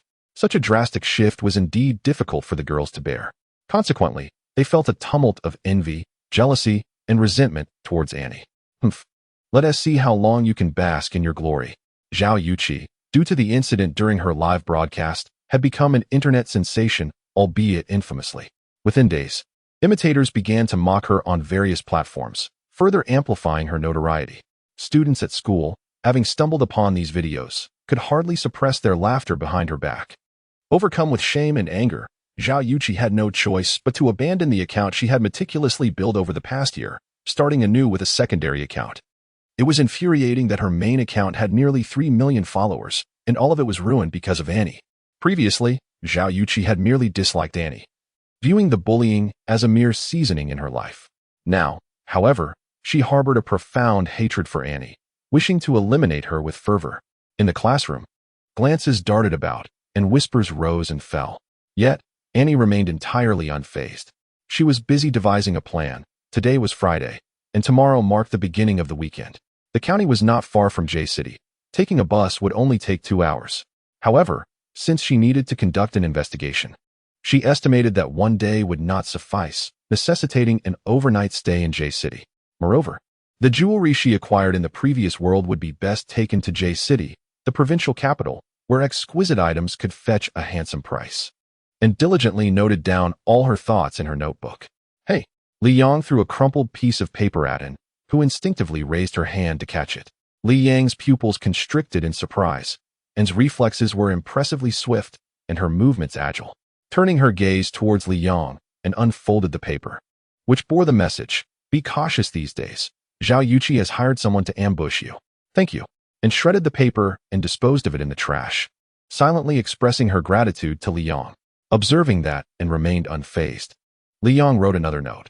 Do not assume that Zhao Yuqi's intentions are merely to exchange harsh words or deliver a few slaps. The individuals she has enlisted are from the underworld. These are not the so-called tough guys from school. When they act, it won't resemble the petty squabbles of students. The consequences could be severe, broken limbs, disfigurement, or even permanent disability. If Zhao Yuqi offers a sufficient bounty, those ruffians might even resort to murder. Thank you. And remained unperturbed by Zhao Yuqi's petty schemes. Yet she was genuinely appreciative of Li Yang's warning. It was curious, indeed, although Li Yang had previously bullied her. After their encounters, she realized he was not as malevolent as she had presumed. After all, they were both merely 17 or 18 years old. Aside from a few exceptionally cruel individuals, the majority were just ordinary people. How bad could they truly be?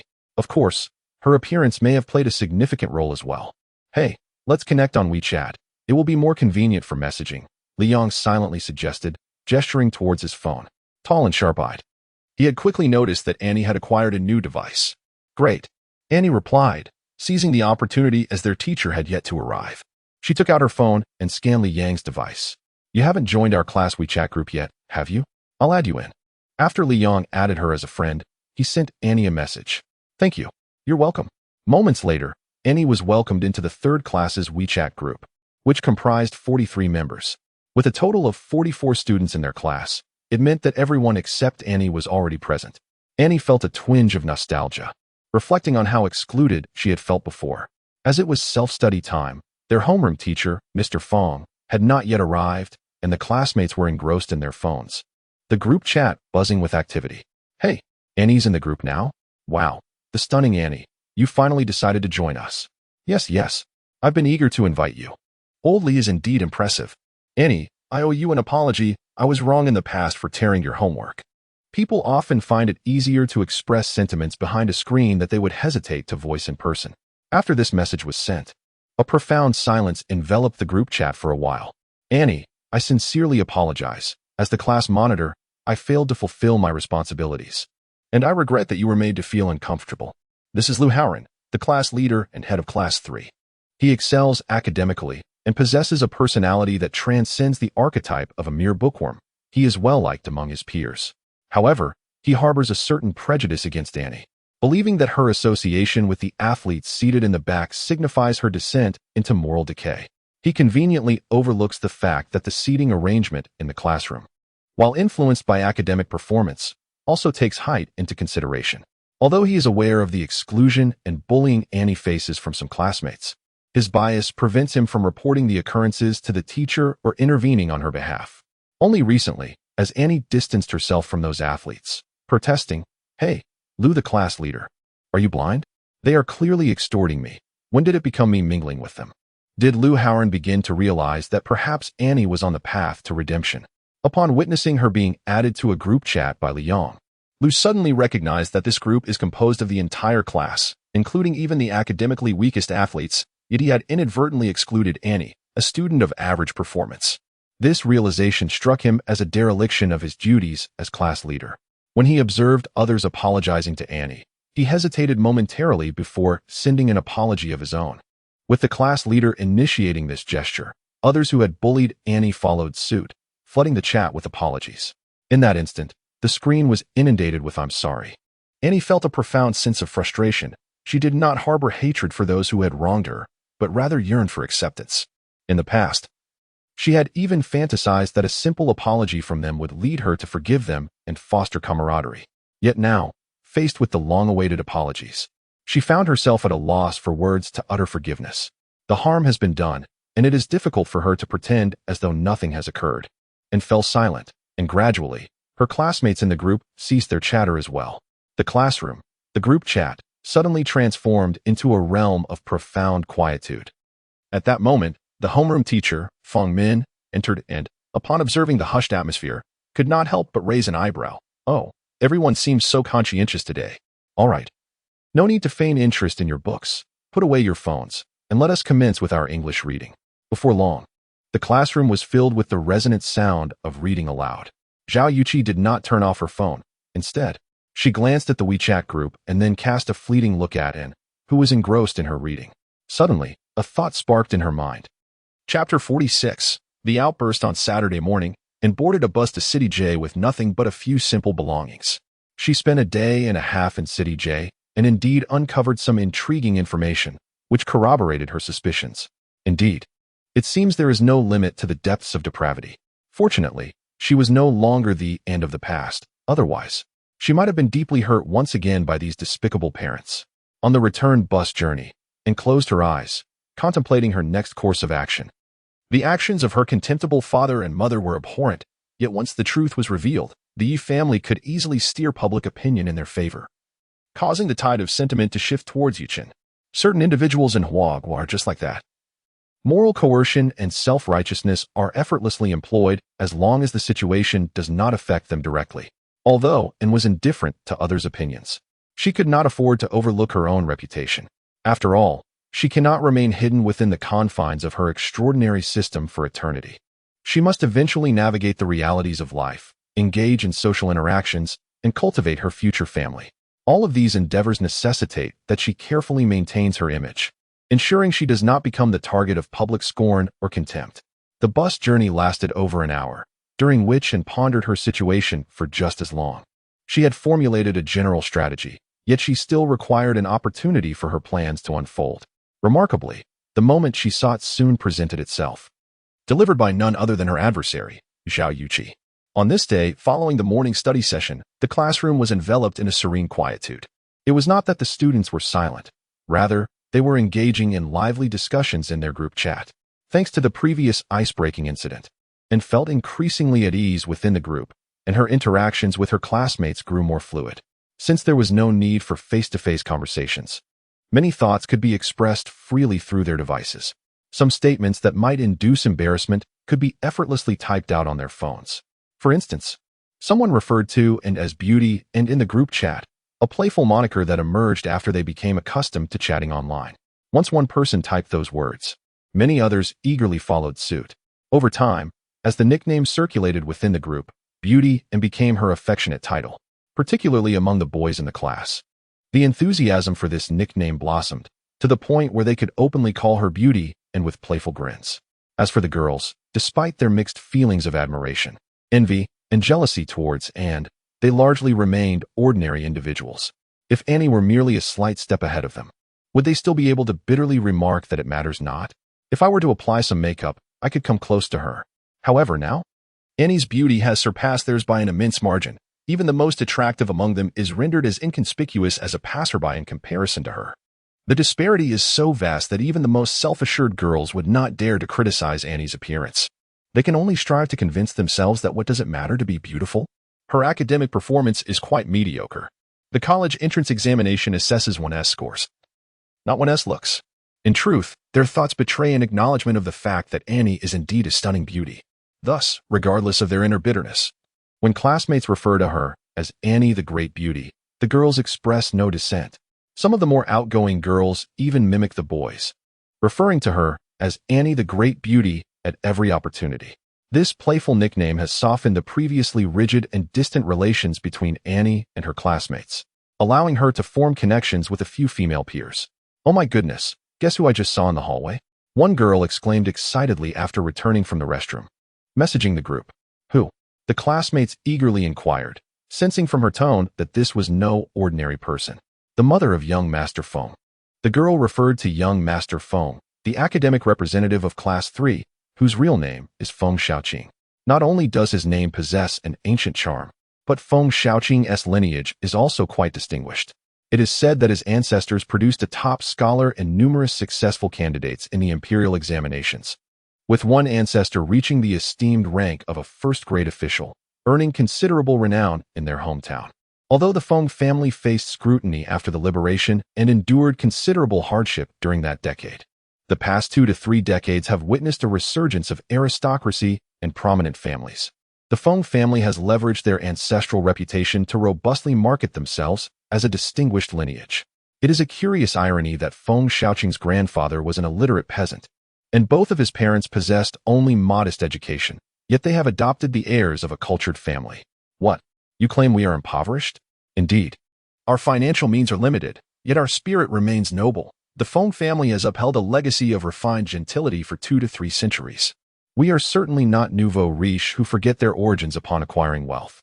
Fueled by this sense of nobility, Feng Xiaoqing's parents are exceedingly proud and have placed high expectations upon him. While they constantly proclaim themselves as members of a scholarly family, they are acutely aware that they have been distanced from the scholarly community for far too long. Aside from a tattered family genealogy that attests to their former glory, there exists no other evidence to substantiate their noble status. Their ill-timed circumstances, limited education, and ordinary occupations render it nearly impossible for them to restore their ancestral prestige. The aspirations they could not fulfill have been projected onto their son. From a young age, Feng Xiaoqing was devoid of leisure, aside from eating and sleeping. He devoted all his time to studying. Social interactions were sparse.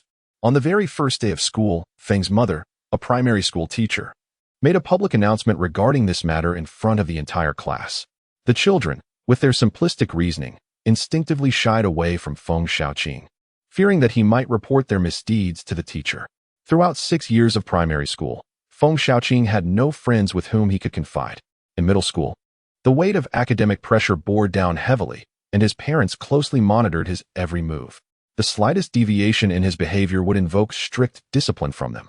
Interactions with classmates were severely restricted, as they feared that unsavory peers might lead Feng astray. Activities such as playing basketball or video games were out of the question. As he entered high school, the scrutiny from his parents intensified to an almost pathological degree. Any decline in his academic performance brought forth a barrage of punitive measures. In his first year, Feng's deskmate was a vivacious girl who found amusement in his bookish demeanor and often initiated conversations with him. However, within a few days, his mother stormed the school, accusing the girl of being shameless and of trying to attract her son. The girl was so distressed by the public humiliation that she nearly contemplated drastic measures and ultimately transferred to another city. In his second year, witnessing his male classmates engrossed in the game Honor of Kings, Feng, who had suppressed his desires for too long, decided to join them for a few days. Once again, his mother invaded the school, not only bringing her own presence, but also seizing her son's phone to confront each of his teachers and demand parental meetings. The situation escalated dramatically, with several parents being chastised by Feng's mother, who expressed both worry and indignation, leading them to discipline their own children in front of the teachers. Many students in Class 3 witnessed this unsettling scene, and from that moment on, no one dared to lead Feng astray again. It could be said that Feng was the second individual ostracized in Class 3, Annie due to her timid nature that rendered her vulnerable to bullying. While Feng was distanced because of his exceptionally overbearing parents, there exists a notable distinction. Annie's academic performance is average, while Feng Xiaoqing stands out as the top scholar in Class 3. Consequently, although none dare to approach Feng Xiaoqing, they often seek his guidance on their studies and harbor a deep sense of sympathy for him. Is it not perplexing? Why has his mother appeared once more? The classmates murmured among themselves, their thoughts echoing with confusion. They had not observed any peculiar behavior from the esteemed young master lately, yet his troublesome mother has returned. Annie, Teacher Feng requests your presence in the office, called Lu Haoran, returning with the homework. All right, Annie replied, raising an eyebrow as she discerned the concern in Lu Haoran's eyes. Could something be amiss? Annie felt a sense of unease and promptly made her way to the office. Are you Annie? As she approached the office door, a middle-aged woman rushed out, pointing a finger at her. Annie hesitated, bewildered as to who this woman was. Despite her ordinary attire, she attempted to exude the airs of a high-born lady. I am Annie.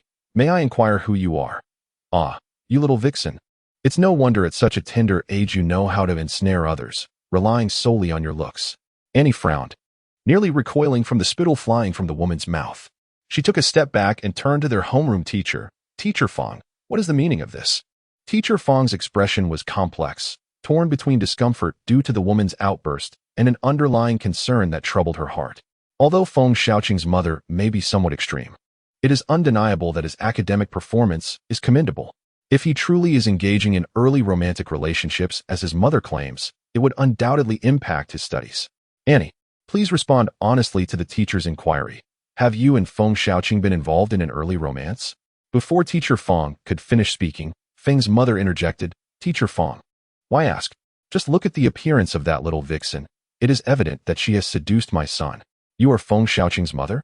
Annie felt a surge of indignation, not even wanting to offer the customary polite address of Annie. She coldly retorted, your reasoning is flawed. What do you mean by judging someone based on their looks? Does my face bear the mark of seduction? Oh, you insolent girl, engaging in shameless acts and yet refusing to admit it. I have heard that you are parentless and raised by your grandmother, having been a teacher for over 20 years. Feng's mother was unaccustomed to being challenged by a child. Discomfort seeped into her words, making them even more biting and unrefined. Teacher, she is insulting me. Annie looked at Teacher Feng with a sense of injustice.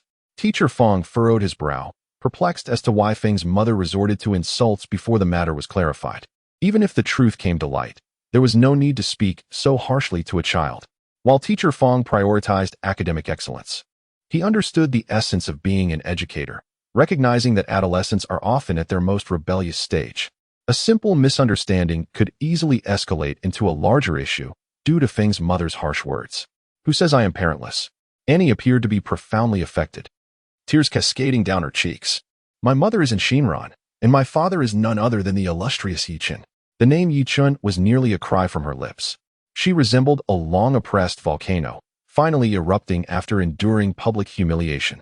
Chapter 47, The Third Extraordinary Individual, Part 1. The concept of high society is often lost on the ordinary populace. Even the so-called noble matriarch, Feng Mu, has only brushed shoulders with a few nouveau riche, and has never truly grazed the edges of genuine aristocracy. However, upon mentioning Yichun, even the typically indifferent teacher Feng had heard whispers. The reason was simple. Yichun was a perennial figure in the realm of entertainment gossip. From the tender age of 17 or 18, he has been entangled in romantic liaisons, and even now, in his 50s, he has never ceased to attract scandal. Whether it be starlets, internet sensations, youthful models, or even Cinderella figures, Yichun indulges in them all. Just last year, media outlets captured him in clandestine meetings with a model several years younger than his own daughter. Due to his numerous affairs and extravagant lifestyle, Yichun garners more attention from the masses than the illustrious Yi family itself. Therefore, upon hearing Annie claim her father was Yichun, Feng Mu's immediate reaction was disbelief, swiftly followed by a reluctant acceptance of the possibility. After all, Yichun's storied romantic escapades are well documented, and it is likely that the women he has courted over the past 30 years could form a line stretching to France. One who frequents the riverbanks is bound to get their feet wet. With so many women in his life, it would be utterly ordinary to have several illegitimate children. Feng Mu hesitated, her gaze towards Annie tinged with apprehension. Teacher Feng, a native of the county, had a vague recollection of the scandal from over a decade ago. Initially, when she first heard the name in Shinran, it merely struck a familiar chord. However, upon hearing the illustrious name of the young heir Yichun, her hazy memories crystallized. "Ah, you are the daughter of Shinran?" Teacher Feng blurted out. Annie stubbornly pressed her lips together and nodded vigorously. Seeing Teacher Feng's reaction, Mother Feng understood that Annie was not lying. Although Annie was merely a love child, the reputation of Yichun was too formidable for Mother Feng to provoke lightly. Gritting her teeth, Mother Feng asserted, "Even if you are Yichun's daughter, you must not casually entice others. Humph, keep your distance from our Xiaoqing in the future." Annie sniffled. "From my freshman year until now, I have not exchanged a single word with Feng Xiaoqing. How could there be any question of seduction? Moreover, what is it about your Feng family that would warrant my effort to entice?" Her disdainful expression seemed to almost challenge Mother Feng, as if to say, "Your family is so impoverished. What could possibly be of interest?" Mother Feng was nearly beside herself with indignation, her finger trembling as she pointed at Annie. "And do you not know that pointing at someone is a most rude and uncouth behavior? Humph.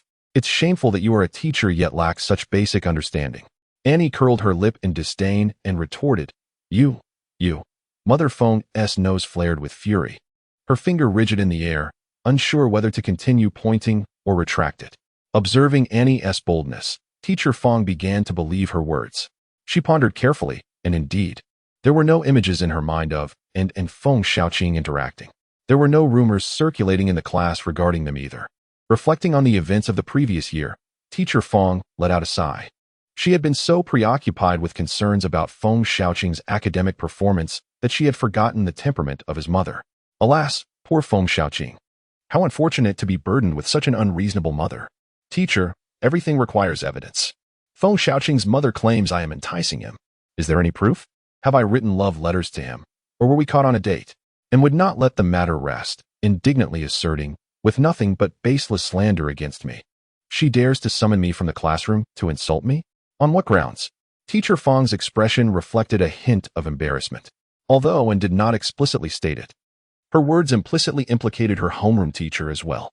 Indeed, Feng Xiaoqing's mother had no evidence and merely accused and of leading him into an early romance. As the homeroom teacher, Feng had failed to verify the claims before summoning Anne, which was indeed a mistake. Not one to be obstinate or too proud to acknowledge her errors, Teacher Feng took a deep breath and said, "And you are correct. This matter was mishandled by both myself and Feng Xiaoqing's mother. We should not have questioned you without proper investigation. Allow me to apologize. And quickly waved her hands. No. No. Teacher Fong, I understand your predicament. I do not hold you accountable. I simply hope that no one will continue to say I am without parents and lacking an upbringing. I am not Sun Wukong. I shall not spring forth from a stone. I have parents.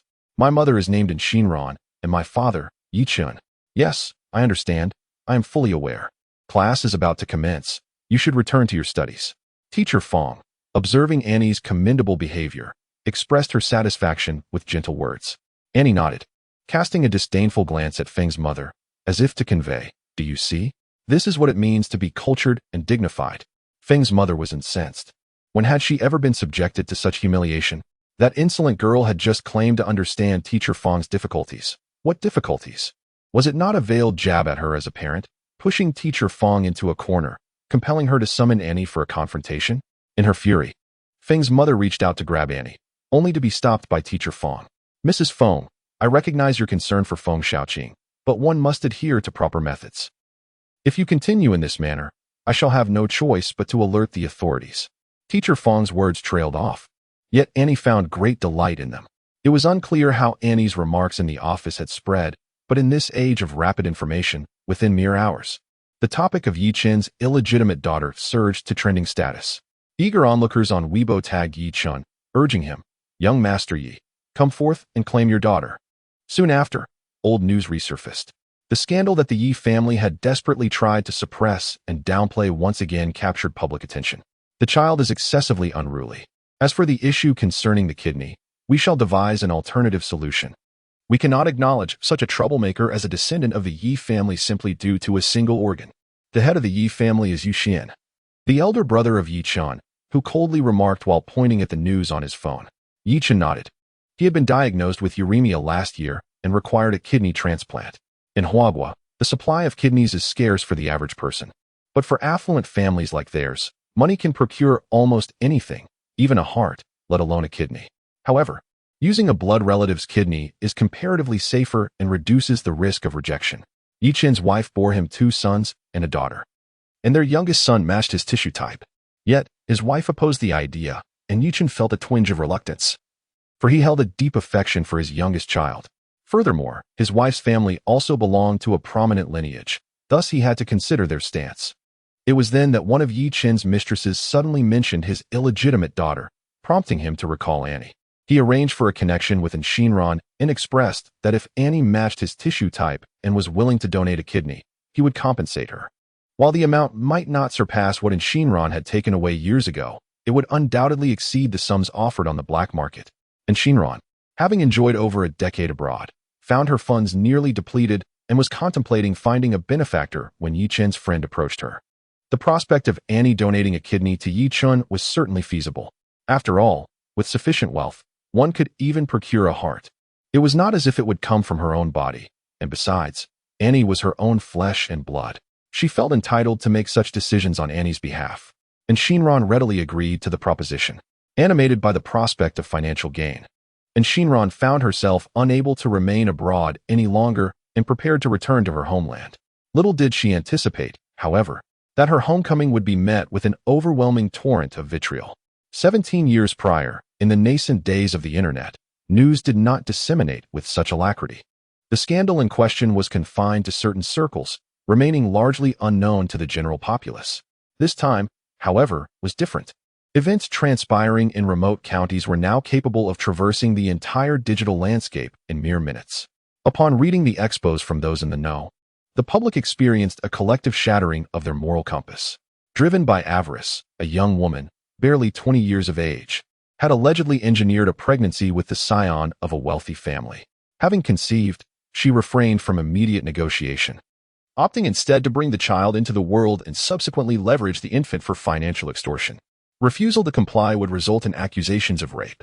While Yi Chen's lack of self-control was certainly reprehensible, and Shinran, as the orchestrator of the entire scheme, was deemed an unprincipled and unscrupulous woman devoid of any moral compass. Further investigation revealed that Shinran had purportedly caused the demise of her own father, exhibiting no remorse for her actions.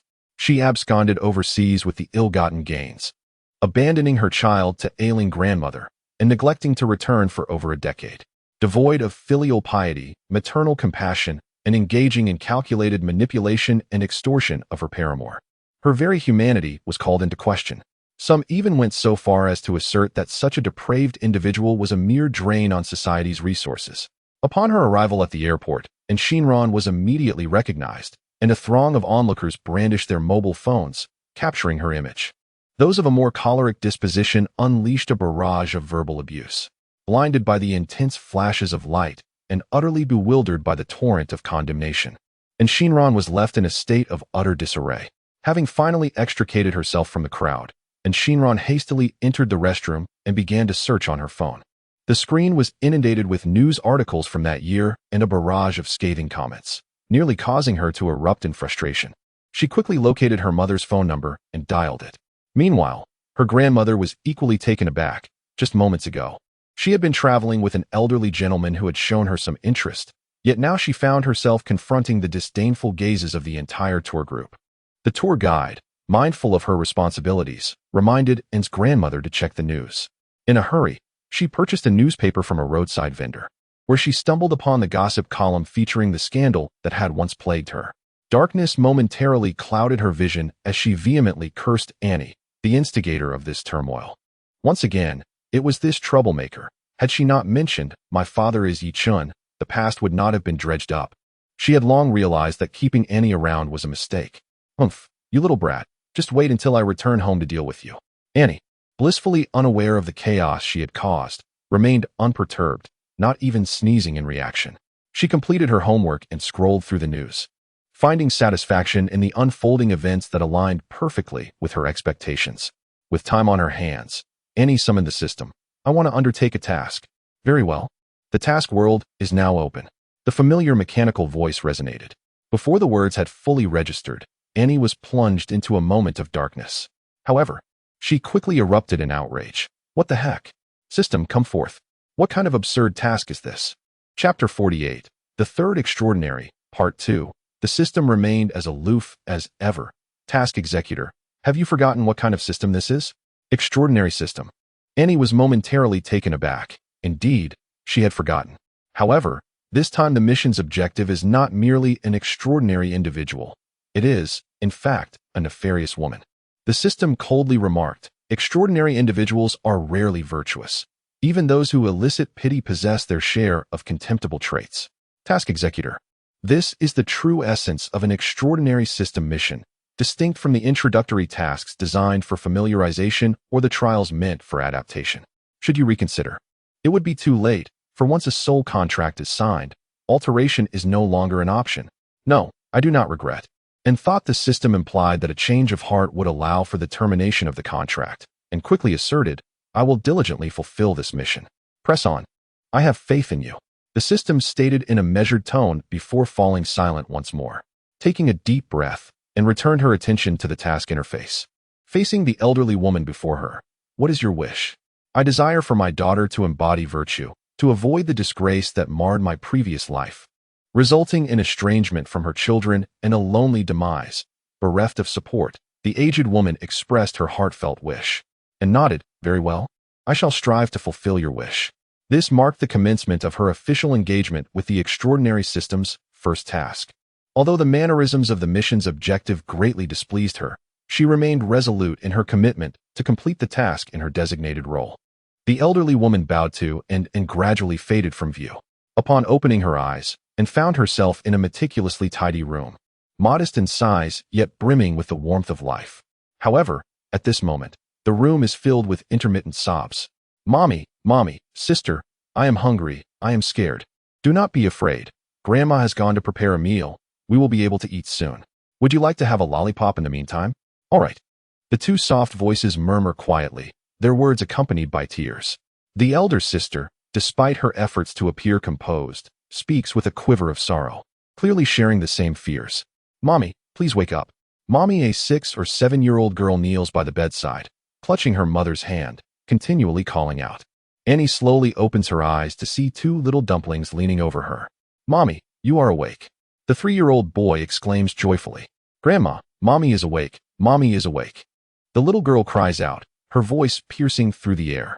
Annie has awakened? A woman in her 60s enters, her hands damp from working outside. Noticing her daughter-in-law is trying to sit up, she quickly says, "Annie, do not rush to get up. You are still unwell. Rest a little longer." The woman's face is etched with sorrow, yet her tone remains consistently gentle, even carrying a hint of appeasement toward her daughter-in-law. "Mom, I am fine. I have been lying down all day and wish to stretch a bit." Annie, having absorbed the unfolding narrative, feels deep sympathy for the elderly woman before her. Alas, this is Chun Yun, the mother-in-law of the original owner, Shun Annie, a woman who has endured a lifetime of suffering. She lost her husband in her youth, her son in middle age, and found no peace in her old age.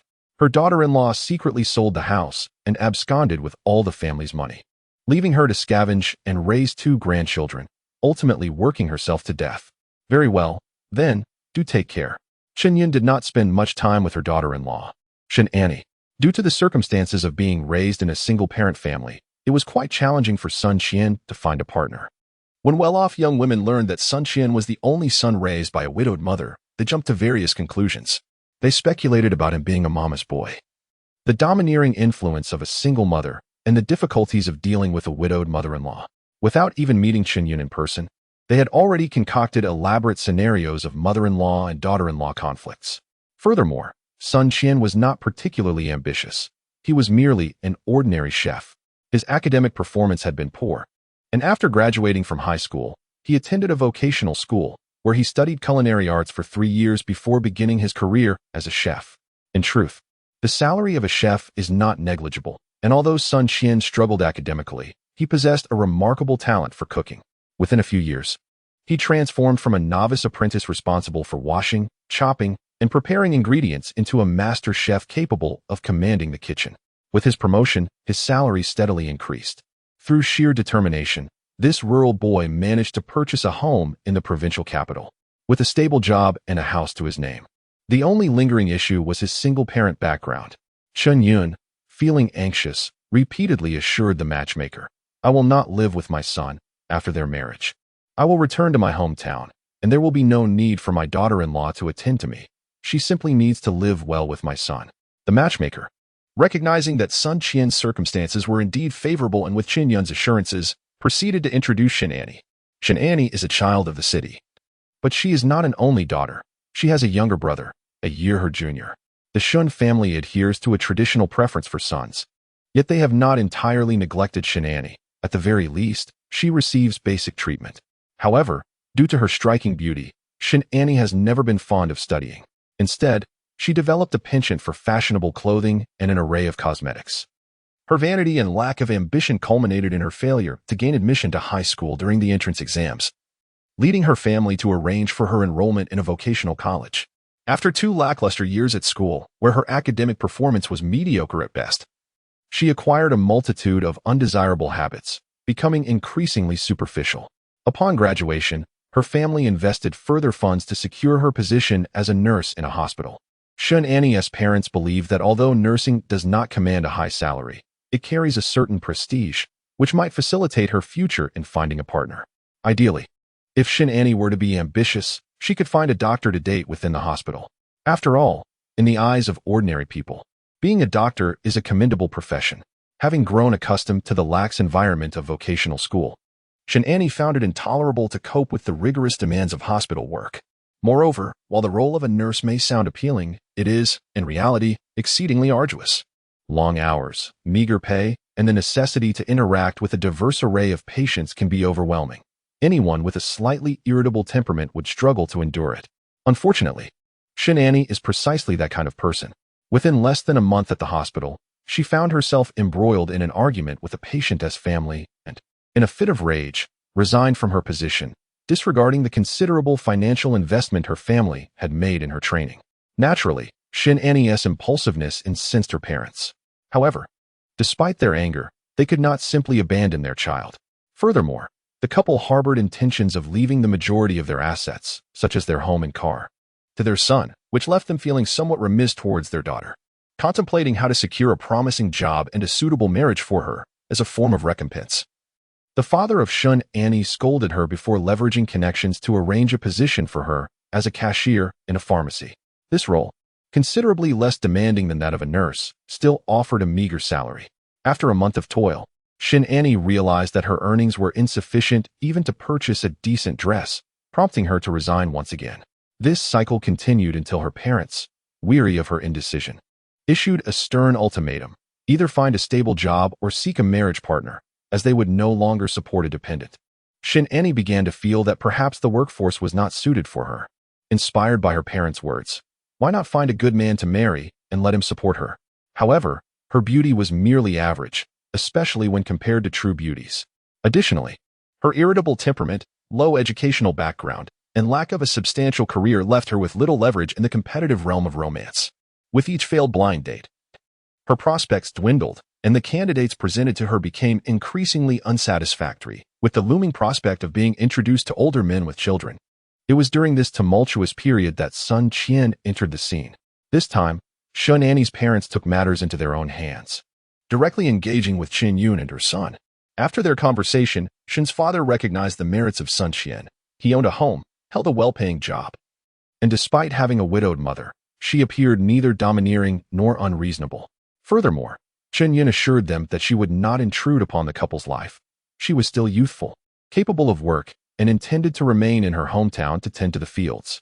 Additionally, Sun Qian offered a substantial bride price of 200,000 yuan. Upon hearing about the sum of 200,000, Shin Annie was not only willing to have her name added to the property deed, but also compared Sun Qian to her previous suitors, discovering that he was indeed the most suitable choice. Thus, she decided on him. Shin Annie, clutching the dowry of 200,000 and several thousand more from her parents, married Sun Qian. All expenses for home decoration, furnishings, and the wedding were borne entirely by Sun Qian. Instantly captivated by Shin Annie, he recognized that she was the best match he could ever hope to marry. Despite depleting his entire savings and incurring some debts, he joyfully brought Shin Annie home as his bride. After the wedding, Qin Yun fulfilled his promise and returned to his hometown. Perhaps it was the sincerity of the Sun family that swayed Shin Annie, or perhaps her parents had said something to her, but in the early days of their marriage, she was relatively compliant. However, once she gave birth to a daughter, her true nature began to surface. She became lazy, extravagant, and her temper worsened. Especially after the birth of her son, she felt entitled, as if she were a benefactor to the Sun family, causing disturbances and creating unrest. Sun Qian, after a long day of work, returned home only to tend to his wife and children, feeling both physically and emotionally drained. Yet what could he do? With 2 children already, was divorce an option? For the sake of his children and the desire for a complete family, Sun Qian endured Shin Annie's myriad of flaws. Shin Annie harbored no gratitude. Instead, she intensified her actions, surreptitiously engaging with another man unbeknownst to Sun Qian. In Chapter 49, titled The Third Exceptional Individual, Part 3, it remains unclear what motivated her, but perhaps it was simply the allure of proximity. The object of her infidelity was none other than He Tong, the nephew of He Yongjun, the owner of the restaurant where Sun Qian worked. The He family was not originally from the provincial capital. Over a decade ago, He Yongjun arrived in the city seeking employment. Through diligence and astuteness, he amassed a considerable fortune within a few short years. Once prosperous, he began to elevate his relatives, including his brother and nephews. Among his many nephews, He Tong stood out as the first and only university student in the He family. Although he attended a third-tier university, he nonetheless held the distinction of being an undergraduate. He Yongjun took great pride in his nephew, who was conveniently studying in the provincial capital, often inviting him to their home. He Tong, perceptive and charming, would feign assistance at the restaurant during his visits, even if merely sitting at the cashier's desk chatting with the cashier. When he received money from his uncle, he felt a sense of justification, believing he was not merely accepting handouts, but rather earning a reasonable wage. He Yongjun's wife, while discontent with those from their hometown who relied on their generosity, was nonetheless pleased with He Tong's amiable nature and sweet demeanor. He Tong spent his days working diligently at the restaurant, inevitably interacting with various patrons. One day, while Shin Annie visited the restaurant to collect money from Sun Qian, she fortuitously encountered He Tong. Although He Tong's academic performance was mediocre, he possessed the appearance of a charming young man and was adept at winning the favor of women. In just a few exchanges, Shin Annie found herself drawn to him. Moreover, He Tong, despite being a third-tier university student with mediocre grades, stood in stark contrast to Sun Qian, who, having graduated from a vocational school, could hardly compete. Sun Qian, a chef, inevitably carried the lingering scent of smoke and grease from the bustling kitchen, while He Tong, with his fair complexion, donned a crisp white shirt and sported a refreshing short haircut. The subtle aroma of tobacco surrounded him, and he occasionally interspersed his speech with English words or trendy internet slang, effortlessly exuding a charming romanticism that made the hearts of the girls he encountered flutter. Shen Annie, herself struggling academically, naturally harbored an inexplicable reverence for those with higher education. In the restaurant, He Tong undeniably stood out, and with his exceptional charm, he seemed the quintessential object of desire for a married woman, resigned to an unfulfilling life. Indeed, Shen Annie had already ventured into infidelity. Although they had not consummated their affair, they began to dream of a blissful future together. She contemplated divorce or, failing that, elopement. However, at that very moment, disaster struck for Sun Qian. A gas leak in the restaurant led to an explosion. Fortunately, it was not during peak dining hours, and only Sun Qian, the chef closest to the source, perished instantly. In total, 5 individuals, including staff and patrons, suffered injuries. The tragic event reverberated widely, making the evening news in the provincial capital the same day. As the person directly responsible, He Yongjun was detained while He Tong busied himself with managing the aftermath alongside his uncle. After the loss of her husband, Shen Annie felt no sorrow, but rather a sense of liberation. However, upon seeing her husband Sun Qian's charred and disfigured body in the hospital's morgue, she fainted in shock. Others merely attributed her reaction to overwhelming grief.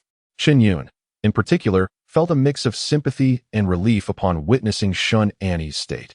Despite her daughter-in-law's poor temperament, extravagant ways, and lack of maternal affection, it was evident that she had genuinely cared for her husband.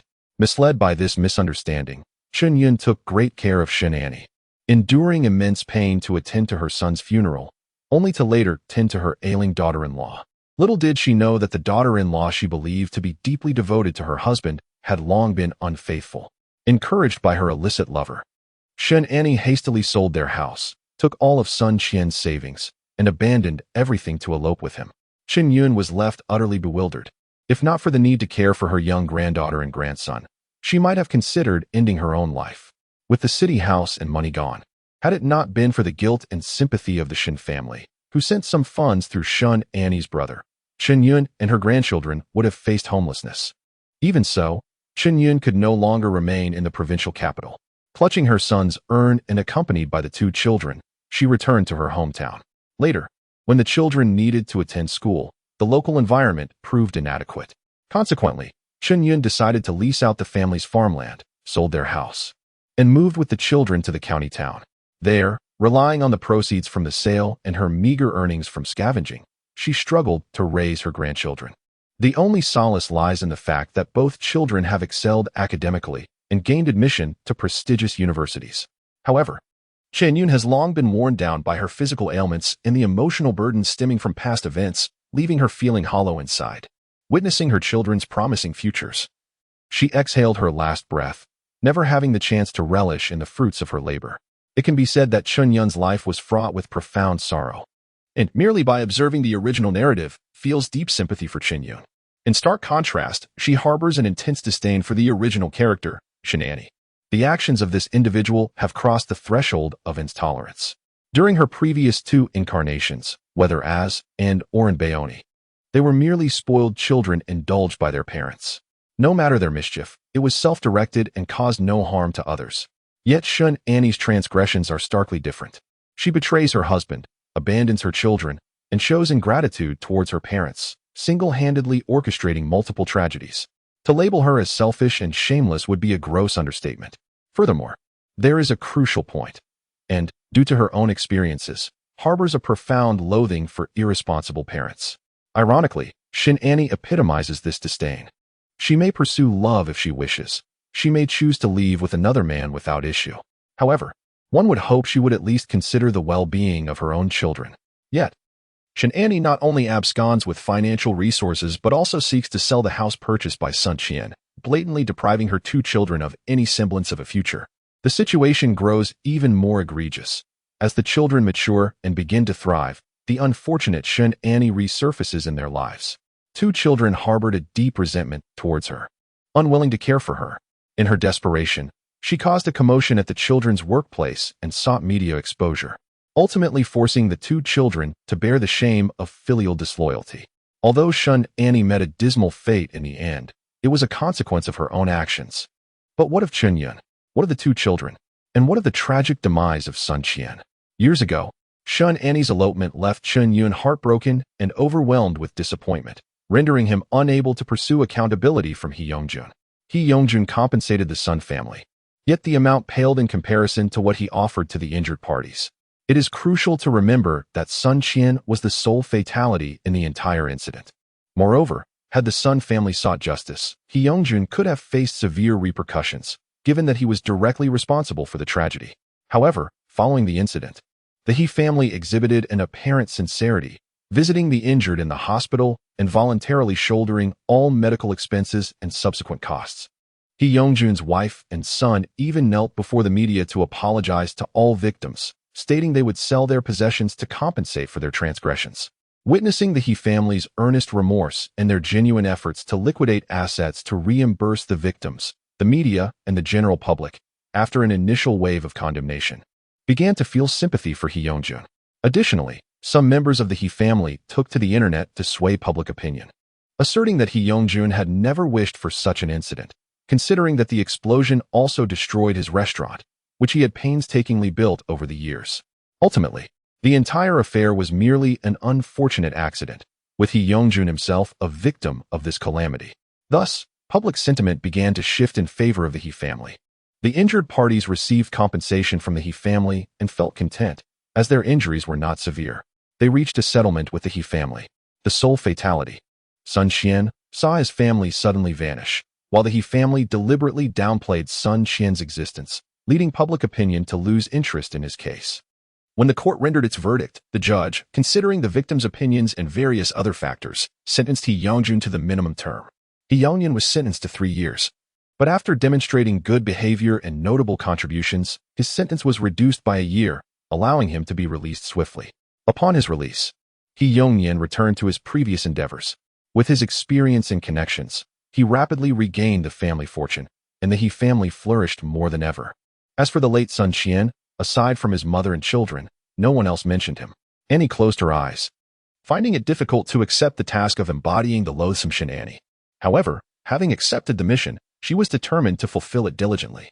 The moment she arrived coincided with the original host's identification of the body at the morgue, leading her to faint upon witnessing Sun Qian's tragic condition. Annie sighed in relief. It was not too late. At least Shin Annie had not yet succumbed to He Tong's persuasion to sell her house and elope with him. The thought of He Tong caused a flicker of coldness in Annie's eyes. Despite the apparent warmth between He Tong and Shin Annie, he had not exhibited particularly proactive behavior, such as urging her to divorce. Yet, following Sun Qian's incident, He Tong suddenly professed an overwhelming love for Shin Annie, claiming he could not wait even a minute to be with her, insinuating that if they remained in the provincial capital, they would have to wait for the dust to settle regarding Sun Qian's situation before they could be together. The time frame in question could span a year or even several years. Furthermore, the properties and savings left by Sun Qian must be shared with his mother and child. Shin Annie cannot claim them solely for herself. Initially, Shin Annie had not contemplated eloping. After all, the husband who thwarted her pursuit of love was deceased, and she merely needed to wait for a while to be with her beloved openly, without the burden of scandal. However, He Tong's incessant sweet talk effectively brainwashed Shin Annie. It is likely that Shin Annie herself had not fully grasped the situation, yet she foolishly followed He Tong's guidance, selling the house at a low price and then fleeing with him. With Shin Annie's departure, the matter concerning Sun Qian faded into obscurity. To assert that there was no conspiracy involved, Annie would never believe. Just then, Annie's phone rang. Upon glancing at the screen, she smiled. Ah, how uncanny. Just as I was thinking of He Tong, he appears. Chapter 50, The Third Exceptional Individual, Part 4. Darling, are you feeling better? He Tong's slightly magnetic voice emanated from the phone, his tone laden with concern. Annie was repulsed by the overly sweet term of endearment. This nickname had its origins. When He Tong was attempting to seduce Shin Annie, he had once engaged in a conversation about her name. Oh, your name is Annie. There's a beautiful writer named Annie Baobei. Are you aware of that? If asked which brand's bags were more appealing, Shin Annie would undoubtedly have an opinion. However, she genuinely did not pay much attention to authors. Nevertheless, this did not diminish her respect for the profession. in the perception of most. The title of writer carries an air of sophistication. Those who achieve this distinction are invariably well-versed and possess unique talents. Not to mention, the addition of the adjective beautiful when referring to He Tong only deepens Annie's inexplicable sense of intimacy. In her heart, she felt a delightful thrill, pondering whether He Tong was implying that she, too, was a lovely intellectual woman. By mentioning Annie baby, He Tong sought to draw closer to Shen Annie, hoping to win her favor.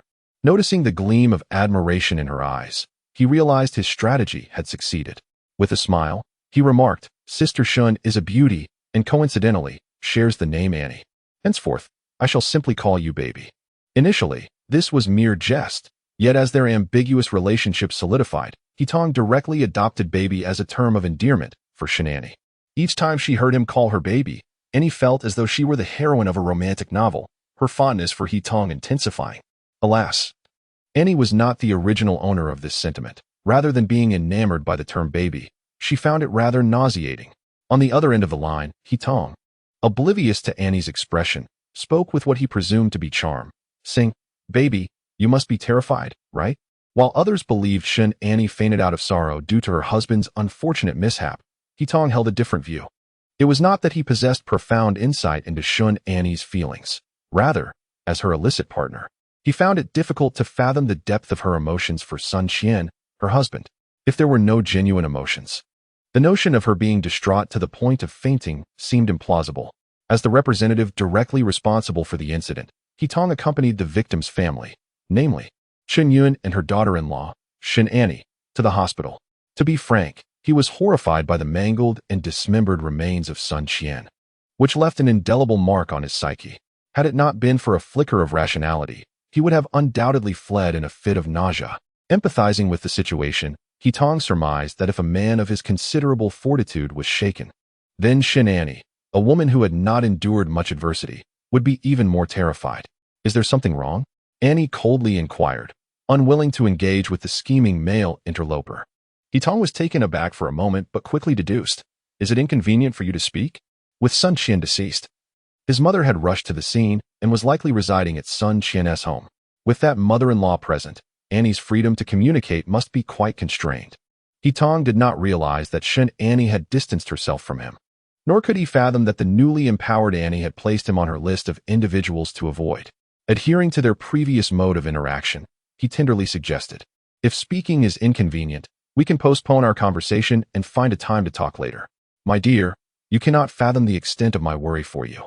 Seeing your pallid face and your feeble collapse onto the ground makes me long to hold you close. Regrettably, his tone was laced with the lamentation of their inability to be open about their relationship. Thank you for your concern. I am fine. Annie's voice remained frosty. Oh, must we still be so formal between us? My dear, a new CAF has opened in Koreatown. Perhaps we could go there for coffee tomorrow? It would also allow me to see you. I have missed you terribly these past few days. He Tong spoke with deep affection, completely oblivious to the fact that the woman on the other end of the line had just lost her husband. Annie's face was as cold as ice, her grip on the phone causing her fingers to tremble. If she could, she would have liked nothing more than to land a punch on He Tong's face. Was this person even human? Sun Qian had worked at the He family restaurant for over a decade, renowned for his culinary skills and several signature dishes that sustained the establishment's business. In an effort to win him over, He Yongjun often claimed to regard Sun Qian as one of his own, inviting him to his home for meals during festivals.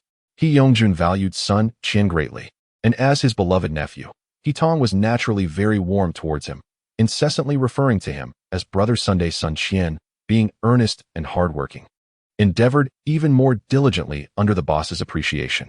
He Tong's constant brotherly address led Sun Qian to genuinely consider him as a younger sibling. And yet, what transpired? Just after addressing him as brother, He Tong shamelessly pursued Sun Qian's partner. While one might excuse such actions as love, the reality was that Sun Qian had died. And out of respect for the deceased, regardless of familiarity, one would not seek to woo the widow the very next day without a shred of guilt. This was truly. Annie found herself at a loss for words to describe He Tong's shamelessness. Initially, she had thought that as long as He Tong did not provoke her further, she would ignore him and refrain from any form of retaliation. After all, the wishes of the wishing person did not include punishing the faithless for her daughter, Shen Annie. However, Annie's resolve had shifted. It It was unacceptable. This man was utterly revolting, and she could not let her conscience rest until she addressed him. Yes, tomorrow afternoon. I shall pay him a visit. Take care of yourself, my dear. Make sure to rest well and eat plenty. Do not neglect your own needs, He-tong chattered incessantly, embodying the image of a considerate partner. Annie replied with a faint acknowledgement before terminating the call. Setting her phone aside, she began to meticulously organize the memories of her predecessor. Perhaps due to He-tong's cautious nature or his desire to keep Shin Annie intrigued, their relationship remained in a state of ambiguity without any concrete advancement, not even a shared photograph. Others remained oblivious to their peculiar dynamic, merely perceiving He-tong as a person of good rapport, even winning over the aloof chef's son's wife. This was advantageous for Annie, allowing her to seamlessly proceed with her subsequent plans. Mom, Sun Qian is gone. They all claim it was an accident, yet I cannot shake this unsettling feeling. Annie articulated her thoughts as she exited her bedroom, addressing her mother-in-law who patiently fed her grandson. I intend to investigate. We cannot let Sun Qian's demise go unexamined. Even if it was an accident, it was imperative to hold He Yongjun accountable, rather than allowing him to evade responsibility as depicted in the original narrative. What? Could it be that Qian's death was not an accident, but rather an act of malice? Qinyun gasped, causing the small spoon in her hand to clatter to the floor. No, Sun Qian was not harmed by anyone. I merely wish to clarify how a gas leak occurred so suddenly, and he quickly reassured her, noticing her mother-in-law's alarm. He Yongyun's restaurant, though not large, is far from being a mere hole in the wall. It is a well-renowned Shandong cuisine establishment within the community. It often hosts celebrations such as weddings and birthdays, which attests to its substantial scale. In such formal establishments, regulatory bodies impose stringent requirements regarding fire safety and other safety measures. Furthermore, the gas company is likely to conduct regular inspections to prevent any unforeseen incidents. In the original narrative, He-tong's urging of Shin Annie to elope undoubtedly points to the machinations of He Yongjun behind the scenes. The intention behind He Yongjun's actions is, of course, to render the Sun family preoccupied and unable to pursue accountability. However, the use of such unscrupulous tactics raises questions about potential ulterior motives. For instance, could he have been negligent in the gas leakage incident? As Annie harbors suspicions, she resolves to uncover the truth. Go on, quickly inquire, she urges. Qinyun, a woman of little worldly experience from the countryside, has lost both her husband and her only son, leaving her in a state of emotional turmoil. At this moment, upon hearing her daughter-in-law's earnest words, she instinctively leans on her. I am utterly clueless. I rely on you to take care of Qian's matters. Mother, Annie replies. As a wife, it is my duty to care for Sun Qian. In the past, I was mistaken, feeling wronged by marrying him. In truth, Sun Qian has always treated me with kindness. Annie sniffled softly, a hint of regret etched upon her typically harsh features. After 8 years of marriage, she had never held a job, earning not a single penny. He had managed the household chores, while their children were cared for by others. All the finances were entrusted to her. She could purchase anything her heart desired, no matter how extravagant, and Sun Qian would never cast blame upon her. Yet, she often unleashed her temper upon him. Feigning a dazed expression, Annie muttered to herself, seemingly provoked by Sun Qian's untimely demise. Observing this, Qinyun's heart ached for her daughter-in-law. She recognized that despite her various flaws, Annie possessed a straightforward nature. When she liked something, she expressed it. When angered, she vented her feelings, unlike those who harbored resentment silently while sweetly addressing their mothers-in-law.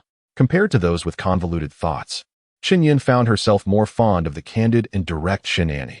No, Annie, you are a wonderful person. You have blessed our Sun family with 2 children. For that alone, you are a great contributor to our lineage. Qinyun hurriedly reassured her. But, mother, you do not understand. I am neither a good wife nor a good mother. Annie lamented, unwilling to emulate the prideful and harsh demeanor of her predecessor. She sought to use Sun Qian's death as a catalyst for change. Her loving husband had perished, leaving her profoundly shaken, and at last, she had come to a realization. I am aware of my shortcomings and wish to amend them, yet I cannot bring myself to lower my pride. And now, Sun Qian is gone. Oh, mother, I deeply regret not having clarified my feelings with him sooner. Annie covered her face and wept sorrowfully. Be calm. Dear child, do not cry. I understand, I truly do. Qinyun set down the small bowl, stood up, and gently stroked Annie's back. Qian'er was unfortunate. He left first. From now on, live well. Chinner can rest easy over there." As she spoke, tears streamed down her face. The two women embraced, weeping bitterly. With this shared sorrow, Chen Yun felt a deeper bond with her daughter-in-law, and the barriers between them vanished. She accepted the reality of Annie's transformation, feeling a pang of heartache as she thought, "My son, why were you so unfortunate, unable to wait for your wife to improve?" Annie composed herself and informed her mother-in-law before heading to the gas company. After a thorough inquiry, Annie received the answer she sought. The He family's Baiwei residence indeed had issues. The gas company's staff had already notified He Yongjun about the aging gas pipes, yet he had disregarded the warning and failed to make the necessary replacements. Meanwhile, a certain author, Sa, uploaded their first novel on Qidian 10 years ago, thus embarking on a literary journey. Over 8 years have passed since then, with brief hiatuses. Yet Sa returned with fervor. To be candid, Sa is not a person of great perseverance, having never held a job for such an extended period. Recollecting the time just after graduating from university, the most outrageous record was changing jobs 3 times in a year. However, writing has been a steadfast pursuit for 8 years, which seems astonishing. This is, in fact, quite normal. Sa possesses a vivid imagination and relishes the act of immortalizing the whimsical tales that dance in their mind. Additionally, Qi Dian and the numerous supporters have bestowed upon Sa immeasurable encouragement. This sentiment is particularly pronounced after a certain Sa's marriage, pregnancy, and childbirth. Whenever I see mothers in the parenting group lamenting the end of their maternity leave and their reluctance to return to work, I am filled with immense gratitude. It is thanks to platforms like Qi Dian and my cherished readers that I can remain at home to care for my child without sacrificing my livelihood. While my earnings may be less than before due to limited energy, I am exceedingly content. Therefore, I extend my sincere gratitude to Qi Dian and all of you. My new book is about to be launched, and I will once again face the trial of subscriptions. I implore you to lend your support to the extent that your means allow. The baby's formula, diapers, and adorable little outfits are all dependent on your generosity. Finally, I thank you once again from the bottom of my heart. Chapter 51. The Third Utterly Awful Person. 5. The explosion triggered by the gas leak was a consequence of the egregious negligence of the owner, He Yongjun.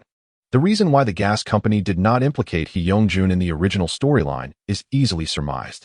The gas company was equally culpable, having identified the problem during a routine inspection of Baiweiju and issued a rectification notice. Why did they fail to conduct a follow-up inspection? If He Yongjun were to be held accountable, the gas company would also bear responsibility for inadequate supervision. Therefore, in the absence of victim families seeking redress and media attention, the gas company remained silent, allowing the He family to hire online propagandists to manipulate public opinion. Such is the reality in China. If the people do not complain, the authorities do not act. Additionally, Annie contemplated a possibility. He Yongjun must have acquaintances within the gas company. Narrowing her eyes, she requested the staff to print another copy of the rectification notice issued to Baiweiju restaurant that day. "Who are you? Why do you need this notice?" The staff member cast a puzzled glance at Annie, but refrained from outright refusal. After all, such notices were archived in the computer system. Even if she did not print it here, the records could still be accessed online. "I am Shinani. An accident occurred at Baiweiju yesterday, resulting in the tragic death of my husband," Annie said, her face etched with sorrow as she stifled a sob and murmured, "My husband has been a chef for over a decade, always meticulous and cautious. How could such a calamity suddenly befall him? I suspect there may be other factors at play, which is why I am here to inquire." Upon realizing it was in connection with yesterday's gas explosion, the staff member displayed a hint of wariness, but soon relaxed. The gas company, with its substantial resources, was entirely capable of providing compensation, even in the face of issues. Moreover, while there was negligence on the part of the gas company, it was not significant. They had identified the problem and issued a rectification. Yet the staff responsible for that community had failed to fulfill their subsequent obligations. No matter the extent of accountability, the gas company was not the primary culprit. With these thoughts in mind, the staff member said, "Please hold on a moment. I will consult with my supervisor." To be prudent, she decided to adhere to the standard procedure. Annie nodded in understanding. Shortly thereafter, the staff member returned, promptly providing Annie with a printed copy. "I heard about the incident. My condolences." "Thank you." Annie graciously expressed her gratitude upon receiving the notification. In the evening, after dinner, she tuned into the local news channel of the provincial capital. The city was known for its commendable safety, with almost no severe criminal incidents. Thus, The gas explosion at Byway Restaurant marked one of the most significant accidents in recent years. Consequently, both the provincial and municipal stations provided continuous coverage of the event. On the television screen, Hee Young-jun's wife and son, reminiscent of the scenes from the storyline, personally visited the hospital to comfort the injured, extending apologies to each victim and their families. The camera captured their sincere and proactive demeanor with remarkable clarity. Although the victims and their families felt a surge of anger over the unjust injuries inflicted upon them, the evident sincerity of the restaurant owner's family, who seemed almost ready to kneel in apology, quelled their rage. Alas, one might ponder that the restaurant owner had not wished for such an incident to occur. It was merely a stroke of misfortune that befell everyone involved. Annie observed the performance of Hee Young-jun's family with a detached gaze, a hint of a cold smile playing at the corners of her mouth. Chen Yun had just finished feeding her grandson and was intently watching her granddaughter eat when she heard the ongoing coverage of the explosion and quickly turned her attention to the screen. After watching for a while, she expressed her discontent. "Why has no one come to console us? My poor Qianer has lost his life." "Indeed. How could they have forgotten about us?" Annie replied calmly, and then addressed Chen Yun. "Mother, there is something I wish to discuss with you."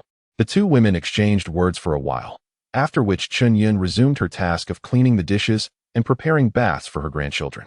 Throughout the entirety of the ordeal, and refrained from intervening, she did not feign politeness by offering to share the burden, for she understood that Chen Yun was engulfed in profound sorrow due to the loss of her son. If and did not provide Chen Yun with tasks to occupy her mind, reminding her that there were still those who relied on her. It was certain that she would succumb to despair, just as yesterday, when confronted with Sun Qian's lifeless body, had and not fainted beforehand, Chen Yun would have also collapsed under the weight of her grief. The pillar of the family had fallen, yet there were still children to care for. For the sake of her grandchildren, and to support her heartbroken daughter-in-law, Chen Yun had no choice but to endure her anguish and steadfastly uphold the household. These past few days, she had been incessantly busy, her feet scarcely touching the ground. Her obedient and endearing grandchildren breathed life back into her heart, which had nearly succumbed to despair upon hearing the dreadful news. Though her son was gone, her grandchildren remained. She must raise them in his stead. Sustained by this resolve, Chen Yun swiftly emerged from the shadows of her loss. When the topic of her son's death arose again, she no longer felt the initial impulse to follow him into the abyss, nor did she break down in tears. Instead, she managed to maintain her composure. The following afternoon, in the bustling shopping street of Korean Town, and donned a simple white dress, devoid of makeup, her hair cascading loosely. She arrived punctually at the designated CAF chosen by Hee Tong and casually settled into a seat. No sooner had she sat down than Hee Tong entered. He paused to survey the interior layout, and then selected a table by the window. While assessing the CAF, Hee Tong noticed and promptly waved to her, gesturing towards the seat he had chosen, inviting her to join him. Annie raised an eyebrow. In the original narrative, Hee Tong would occasionally meet with Shun Annie in secluded places, opting for quiet restaurants, coffee shops, or the most remote spots in cinemas. Today, however, seemed unusually different. A smile danced on Annie's lips. It appeared that today held surprises. Following Hee Tong's lead, she settled into a seat by the window. Hee Tong took the seat opposite her, subtly observing Annie. Although Hee Tong presented himself with the same charming demeanor and a sunlit smile, his heart was far from tranquil. He realized that the Annie before him was indeed transformed from the past. Gone were the heavy makeup, the overpowering scent of perfume, and the meticulously coordinated outfits and jewelry. Instead, she appeared refreshingly simple and comfortable. Most importantly, the affection and admiration that once sparkled in her eyes had vanished, along with the nauseating desires that had once plagued him. Could it be true, as his uncle had suggested, that Shin Annie had changed? Before arriving, Hee Tong dismissed his uncle's remarks as an affront to his allure, yet upon seeing Annie in person, he couldn't help but question, was this serene woman truly the same Shin Annie who had once captivated him so thoroughly? "What is it you wish to discuss?" Annie inquired, her tone cool and detached, devoid of the flirtatiousness she once displayed. Hee Tong was now certain that the woman before him was not the Shun Annie he had known. It appeared his uncle had indeed made an astute observation. This woman was willing to do anything for money. Annie was correct in her assumption. Hee Young-jun had connections within the gas company. She had just emerged from the gas company yesterday when Hee Young-jun, who was temporarily detained, received the news. Hee Young-jun was both anxious and alarmed, inwardly cursing Hee Tong as a useless fool, and began to devise a strategy. As for why Shun Annie acted in such a manner, Hee Yongjun had his speculations. He had always prided himself on treating Sun Qian like a beloved nephew, thus extending considerable care towards Sun Qian's wife, Shun Annie. Whenever his wife traveled abroad, she would bring back luxurious cosmetics for Shun Annie. The couple understood Shun Annie's character quite well. She was a woman who craved vanity, selfish, materialistic, with little regard for anything beyond wealth. With Sun Qian's untimely demise, the true cause of the accident was clear to Hee Yongjun and his wife. They suspected that Shun Annie intended to exploit Sun Qian's death to extort a substantial sum from them, hence her relentless investigation. Hee Yongjun, having risen from a penniless rural youth to a millionaire, possessed a mindset and tactics far surpassing those of ordinary individuals. After careful contemplation, he summoned his nephew and imparted earnest advice. Hee Tong had always idolized his uncle, and although he initially doubted his uncle's suspicions, he prepared thoroughly as instructed. Stealing a glance out of the window, he indeed spotted a familiar car by the roadside, which brought him a slight sense of relief. Raising his head, devoid of the previous ambiguity, Hee Tong adopted a formal demeanor and said, "Sister Shun, I am here regarding Brother Sun's matter." "Yes, go on," Annie replied. "Sister Shun, we are greatly saddened by what has happened to Brother Sunday. My uncle has cried several times inside, lamenting the loss of Brother Sunday." Hee Tong deliberately locked eyes with Annie. He possessed a keen understanding of human psychology. When confronted with another's gaze, if that individual harbored no guilt or fear, they would instinctively return the stare. Indeed, Annie did not shy away, but met his gaze directly. Outside the CAF, a black car was parked by the roadside. A window was slightly ajar, revealing a camera lens. The occupant inside was feverishly pressing the shutter, capturing frame after frame. Within the CAF, Hee Tong and Annie maintained their cold stare. To the voyeur outside, this scene transformed into an image of a couple gazing deeply into each other's eyes. Hee Tong calculated the passage of time, deeming it nearly sufficient, and reached for the small porcelain jar of sugar cubes on the table. The jar was positioned close to Annie's hand. As Hee Tong's hand extended, it appeared as though he hesitated over whether to sweeten his drink. From the outside, it resembled a tender caress of Annie's hand, which she did not withdraw. After sustaining this pose for several seconds, Hee Tong finally murmured, "Never mind. I shall forego the sugar." Withdrawing his hand, Hee Tong spoke stiffly, "Sister Shun, although we both wish to avoid such matters, the unforeseen has occurred."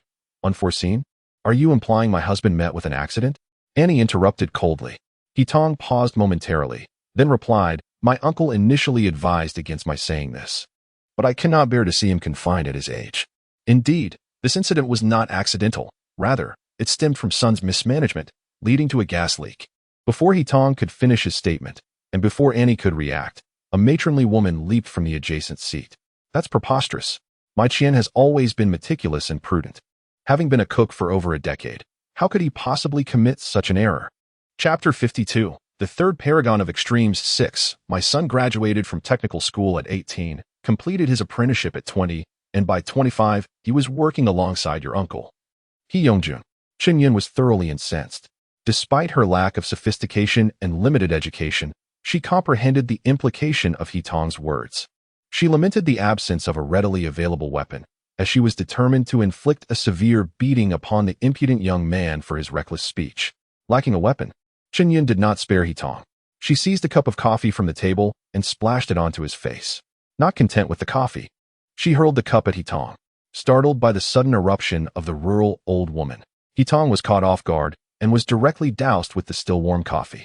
The scalding sensation instantly jolted him to his senses, and he hastily evaded the cup that was hurtling towards him. Seeing that the cup had missed its mark, Chen Yun grabbed her daughter-in-law's purse from the table and began striking Hee Tong with considerable force.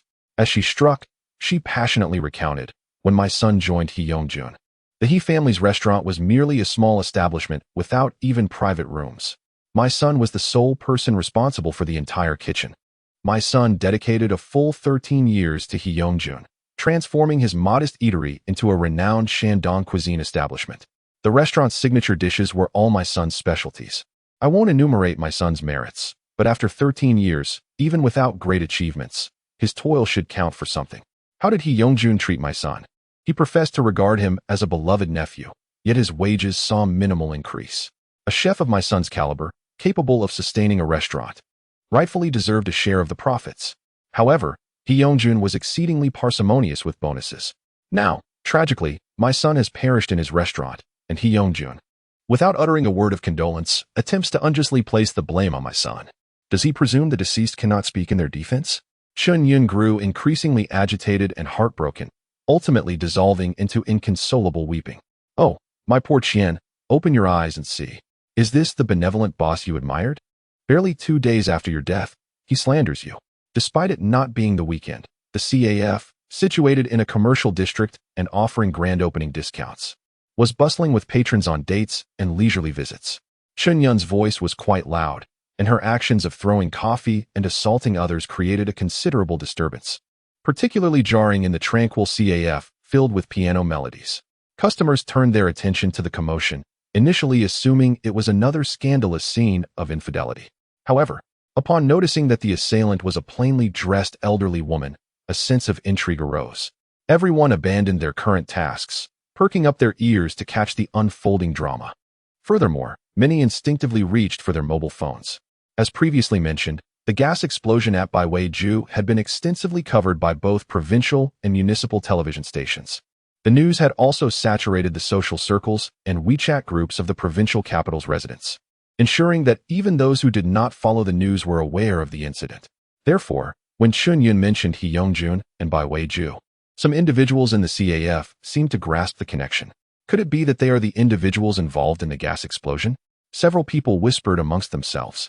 Chun-yun promptly confirmed their suspicions, as she tearfully declared, when my son met with tragedy, the Hee family rushed to the hospital and even offered apologies on their knees. Yet they neglected to acknowledge my son, the sole fatality. It turns out they were scheming to make my son the scapegoat. Chun-yun, recalling what her daughter-in-law had told her, felt the fire in her chest intensifying. She nearly jumped with indignation, exclaiming, "Bah, I'm telling you, no way. It was clearly negligence on the part of your restaurant, and you can't expect to shift all the blame onto my son. My son may be gone and unable to speak for himself, but he still has me, his wife. My daughter-in-law has already inquired, and the gas company had discovered issues with Baiwei-ju's gas pipelines long ago, even issuing a rectification notice. However, Hee Young-jun, that money-grubbing scoundrel, was unwilling to invest in new pipelines, which led to the gas leak. After the incident, Hee Young-jun tries to play the virtuous one. I'm telling you, it's too late. Madam Chun, articulate your concerns without resorting to physical aggression. Should you persist, I shall be compelled to defend myself. Hee Tong, having been momentarily stunned by Chun-yun's unexpected arrival, addressed her. Chun-yun, brandishing Annie's handbag, relentlessly struck Hee Tong, who initially refrained from retaliation, enduring the blows. However, his patience waned as Chun-yun's assault continued unabated. Seizing Chun-yun's wrist, he retorted with a hostile tone. What? Do you intend to inflict bodily harm? Chun-yun, while not a shrew, was by no means meek. As a widow, she had to be resilient to raise her son. In the past, she appeared gentle, but that was because she wasn't provoked. Now that her son was gone, the unscrupulous boss not only refused to offer compensation or apologize, but also attempted to tarnish her son's reputation. Chun-yun couldn't bear it. Like any rural woman, she recklessly lunged into Hee Tong's embrace, desperately attempting to strike Hee Tong's chest with her head, causing Hee Tong to stagger backward. Is there no justice? This black-hearted boss killed my son and now wants to assault a defenseless old widow. I don't want to live anymore. If you have the guts, just beat me to death. At least I can accompany my son on the road to the afterlife. Mom, please be careful. You're not in good health. Don't hurt yourself. Annie, fearing that Hee Tong might lose control and harm Chun-yun, rushed forward and seized the opportunity to strike Hee Tong several times under the guise of supporting Chun-yun. Hee Tong exclaimed in pain, now thoroughly enraged, and raised his leg to kick her. The onlookers, who had been merely spectators, could no longer remain passive. They had grasped the situation, piecing together the truth from recent news and their own deductions. The crowd erupted in vehement denunciations of the Hee family, showering sympathy upon the beleaguered mother-in-law and daughter-in-law before them. The audacity of Hee Tong, the unscrupulous representative of the family, attempting to intimidate 2 women, ignited a righteous fury among the witnesses. Cease this at once. You, a grown man, bullying 2 women. Indeed, while one might have encountered shameless individuals, none had witnessed such brazen impudence as displayed by the Hee family. They had caused a loss of life, Yet instead of offering sincere apologies and ample reparations, they resorted to covert threats against the victims. In a fit of anger and humiliation, they even contemplated violence. Quickly, call the police. Please, no need for your prompting. I have already contacted the authorities, retorted someone. I even reached out to the television station. How did I not think of that? Hurry, upload the video we just recorded to the station's public account for a cash reward. The crowd buzzed with various opinions, transforming the once refined CAF into a cacophonous marketplace. Upon hearing the clamor, Heetong's expression soured dramatically. This was bad. The situation had escalated. Moreover, Chen Yun's commotion had rendered his uncle's prior arrangements futile. Realizing this, Heetong could not help but glance at Annie. Was Sun Qian's mother there on her own accord, or had Shen Annie intentionally brought her along? If it were the latter, complications would surely arise. Clenching his teeth, Heetong yearned to flee the scene, yet the throng of onlookers barred any escape. Before long, Yao Yaoling arrived. Before Annie and Chen Yun could interject, the assembled onlookers volubly recounted the sequence of events. Upon hearing that the matter was connected to the explosion that had occurred a few days prior, the police officer immediately became more vigilant and meticulously questioned the three individuals involved. Heetong vehemently defended himself. I merely wished to have a proper discussion with Sun Ji's family, but they misunderstood my intentions. Before I could utter more than a couple of sentences, they began assaulting me. I never laid a hand on them. TCH, you certainly intended to, had we not intervened in time. Indeed, officers. That man was about to strike someone with a ferocious expression. Fortunately, we restrained him. The spectators, incensed that Heetong was brazenly lying in front of everyone, eagerly stepped forward to corroborate the events. The police officer's impression of Heetong worsened, and he turned his attention to Chen Yun and Annie. Chen Yun and Annie exchanged glances before slowly nodding, affirming that the crowd's observations were accurate and that they had not falsely accused Heetong. Very well. There's nothing more to be said. Let's bring everyone back to the precinct.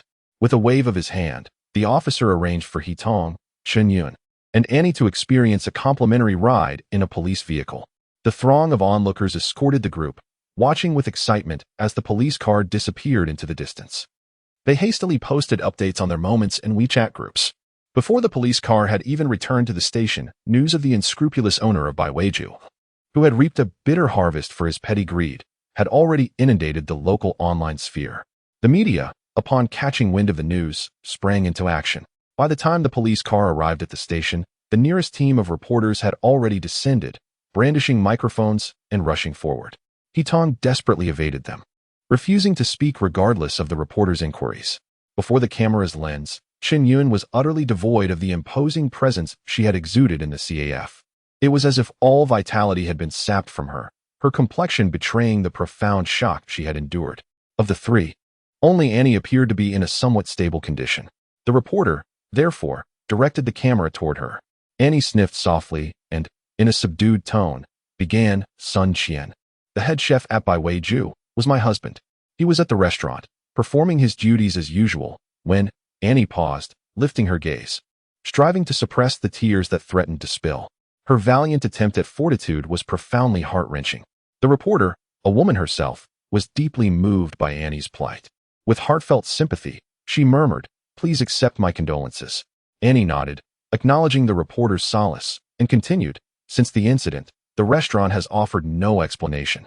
I've tried to ascertain the circumstances, but I've been unable to reach anyone in charge. Yesterday, Heetong, the nephew of the owner, He Yongjun, contacted me, claiming to have information. I assumed it pertained to my husband, Sun Qian, and I duly arrived at the designated location." Annie recounted the events in measured tones. "All I seek is to understand how my husband, a chef with over a decade of experience and known for his prudence, could have been involved in a gas leak. Yet, Heetong insists that my husband was at fault." Here, Annie abruptly raised her head, fixing her gaze directly into the camera. "I fail to comprehend. What error could my husband have possibly committed? Did he sever the gas hose, or damage the gas valve, to such an extent as to cause a massive gas leak, ultimately leading to an explosion? We seek no monetary compensation, no mere apology. We only implore for justice, that my husband, Sun Qian, not have perished in obscurity." Chapter 53. The Third Paragon, 7. Within the confines of the detention center, He Yongjun watched the televised news, his face ashen. It was over. He was truly finished this time. He listened to Sun Qian's prodigal wife and her pronouncements, demanding no monetary compensation, nor any form of apology, but merely justice. In truth, it was not justice she sought, but rather He Yongjun's life. Of course, to say she wanted his life was an exaggeration. But for He Yongjun to escape the severe penalties of the law was now an impossibility. As it turned out, He Yongjun's premonitions were entirely accurate. Even swifter than the televised news was the dissemination of videos across various social media platforms. The spectators at the CAF proved to be quite diligent, uploading videos filmed from every conceivable angle within a few short hours. In these videos, Chen Yun's tearful lament stood out, serving as a prompt to the masses and the media alike. A gas explosion. Therefore, the issue must lie with the gas supply. They had been misled by the He family, focusing solely on tracking the victim's conditions and neglecting to investigate the cause of the accident. Having identified this oversight, reporters flocked to the gas company. The gas company, having also viewed the videos, swiftly convened a meeting, reaching a consensus in record time. Their conclusion was that the gas company was undoubtedly blameless, citing regular inspections and the issuance of rectification notices, all in full compliance with regulations. The only party at fault was the responsible employee, who failed to follow up with a reinspection, nor did he report the matter, thus leading to the tragedy at Baiweiju. Therefore, the gas company readily offered up this employee, publicly announcing his punishment, dismissal from his position, and referral to the relevant authorities for legal prosecution. Regarding the victims of the incident, the gas company generously stated that, in the spirit of humanitarianism, they would provide equitable compensation to all those affected. Although the media and the public suspected the gas company's handling of the matter was an attempt to deflect responsibility, they were generally satisfied. The gas company successfully navigated the crisis, but the employee in question was not so fortunate. Besides losing his secure job, he may also face legal repercussions. Coincidentally, this individual was not only a fellow townsman, but also a close confidant of He Yongjun, having frequently benefited from He Yongjun's generosity. It was due to their long-standing friendship that he had turned a blind eye to Baiweiju's affairs.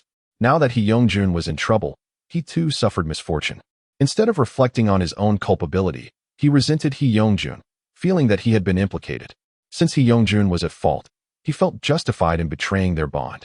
To atone for his own misdeeds, the employee exposed some of He Yongjun's illicit activities, such as tax evasion, exploiting legal loopholes to avoid fulfilling contractual obligations to employees, and substituting inferior goods for quality ones, as well as passing off counterfeits as genuine articles. These were normally minor issues, but at this crucial juncture, they served to exacerbate He Yongjun's plight. Various pieces of information were disseminated on social media by insiders, resulting in widespread condemnation of the unscrupulous businessman, He Yongjun, across the internet. Those viewers who had initially felt sympathy for He Yongjun and the He family after seeing the previous reports now felt deceived and betrayed by the He family. And they were even more vehement in their denunciation than ordinary bystanders. Furthermore, those injured parties and their families who had been prepared to reconcile with the He family changed their minds. It now appears that the so-called accident and misfortune were clearly orchestrated by that scoundrel, He Yongjun. Those who frequent Baiweiju are not paupers and can afford the medical expenses. Furthermore, since the sole surviving relative of the deceased seeks justice rather than monetary compensation, it would be ludicrous for the injured parties to settle with the perpetrator for a mere pittance, inviting ridicule for prioritizing money over familial loyalty. In short, they will sue. Before the television cameras, the 5 families of the injured declared that they neither desired financial compensation nor accepted the He family's apology, but sought only justice. Annie, that He fellow won't escape this time, will he? Chen Yun inquired, watching the news. Annie nodded, at least this time. He Yongjun will hardly evade the severity of the law. That's good. That's good. My Qianer can finally rest in peace. Although Chen Yun no longer weeps at the mere mention of her son, tears still welled in her eyes. Her son's death was a grave injustice, caused by that villain He Yongjun, who sacrificed his life for paltry gain. Now that she can avenge her son, Chen Yun feels somewhat relieved.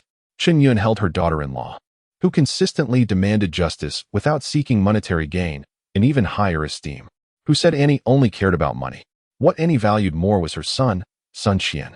Considering Annie's usual avarice, her willingness to forego compensation for Sun Qian warmed Chen Yun's heart, affirming that her son's affection for Annie was not in vain. That reprehensible He Yongjun, his actions led to Qian's demise.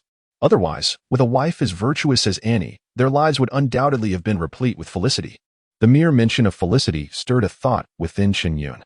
She gazed upon Annie's delicate countenance and hesitated before inquiring, "Annie, have you contemplated your future prospects?" Annie paused, taken aback. "Annie, I am cognizant of the affection you harbored for Qian, but alas, he is no longer with us. You, however, are still in the bloom of youth." Chen Yun herself was a widow and intimately acquainted with the tribulations of life without a husband. Though her heart ached for her son, she was not devoid of empathy. This was not the old society, and she would not compel Annie to remain unmarried against her will. Annie was still young and possessed of considerable charm. There was no reason for her to squander decades of her life in widowhood. "Mother, thank you. Thank you for considering my well-being even amidst such circumstances," Annie said, her voice thick with emotion. She knew Chen Yun to be a kind soul, but she had not anticipated such profound consideration. However, Annie had no intention of remarrying.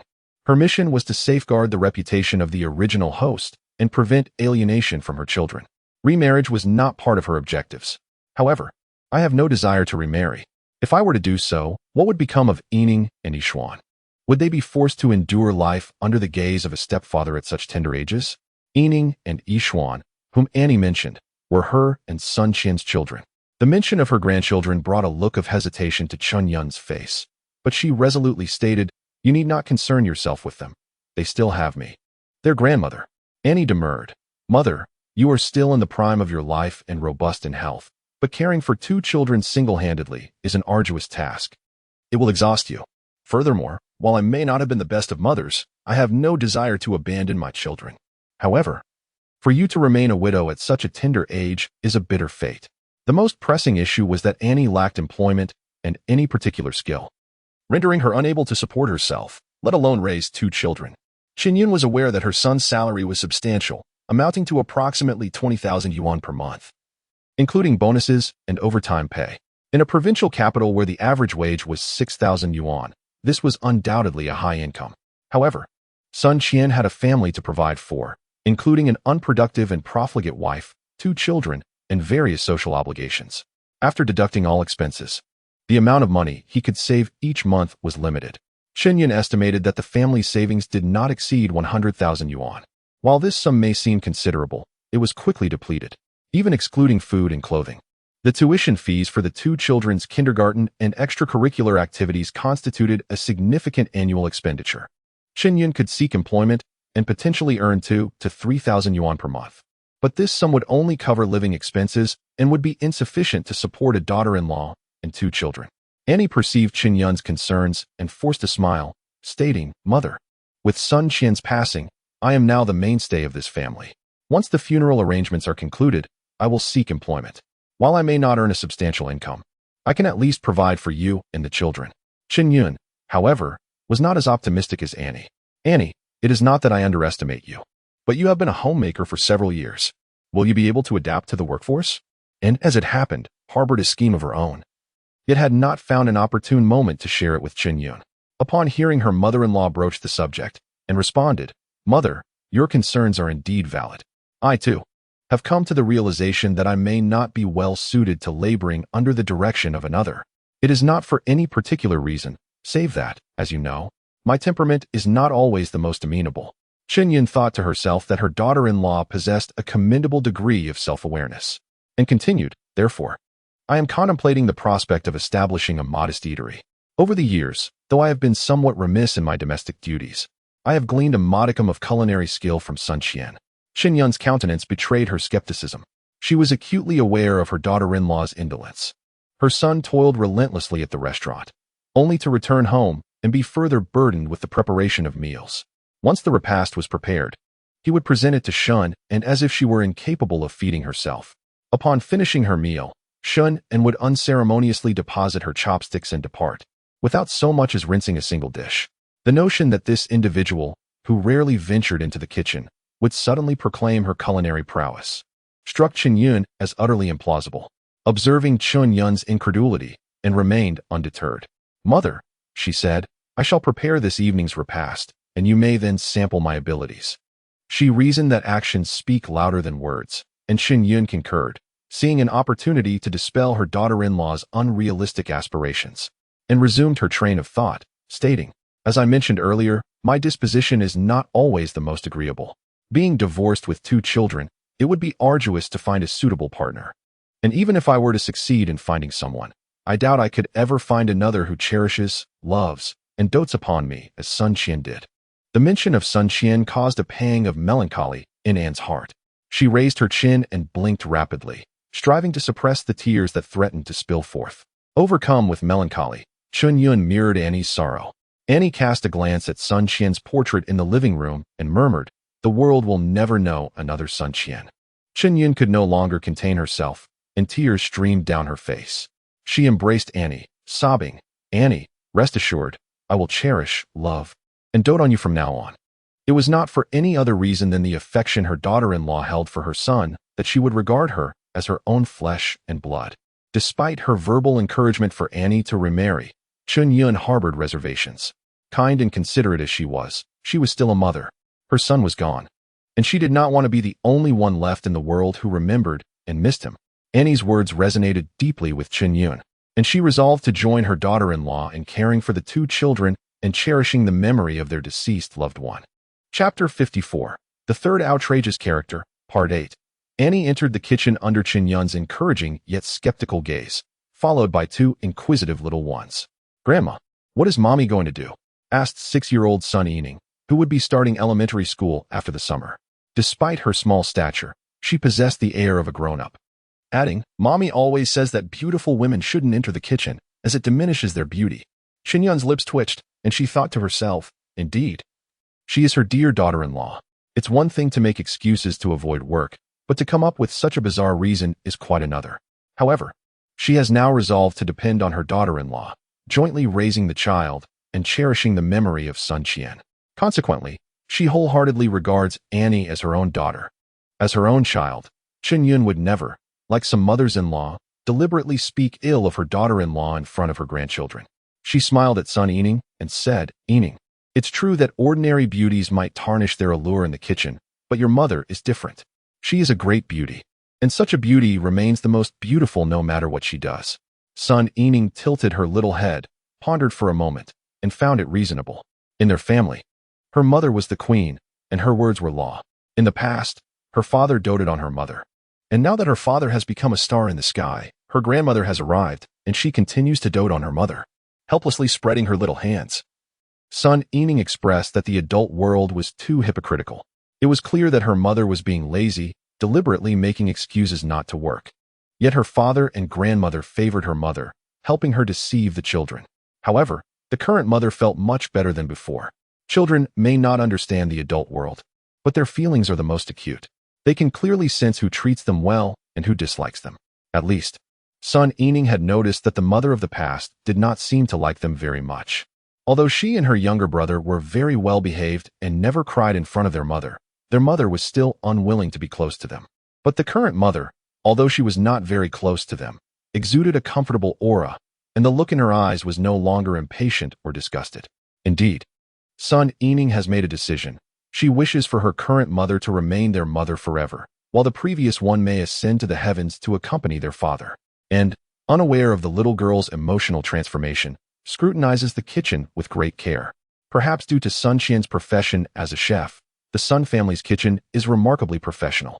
The gas stove features 2 burners. In addition to an ordinary household model, there exists a large stove specifically designed for restaurants. It is said that the flame temperature of such a stove can reach over 100 degrees, enabling effortless stir-frying. Cookware, woks, clay pots, frying pans, and steamers numbers over a dozen. The spice rack on the cabinets boasts an array of over a dozen condiments, all of which are staples in restaurants, though the quality here surpasses that typically acquired for commercial use. And then examines the vegetables and meats in the refrigerator. It is summer, the season when a plethora of vegetables are in abundance, thus offering a wide variety. Logically, following the recent incident in the Sun household, Chun Yun, despite her determination, would hardly possess the energy or inclination to procure groceries. Yet, the refrigerator is brimming with provisions. This can be attributed to the fact that these vegetables were not purchased by Chun Yun, but rather delivered by a specialized fruit and vegetable company. This burgeoning industry has emerged in recent years, with such companies recruiting members in various neighborhoods, allowing them to select produce online, and then delivering it uniformly every 2 to 3 days. The prices for these goods are comparable to those in supermarkets, and during promotional events, they may even be more economical. Naturally, these prices are higher than those at traditional markets. However, for the younger generation accustomed to ordering takeout and receiving parcels, this service is deemed exceedingly convenient. It hardly costs much. With just a simple order on his mobile phone, fresh fruits and vegetables would be delivered right to his doorstep. Many working professionals in the community had opted for membership, and Sun Qian was no exception. Overwhelmed with responsibilities, he juggled his job, cooking, caring for his child, and household chores, leaving him no time to browse the local market. He had also sampled the produce delivered by the company and found the quality commendable, superior, at the very least, to that of the average market offerings. Thus, he decided to invest 1,000 yuan, opting not to specify particular vegetables, allowing the company to deliver an assortment of seasonal produce worth 50 yuan every couple of days. Upon finishing work, he would merely collect his order from the community's gatekeeper. Even in the unfortunate event that something happened to Sun Qian, the company would continue to supply vegetables to the Sun household. The gatekeeper, a kind-hearted elderly gentleman, felt a pang of sympathy for the young man upon hearing of his situation. When the delivery arrived, containing items for the Sun family, he personally took it upon himself to assist in bringing it upstairs. It was then that Chunyun learned about the vegetable delivery service. Murmuring quietly that it seemed rather extravagant, yet she chose not to voice further objections. Annie retrieved 2 tomatoes from the refrigerator. In this season, they were delightfully tangy and sweet, and perfectly ripe ones would be delightfully grainy, far superior in taste to the greenhouse varieties available in winter. She also selected 3 eggs, deciding to prepare a dish of scrambled eggs with tomatoes. Additionally, she grabbed 2 potatoes, planning to stir-fry them into shredded potato strips. If her memory served her right, her son's son Yishuan had recently developed an intense fondness for this dish, particularly when prepared with a hint of vinegar. Every couple of days, Sun Qian would whip up a generous plateful for his son, and the little one could easily devour half of it all by himself. As the rice steamed, Annie began to chop vegetables. Wow, Mom is amazing. Sun Yining's mouth formed a perfect O shape as she stood dumbfounded by the kitchen's sliding door, gazing at the woman skillfully slicing the ingredients. Chunyun was equally astonished. Although her daughter-in-law had claimed to have learned numerous culinary skills from her son, Chunyun had dismissed it as mere jest. However, witnessing the deftness of Annie's movements made her almost believe that her son had somehow possessed her. Could it be true that her daughter-in-law was genuinely capable of cooking? With a sense of disbelief, Chunyun stepped into the kitchen and picked up a pile of finely julienne potatoes from the cutting board, scrutinizing them closely. Oh my, they are so thin, she marveled, noting that every strand was uniformly cut, as if produced by a machine. The precision of Annie's knife skills rivaled that of her son, who had spent over a decade as a chef. Wait a moment, her daughter-in-law had only been married to her son for a few years, not even a decade. Even if she practiced daily, one would hardly expect such proficiency, unless she was exceptionally gifted, as her son had suggested. Could it be that her daughter-in-law possessed an innate talent for cooking? The very thought filled Chunyun with excitement. If her daughter-in-law truly had a knack for culinary arts, she could certainly master the craft and perhaps even run a restaurant one day. As Chunyun pondered this, she watched Annie expertly heat the oil in the wok, her wrist deftly tossing the heavy pan with surprising ease. Both dishes were quick to prepare, and within half an hour, Annie had completed the cooking. Just then, the rice cooker signaled that the rice was ready. Chunyun hurriedly assisted in serving the dishes and dishing out the rice. Sun Yining and Sun Yishuan, 2 little darlings, were well taught by Sun Qian. The 2 children obediently sat in their chairs, eagerly gazing at the dishes laid out on the table. After washing her hands and removing her apron, Annie emerged from the kitchen, only to find Chunyun holding a small bowl, preparing to serve vegetables to Sun Yishuan. Chunyun first placed a pair of chopsticks filled with shredded potatoes into his bowl, as this was the little fellow's favorite. Sun Yining, not yet 3 years old, spoke with delightful clarity, brandishing a small spoon and joyfully flailing his hands. His cheeks were stuffed with rice and shredded potatoes, puffing out adorably. So delicious, Sun Yining exclaimed, as he picked up a piece of golden, tender egg, enhanced by the sweet-sour flavor of tomatoes, making it exceptionally tasty. She even felt a peculiar notion that her mother's cooking surpassed that of her culinary father. Seeing the 2 children enjoying their meal, Chen Yun couldn't help but be tempted to join in, picking up her chopsticks to savor the food.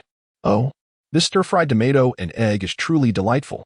It is often said that stir-fried tomato and egg is a remarkable dish. No matter how skilled the chef, the taste remains consistent. And even those with lesser culinary skills cannot ruin it. Yet at this moment, Chen Yun wondered who made such a claim. A talented cook, even when preparing a simple dish like stir-fried tomato and egg, can create a delightful masterpiece. The eggs were fresh and tender, the tomatoes sweet and tangy, while the silky, flavorful sauce, thickened with cornstarch, was so enticing that one could easily consume 2 large bowls of rice with just the sauce. As for the shredded potatoes, the knife skills were exemplary, and the flavor was top-notch. Though reluctant to acknowledge this truth, Chen Yun must candidly admit, her daughter-in-law's culinary skills seemed to surpass those of her own son. In the presence of delectable cuisine, words feel superfluous. The 3 generations began to devour their meal with fervor, while Annie, holding a small bowl, watched with a smile. Half an hour later, like a whirlwind, 2 large platters of food were completely emptied. Even the soup was savored with rice. Mom, do you think my idea of opening a restaurant is viable? Annie inquired playfully. Absolutely. It's more than viable, Chen Yun replied, setting down her bowl, only to realize she had overeaten. With a slight blush, she patted her stomach, truly impressed by her daughter-in-law's culinary prowess. Annie, your skills are remarkable. I dare say they surpass Qian's. Annie quickly responded with humility. I'm not that skilled. I've merely learned a few home-cooked dishes. Our son Qian is a bona fide Shandong cuisine chef with his own signature dishes. Upon hearing this, Chen Yun felt even more pleased with her daughter-in-law. Annie, you've only studied for a few years, while Qian has been in this profession for over a decade. During this period, make sure to practice diligently. Besides, we're not looking to open a grand restaurant. Just a small eatery that can cover household expenses will suffice. Annie nodded in agreement. Mom, you are absolutely right. By the way, son Qian has some notes where he records his cooking insights from these years. I'll make it a point to review them whenever I have the time. Excellent. That is the best approach. For the past few days, Chen Yun had not smiled. But today, a hint of joy finally graced her face. She urged the 2 children to play in the living room and eagerly began to clear the dishes. Annie refrained from intervening, instead leaning against the sliding door as she engaged in conversation with Chen Yun. Mother, I've given it some thought. Once I finish with Sun Qian's matters, I will venture out to find a storefront. At that time, I would appreciate your help in watching the 2 children while I earn a living. Together, we shall ensure a prosperous life and nurture Yi Ning and Yi Xian into accomplished individuals. Ah, very well, Annie. You can rest assured in your endeavors. I will manage the household affairs, Chen Yun replied, her heart swelling with purpose at Annie's unwavering trust in her. By the way, Annie, you mentioned that the investigation is almost concluded. It should not be long before He Yongjun receives his sentence, correct? Chen Yun had already inquired, and it was evident that someone in He Yongjun's predicament would face legal consequences. However, Annie remained cautious, for He Yongjun did not strike her as someone who would easily concede defeat. Even with compelling evidence, he would likely seek every possible loophole. Subsequent events would affirm that Annie's foresight was entirely accurate. Chapter 55, The Third Exceptional Individual, Part 9, as all evidence pointed toward He Yongjun. The He family suddenly fell silent, refraining from initiating contact with the media. Were it not for He Yongjun's son visiting the injured daily at the hospital, one might assume the He family felt cornered by the law and was preparing to abandon all hope. Though the He family had become reticent, the media sought them out, compelled by the necessity of addressing the individual directly responsible for the incident. Now that the cause of the accident had been clarified, the media clamored to ascertain He Yongjun's stance. Within the confines of the detention center, under the watchful gaze of television cameras, He Yongjun appeared despondent and remorseful. Faced with the reporters' inquiries, he did not shy away. Instead, he candidly admitted to his faults. You inquire why I have not replaced the pipes. The truth lies in my misplaced optimism, a belief that calamity would not befall me. Furthermore, a significant factor is my fear of financial strain, which has made me reluctant to part with my funds. I have erred gravely. I never anticipated that my momentary frugality would culminate in such a disaster.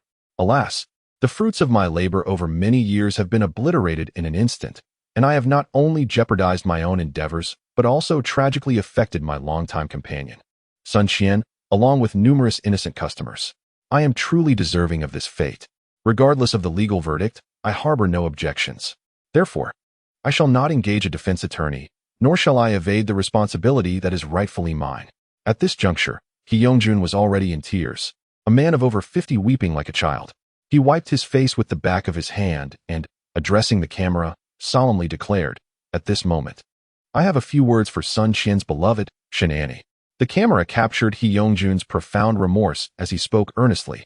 "Dear Shun, I understand that you blame me for Sun Qian's demise, but I truly did not foresee this outcome. I had my family reach out to you, and you stated that you would not accept my compensation nor my apology, seeking only justice. Rest assured, the law will deliver justice to you. Regardless of how the court rules against me, I will not appeal. However, I implore you, please do not refuse my compensation. Young Sun has departed, leaving behind a grieving mother and 2 children, and with you out of work, what will become of you, the children, and your mother-in-law without the support of Young Sun? Dear Xiao Shun, do not relinquish the compensation out of spite. Those funds do not belong to Xiao Sun as a price for his life, but rather are the rightful reparations owed by me, the responsible party.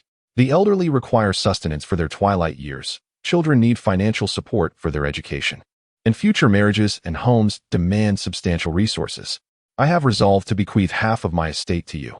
Even if you choose to disown me as your uncle, consider it a humble gesture from this sinner." Hee Young-jun has shown remarkable sincerity, his words imbued with genuine emotion, even swaying journalists who previously held grievances against him. This Mr. He, though he has erred, is not beyond redemption, while one might label him as miserly. His willingness to allocate half of his fortune for the victim's compensation reveals his capacity for generosity when it truly matters. The notion that he would cause an accident merely for a trifling sum was never his intention. It is akin to the elderly at home, who, despite knowing that leftover food may not be wholesome, choose to consume it to avoid waste. One cannot condemn them for valuing frugality over their own well-being. Once the news aired, it sparked fervent discussions throughout the city. Some praised Hee Young-jun's generosity, while others accused him of hypocrisy. And yet others speculated about the newfound wealth of the Sun family. Ordinary individuals, once cloaked in the anonymity of the internet, felt emboldened to voice their opinions without restraint. Many sentiments that might remain unspoken in reality found expression online. Moreover, some enterprising individuals seized the opportunity to conduct a survey. If a family member were involved in an incident, would the relatives forego compensation out of pride, or would they accept it for the sake of their dependents and livelihood? A significant number of citizens participated in this questionnaire, and the television station even organized a street interview, where numerous individuals openly shared their choices before the camera. Regardless of the choices they make, they have thrust Shun Annie into a predicament. Should Shun Annie opt for compensation, the online community would accuse her of merely putting on a facade, claiming that her eloquent words are nothing but a ploy for monetary gain. Conversely, if she were to forego the compensation, critics would assert that she is consumed by a battle of pride, neglecting the welfare of her elderly mother-in-law and her 2 children. After all, Sun Qian is not solely her kin. He has a mother and children who also require care. Had Sun Qian lived, his substantial salary would have ensured a comfortable life for his aging mother and offspring. With his untimely demise, however, the compassionate employer not only submitted to legal repercussions, but also provided millions in compensation for Sun Qian's family. This financial aid would allow his mother to enjoy her twilight years in peace and grant his children the opportunity to pursue their education, ultimately enabling them to marry and secure homes of their own. It is worth noting that Shin Annie is currently unemployed. Should she relinquish the compensation, she would struggle to sustain herself, let alone provide for Sun Qian's mother or raise her 2 children to adulthood. Annie, observing the casual discourse of bystanders on television, Shin Yun felt a surge of panic and confusion. As a mother, she is resolute in her desire to hold Hee Young-jun accountable, yet she is loath to accept his tainted money. Nonetheless, the arguments presented by others hold merit. She is aging, and survival is paramount. But what of her 2 children? Should they be deprived of a father and the compensation that is rightfully theirs? Yet, if she accepts this financial aid, would that not render their previous declarations a mere jest? Moreover, with the He family compensating and exhibiting such sincerity, the judge's sentencing may inevitably be swayed. If Hee Young-jun receives a lenient sentence, Shin Yun would be the first to express her discontent. What should be done? It seems that no matter what they choose, it is bound to be wrong. Annie quietly watches the news, feeling no surprise whatsoever. This is the way it ought to be. A person as calculating as He Yongjun would never easily concede defeat. His maneuver is truly masterful, as a dispute over compensation has swiftly captured the public's attention, effectively diverting focus from the gas leak incident. Now, no one is investigating the gas leak, nor are they condemning He Yongjun as a heartless businessman. In fact, some have come to his defense, arguing that he is not the only one harboring a sense of luck. The restaurants in need of reform extend beyond just Bai Weiju, with He Yongjun merely unfortunate to be embroiled in this situation. It is not the act of wrongdoing that is frightening, but rather the lack of remorse and the ignorance of the need for restitution. He has done remarkably well, generously pledging half of his assets to compensate the deceased, while the remaining half would be allocated to the injured. In this manner, the He family finds themselves back at square one. His magnanimity starkly contrasts with those in society who evade responsibility after an accident.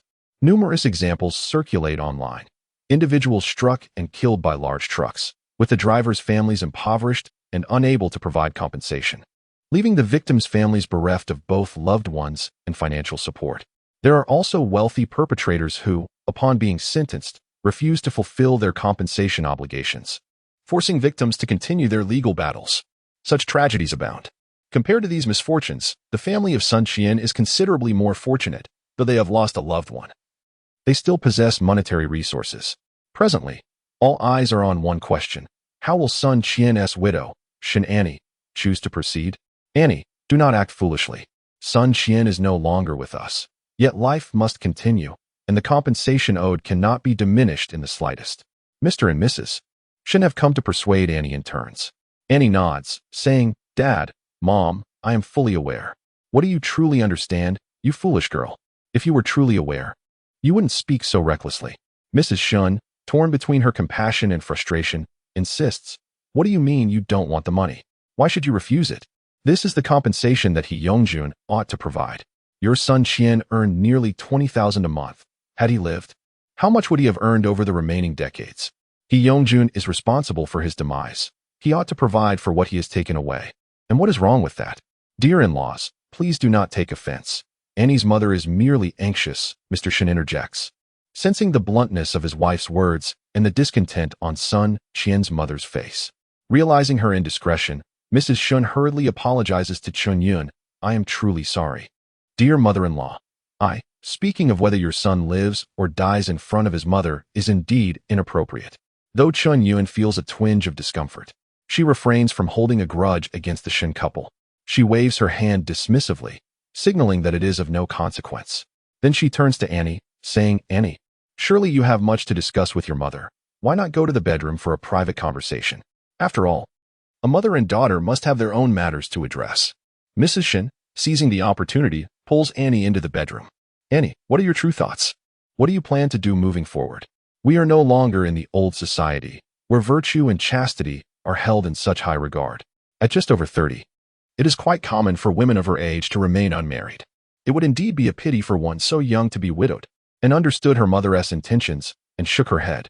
Mother, I have no desire to remarry. My sole focus now is to raise my 2 children well. I do not wish to contemplate anything else. Oh, my foolish child, how young you are. Furthermore, a household without a man is an arduous burden for a woman. You have always been pampered. When have you ever faced hardship? With a finger, Mrs. Shin poked and gently on the forehead, muttering under her breath. Mother, please listen to me, and grasped her mother's finger, gently urging her to understand. She recounted her thoughts regarding Chen Yun, emphasizing its various shortcomings. In conclusion, she stated, Not all men are as accommodating as Sun Qian. If I were to choose poorly, not only would I fail to live a good life, but I might also endure even greater suffering. Do you think that is necessary? Hesitating at the mention of her daughter's flaws, Mrs. Shin reflected on how challenging it had been for her daughter to find a partner in the past, having exerted tremendous effort to meet someone like Sun Qian.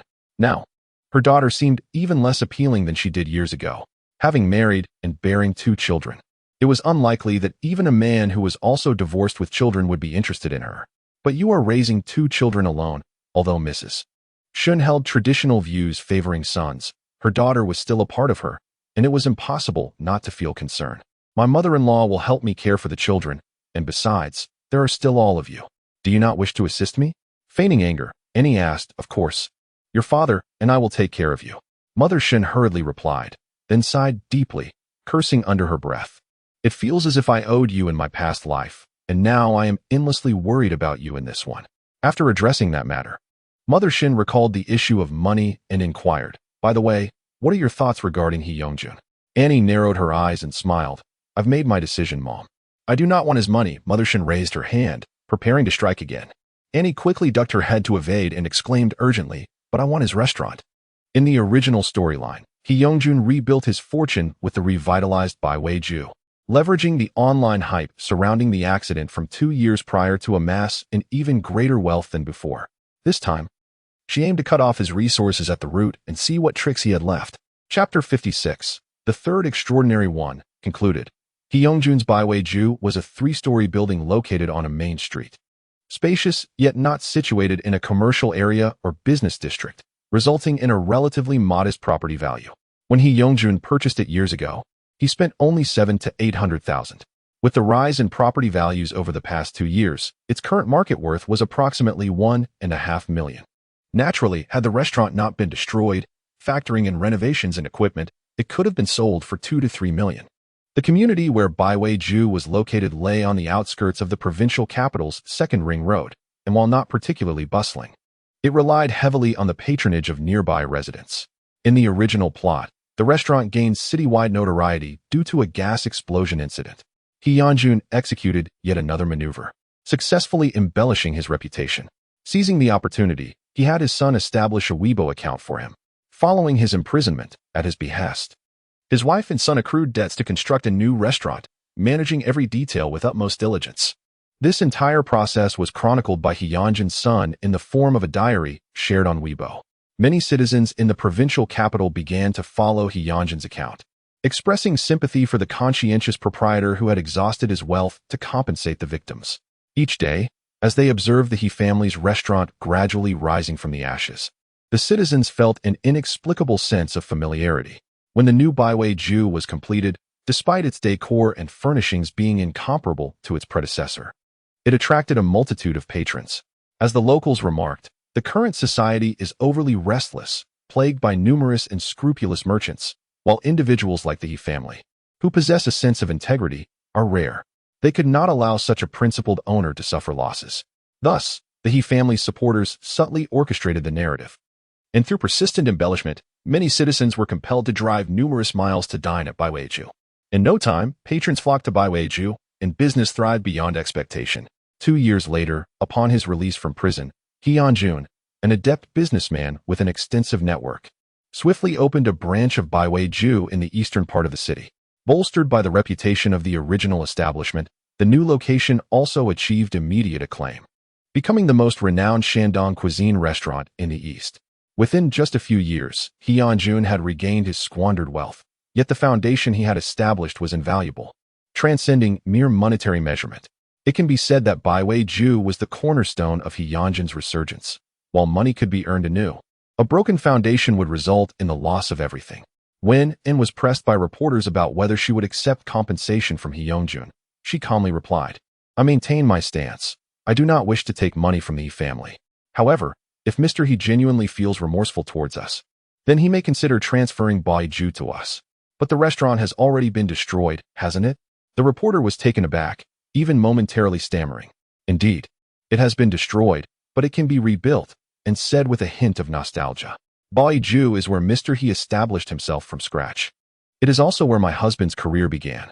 Ultimately, my husband lost his life because of Bai Ju. Therefore, I do not desire money. If possible, I wish to continue running Bai Ju. You want to manage a restaurant?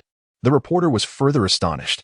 According to her understanding, this bereaved family member was a homemaker, untouched by labor, who had not worked in the 8 years of her marriage and seldom entered the kitchen.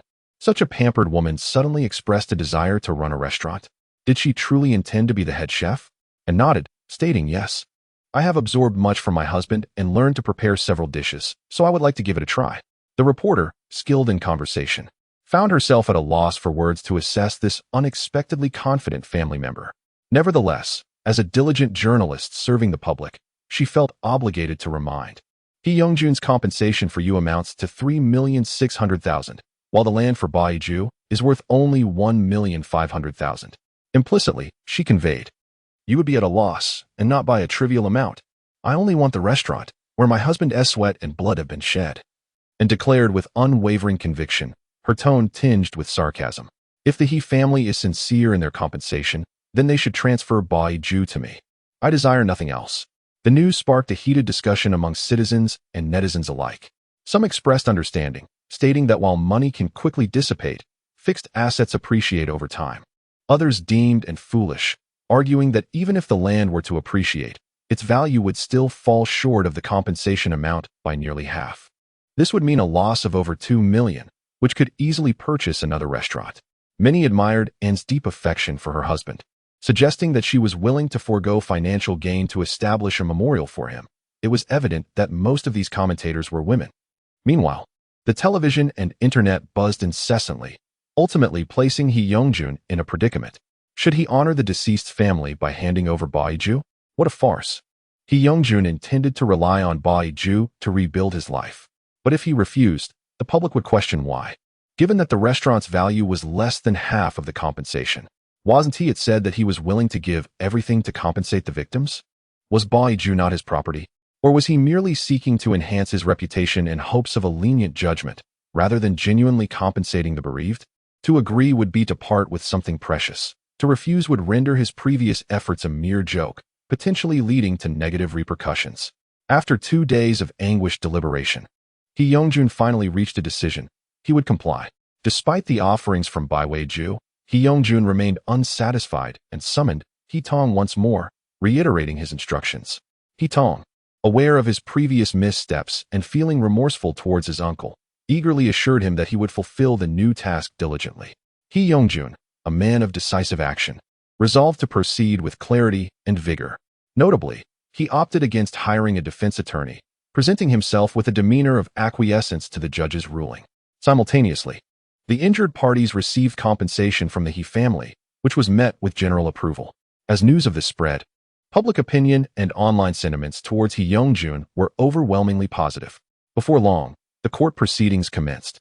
The judge, taking into account He Youngjun's contrite demeanor, his willingness to provide substantial compensation to the victims, and various public factors, ultimately sentenced him to 4 years in prison. He Youngjun entered incarceration, mirroring the trajectory of the original narrative, where he exhibited exemplary behavior and earned reductions in his sentence, ultimately shortening it by 1.5 years. Meanwhile, Annie procured a burial plot for Sun Qian and attended to his final affairs before turning her attention to the restaurant. Following the gas explosion, while Bai Ju had not been reduced to rubble, the interior decor and furnishings lay in disarray, rendered largely unusable. Annie assessed her available funds, discovering a mere 150,000 yuan. Shun Yun hastily returned to his hometown, leasing the land and repurchasing the old house, amassing a total of 200,000 yuan from his years of savings. Additionally, Mrs. Shin discreetly provided Annie with a card containing another 150,000 yuan. In total, they had accumulated 500,000 yuan, which Annie estimated would suffice for the renovations and the purchase of new tables and chairs. However, the subsequent expenses of the restaurant were utterly insufficient. Annie retrieved all the luxury items she had purchased over the years of marriage and listed them on a second-hand goods website, ultimately fetching several tens of thousands of yuan. Still, this was inadequate. After discussing with Qin Yun, Annie took the land of Bai Ju as collateral to secure a loan of 300,000 yuan from the bank. Due to the sluggishness of the conventional loan process, Annie sought assistance from a reporter she had previously encountered at a television station. The reporter, sympathetic to Annie's plight, eagerly helped her by running around to facilitate the process. With the media's intervention, the bank swiftly approved the loan. Intrigued by whether a woman like Annie could uphold a shattered household, the reporter occasionally visited Bai Ju to observe. She was a well-known journalist in the provincial capital, boasting around 50,000 followers on Weibo. Given the restrictions on broadcasting her observations at the television station, she posted images on her Weibo, meticulously documenting a woman's resilience as she, while enduring the sorrow of her husband's passing, worked tirelessly to restore the chaotic Bai Ju to its former glory. The reporter's Weibo updates resembled a captivating television drama, drawing attention even from those outside the province. Not to mention, the local populace in the provincial capital was even more enthralled. S province is a stronghold of Confucianism, with many of its tenets deeply ingrained in the culture. Even in the 21st century, these values continue to influence the local citizens. While one might describe this as conservatism to them, the ideals of filial piety and the roles of a virtuous wife and devoted mother are simply regarded as the norm. And a young woman who lost her husband received a substantial compensation and chose not to remarry. Instead, she dedicated herself to raising her children and caring for her mother-in-law, embodying the ideal of a devoted mother and daughter-in-law. Following the recent explosion at the Byway restaurant, a journalist's post gained considerable attention within a limited circle, resulting in the citizens of the provincial capital showing great interest in Anne's solitary struggle. Some even remarked online that when Byway reopened, they would certainly pay a visit, regardless of Anne's culinary skills, as they wished to support a good woman who deserved recognition. A month later, Byway restaurant rose from the ashes and did not extend invitations to anyone, but chose a propitious day for the grand opening. The journalist, who had been closely following the restaurant's journey, learned of the opening date and personally called in to confirm, subsequently promoting it on social media. On the day of the openings, a considerable number of citizens flocked to the restaurant. Initially, they were driven by sympathy for Anne, hoping to lend a helping hand. However, after trying a few signature dishes, they were pleasantly surprised by the exquisite flavors, which rivaled those of esteemed traditional Shandong cuisine. As word spread about the delightful food, patrons eagerly shared their experiences across their social networks. Television stations even arrived to conduct interviews, catapulting the Sun S Byway restaurant into the limelight. Consequently, many travelers from afar ventured to the provincial capital specifically to savor the now famous Shandong dishes. Whenever out-of-towners come to dine, some seasoned patrons recount the legendary tale of the proprietress. Once merely the wife of a chef, she resolutely bore the weight of her family following her husband's untimely demise.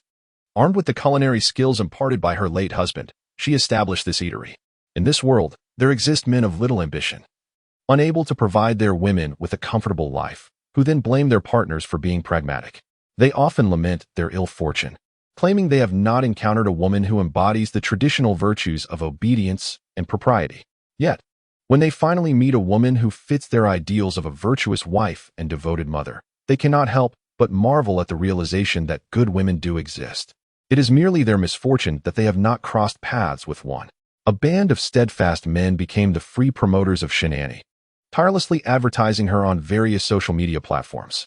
Shun Annie's reputation grew ever more resounding and favorable, particularly due to her unwavering dedication to the restaurant, her meticulous care for her mother-in-law, and her nurturing of her children, who eventually graduated from university and formed their own families. Despite the numerous suitors vying for her attention, she chose not to remarry. It is said that several years ago, a university student younger than Shun Annie fervently pursued her, even making headlines, yet she remained unmoved. Those who initially doubted Annie's sincerity found themselves convinced and even admiring her resilience. After bidding farewell to her mother-in-law, who passed away with a smile, Shun Annie entrusted the restaurant to her daughter, who studied management. She then purchased a quaint little homestead in Sun Qian's hometown, where she cultivates vegetables and raises chickens, gracefully enjoying her twilight years. Chapter 57, The Fourth Exceptional Individual, Part 1. Ding. Preserve the original owner's reputation, maintain harmony with the children, and alter the fate of solitude and despair. Task accomplished, earning 1 merit point. Ding. Triggered and completed the hidden task. Let the original owner's good name spread far and wide, becoming a source of pride for the parents. Earning an additional 1 merit point reward. Ding. Acquired 290 faith points, bringing the executor's total faith points to 370. The executor may choose to double the points or enter a lottery. Upon returning to the realm of consciousness, Annie's ears were filled with incessant ringing. Completing tasks was expected, and receiving the rewards for the hidden tasks did not come as a surprise to Annie. Drawing from her experiences in the previous 2 worlds, Annie discerned that whenever parents acted as wish grantors, requesting the executor to fulfill tasks using the identity of their children, a hidden task was almost always present. This task typically involved ensuring their daughter achieved success, becoming a source of pride for them. It was evident that she had once again guessed correctly. In the original narrative, Shun Annie faced disgrace, bringing significant shame to the Shun family, which explained her mother's lingering concerns about Annie's reputation. However, through Annie's diligent efforts, Shun Annie transformed into an inspiring, independent woman, earning admiration not only from men but also commendations from women who would remark, "It is no small feat, truly remarkable." As the parents of such an outstanding daughter, Shun's father and mother became figures of public admiration, due to Shun Annie's profound love for her husband. Her younger brother's marriage became exceptionally smooth. This was merely a manifestation of conventional thinking. A responsible and capable elder sister, deeply invested in relationships, would naturally have a younger brother who was not lacking in merit, even if one's abilities may be somewhat lacking. As long as one possesses good character and hails from a harmonious family background, a young woman would still be inclined to marry. Thus, the mediocre and somewhat dependent Shin Xiaodi, thanks to his sister's assistance, found himself wed to a beautiful and affluent wife. The Shun family enjoyed a reputable standing, and their lives flourished, leading Shin's mother to be thoroughly pleased with Annie. To express her satisfaction, she offered her remaining merit points as a reward. What truly astonished Annie was that her faith points had astonishingly reached 290, a significant increase compared to her previous life. It is worth noting that Shin Annie was merely a cook, while Bonnie had been an exceptional gardener, influencing many lives. Consequently, Annie could only sigh. The fixation of straight men truly is formidable, as even someone like Shin Annie, a stranger to them, could inspire faith points. Regardless, Annie had successfully completed her mission. Initially, she struggled to accept living under the guise of a malicious woman. However, in due course, she began to understand that being a villain is not entirely detrimental. For the victims, is it more gratifying to exact revenge, or to offer a modest reward that compels their adversaries to seek ways to atone and rectify their wrongs? Especially for those who are closely related to the most heinous villains, their deepest longing may not solely be for retribution against their negligent or harmful kin, but rather a desire for reflection, repentance, and ample compensation. With this thought in mind, Annie felt considerably more at ease. "Executor, please choose, double points or a lottery." The mechanical voice of the system resounded once more. Without a moment's hesitation, Annie declared her intention to double her 100 faith points and utilize the remaining 200 for the lottery. "Very well," the system responded promptly. In the next instant, a lottery wheel materialized within her consciousness space.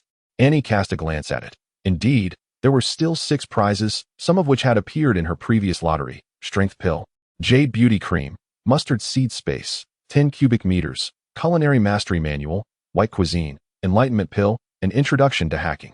Annie nodded. She had previously drawn the Culinary Mastery Manual for Red Cuisine, and in this task, she had opened a restaurant that not only required a Red Cuisine chef, but also an expert in pastries. Lacking expertise in this area, she had hired a renowned master of White Cuisine at a generous salary, thus triggering the prize for the Culinary Mastery Manual, White Cuisine. As for Introduction to Hacking, if Annie recalled correctly, He Yongjun's son, He Han, was studying computer science and had already become a skilled hacker, albeit still at the introductory level in the hacking domain. According to the system's parameters, should she draw the Introduction to Hacking prize, her computer skills would align with He Han's proficiency. Let the lottery commence. Drawing from her experiences in this world, Annie had come to realize that the rewards obtained from the system's lottery were incredibly useful. Even if they did not serve her purpose now, they would undoubtedly prove beneficial in future realms, and perhaps even in the real world. The lottery wheel began to spin, counting silently in her mind. Annie sensed the moment was right and called out, "Stop." The wheel gradually came to a halt, its pointer landing on the Enlightenment Pill. Enlightenment Pill? Is there a pill that can enhance one's intelligence? Rather than making someone inherently smarter, it unlocks potential in a specific area. The system, sensing Annie's confusion, replied calmly, "Even the cleverest individuals have their areas of weakness. Once one consumes the Enlightenment Pill, it opens the spiritual pathways in that domain, allowing them to become a master." "All right, I understand now. This truly is a remarkable item. After all, no one is universally knowledgeable. For instance, I myself have many shortcomings."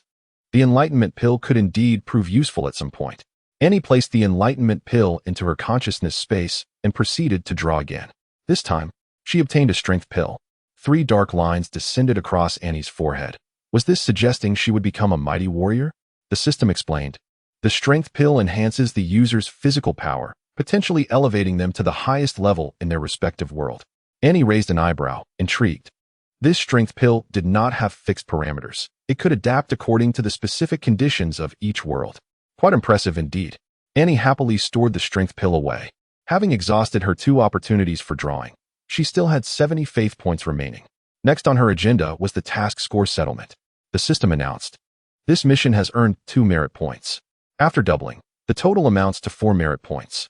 The executor now has a surplus of merit points, unlocking the Heavenly Dao Mall. Annie hurried to take a look, and indeed, the Heavenly Dao Mall was brimming with a plethora of goods, most of which were extraordinary items not found in the real world. Additionally, the prizes listed on the lottery wheel were also available for purchase in the Heavenly Dao Mall, some of which came with a hefty price tag. For instance, the smallest item in the space of mustard seeds, which is 10 cubic meters, is priced at 5 points of merit. Next, there is the recently drawn skill of the Surgical Master, astonishingly priced at 3 points of merit. In contrast, items such as the Strengthening Pill and Enlightenment Pill are rather inexpensive, each costing merely 1 point. The system has clarified that consumable items like the Strengthening Pill are one-time use, effective solely in the current world and rendered ineffective upon transitioning to another. However, the Chef's Compendium and the Surgical Master skill are permanent. Once learned, they remain applicable across all worlds. After completing 3 tasks, Annie found herself with a mere 4 points of merit in her account. With regard to skill-based products, she could perhaps afford the Surgical Master and an introductory hacking course. Other offerings, such as ancient martial arts manuals, proficiency in foreign languages, and mastery of painting, often demand a hefty price of 10 to 20 points of merit. As for the consumable pills or entry-level skills, Annie was disinclined to select them. Unfortunately, her scant merit points dictated a prudent approach, as she believed that good resources should be utilized wisely.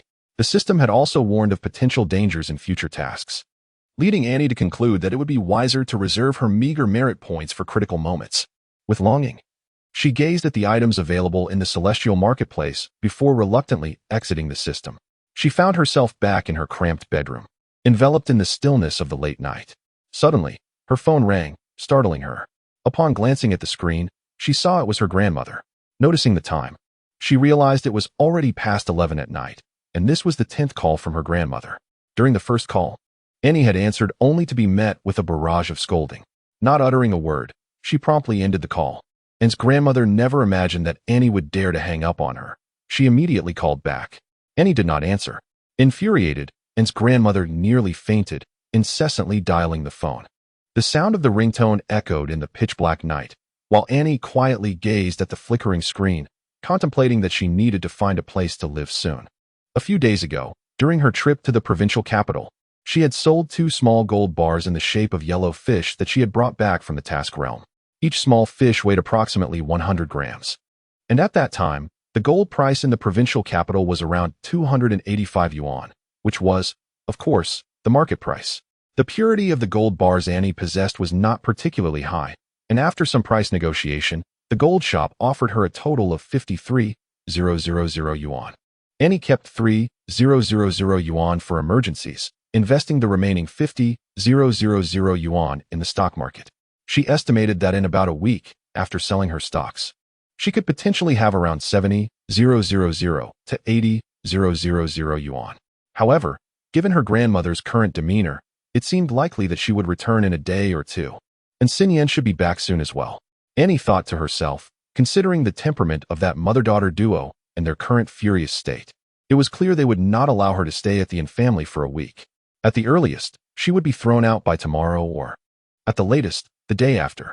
Fortunately, she still had 3,000 yuan left, which should suffice for a temporary rental near the school. Annie silently calculated her options, realizing that sleep eluded her. Given the circumstances, she decided to continue with her tasks. The new mission was initiated, and the mechanical voice of the system echoed, prompting the executor to prepare. Enveloped in brief darkness, Annie opened her eyes again, finding herself in a different place. Oh, is this the ancient era? Annie cast a glance around the room she found herself in. The earthen walls were mottled, the light was dim, and overhead loomed a beam draped with cobwebs. The ground was solidly packed dirt, while beneath her lay a black lacquered, intricately carved bed. The ancient setting was tolerable. The system was not overly cruel this time. However, as soon as Annie closed her eyes to absorb the unfolding narrative, a surge of frustration erupted within her. MP. Indeed, the system was as insufferable as ever. For while traversing to ancient times was bearable, being transformed into a different gender was quite another matter. Yes, Her current mission required her to inhabit the persona of a male, and not just any dashing youth, but rather a lecherous middle-aged man. Chapter 58, The Fourth Insufferable, Part 2. Annie had no time to confront the system, for the very embodiment of the greasy uncle she was to become had already appeared before her. My ambition is to succeed in the imperial examinations, to bring honor to my family and lineage, so that my parents and kin may recognize that I, Zhou Yaozu, am the most accomplished of the Zhou clan. Zhou Yaozu exclaimed with fervor, reminiscing about how he had passed the childhood examination at the tender age of 13, becoming the youngest scholar in Qixin. What a glorious feat it was. Annie interrupted him. If you were able to pass the childhood examination, why did you not continue your efforts? Although she had yet to fully accept the storyline, Zhou Yaozu's words hinted that he had indeed not been lacking in attempts. Rather, he had repeatedly failed in subsequent examinations. Otherwise, his aspiration would have been to garner support from his family to pursue the imperial examinations further. What do you understand? The path of the imperial examinations is fraught with challenges. Upon hearing these words, Zhou Yaozu expressed his displeasure, responding curtly, after diligently studying for over a decade. I have always fallen short by a mere fraction. Sometimes, succeeding in the imperial examinations is not solely about one's abilities. Fortune plays a significant role as well. Alas, I am cursed with ill fortune. However, Annie remained somewhat skeptical, for her system was of the highest caliber. If Zhou Yaozu's claims were indeed true, he could not possibly have entered such a superior system. Nevertheless, Annie had come to a realization. Whether Zhou Yaozu was exceptional or not bore little significance to her. Her sole focus was on fulfilling her tasks. Very well, I shall fulfill your wish, Annie readily agreed. Zhou Yaozu appeared slightly reluctant, yet he nodded, his form gradually becoming translucent until he ultimately vanished from sight. Annie commenced the reception of the narrative. Once she had absorbed the storyline, a knowing expression graced her face. She had an inkling that Zhou Yaozu was not a virtuous character. His earlier statements were a blend of truth and deception.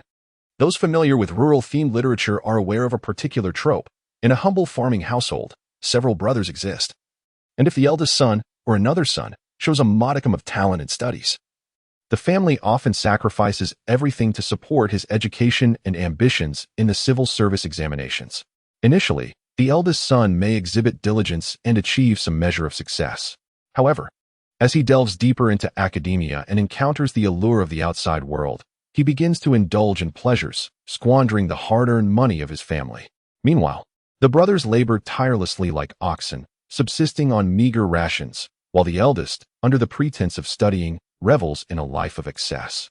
Some individuals may succumb to vices such as gambling and prostitution, even resorting to selling their nieces and ancestral properties, dragging their entire families into a quagmire. Unfortunately, Zhou Yaozu epitomizes such a character. The village of Zhujiako, where the Zhou family resides, is a small hamlet where nearly everyone shares the surname Zhou. Zhou Yaozu's grandfather was the sole scholar of Zhujiako, and the family enjoyed a prosperous life, inheriting nearly 100 acres of fertile land and a modest tiled house. Regrettably, Zhou Yaozu's father, Zhou Jingxian, failed in his scholarly pursuits and suffered from poor health. He not only squandered the family fortune but also sold off a significant portion of their land to cover medical expenses. By the time Zhou Yaozu and his two brothers came of age, only 60 acres remained. Zhou Jingxian, disheartened by his own failures, harbored great hopes for the success of his sons. Although he lacked academic talent, he had managed to study for a few days and possessed a considerable collection of books left by his father. When Zhou Yaozu reached the age of 5 or 6, Zhou Jingxian took it upon himself to educate his eldest son and was pleasantly surprised to discover that the boy was remarkably intelligent. After reading an article just a few times, Zhou Yaozu could recite it from memory. Within a mere month of practice, his handwriting had become quite legible. Zhou Jingxian was filled with joy, proclaiming that his eldest son was the hope of the Zhou family. From that point on, he devoted himself to nurturing Zhou Yaozu's talents. Zhou Yaozu, in turn, proved to be a diligent student, quickly exhausting his father's teachings. Consequently, Zhou Jingxian resolutely enrolled Zhou Yaozu in a nearby private school. After several years of study, he excelled in the child scholar examination at the age of 13, garnering widespread acclaim throughout the county. Although he subsequently failed in the provincial examinations, his achievements were nonetheless remarkable. After all, a 13-year-old child scholar was a rarity in the entire county. Zhou Yaozu has made remarkable progress, drawing the attention of the county's educational authorities, who have encouraged him not to lose heart and to strive again in the coming year. They even took the liberty of penning a letter of recommendation, urging Zhou Yaozu to attend the esteemed Qingyun Academy in the county. Qingyun Academy, renowned as the finest institution in the town, boasts a faculty composed of seasoned scholars and even a couple of Jinshi, who, having faced setbacks in their official careers, have turned their talents to teaching. Established 2 or 3 decades ago, the academy has seen numerous students achieve the prestigious titles of Jiren and Jinshi each year. It is often jested that gaining admission to Qingyun Academy is tantamount to securing half the success in the imperial examination. Zhou Yaozu's achievement of becoming a Shouzai and his subsequent acceptance into Qingyun Academy brought about great joy to the entire Zhou family. Upon receiving the news, Zhou Jingxian felt a bittersweet mixture of happiness and sorrow. The joy was evident. After all, his eldest son was flourishing. The pain, however, was equally palpable, for the family was not well off. With the academy's robust faculty, the tuition was understandably steep, 12 taels annually, not to mention the costs for ink, paper, writing instruments, lodging, and meals, which easily accumulated to 20 to 30 taels over the year. This did not even account for the expense of books and other necessities. As literature was quite costly in those times, many students could scarcely afford a complete set of the 4 books and often resorted to transcribing texts themselves. Furthermore, attending a county academy inevitably involved social interactions among peers and teachers, all of which required financial resources. In a desperate bid, Zhou Jingxian sold 5 acres of land to barely cover the expenses for the first 2 years. He held onto a simple belief: if his son excelled in his studies, despite his current misfortunes, with diligent effort over 2 years, he should be able to attain the title of Jiren in the following examination. Once the eldest son successfully passes the imperial examination, not only will the family's land be exempt from taxation, but he can also transfer the entire Zhou family estate and surrounding lands under his name. At that time, the monetary contributions from relatives and neighbors would be quite substantial. By passing the examination, the son would gain a semblance of official status, enticing merchants and wealthy families to seek his favor. Moreover, securing a well-endowed bride for him would further enhance his prospects. Should he succeed in the higher examinations, he would ascend to greater heights, and even if he failed, his status as a scholar would afford him a comfortable life in Qixin. The entire Zhou family would bask in this newfound glory. Zhou Jingxian's aspirations were fervently calculated, envisioning various possibilities, yet he gravely overestimated his son's capabilities. Zhou Yaozu's inability to pass the local examination was not merely a matter of bad luck. It was a clear reflection of his inadequacy. Subsequent events would reveal that achieving the title of Shouzai at the tender age of 13 marked the pinnacle of Zhou Yaozu's life, a height he would never surpass again. Ironically, his initial brilliance led him to believe he was exceptional, attributing his failures to mere misfortune. In pursuit of this elusive luck, he repeatedly endeavored to take the examinations, exhausting the family's finances and selling off their land.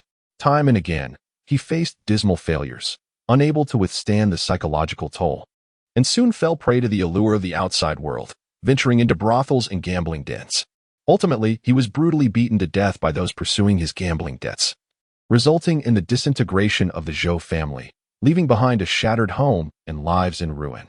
Scoundrel, after perusing Zhou Yaozu's tumultuous past, and could only utter these 2 words in response.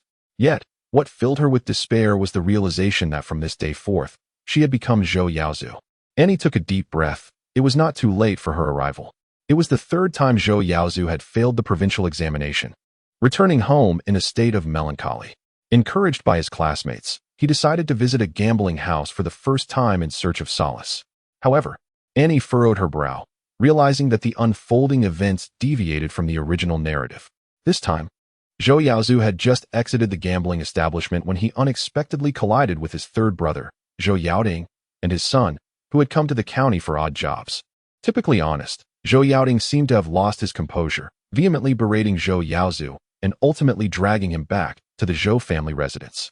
System. Annie recognized the anomaly and sought clarification. Speak. The system continued to maintain its aloof demeanor. Was there something amiss with Zhou Yaoding? Having encountered a similar situation with a time traveler before, Annie's first instinct was to suspect that the unusual behavior of Zhou Yaoding indicated a problem. No, he is not the issue, the system replied, providing a negative response. It then clarified that the real concern lay with Zhou Yaoting's son, Zhou Xianyi, who had been reincarnated. Annie was overjoyed and eagerly inquired, "Does this mean the difficulty of the task has increased, allowing for double points?" The system cruelly doused her enthusiasm with cold water, stating that this was not a trial task and there would be no additional points for increased difficulty. The system solemnly informed the executor that henceforth, regardless of the challenges faced, there would be no opportunities for point doubling. In the world of the 1960s, the emergence of time travelers did not trigger an increase in points. It is evident that, and has encountered a formidable adversary. She has not revealed her extraordinary system in the presence of this great foe, and for a fleeting moment, the system felt a surge of relief, which led it to bestow a reward upon her in its excitement. However, the system soon regretted its generosity, lamenting that it had squandered its own hard-earned resources, money it had painstakingly saved over time, all for Anne's benefit. "If it's gone, it's gone. Why so serious?" Anne muttered in discontent, choosing to disregard the system and instead immerse herself in her thoughts. Observing her silence, the system decided to withdraw. The previous day, when Zhou Yaoting was apprehended, the Zhou family, excluding Zhou Jingxian and the main household, were incensed upon hearing the news. Seizing the opportunity, Zhou Yaozong clamored for a division of the family, with his wife, Madame Ma, echoing his sentiments. Madame Ma continually exchanged glances with the third daughter-in-law, Madame Chong, urging her to voice her support as well. Madame Chong felt a flicker of temptation, having been married into the Zhou family for over a decade and bearing 2 daughters. She lacked confidence and had always toiled diligently. She had endured the bullying from her mother-in-law and elder sister-in-law without daring to speak up. It was only after she bore a son that she felt emboldened. Yet the habits of years had instilled a deep-seated reluctance to assert herself in the presence of her elders. Nevertheless, recalling her son's wisdom inspired her to tug at her husband's sleeve. Zhou Yaoting harbored a deep disdain for his elder brother's lack of ambition, not only squandering the family's resources, but also daring to frequent gambling establishments. Gambling, he believed, was a perilous vice that could lead to utter ruin. Despite his anger, however, Zhou Yaoting had never contemplated a division of the family. While their parents displayed a degree of favoritism towards the elder brother, he understood their perspective. In this era, it was customary for the eldest son to inherit the family legacy, and the elders relied heavily on him. Furthermore, his elder brother has indeed made a name for himself. Even to this day, he retains the record of being the youngest scholar in Qi County. In recent years, however, his brother has faced challenges in the imperial examinations and has begun to neglect his studies. Yet, whenever their father delivered a stern reprimand, he would amend his ways, and all would be well again. Noticing his wife's subtle gestures, Zhou Yaoting recalled his son, gritted his teeth, and said, "Father, there is no need for a division of the family estate. I simply believe that since my elder brother has struggled to pass the examinations, it might be wiser for him to seek a position as a private tutor. This way, the household could conserve some expenses, and if the children show promise, they could be sent to school. For instance, our adopted son is both intelligent and eager to learn. He has already memorized several passages merely by eavesdropping on his uncle's reading." Chapter 59, The Fourth Exceptional Individual, Part 3. Nevertheless, Zhou Yaoting, though honest, is far from foolish. He understands that while such thoughts may be acceptable in private contemplation, they must not be voiced aloud. If he were to speak, it would only be to advocate for opportunities for the younger generation to pursue their education. The Zhou family consists of 3 branches. The eldest, Zhou Yaozu, has 2 sons and a daughter. The second, Zhou Yaozong, has 3 sons, and the youngest, Zhou Yaoting, has 2 daughters and a son. Even if only one child were chosen from each branch, there would still be a place for his adopted son. Zhou Yaoting knows how to employ strategy, while his wife, Mrs. Chong, tends to become flustered by her concern.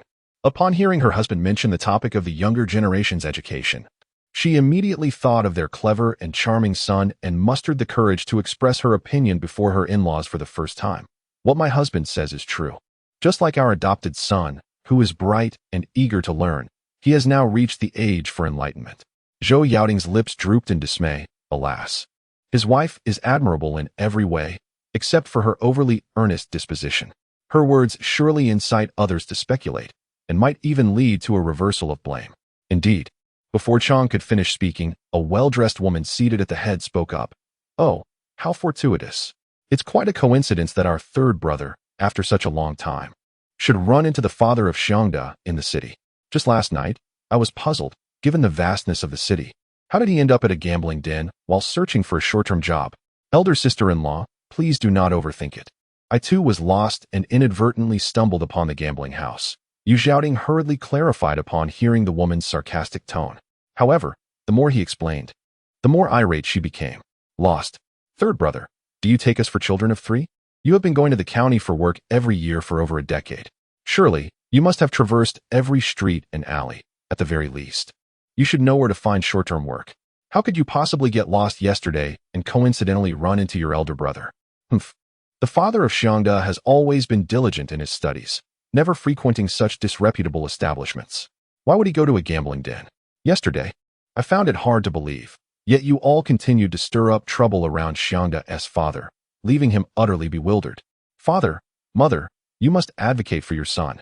Some are dissatisfied with our family's support for his education and wish for their own children to study, fabricating lies to slander others. Elder sister-in-law, I assure you, I truly encountered my elder brother outside the gambling house. Besides him, there was also a classmate of his. If you are not convinced, we can summon that individual. What classmate? The individual must surely be envious of my husband's talents, which is why they have chosen to tarnish your elder brother's reputation. Sister-in-law, how can you say such a thing? He is my dear brother. How could I possibly slander him? I have truly seen what? Humph, some people, lacking the aptitude for scholarly pursuits, resort to jealousy of others. Have you not considered that if your elder brother achieves success in the future, you will all bask in his glory? Sister-in-law, I understand that my husband has once again failed to pass the examination, and you all believe that he may never succeed. But have you considered how challenging the imperial examinations truly are? It is not merely the young like my husband who participate. There are many who are 50 or 60 years old in the examination halls. If he does not succeed this time, there will always be another opportunity. Why can you not accommodate him? To prevent him from studying, you would even conspire with outsiders to ensnare him? I have not done such a thing. Father, mother, you must believe me. I have genuinely seen it. Moreover, even Eir has witnessed it. Bah, Eir is your son. Naturally, he would speak in your favor. As Annie approached the entrance of the hall, she overheard the lady of this household, Lu, embroiled in a heated argument with Zhou Yaoding. She cleared her throat softly. The elder brother has arrived. The onlooking couple, the second siblings, hastily called out upon seeing Annie approach.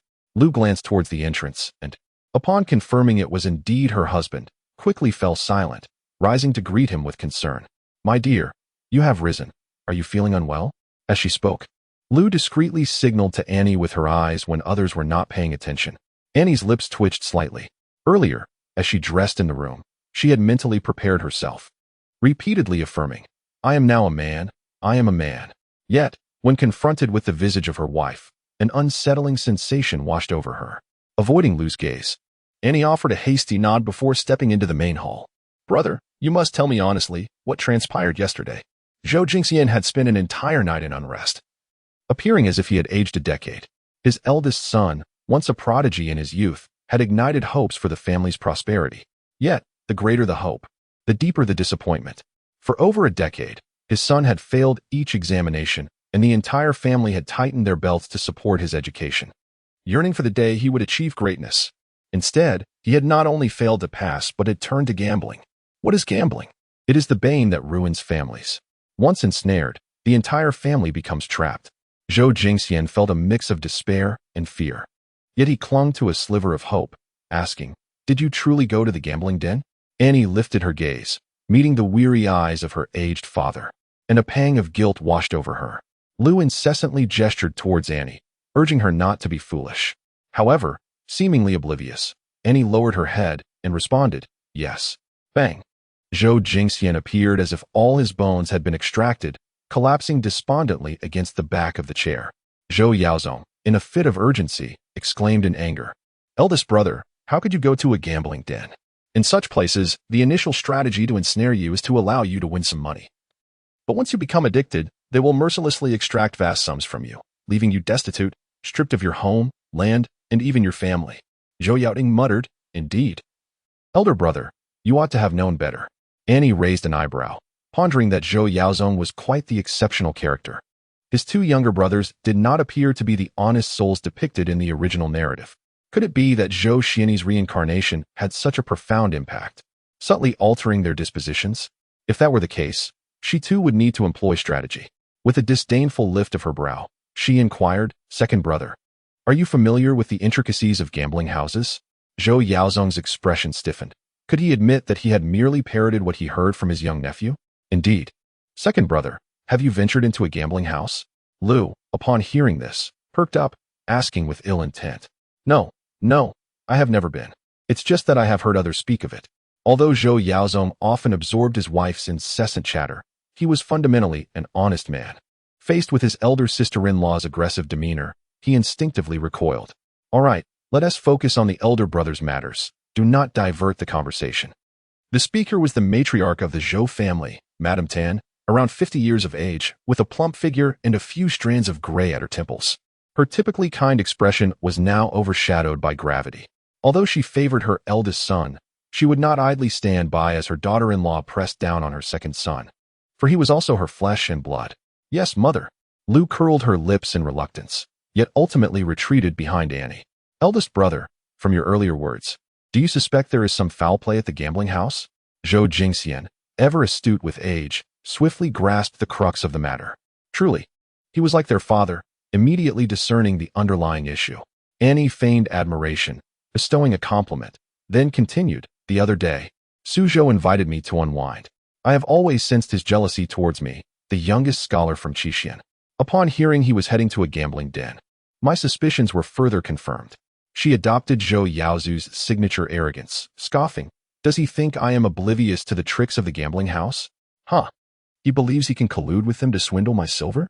Not a chance. Eldest brother, are you implying that you are fully aware of his deceit? Yet you still intend to visit the gambling house?" Zhou Yaoding appeared perplexed, pondering whether this was not akin to knowingly approaching a den of tigers. Such behavior could be described in no uncertain terms as courting disaster. "If they wish to deceive me, they must surely present some bait," Annie declared, her mouth stretching into a proud grin as she retrieved 4 silver ingots from her bosom. Each ingot weighed 5 taels, totaling 20 taels. The onlookers in the room gazed in astonishment at the gleaming silver, their breaths quickening. For over a decade, the Zhou family had lived frugally to support Zhou Yaozu's education. They had scarcely witnessed such wealth.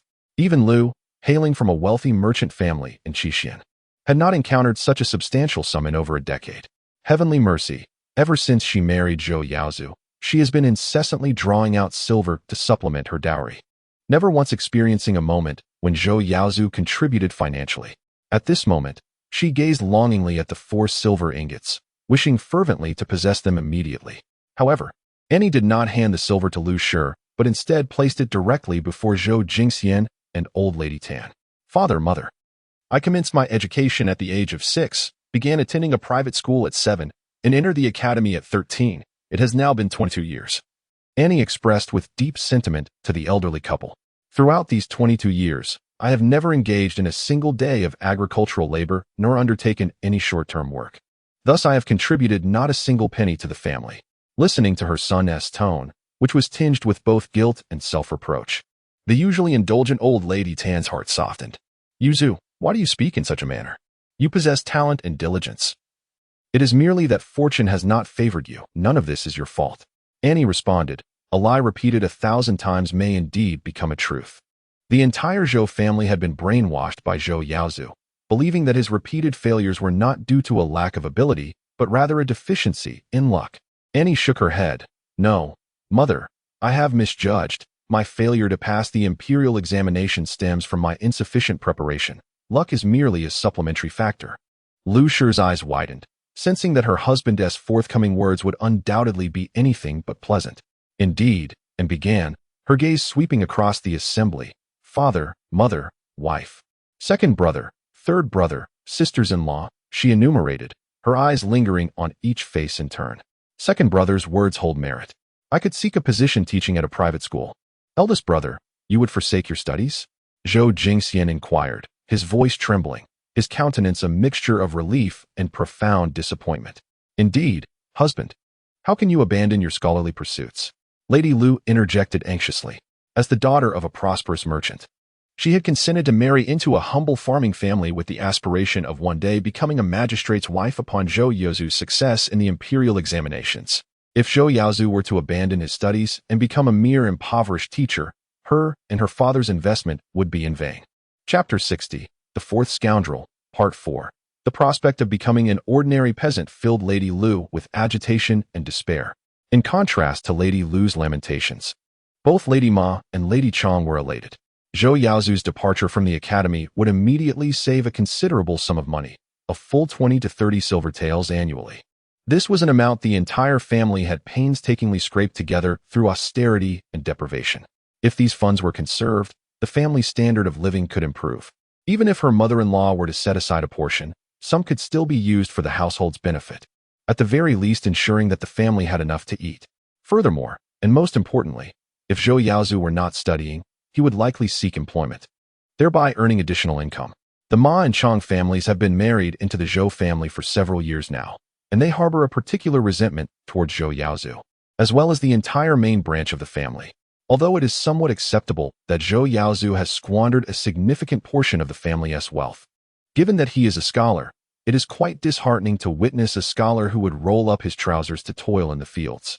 Both Ma and Chong inherently possess a reverence for learned individuals, yet they cannot help but feel a pang of discontent when they observe Zhou Yaozu enjoying a life of comfort, adorned in fine clothing, with servants at his beck and call, while their own husbands are forced to labor in the fields and seek short-term work in the city during the off-season, with every earned coin slipping through their fingers. This disparity weighs heavily on their hearts. Particularly vexing is the sight of their sister-in-law, who, as another daughter-in-law, dons exquisite garments daily without lifting a finger, receiving no reprimands, let alone punishment, from their mother-in-law. It is blatant favoritism, an injustice that Ma often murmurs about to Chong in private. When Chong had yet to bear a son, her confidence was lacking, rendering her reluctant to voice her grievances, often even defending Lu, the sister-in-law. She comes from wealth, and her dowry was substantial when she married in. The fine attire she wears is her own dowry. If the other sisters-in-law feel envious, they can only blame their own circumstances. This sentiment was also echoed by the elderly Mrs. Tan to silence Ma and Chong. However, after giving birth to a son, Chong felt emboldened and would chime in when Ma expressed her complaints. Indeed, our sister-in-law is affluent, and thus she can afford to dress and dine well. Yet, she too is a daughter-in-law of the Zhou family and must fulfill her duties. How can one assume superiority simply because they are a scholaress wife? Not only do they refuse to work, but they also look down upon their hard-working brothers and sisters who support the main household.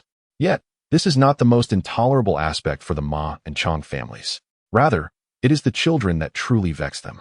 The couple from the main household, one a scholar and the other the daughter of a wealthy merchant, enjoys various privileges. However, why do their 3 children also evade labor and attend school?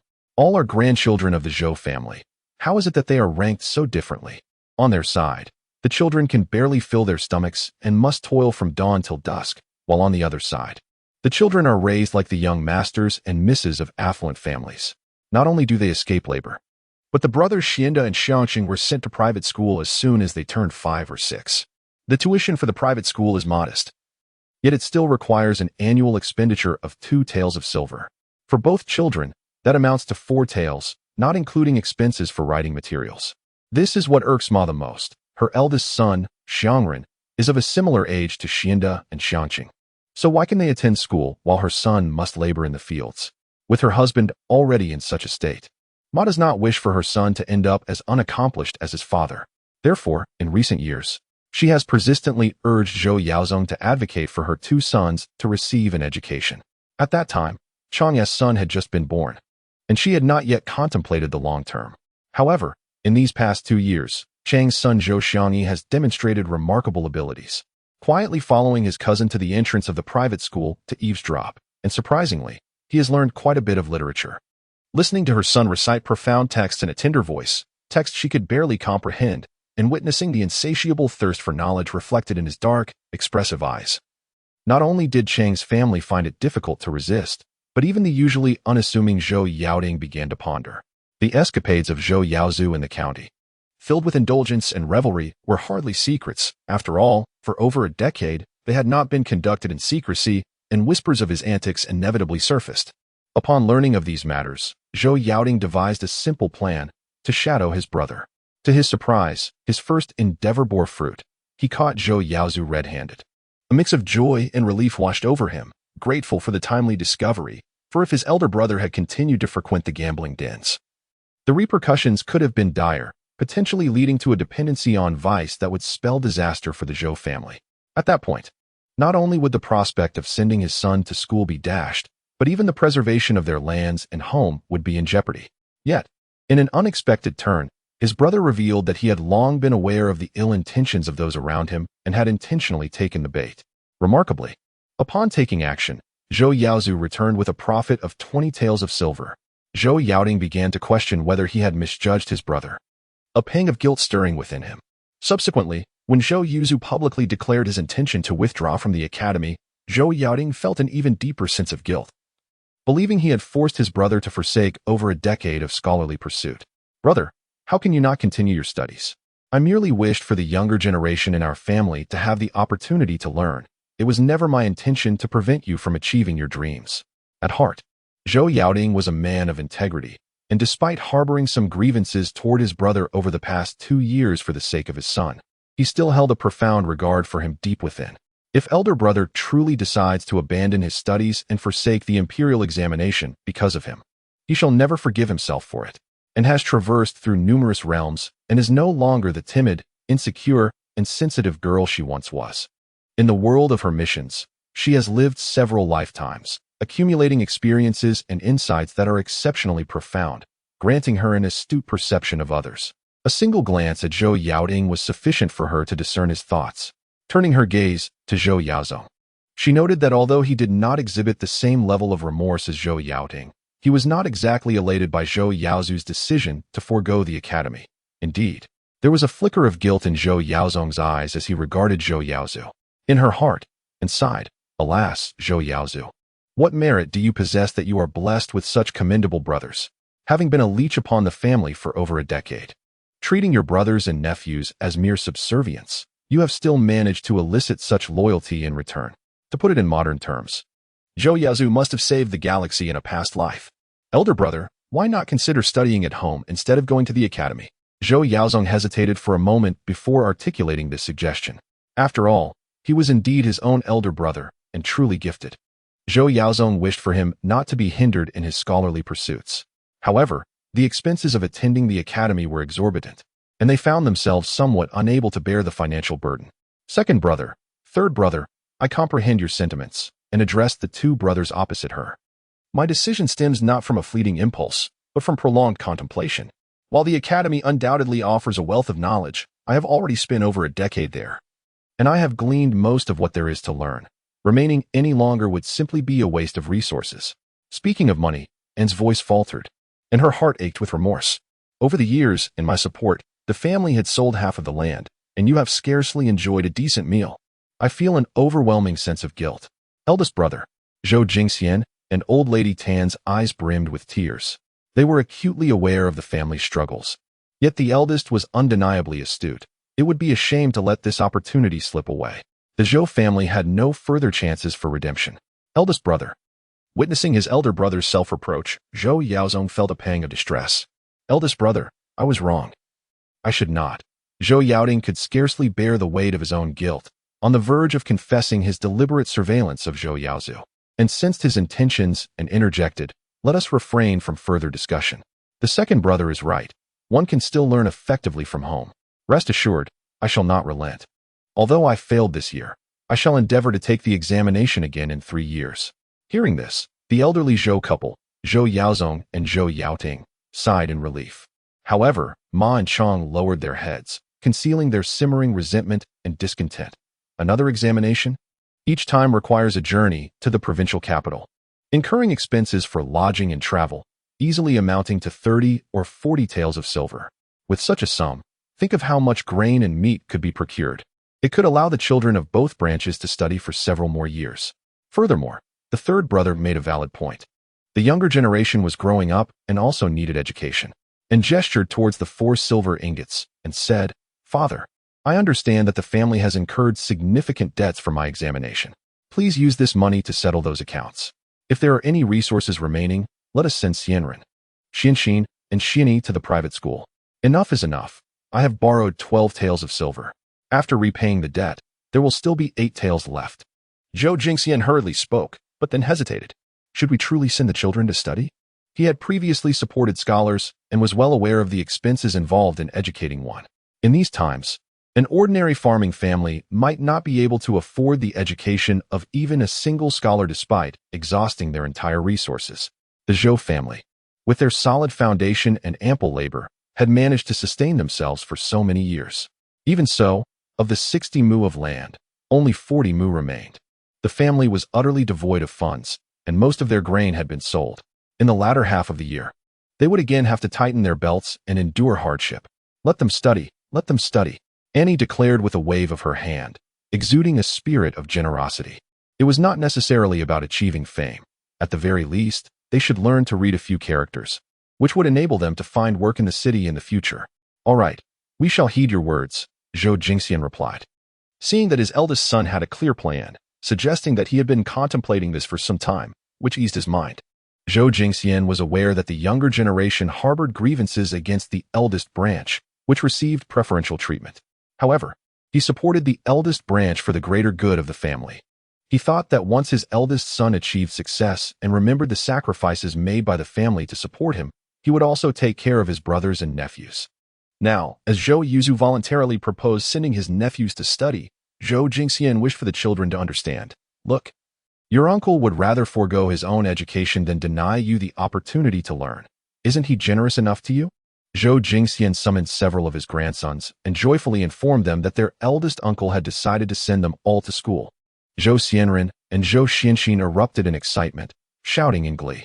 However, Zhou Xianyi was already engulfed in a tempest of thoughts. How could their selfish and hypocritical uncle truly wish for their education? In the eyes of their uncle, these distant nephews and nieces were merely free labor, objects to be exchanged for money in times of need. How could he possibly have their best interests at heart?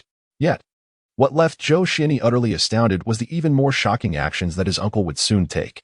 Chapter 61, The Fourth Extraordinary, Part 5. Oh, how wonderful! I can go to school too, exclaimed the 10-year-old Zhou Xianren, bursting forth with enthusiasm. I can eat well and dress well like my uncle. And I won't have to work. Annie stumbled slightly, nearly losing her balance at the exuberance of Zhou Xianren's words. Watching his jubilant figure retreat, she couldn't help but grimace. What a mischievous child. Nevertheless, Zhou Xianren's innocent remarks served as a poignant reminder to Annie of a pressing concern.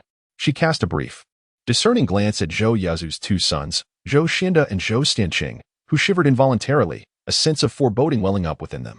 My dear, are you truly not going to study? Lu Shi, preoccupied with her own worries, barely noticed the 2 children and hastily inquired upon entering the room. It's not that I won't study. I simply want to be attending the academy, came the measured response. Annie corrected herself. She had assimilated all of Zhou Yaozu's memories and thus understood that, given his current circumstances, attending the academy would make little difference. Rather than squandering money at the academy, it would be more prudent to study at home. Should any academic issues arise, he could easily seek guidance from the officials at the local government school. Indeed, Qi County possesses a government school, which not only waives tuition fees, but also provides supplies such as ink, paper, and brushes. However, the quality of faculty at the government school is evidently inferior to that of Qingyun Academy. Consequently, students aspiring to excel in the imperial examination, provided their family circumstances permit, would go to great lengths to attend Qingyun Academy. How could one forego the academy? Lu Shi, however, did not share Annie's optimism. She believed that if Zhou Yaozu struggled to pass the examination while studying at the academy, returning home would diminish his prospects even further. My dear husband, if you are concerned about finances, I could return to my family to seek assistance, Lu Shi implored, grasping Annie's hand with a hint of desperation in her tone. Annie felt uncomfortable with such intimacy from her wife. While she had experienced close interactions with non-blood-related women before, those relationships were more akin to friendships or familial bonds, rather than that of a legally recognized spouse. Although Annie had been married in the 1960s world, she was not completely naive. Yet, she was uncertain how the system was configured. Once she exited that task world, all her memories and emotions were stripped away. She recalled only that she had been married in the 1960s, but the details of her marital life and her past with Feng Che had faded from her mind. Now, even if someone were to present that scene to her again, she would merely perceive it as a television drama. The only aspect that resonates with her being the striking resemblance between herself and the female protagonist. While she could accept dressing as a married woman, the notion of donning male attire and assuming the role of a husband alongside a same-sex partner was utterly beyond her comprehension. Feeling somewhat stiff, and exerted a slight effort to free her hand from Lu's grasp, and then remarked, "It would be best not to trouble my father-in-law any further. Over the years, he has already assisted us immensely. As a man, I cannot continually rely on my parents and elders," and was unperturbed by the possibility of her words revealing any inconsistencies. For the original owner, Zhou Yaozu, was an eloquent individual. Even in the presence of Lu, he had never spoken ill of any family member. Nor did he resemble some who, having benefited from their brothers, would privately deride them to their wives. Occasionally, when Lu would gossip about her sisters-in-law, Zhou Yaozu would firmly admonish her, "Do not speak in such a manner. We must maintain familial harmony." Regardless of his own transgressions, Zhou Yaozu could articulate his justifications with utmost conviction. Many understood the underlying realities, such as Zhou Yaozu's occasional visits to brothels. Yet, in his narrative, these encounters morphed into reluctant social obligations. Everyone else attended, and if he abstained, would he not be ostracized? Despite his questionable conduct, he possessed a silver tongue, which was one of the reasons the Zhou family willingly supported him for over a decade. Thus, at this moment, Anne's considerate and understanding demeanor elicited no surprise from Lu. She remained undeterred and continued, "I still have some money, which was originally set aside for Xianda's marriage. He is only 13 and will not need it for several more years. How about I use it to pay your tuition for now?" Annie shook her head and resolutely replied, "I will not attend the academy any longer. This afternoon, I shall go to the city and speak with the headmaster." Lu insisted for quite some time, her words exhausting, yet seeing Annie steadfast in her decision, she ultimately resigned herself to defeat. "Husband, I wish to return to my family home." Without waiting for Annie's response, Lu proceeded to pack her belongings. Annie did not intervene, watching as Lu prepared a small bundle, leaving the Zhou family without bringing a child along. Annie had long anticipated Lu's reaction. The Lu family was renowned as one of the wealthiest households in Qixin, owning over a dozen shops. While not the richest, they certainly ranked among the top 3 in commerce. Despite their wealth, the Lu family lacked social standing. Regardless of their riches, they could not openly don silk garments. Thus, the Lu family sought to alter their social status. Unfortunately, their son was not academically inclined, prompting Master Lu to focus his aspirations on his daughters. Master Lu had 2 daughters, the elder being Lu. When Lu was merely 12, a 13-year-old scholar emerged in the county. Master Lu perceived potential in this impoverished lad from the mountain village and wished to marry his daughter to Zhou Yaozu. Master Lu was astute, and Zhou Jingxian was no fool either. At only 13, he had already attained the status of scholar in 3 years. Should he succeed in the next examination, he would still be merely 16. A 16-year-old scholar would be exceedingly rare throughout the provincial capital. By that time, countless daughters from respectable families would have vied to marry the illustrious Zhou Yaozu. With a stroke of luck, he might even secure the hand of a nobleman's daughter. There was no need to hastily arrange a marriage. Mr. Lu discreetly conveyed a message to the Zhou family, yet received no response. Disheartened by this silence, he inferred that the Zhou family was merely biding their time, and subsequently abandoned the matter. 3 years later, Zhou Yaozu participated in the provincial examination but failed to achieve success. Whispers began to circulate, lamenting his squandered potential, and the Zhou family found themselves in dire financial straits, unable to even gather the funds for the following year's tuition. Compounding their woes, Zhou Jingxian, under the weight of disappointment, fell ill. The household lacked even the means to procure medicine. At this juncture, Mr. Lu stepped forward, offering assistance by locating a physician and generously providing medicine, which endeared him to the Zhou family. Once Zhou Jingxian recovered, he enlisted a matchmaker to propose marriage to the Lu family. It was not merely the Lu family's kindness that prompted him to consider the marriage. Rather, Zhou Yaozu's recent failure had doused him with a sobering reality check. Success in the examinations was far from the straightforward endeavor he had imagined. A failure this time could easily lead to another.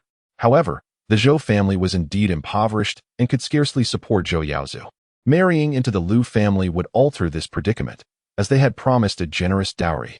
including a house in the county town and an annual stipend of 50 taels of silver for Zhou Yaozu's studies, along with assistance for travel expenses during examinations.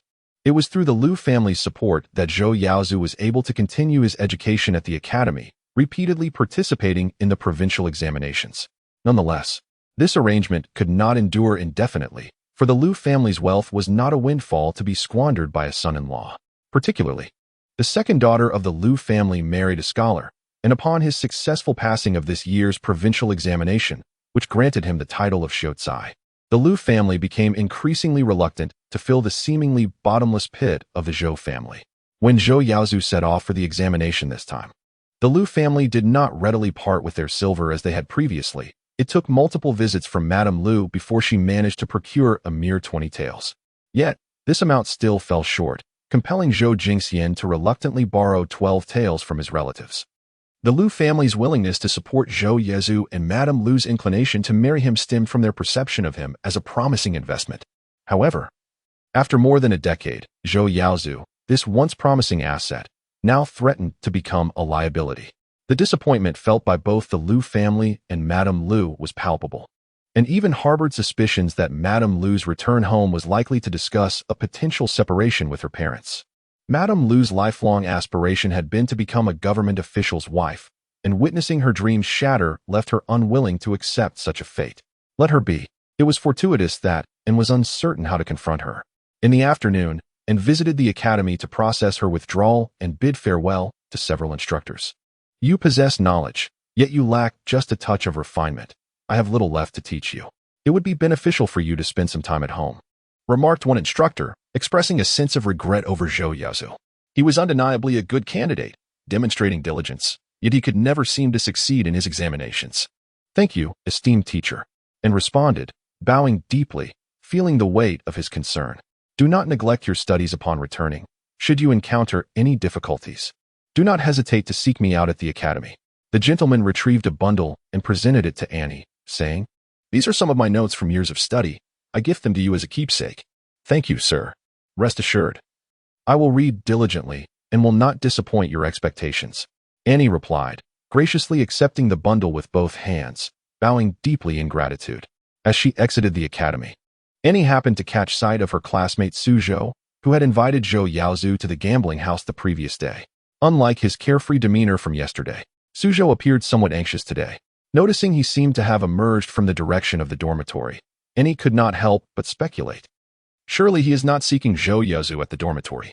It stood to reason, after baiting the hook yesterday, they would need to lure Zhou Yaozu, the fish, to the gambling house again today. With this thought, a mischievous smile crept across Annie's lips as she approached Su Zhou. An hour later, she exited the gambling house. 100 taels of silver tucked away, her heart brimming with delight. Just as she reached the city gate, she was pursued by a servant from the Liu family. Young master, elder young master, the servant panted, I searched for you at the academy for quite some time without success. Fortunately, someone mentioned they had seen you heading this way. What do you need from me? Annie feigned ignorance, though she had already surmised the reason. It is this. Our lady is unwell, and the young lady wishes to stay at home for a few days to care for her. The servant's demeanor was somewhat evasive. What? My mother-in-law is ill? Is it serious? Should I go and see her? Annie exclaimed, displaying an air of concern, embodying the essence of a dutiful son-in-law. No, it's nothing serious. It's just that I miss the young lady. The servant hastily gestured to prevent Annie from rushing towards the Liu residence. Annie paused, her brow furrowed with concern. Are you truly all right? Absolutely, absolutely. Annie sighed in relief. That's good to hear. As long as the elder is fine. Oh dear, it's getting late. I shall take my leave now. Please convey a message to my wife, assuring her that she can remain at her mother's home to care for her mother-in-law without worrying about our household affairs. Yes, I understand, the servant replied, nearly fleeing in haste. Watching the servant's retreating figure, Annie smirked slightly. Liu, do stay at your mother's home for a while longer. Chapter 62, The Fourth Exceptional One, Part 6, Delang. Does that Liu have any grievances regarding your decision not to attend the academy? Upon hearing that her eldest daughter-in-law returned to her parental home, without a word, old Madame Tan pondered for quite some time. Finally, when her eldest son returned, she seized the opportunity to inquire. Mother, that's not the case, he replied. Annie smiled at old Madame Tan. It is merely that my mother-in-law is unwell, which is why I returned. By the way, Mother, I should mention that I will be staying at my mother's home for a while, and I hope you can lend your support regarding our household matters. Oh, your mother-in-law is ill? Old Madame Tan was skeptical. Just yesterday, she had heard her eldest daughter-in-law mention that her mother had gone to Ling Mountain Temple to pray and had even received a protective talisman personally blessed by the abbot. She had been able to go mountain climbing and pray just yesterday, and now she was ill. It was evident that the eldest daughter-in-law was simply throwing a tantrum. Alas, poor Dalong, such a fine child, how did he come to be married to such a mercenary wife? Nevertheless, to spare her son embarrassment, she feigned acquiescence. Nodding her head, very well, let her reside peacefully in her family home. I shall manage the affairs of this household. Then I extend my deepest gratitude, Mother. Annie expressed affectionately to the elder Madame Tan, surreptitiously pressing a pair of golden earrings into her hand. Mother, when I prepared for the imperial examinations, you sold the earrings I had previously bought for you to gather funds. Today, upon withdrawing from the academy, the master, being aware of our family's circumstances, magnanimously refunded the remaining half-year's tuition. Therefore, I have purchased another pair of earrings for you. Please, adorn them and see how they suit you. Oh, child, why do you squander your money so? Madame Tan remonstrated, though her heart was filled with delight.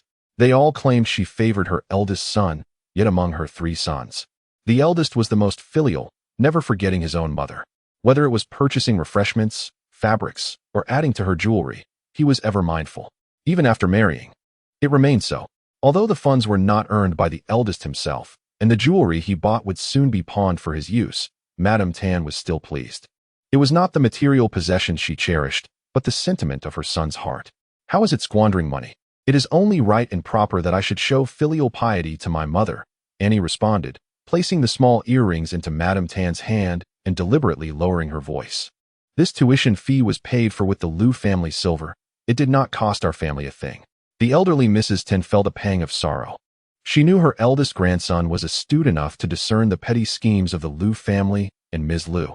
Alas, why was fate so unkind, constantly making things difficult for her dear grandson? Very well, then, Mother accepts it. But you mustn't be so extravagant in the future.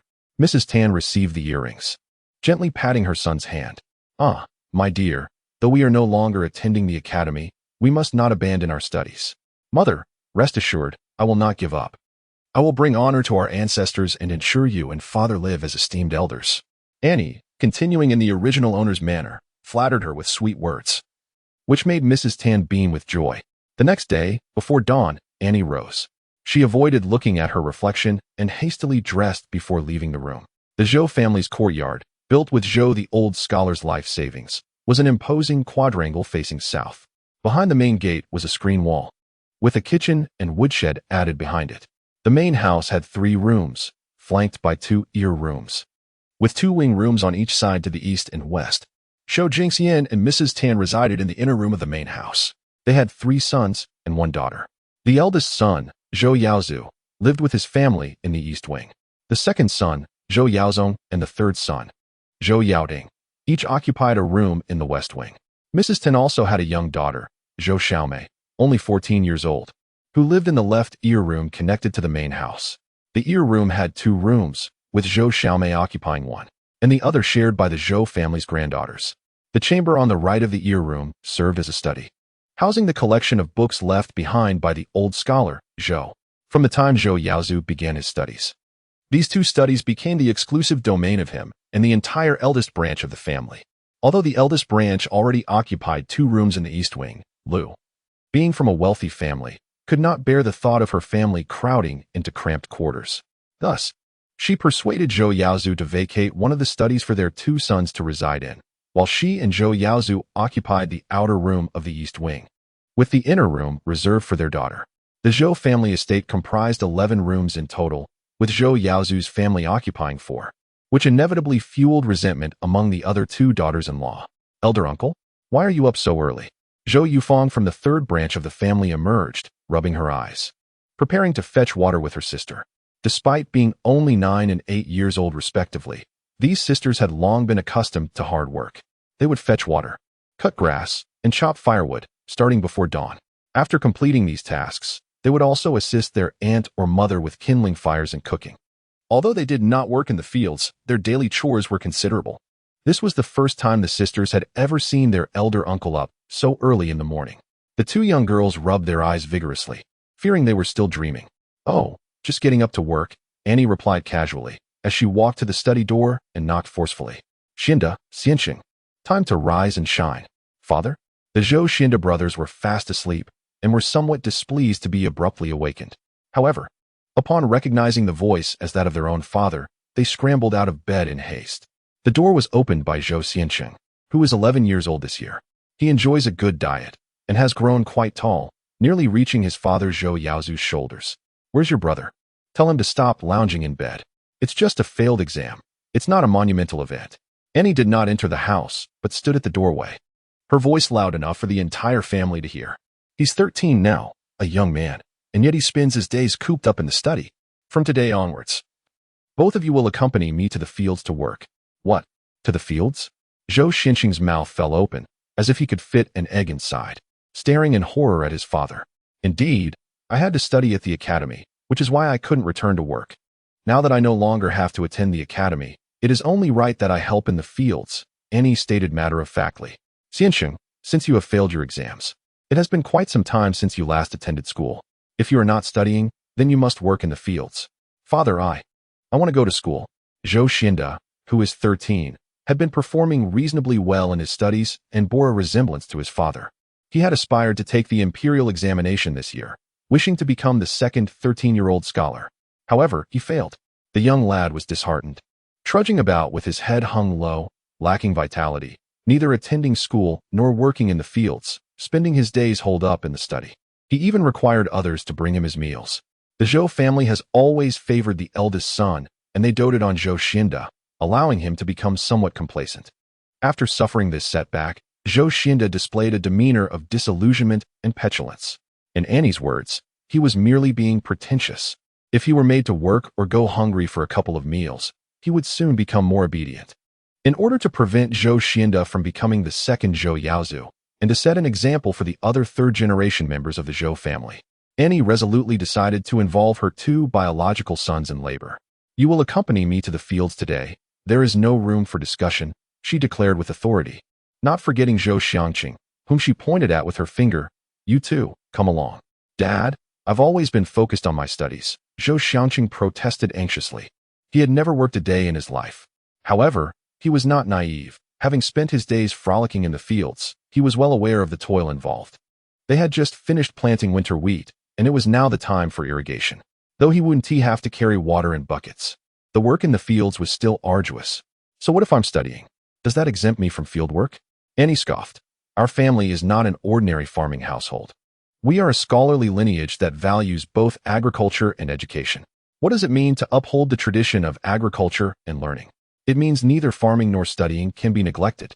As dawn broke, the Zhou family began to stir. Annie's voice was loud enough to rouse even those still asleep.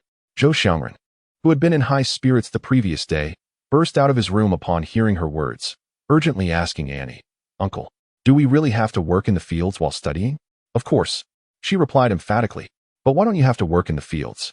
Zhou Xiangren questioned, unable to believe that he was being deceived simply because he was a child. Annie bared her teeth in a grin. "I was unwell in the past, which prevented me from working. But you all seem quite robust." "Unwell?" Zhou Xianren wore an expression of disbelief. His elder uncle appeared even more corpulent than his father. In this era, being plump was synonymous with good health. At least, the slightly overweight Zhou Yaozu seemed more vigorous compared to his leaner brothers, Zhou Yaozong and Zhou Yaoding. Indeed, the eldest brother had been so engrossed in his studies that he had exhausted himself. Zhou Yaozong, 3 years younger than Zhou Yaozu, could barely recall a time when Zhou Yaozu wasn't off pursuing his education. Back then, Zhou Yaozu was not overweight. His constant studying had rendered him fair-skinned and quite refined, giving him an air of tranquility that set him apart from his peers. However, an overly quiet boy often evokes notions of frailty. Moreover, Zhou Yaozu was astute enough to feign an image of delicacy, and with Zhou Jingxian placing high hopes upon him, he was not subjected to undue strictness, allowing him to evade labor in favor of his studies. As time passed, the fabrications grew so frequent that Zhou Yaozu himself began to believe in his own frailty. convinced that he was destined solely for academic pursuits and incapable of manual labor. Zhou Yaozong and Zhou Yaoding had thus grown accustomed to the notion that their elder brother's avoidance of work was entirely normal. When Zhou Yaozu eventually married and began to gain weight, losing his former gauntness, he cleverly justified his continued evasion of household chores by claiming that his academic commitments at the academy left him no time for labor. Oh, so that is how it is. Zhou Xianren felt a twinge of disappointment, having thought that once he entered school, he would be free from work. Now, it seemed he must juggle both education and labor. Had he known, he would not have clamored to attend school. What was the appeal of education, after all? Sitting idly without movement, and if he failed to grasp the lessons, he would face the reprimand of his teacher's palm. Indeed, as you all attend school during the day, upon returning home, you engage in household chores within your capacity, such as fetching water and gathering firewood. During the busy farming season, you labor alongside us in the fields. Observing her family members had emerged, Annie stood in the courtyard and solemnly declared her thoughts. After speaking, she flashed a smile at Zhou Jingxian and asked, "Father, do you not agree with my sentiments?" Indeed, our family is a scholarly lineage that values both education and agriculture. You must not only pursue your studies, but also attend to farming duties without neglect, Zhou Jingxian replied. He was reluctant to allow his grandsons to focus solely on their education, fearing they might grow into individuals unaccustomed to labor and incapable of distinguishing grains. Of course, his eldest son was certainly not deemed inept. Darlang had already attained the title of Shoucai and was poised to pursue the higher degree of Jiren in the future. Yet, not all are as gifted as Darlang. Take, for instance, the youngest son of the clan leader, who spends his days buried in books, yet remains utterly inept in practical matters. Now in his 20s, he has failed to achieve any scholarly accolades, struggles to support his wife and children, and relies entirely on the sustenance provided by his father and brothers. It is only due to the clan leader's substantial resources and esteemed reputation that his daughter-in-law has refrained from causing a scene. Should the clan leader pass away one day, his sons will undoubtedly cast out the youngest son and his family, allowing them to fend for themselves. If the clan leader's family faces such challenges, one can only imagine the plight of ours. We are no longer as affluent as we once were, and simply cannot afford to nurture any more idlers. Now, enough of this. It is getting late. Let us hasten to our meal, and after dining, we shall head to the fields, Annie joyfully proclaimed, waving her hand vigorously in the astonished gaze of her nephew, Zhou Xianyi. Thus commenced the day when the scholarly scion of the Zhou family ventured into the fields to labor. The news, as if endowed with wings, disseminated rapidly throughout Zhoujiao. Upon hearing this information, the villagers flocked to the Zhou family's land to observe, among them the Zhou family's patriarch, accompanied by his erudite younger son, Zhou Yaoming.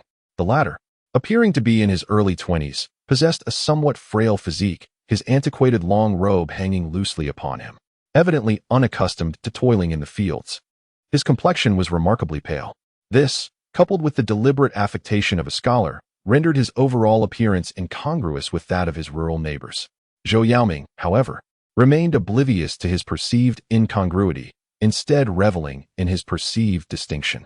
For years, he had striven to emulate his distant cousin, Zhou Yaozu, aspiring to attain similar scholarly achievements in youthful renown. Countless nights he had secretly fantasized about surpassing Zhou Yaozu, becoming the most illustrious figure in all of Zhoujiao, thereby compelling his siblings, who resented his scholarly pursuits, to regard him with newfound respect. He imagined those who had once ridiculed him would now seek to ingratiate themselves with him. Alas, such reveries remained elusive, forever divorced from reality. Zhou Yaoming had commenced his education at the tender age of 6, and by 13, he had begun his forays into the examination halls. Yet, each attempt resulted in failure. Year after year. Now, at the age of 21, he had endured 9 such trials, remaining a commoner. The gazes of his siblings grew increasingly frigid, and his parents, who had once held such high hopes for him, ceased to indulge his every whim. Even his wife, who had once regarded him with unwavering admiration, now cautiously implored him to abandon his studies. Zhou Yaoming harbored a profound resentment, lamenting the injustice of fate, his own misfortune, and the lack of understanding and support from his family. He also despised those who looked down upon him with contempt. In a bid to assert his intellectual stature and intimidate his family, he increasingly adopted the airs of a learned scholar. He spoke in lofty phrases and quoted poetry, and whenever someone suggested he engage in labor, he would retort with a phrase deemed insulting to scholarly dignity. Zhou Yaoming fancied himself a paragon of scholarly pride, oblivious to the fact that he had become a figure of ridicule in the eyes of the villagers of Zhujiako, serving as a cautionary tale for those who aspired to educate their children. His very existence deterred many hopeful parents from sending their offspring to school, fearing that their children might end up like him, inept in all endeavors, incapable of making a living, yet conceitedly self-important. Unlike the clan leader, they lacked the wealth to afford a wayward child's indulgence. Zhou Yaoming remained ignorant of the villagers' perceptions of him. Perhaps he was aware, yet indifferent, still idolizing Zhou Yaozu in his heart. Ironically, his idol now toiled in the fields, clad in coarse linen, resembling a rustic laborer, shattering the image Zhou Yaoming had held dear. Brother Gaoyuan, how could you stoop to such menial work? Is this not a disgrace to our scholarly dignity? Zhou Yaoming shouted in indignation from the embankment, as if blaming Zhou Yaozu for betraying their scholarly lineage. Gaoyuan was a name bestowed upon Zhou Yaozu by a tutor, chosen to reflect his aspirations for elegance while studying at the academy. In contrast, Zhou Yaoming insisted on addressing Zhou Yaozu as Brother Gaoyuan, in a manner far more pretentious than his other cousins, who simply referred to him as Brother Yaozu. Annie, having traversed through several lifetimes, had never engaged in agricultural labor. However, recalling her experience as a Special Forces soldier, she felt confident that she could endure any hardship, including working the fields. Thus, after breakfast, she borrowed a coarse linen garment from Zhou Yaozong and took her 2 sons to the fields. One might wonder why she did not wear the old clothes of Zhou Yaozu himself. The truth is, the Zhou family had been exceedingly generous, and his wardrobe was filled with splendid garments, most of which were in nearly new condition. Even the few older items were made from exquisite fabric, far removed from the rough, coarse materials typically worn by farmers. Although the linen was somewhat abrasive, Annie could tolerate it. What she did not anticipate was the overwhelming fatigue that accompanied agricultural work. This fatigue was fundamentally different from the exhaustion experienced during military training. After training, her muscles would ache, yet in farming, it was her back that bore the brunt of the strain. Whether weeding, fertilizing, or watering, the constant bending took its toll, leaving her with a sore back and aching legs by day's end. To compound this, Zhou Yaozu's body had grown accustomed to a life of luxury, and having enjoyed ample meals, he had developed a slight paunch. Bending over to labor while carrying a small belly was indeed an uncomfortable experience. Just as Annie felt her calves tightening with fatigue and beads of sweat pouring down her forehead, she heard Zhou Yaoming's shouts. Seizing the moment, she stood up, shielding her eyes from the sun to glance at the path, and was taken aback by the throngs of onlookers. It dawned on her that Zhou Yaozu was the only scholar in Zhujiako, and he typically carried himself with the air of a person of high status. Never had he toiled in the fields before. Naturally, the villagers were curious to see such a pampered scholar suddenly engaged in manual labor. As for Zhou Yaoming, Annie shook her head, remarking that he was even inferior to Zhou Yaozu. Although Zhou Yaozu was lacking in virtue, he undeniably possessed a talent for learning. Otherwise, he would not have passed the examination to become a scholar. In contrast, Zhou Yaoming was utterly unsuited for academic pursuits. He struggled for an entire year to memorize the Analects, yet he still could not recite it proficiently. He often managed to memorize a passage, only to forget it moments later. Unlike a bear that, even if clumsy, might retain a few sticks after foraging, Zhou Yaoming was even less capable. Ultimately, he could only recognize a few characters and could not recite a complete piece of formal writing. Given his lack of progress, how could he ever hope to succeed in the imperial examinations? The private tutor had gently advised him several times to refrain from wasting his family's money. Zhou Yaoming feigned ignorance, prompting the tutor to suggest he seek instruction elsewhere. To rid himself of this overage student, the tutor even resorted to self-deprecation, claiming that his limited knowledge might impede Zhou Yaoming's studies, and recommending that he find a more capable teacher. The private school in the neighboring village was the most affordable in the region, and the tutor there had successfully nurtured the youngest scholar in Qixin, possessing genuine talent and expertise. Zhou Yaoming understood that if he could not persevere at this school, his family would certainly not allow him to pursue studies elsewhere. Thus, in order to continue his dream of education, he shamelessly attended classes alongside children under 10 years old. In the original narrative, Zhou Yaozu's actions led to the ruin of the Zhou family. The clan leader witnessed the tragic state of the Zhou household and immediately decided to partition the family, separating Zhou Yaoming from the turmoil. Although the clan leader feared that his youngest son might, like Zhou Yaozu, bring misfortune upon the family, he was not entirely indifferent to the welfare of his youngest child. Therefore, during the division of the family, he generously provided a substantial sum of wealth to his youngest son. If Zhou Yaoming were to cease his studies entirely, even without engaging in any form of work, he could sustain a tranquil existence on the inheritance from the division of the family estate. However, upon separation, Zhou Yaoming swiftly sold several acres of land and ventured to the county town to pursue his education. He was unable to gain admission to the prestigious Qingyun Academy, as entry required examination. Thus, he sought out a private school run by a well-regarded scholar, paying an annual tuition of 6 taels. And he persisted in his studies for over a decade. Yet, he found himself trapped in a relentless cycle of annual examinations, each year yielding no success, leading him to sell off all his family's land and property. Tragically, he even sold his 2 daughters, and his son succumbed to illness due to the inability to afford medicine. The relentless series of calamities took a toll on his wife, who, overwhelmed by grief and exhaustion, passed away shortly after their son. What was once a harmonious family disintegrated, leaving Zhou Yaoming in a state of madness, clad in tattered robes, alternating between laughter and tears, as he wandered the streets, reciting the adage that knowledge can lead to wealth and beauty. Initially, his brothers attempted to intervene, but as time wore on, they allowed him to descend further into madness. Ultimately, on a frigid winter day, Zhou Yaoming once again fled his home in a fit of insanity, only to perish from the cold by the roadside. Following his demise, the villagers of Zhujiakou became hesitant to send their children to school, leading to a dearth of educated individuals in the village for the next 3 to 4 decades. Whenever a child expressed a desire for education, the villagers would recount the tales of Zhou Yaozu and Zhou Yaoming, serving as cautionary examples, their names lingering in the community long after their deaths as symbols of the pitfalls of ambition. After the original owner's death, his spirit lingered, witnessing these events and yearning to become the most accomplished individual in all of Zhujiakou. It is likely that he harbors a concealed aspiration, one that desires to become the most distinguished individual in Zhujiakou and indeed, the entire Qixin County, to be the envy of all parents as the exemplary child of others. And mused inwardly, though her countenance remained composed. Approaching the edge of the field, she smiled at Zhou Yaoming and remarked, "How can one deem it a disgrace to scholarship?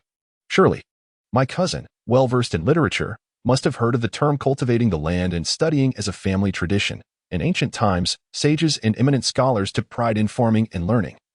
How can one speak of insult in this context? Cultivating the land and studying as a family tradition?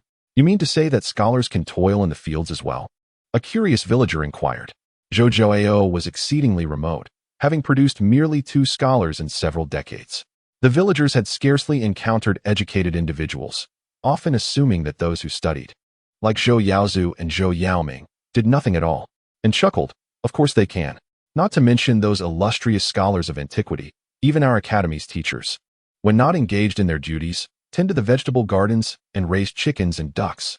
Agriculture is of utmost importance. Even the sovereign in the capital partakes in farming. Cultivating the land is by no means a menial task. Moreover, reading and labor are not mutually exclusive.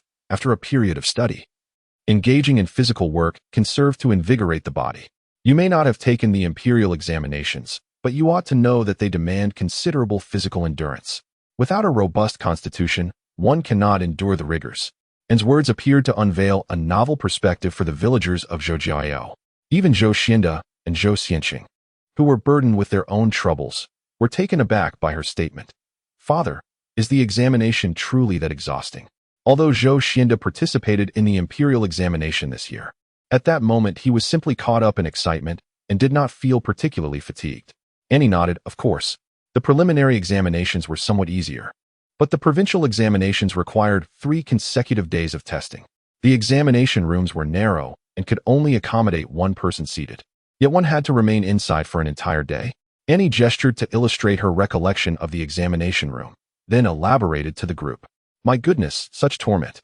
Indeed, sitting in such a place for an entire day must be exhausting." In the eyes of the villagers, the examination hall was undoubtedly a sacred venue.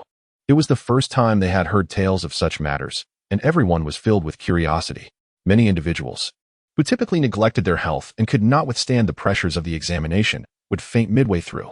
Annie continued, stating that every year there were numerous candidates carried out from the examination hall, unable to complete the test, let alone achieve success. Conversely, many scholars from farming backgrounds, accustomed to labor, were often able to endure until the end. Thus, the question arose, should one engage in agricultural work while pursuing education? Chapter 64, The Fourth Remarkable Individual, Part 8. Indeed, it is certainly advisable. Regardless of whether they comprehended the sentiment, the villagers all nodded in agreement. However, Zhou Xianda and his brother believed they had discerned their father's benevolent intentions, their eyes brimming with tears of excitement. No wonder their father insisted they work in the fields. It was a manifestation of his profound hope for them to successfully navigate the imperial examinations. Father, it turns out you truly have not abandoned our education. Overjoyed, Zhou Xianda found himself relieved. His father had always been his aspiration, and the previous day's announcement that he would cease his studies at the academy had filled him with apprehension. An inexplicable dread washed over him.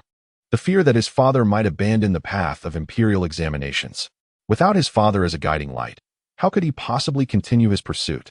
Of course, I have not relinquished my aspirations, Zhou and I declared with a smile to Zhou Xianda and Zhou Xiansheng on their return journey. After more than a decade of scholarly pursuits, I have acquired the knowledge I sought, yet I have consistently failed to achieve success in the examinations. Therefore, I have resolved to explore alternative avenues. Furthermore, I am eager to discover whether I possess the ability to provide for my family outside the realm of academia. Provide for the family? Zhou Xianda stammered, taken aback. He had always been sheltered by the Zhou family, never burdened by the anxieties of livelihood, nor had he ever experienced the pangs of hunger or the chill of deprivation. Indeed, Xianda, Xiansheng, Zhou and I affirmed earnestly, we are men, and it is imperative that we possess the skills to support our families. Even women, she continued, should possess a marketable skill, enabling them to maintain their dignity and self-respect even after marriage. As she spoke, Zhou and I's thoughts drifted to Zhou Youziyu's daughter, Zhou Yufan. Zhou Yufan and Zhou Xiansheng were twins, a rare occurrence in itself, and the fact that they were a boy and a girl was considered an auspicious omen. Consequently, despite being a girl, Zhou Yufan was highly favored in the generally patriarchal Zhoujiao due to this auspiciousness. Furthermore, Lu Shi's affluence and indulgence had transformed Zhou Yufan into a delicate, pampered young lady. She had never lifted a finger to perform any household chores and looked down upon her cousins. Zhou Yuoziyu, seeking to maintain a facade of benevolence and reputation, had left his wife and children in Zhoujiao to demonstrate filial piety while he pursued his studies elsewhere. Zhou Yufan harbored considerable discontent, frequently clamoring to abandon the squalid rural existence and return to her maternal grandmother's urban abode, and observed that Zhou Yufan had been somewhat spoiled by Lu Shi, and she resolved to swiftly rectify the child's disposition. Furthermore, and intended to diligently nurture the Zhou family's daughters. Although Zhou Yaozu's aspirations did not encompass others, and, having transmigrated into Zhou Yaozu, desired to fulfill the responsibilities incumbent upon him as the eldest son. Moreover, in the original narrative, the Zhou family's daughters suffered immensely due to Zhou Yaozu's actions, and abhorred Zhou Yaozu's reprehensible conduct, and now, as Zhou Yaozu, she sought to atone for his transgressions. Father, I long for mother. Please escort me back to the county seat. Upon returning home, before and could set down the hoe, Zhou Yufan, lifting her skirt and gingerly stepping to avoid the chicken droppings scattered on the ground, approached her. Her delicate face, slightly upturned, was filled with disdain as she petulantly made her request to Anne. What do you mean by return to the county seat? And placed the hoe down, her face stern, and coldly retorted, have you forgotten your surname?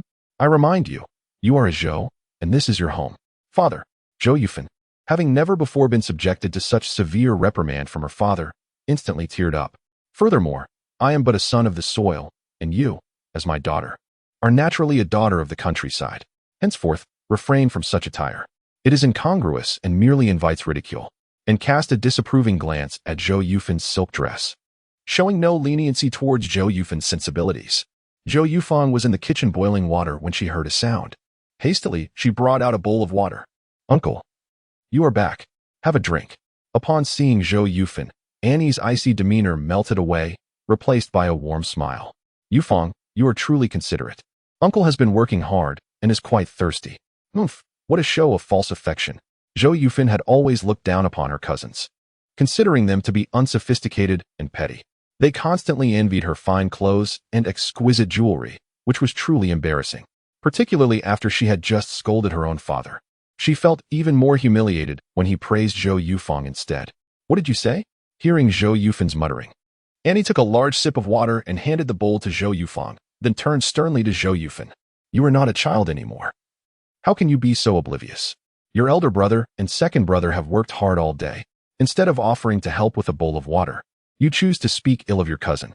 Who taught you such behavior?" Zhou Yufen was taken aback by Annie's harshness and burst into tears. "Father, how can you say that about me?" Zhou Yufeng was equally startled. She had not anticipated that her usually affectionate uncle would scold her cousin in front of her. Seeing her most admired cousin weep so pitifully, she instinctively wanted to defend her. "Uncle, she didn't mean it. She must have just forgotten. Who asked you to feign kindness?" "Humph, it's all your fault. If it weren't for your obsequiousness, my father would never have scolded me." Zhou Yufen would never accept Zhou Yufeng's kindness. With tears still glistening on her face, she scolded Zhou Yufeng with irritation. "Zhou Yufen, you have erred, so how can you blame others?" "Oh, are you blaming Yufeng for being meddlesome by bringing me water?" Annie regarded Zhou Yufen with a chilling gaze. "Father, do you no longer care for me?" Zhou Yufen found herself utterly bewildered. The household had transformed overnight. Her father had ceased attending the academy, her mother had suddenly returned to her family, and her brothers were forced to toil in the fields. The father who had once been so indulgent towards her now scolded her in front of Zhou Yufeng, the village girl who seemed to have no familial affection. "What on earth has happened? Can we not live as we once did? Zhou Yufen, do you still not comprehend your mistakes?" Since Annie had resolutely decided to correct Zhou Yufen's temperament, she would not show leniency. Furthermore, her actions were intended for Zhou Yufen's benefit. If parents do not enforce discipline, should they wait for their child to leave home, only to be governed by others or even the authorities? Spoiling a child is akin to harming them, and Annie, having played the role of a parent several times, understood this principle well. "Now, return to your room. If you do not reflect upon your errors, you shall not dine." Annie pointed towards the east wing, indicating Zhou Yufen to retreat. "Why do you scold me and deny me food? You are not my father," Zhou Yufen exclaimed, covering her face with a handkerchief as she wept and ran back to her room. Annie then met the disapproving gaze of old Lady Tan. "Darling, what are you doing? Yufen is but a young girl. If there are grievances, why not communicate them kindly?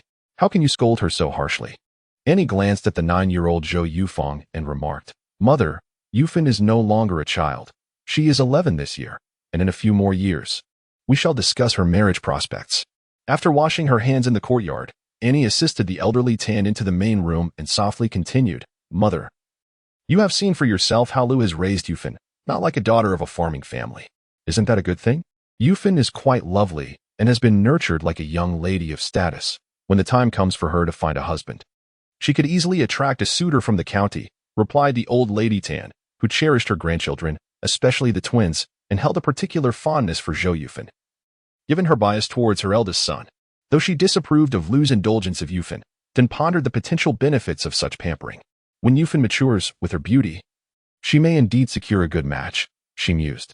"Mother, the issue is that we are not a wealthy family," Annie replied with a wry smile, her tone earnest. "I am but a farmer's child. If I do not achieve success in the imperial examinations, I shall remain a mere impoverished scholar. As a father, I feel inadequate. No matter how much like a young lady Yufen is raised, it would merely be a futile imitation. Truly respectable families would not consider us for a match." Tan remained silent as Annie continued, "Moreover, you have observed how Yufen has been spoiled. She is incapable of performing any household tasks, her needlework and culinary skills are lacking, and she prefers idleness and lofty ambitions. With such a disposition, even if she were to marry into a good family, she would struggle to find happiness. Indeed, Yufen's temperament was rather impulsive. Even with her affection for this granddaughter, old Mrs. Tan could not compromise her principles. Each individual's life is shaped by their capabilities. Therefore, I intend to guide her appropriately." Annie suggested that tasks such as laundry, cooking, and tending to the poultry should be part of Yufen's education. Furthermore, she expressed a desire to find an embroidery tutor to teach her a craft, alongside her younger sister and nieces. Embroidery? Old Mrs. Tan paused, momentarily taken aback. Most girls of this era possessed basic sewing skills. Even someone as delicate as Zhou Yufen could manage simple pouches and mending. However, Embroidery represented a more advanced and specialized skill. Annie, feigning recollection, lowered her voice and recounted. During my trip to the provincial capital for the civil service examination, I encountered a scholar from a neighboring county, raised by a widowed mother. He and his brother were able to pursue their education and even acquire property in the provincial capital, all thanks to his mother's exquisite needlework. In this era, embroidery seemed to be the only reliable means for women to earn a living through their skills. Annie believed that if the women of the Zhou family could master this craft, they could avoid manual labor in the fields, gain respect in their marital homes, and even support themselves independently if necessary. Embroidery can be that lucrative? Old Mrs. Tan was intrigued. As a simple rural woman who had never ventured beyond the county town, she was unfamiliar with the world outside her village. Skilled women in the village typically earned only a few coins for their handmade pouches and ornaments, barely enough to supplement their household income. She could scarcely conceive that anyone could sustain 2 sons through needlework and procure a house in the provincial capital. Indeed, I overheard that scholar mention that his mother's embroidery could fetch hundreds of taels of silver. What Annie omitted was that such a piece would take several months to complete. Hundreds of taels? Old Madame Ten nearly leapt up, seizing Annie's hand urgently. Eldest, you're not teasing your mother, are you? Annie smiled. Mother, when have I ever teased you? Right. My eldest is the most honest, never deceiving his mother. Old Madame Tan pondered for a moment, nodding. Learn, our girls shall also learn embroidery. Eldest, hasten to find them a good instructor, even if it costs a bit. Regarding a skilled embroidery instructor, Annie indeed knew of one. The old lady hailed from Jiangnan, with ancestral embroidery skills, excelling in Suzhou embroidery. Through her needlework, the old woman had supported a large family and even funded her youngest son's success in the imperial examinations. When the court assigned her youngest son to serve as an official in the north, he, grateful for his mother's benevolence, brought his widowed mother along, allowing her to indulge in the life of an official's mother. Alas, the old lady was ill-fated, not enjoying her fortune for long before her youngest son met with an accident, leaving behind a sole heir. The old woman nearly cried her eyes out. But with her daughter-in-law ailing and her grandson still young, she had no choice but to grit her teeth and support the family. After completing her son's funeral arrangements, the old lady did not return to her hometown, but instead, with her daughter-in-law and grandson, journeyed to Qi County, continuing to sustain her family through embroidery. In the original narrative, Zhou Yaozu was taken to a gambling den by Su Zhou. After winning twice in succession, he presumptuously believed he had discovered a path to wealth, plunging headlong into the den's machinations. From the third instance onward, Zhou Yaozu consistently lost. On this particular day, he had once again squandered all the money he had painstakingly swindled from Granny Tan, leaving him seething with pent-up frustration. As he exited the gambling house, he noticed a sleazy middle-aged man cradling a chubby little boy. The child was wailing intensely, his cries audible from across the street.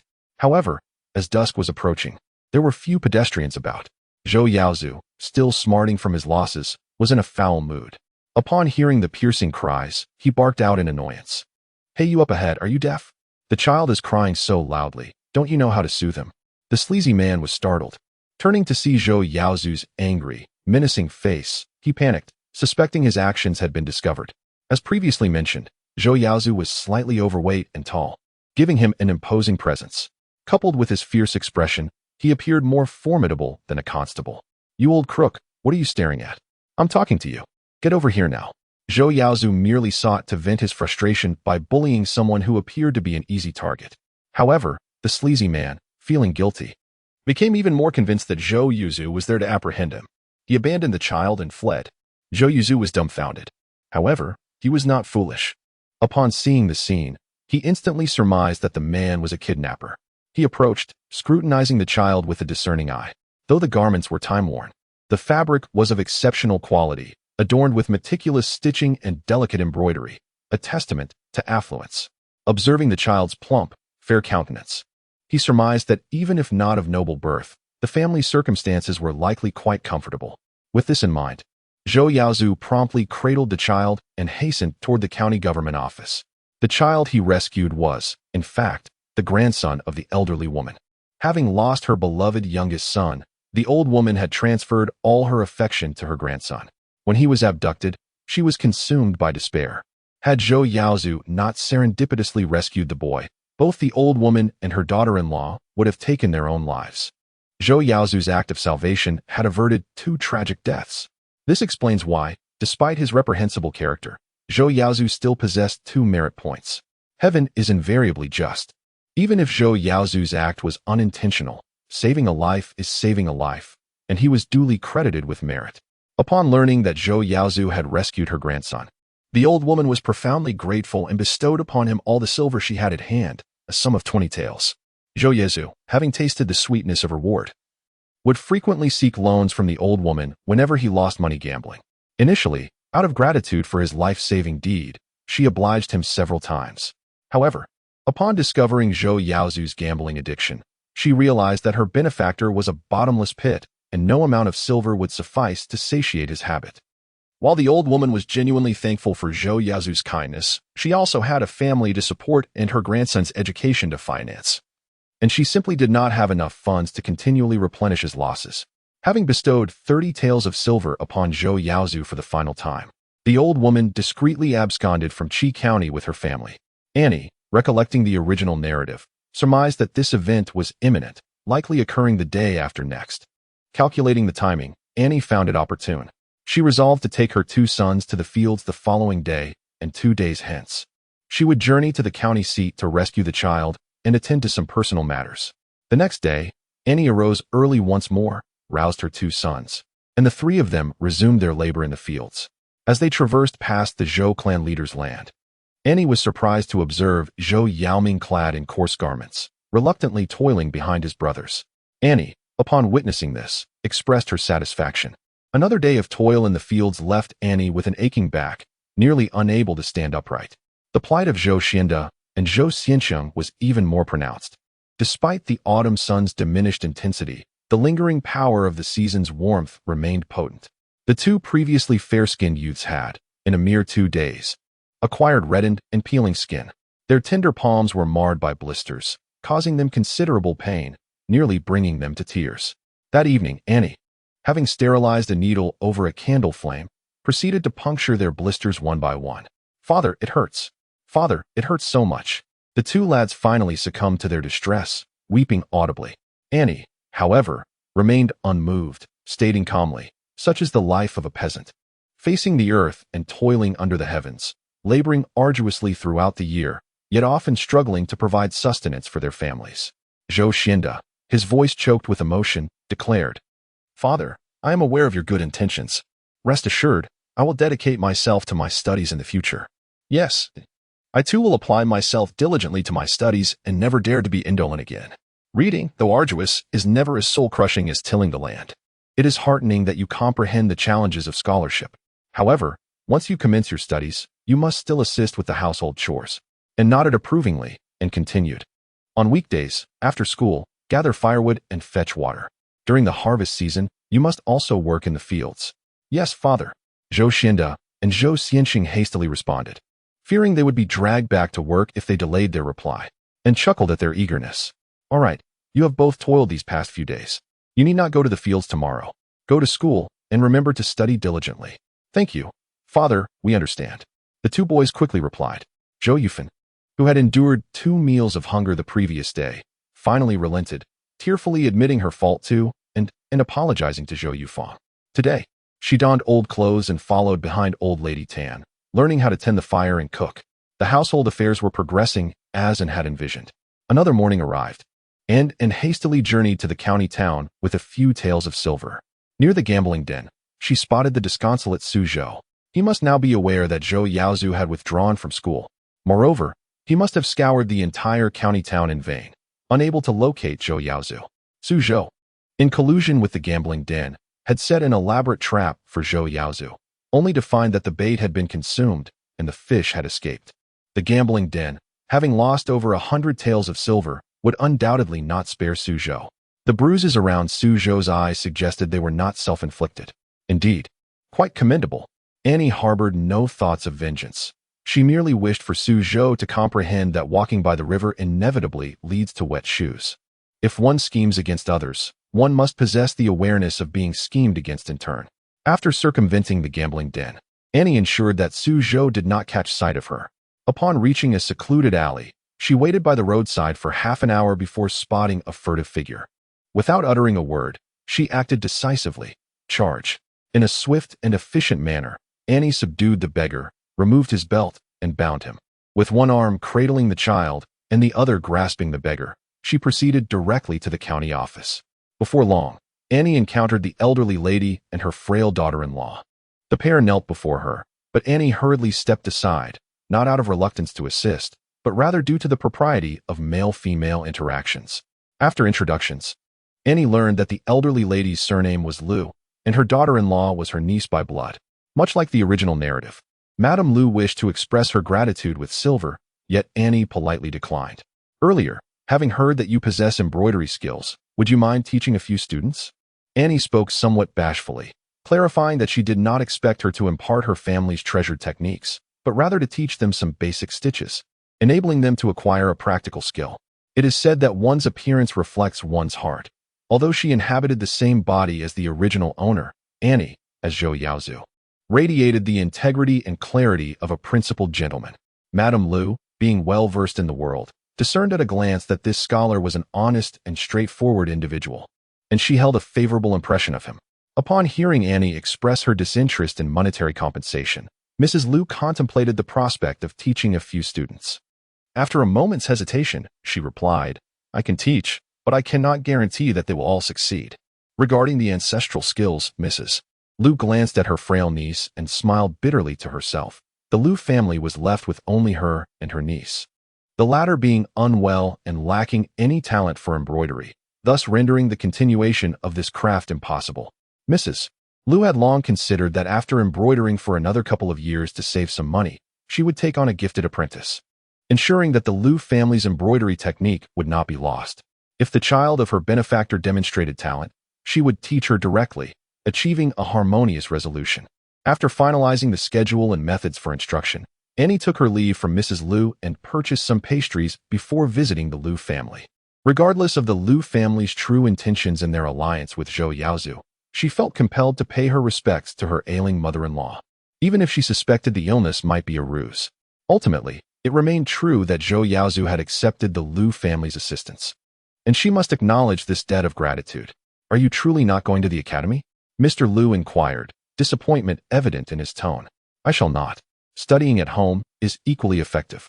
Rest assured, father-in-law, I will not forsake the imperial examination," Annie replied earnestly. Meeting Annie's deep and serene gaze, Mr. Liu's eyes flickered momentarily. "Very well, pursue your wishes," he conceded.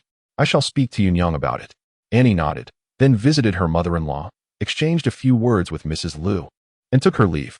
"Father, you have spoken to him as well, yet he remains steadfast in his refusal to attend the academy. I have heard that he even ventured into the fields these past few days. It is evidently a case of a broken vessel resigned to its fate." Lu Shi, feeling anxious, gritted her teeth and said, "Father, I still wish to divorce." She did not wish to live as a peasant, nor to be the subject of ridicule from her siblings. Mr. Liu shook his head, stating, "I perceive that Yaozu is not the same as before. Today, he emanated an extraordinary aura. I have a premonition that he is destined for greatness. Moreover, even if Zhou Yaozu were truly an unpromising individual, our Liu family cannot simply sever ties. After investing over a decade and having borne 3 children, it is not a matter to be resolved with a mere divorce. Unless Zhou Yaozu succumbs to detrimental habits, rendering him irredeemable, the Liu family shall not abandon him entirely. For now, he requires further observation. A divorce is not mandatory, yet I have no desire to return to the Zhou family." Chapter 66, The Fourth Exceptional Individual, Part 10, Upon leaving the Liu residence. Annie made her way directly to a bookshop. In this era, woodblock printing had emerged, yet the cost of production remained prohibitively high, resulting in equally high prices for printed works. Consequently, the majority of ordinary scholars relied heavily on hand-copied texts. Due to the popularity of manuscript copies, the bookshop was bustling with copying services. Annie was aware that the proprietor of this establishment hailed from a humble farming background and had reached the limit of his scholarly pursuits at the level of a shiozai. Unwilling to teach, he had opened this bookshop with the support of the Yu family. After all, in the realm of commerce, running a bookstore and selling writing supplies such as brushes and paper seemed far more respectable than engaging in other trades. Being of modest origins himself, the owner was particularly considerate towards impoverished scholars. In his bookshop, The act of transcribing not only offers remuneration superior to that of other establishments, but also provides an abundance of ink, paper, and writing tools. Often, upon completing a volume, one is left with an excess, thus allowing the scholars to acquire additional materials to practice their calligraphy. Of course, the proprietor has remarked that the provision of extra sheets is merely a precaution against potential errors in transcription, provided that the scribe exercises due diligence. The surplus paper and ink would be rendered unnecessary. This approach not only affords tangible benefits to the scholars, but also preserves their dignity. This is not an act of charity, but rather a reward earned through their own genuine capabilities. Scholar Zhou, do you wish to transcribe books as well? The owner of the bookshop, surnamed Shui, was somewhat taken aback upon hearing Annie's words. Zhou Yaozu was indeed a notable figure in Qixin, having passed the scholar's examination at the tender age of 13, appearing as a prodigy. Regrettably, that brilliance was but a fleeting moment, and in the subsequent years, the once celebrated talent faded into obscurity. Nonetheless, Zhou Yaozu's reputation lingered, primarily due to his humble origins, yet his association with affluent youths. He frequently indulged in extravagant outings to wine houses and brothels to partake in poetry gatherings, leading many who once held high hopes for him to shake their heads in dismay. Initially, Boss Shui had harbored hopes for this youngest scholar of Qixin, but was dismayed to witness Zhou Yaozu's decline as he squandered his time and talent composing trivial verses. This Zhou Yaozu, accustomed to a life of leisure, had never contemplated the prospect of working in the bookshop to earn a living. Thus, upon hearing Annie's request, Boss Shui instinctively turned to glance at the sun outside. Oh, the sun has certainly not risen from the west. Upon witnessing Boss Shui's demeanor, Annie feigned a wry smile, acknowledging the amusement she inadvertently caused him. In her past, she had been carefree and oblivious to life's troubles. Only now did she realize her grave misjudgment. After scrutinizing the sun, Boss Shui sensed that his earlier conduct was somewhat discourteous and quickly remarked, "It is never too late to mend one's ways." Scholar Zhou, having devoted over a decade to his studies, possessed an exceptional skill in the elegant script of the Imperial Academy. Should you wish to transcribe a book, I would be more than pleased to assist. Typically, a manuscript comprises around 3,000 to 5,000 characters, for which the remuneration is 10 coins. The paper and ink required for transcription are provided by the bookstore. Newcomers to this endeavor must pay a certain deposit to the bookstore. For those truly in need, a written receipt may suffice.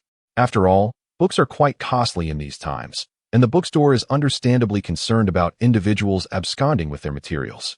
Perhaps in an effort to atone for his earlier faux pas or to curry favor with Zhou Yaozu, Boss Shui generously declared, "Scholar Zhou is not a stranger. There is no need for a deposit. Just a simple note will do." Annie promptly expressed her gratitude, saying, "Thank you for your consideration, but I will adhere to the bookstore's regulations." She calculated that for 3,000 to 5,000 characters, if she applied herself diligently, she could complete the transcription in half a day. Of course, she also intended to tend to her fields and could not dedicate her entire day to writing. Thus, it seemed plausible that she could finish a volume within a day. The village of Zujiako lay over 20 miles from the county town, and during this era, travel relied heavily on foot. A trip to the county town would consume more than an hour. Given the difficulty of entering the city, she resolved to limit her visits to once every 10 days. Accordingly, Annie procured 10 books along with the requisite paper and ink sticks from the bookstore. Moreover, Annie purchased some inexpensive paper and ink for herself and her children to practice their writing. She acquired quite a few items, prompting Mr. Shui to have his assistant bundle them for her. As she emerged with a large package in her arms, she glanced at the sky and realized that time was running short. She needed to hurry home. Any later, and she would have to traverse the darkened roads. On her 2 recent trips to the city, Annie had been fortunate. Upon leaving the village, she encountered an ox cart from the neighboring village. In a bid to save time, she spent a few coins to ride in the cart. However, she resolved not to squander money so frivolously in the future, as she had to set an example for the 3rd generation of the Zhou family. It would be rather contradictory for her to casually ride an ox cart after just explaining to the children the difficulties of earning money. Furthermore, the ox cart was only available for the outbound journey. There would be no cart to return home. With her bundle in hand, Annie strode purposefully along the path, contemplating her next steps. Speaking of the ox cart, she could indeed acquire one for her household. An ox could plow the fields, transport goods, and during the off-season, could also engage in some freight and passenger services. Mr. Zhou Jingxian, despite his frail health, insisted on his role as the head of the family and refused to remain idle at home, often laboring in the fields. Yet, his physical condition was such that overexertion would invariably lead to illness. At times, the expenses incurred for medical care exceeded the earnings from his labor. Since Annie had taken on the identity of Zhou Yuzu, she felt compelled to fulfill the responsibilities and obligations that came with it. Honoring the elderly, nurturing siblings, educating her children, and caring for her nephews were all duties she embraced. Nodding resolutely, Annie decided to purchase an ox cart, allowing the elder Zhou to drive it. It would not only spare him from fatigue, but also provide an opportunity to earn some income. Just as she returned from the gambling house with a fortunate gain of 100 taels of silver, enough to purchase both an ox and a cart, and, with a brisk pace, arrived home by the time dusk had settled. Zhou Xianda and Zhou Xiangqing had resumed their studies, while Zhou Xianren, Zhou Xinxin, and Zhou Xinyi were also sent to school. Upon their release from classes, the 5 children were not idly lounging about. Instead, they diligently fulfilled Anne's requests, fetching water and chopping firewood, engrossed in their tasks. Zhou Jingxian sat in the main hall observing, noticing how his grandchildren had matured with their education. The trio of Zhou Xianren, when not in school, would not content themselves with household chores, but would instead dash outside to play, not returning until mealtime. How different it was now, as each child seemed eager to appear industrious, fearing that their father or uncle might see them idling and thus drag them back to the fields, all vying to take on responsibilities. Even many of Zhou Yufang's tasks were commandeered by the eager cousins. Witnessing the lively scene in the courtyard, Zhou Jingxian felt a peculiar sense of optimism. It seemed that the Zhou family was on the brink of prosperity. His descendants, now sensible and ambitious, would surely elevate the family's fortunes under his stewardship. It was at this moment that Anne returned, immediately meeting Zhou Jingxian's gaze filled with both reflection and hope. "Father, I have brought back some books from the bookstore to copy. This way, I can earn some money while also reviewing the texts," and reported to Zhou Jingxian. Copying books is quite commendable. Zhou Jingxian expressed his growing satisfaction with his eldest son. In just 3 short days, his son appeared to have undergone a remarkable transformation. Previously, his eldest merely spoke of noble intentions without any tangible efforts, but perhaps the sting of 3 consecutive failures had spurred this significant change within him. Zhou Jingxian was elated by the transformation of his eldest son, harboring a premonition that, perhaps, in 3 years, he might indeed succeed in the imperial examination. The more pleased Zhou Jingxian became with his son, the more he felt a pang of concern for him. Alas, when had his eldest ever toiled in the fields? After merely 2 days of labor, he had become sunburned and appeared noticeably thinner. If he was not going to the academy to study, then he might as well read at home. There was truly no necessity for him to labor in the fields. Zhou Jingxian contemplated allowing a few more days to pass, hoping that his son would grasp the hardships of farming. By then, even if his son did not relinquish his efforts, Zhou Jingxian would insist on bringing him back home. After all, he had not yet lost hope for Zhou Yaozu and still wished for him to succeed in the examinations and become an official. Additionally, father, and began. I recently visited the county town and observed that the business of the ox cart from the neighboring village is quite prosperous. I have an idea. Considering our distance from the county town, it is inconvenient to purchase goods or sell eggs and vegetables. The single ox cart from the neighboring village is utterly insufficient. We should acquire one ourselves. The notion of purchasing an ox cart stirred Zhou Jingxian's interest. Their family had once owned a plowing ox, but it had been sold a few years prior to fund Zhou Yaozu's examination fees. Zhou Jingxian had wept for an entire night over that loss. A good ox would cost at least 10 to 20 taels of silver. Where would they find such funds? He quickly shook his head, adding that with the cart frame and other necessities, an ox cart would require no less than 30 taels of silver. It was simply unaffordable.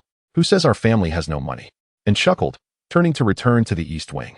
Shortly afterward, she reappeared with a bundle in her hands. "What is this?" Zhou Jingxian found himself somewhat taken aback. Even during the zenith of the Zhou family's prosperity, he had never encountered such a substantial sum of silver all at once, and briefly recounted her visit to the gambling house. Noticing Zhou Jingxian's concern, she hastily reassured him, "Father, fret not. This will be my final venture into a gambling den. I shall never indulge in such folly again." Only then did Zhou Jingxian exhale in relief, casting another glance at the pile of gleaming silver. "You still need to purchase books, ink, paper, and writing utensils. You may keep this money for yourself." Zhou Jingxian, after all, favored his eldest son. Had it been any of his other sons who earned money, his immediate reaction would have been to deposit it into the family treasury. Zhou Yaozu, who had subsisted on the family's resources for over a decade, had finally managed to bring money home, and yet Zhou Jingxian contemplated allowing him to retain it. Father, what shall I do with this money? I am capable of earning by copying texts. I could make 3 or 2 taels of silver in a month. And surveyed their surroundings, noticing that the family members were busy in the courtyard watching the younger boys at work, while only she and her father remained in the main hall. She lowered her voice and continued, "Moreover, we have yet to divide the family estate. Darling, I knew you were a sensible child." Zhou Jingxian, much like the matriarch, felt justified in his favoritism towards his eldest. In the past, the eldest had always been considerate, and now his actions brought further joy to his father. "That is also due to the affection of both your mother and me," and instinctively uttered a flattering remark before suggesting, "Father, now that we have some silver, why not purchase an ox cart? In due time, you need not toil in the fields. You could simply drive the cart to the county town, earning at least 20 to 30 won a day." Upon hearing these words, Zhou Jingxian was even more moved. "I always thought DeLang was perfectly fine. It turns out he was concerned for my hard work and deliberately sought a lighter livelihood for me." Subsequently, Zhou Jingxian discovered that Annie not only arranged a new occupation for him, but also made provisions for the 3rd generation of their family.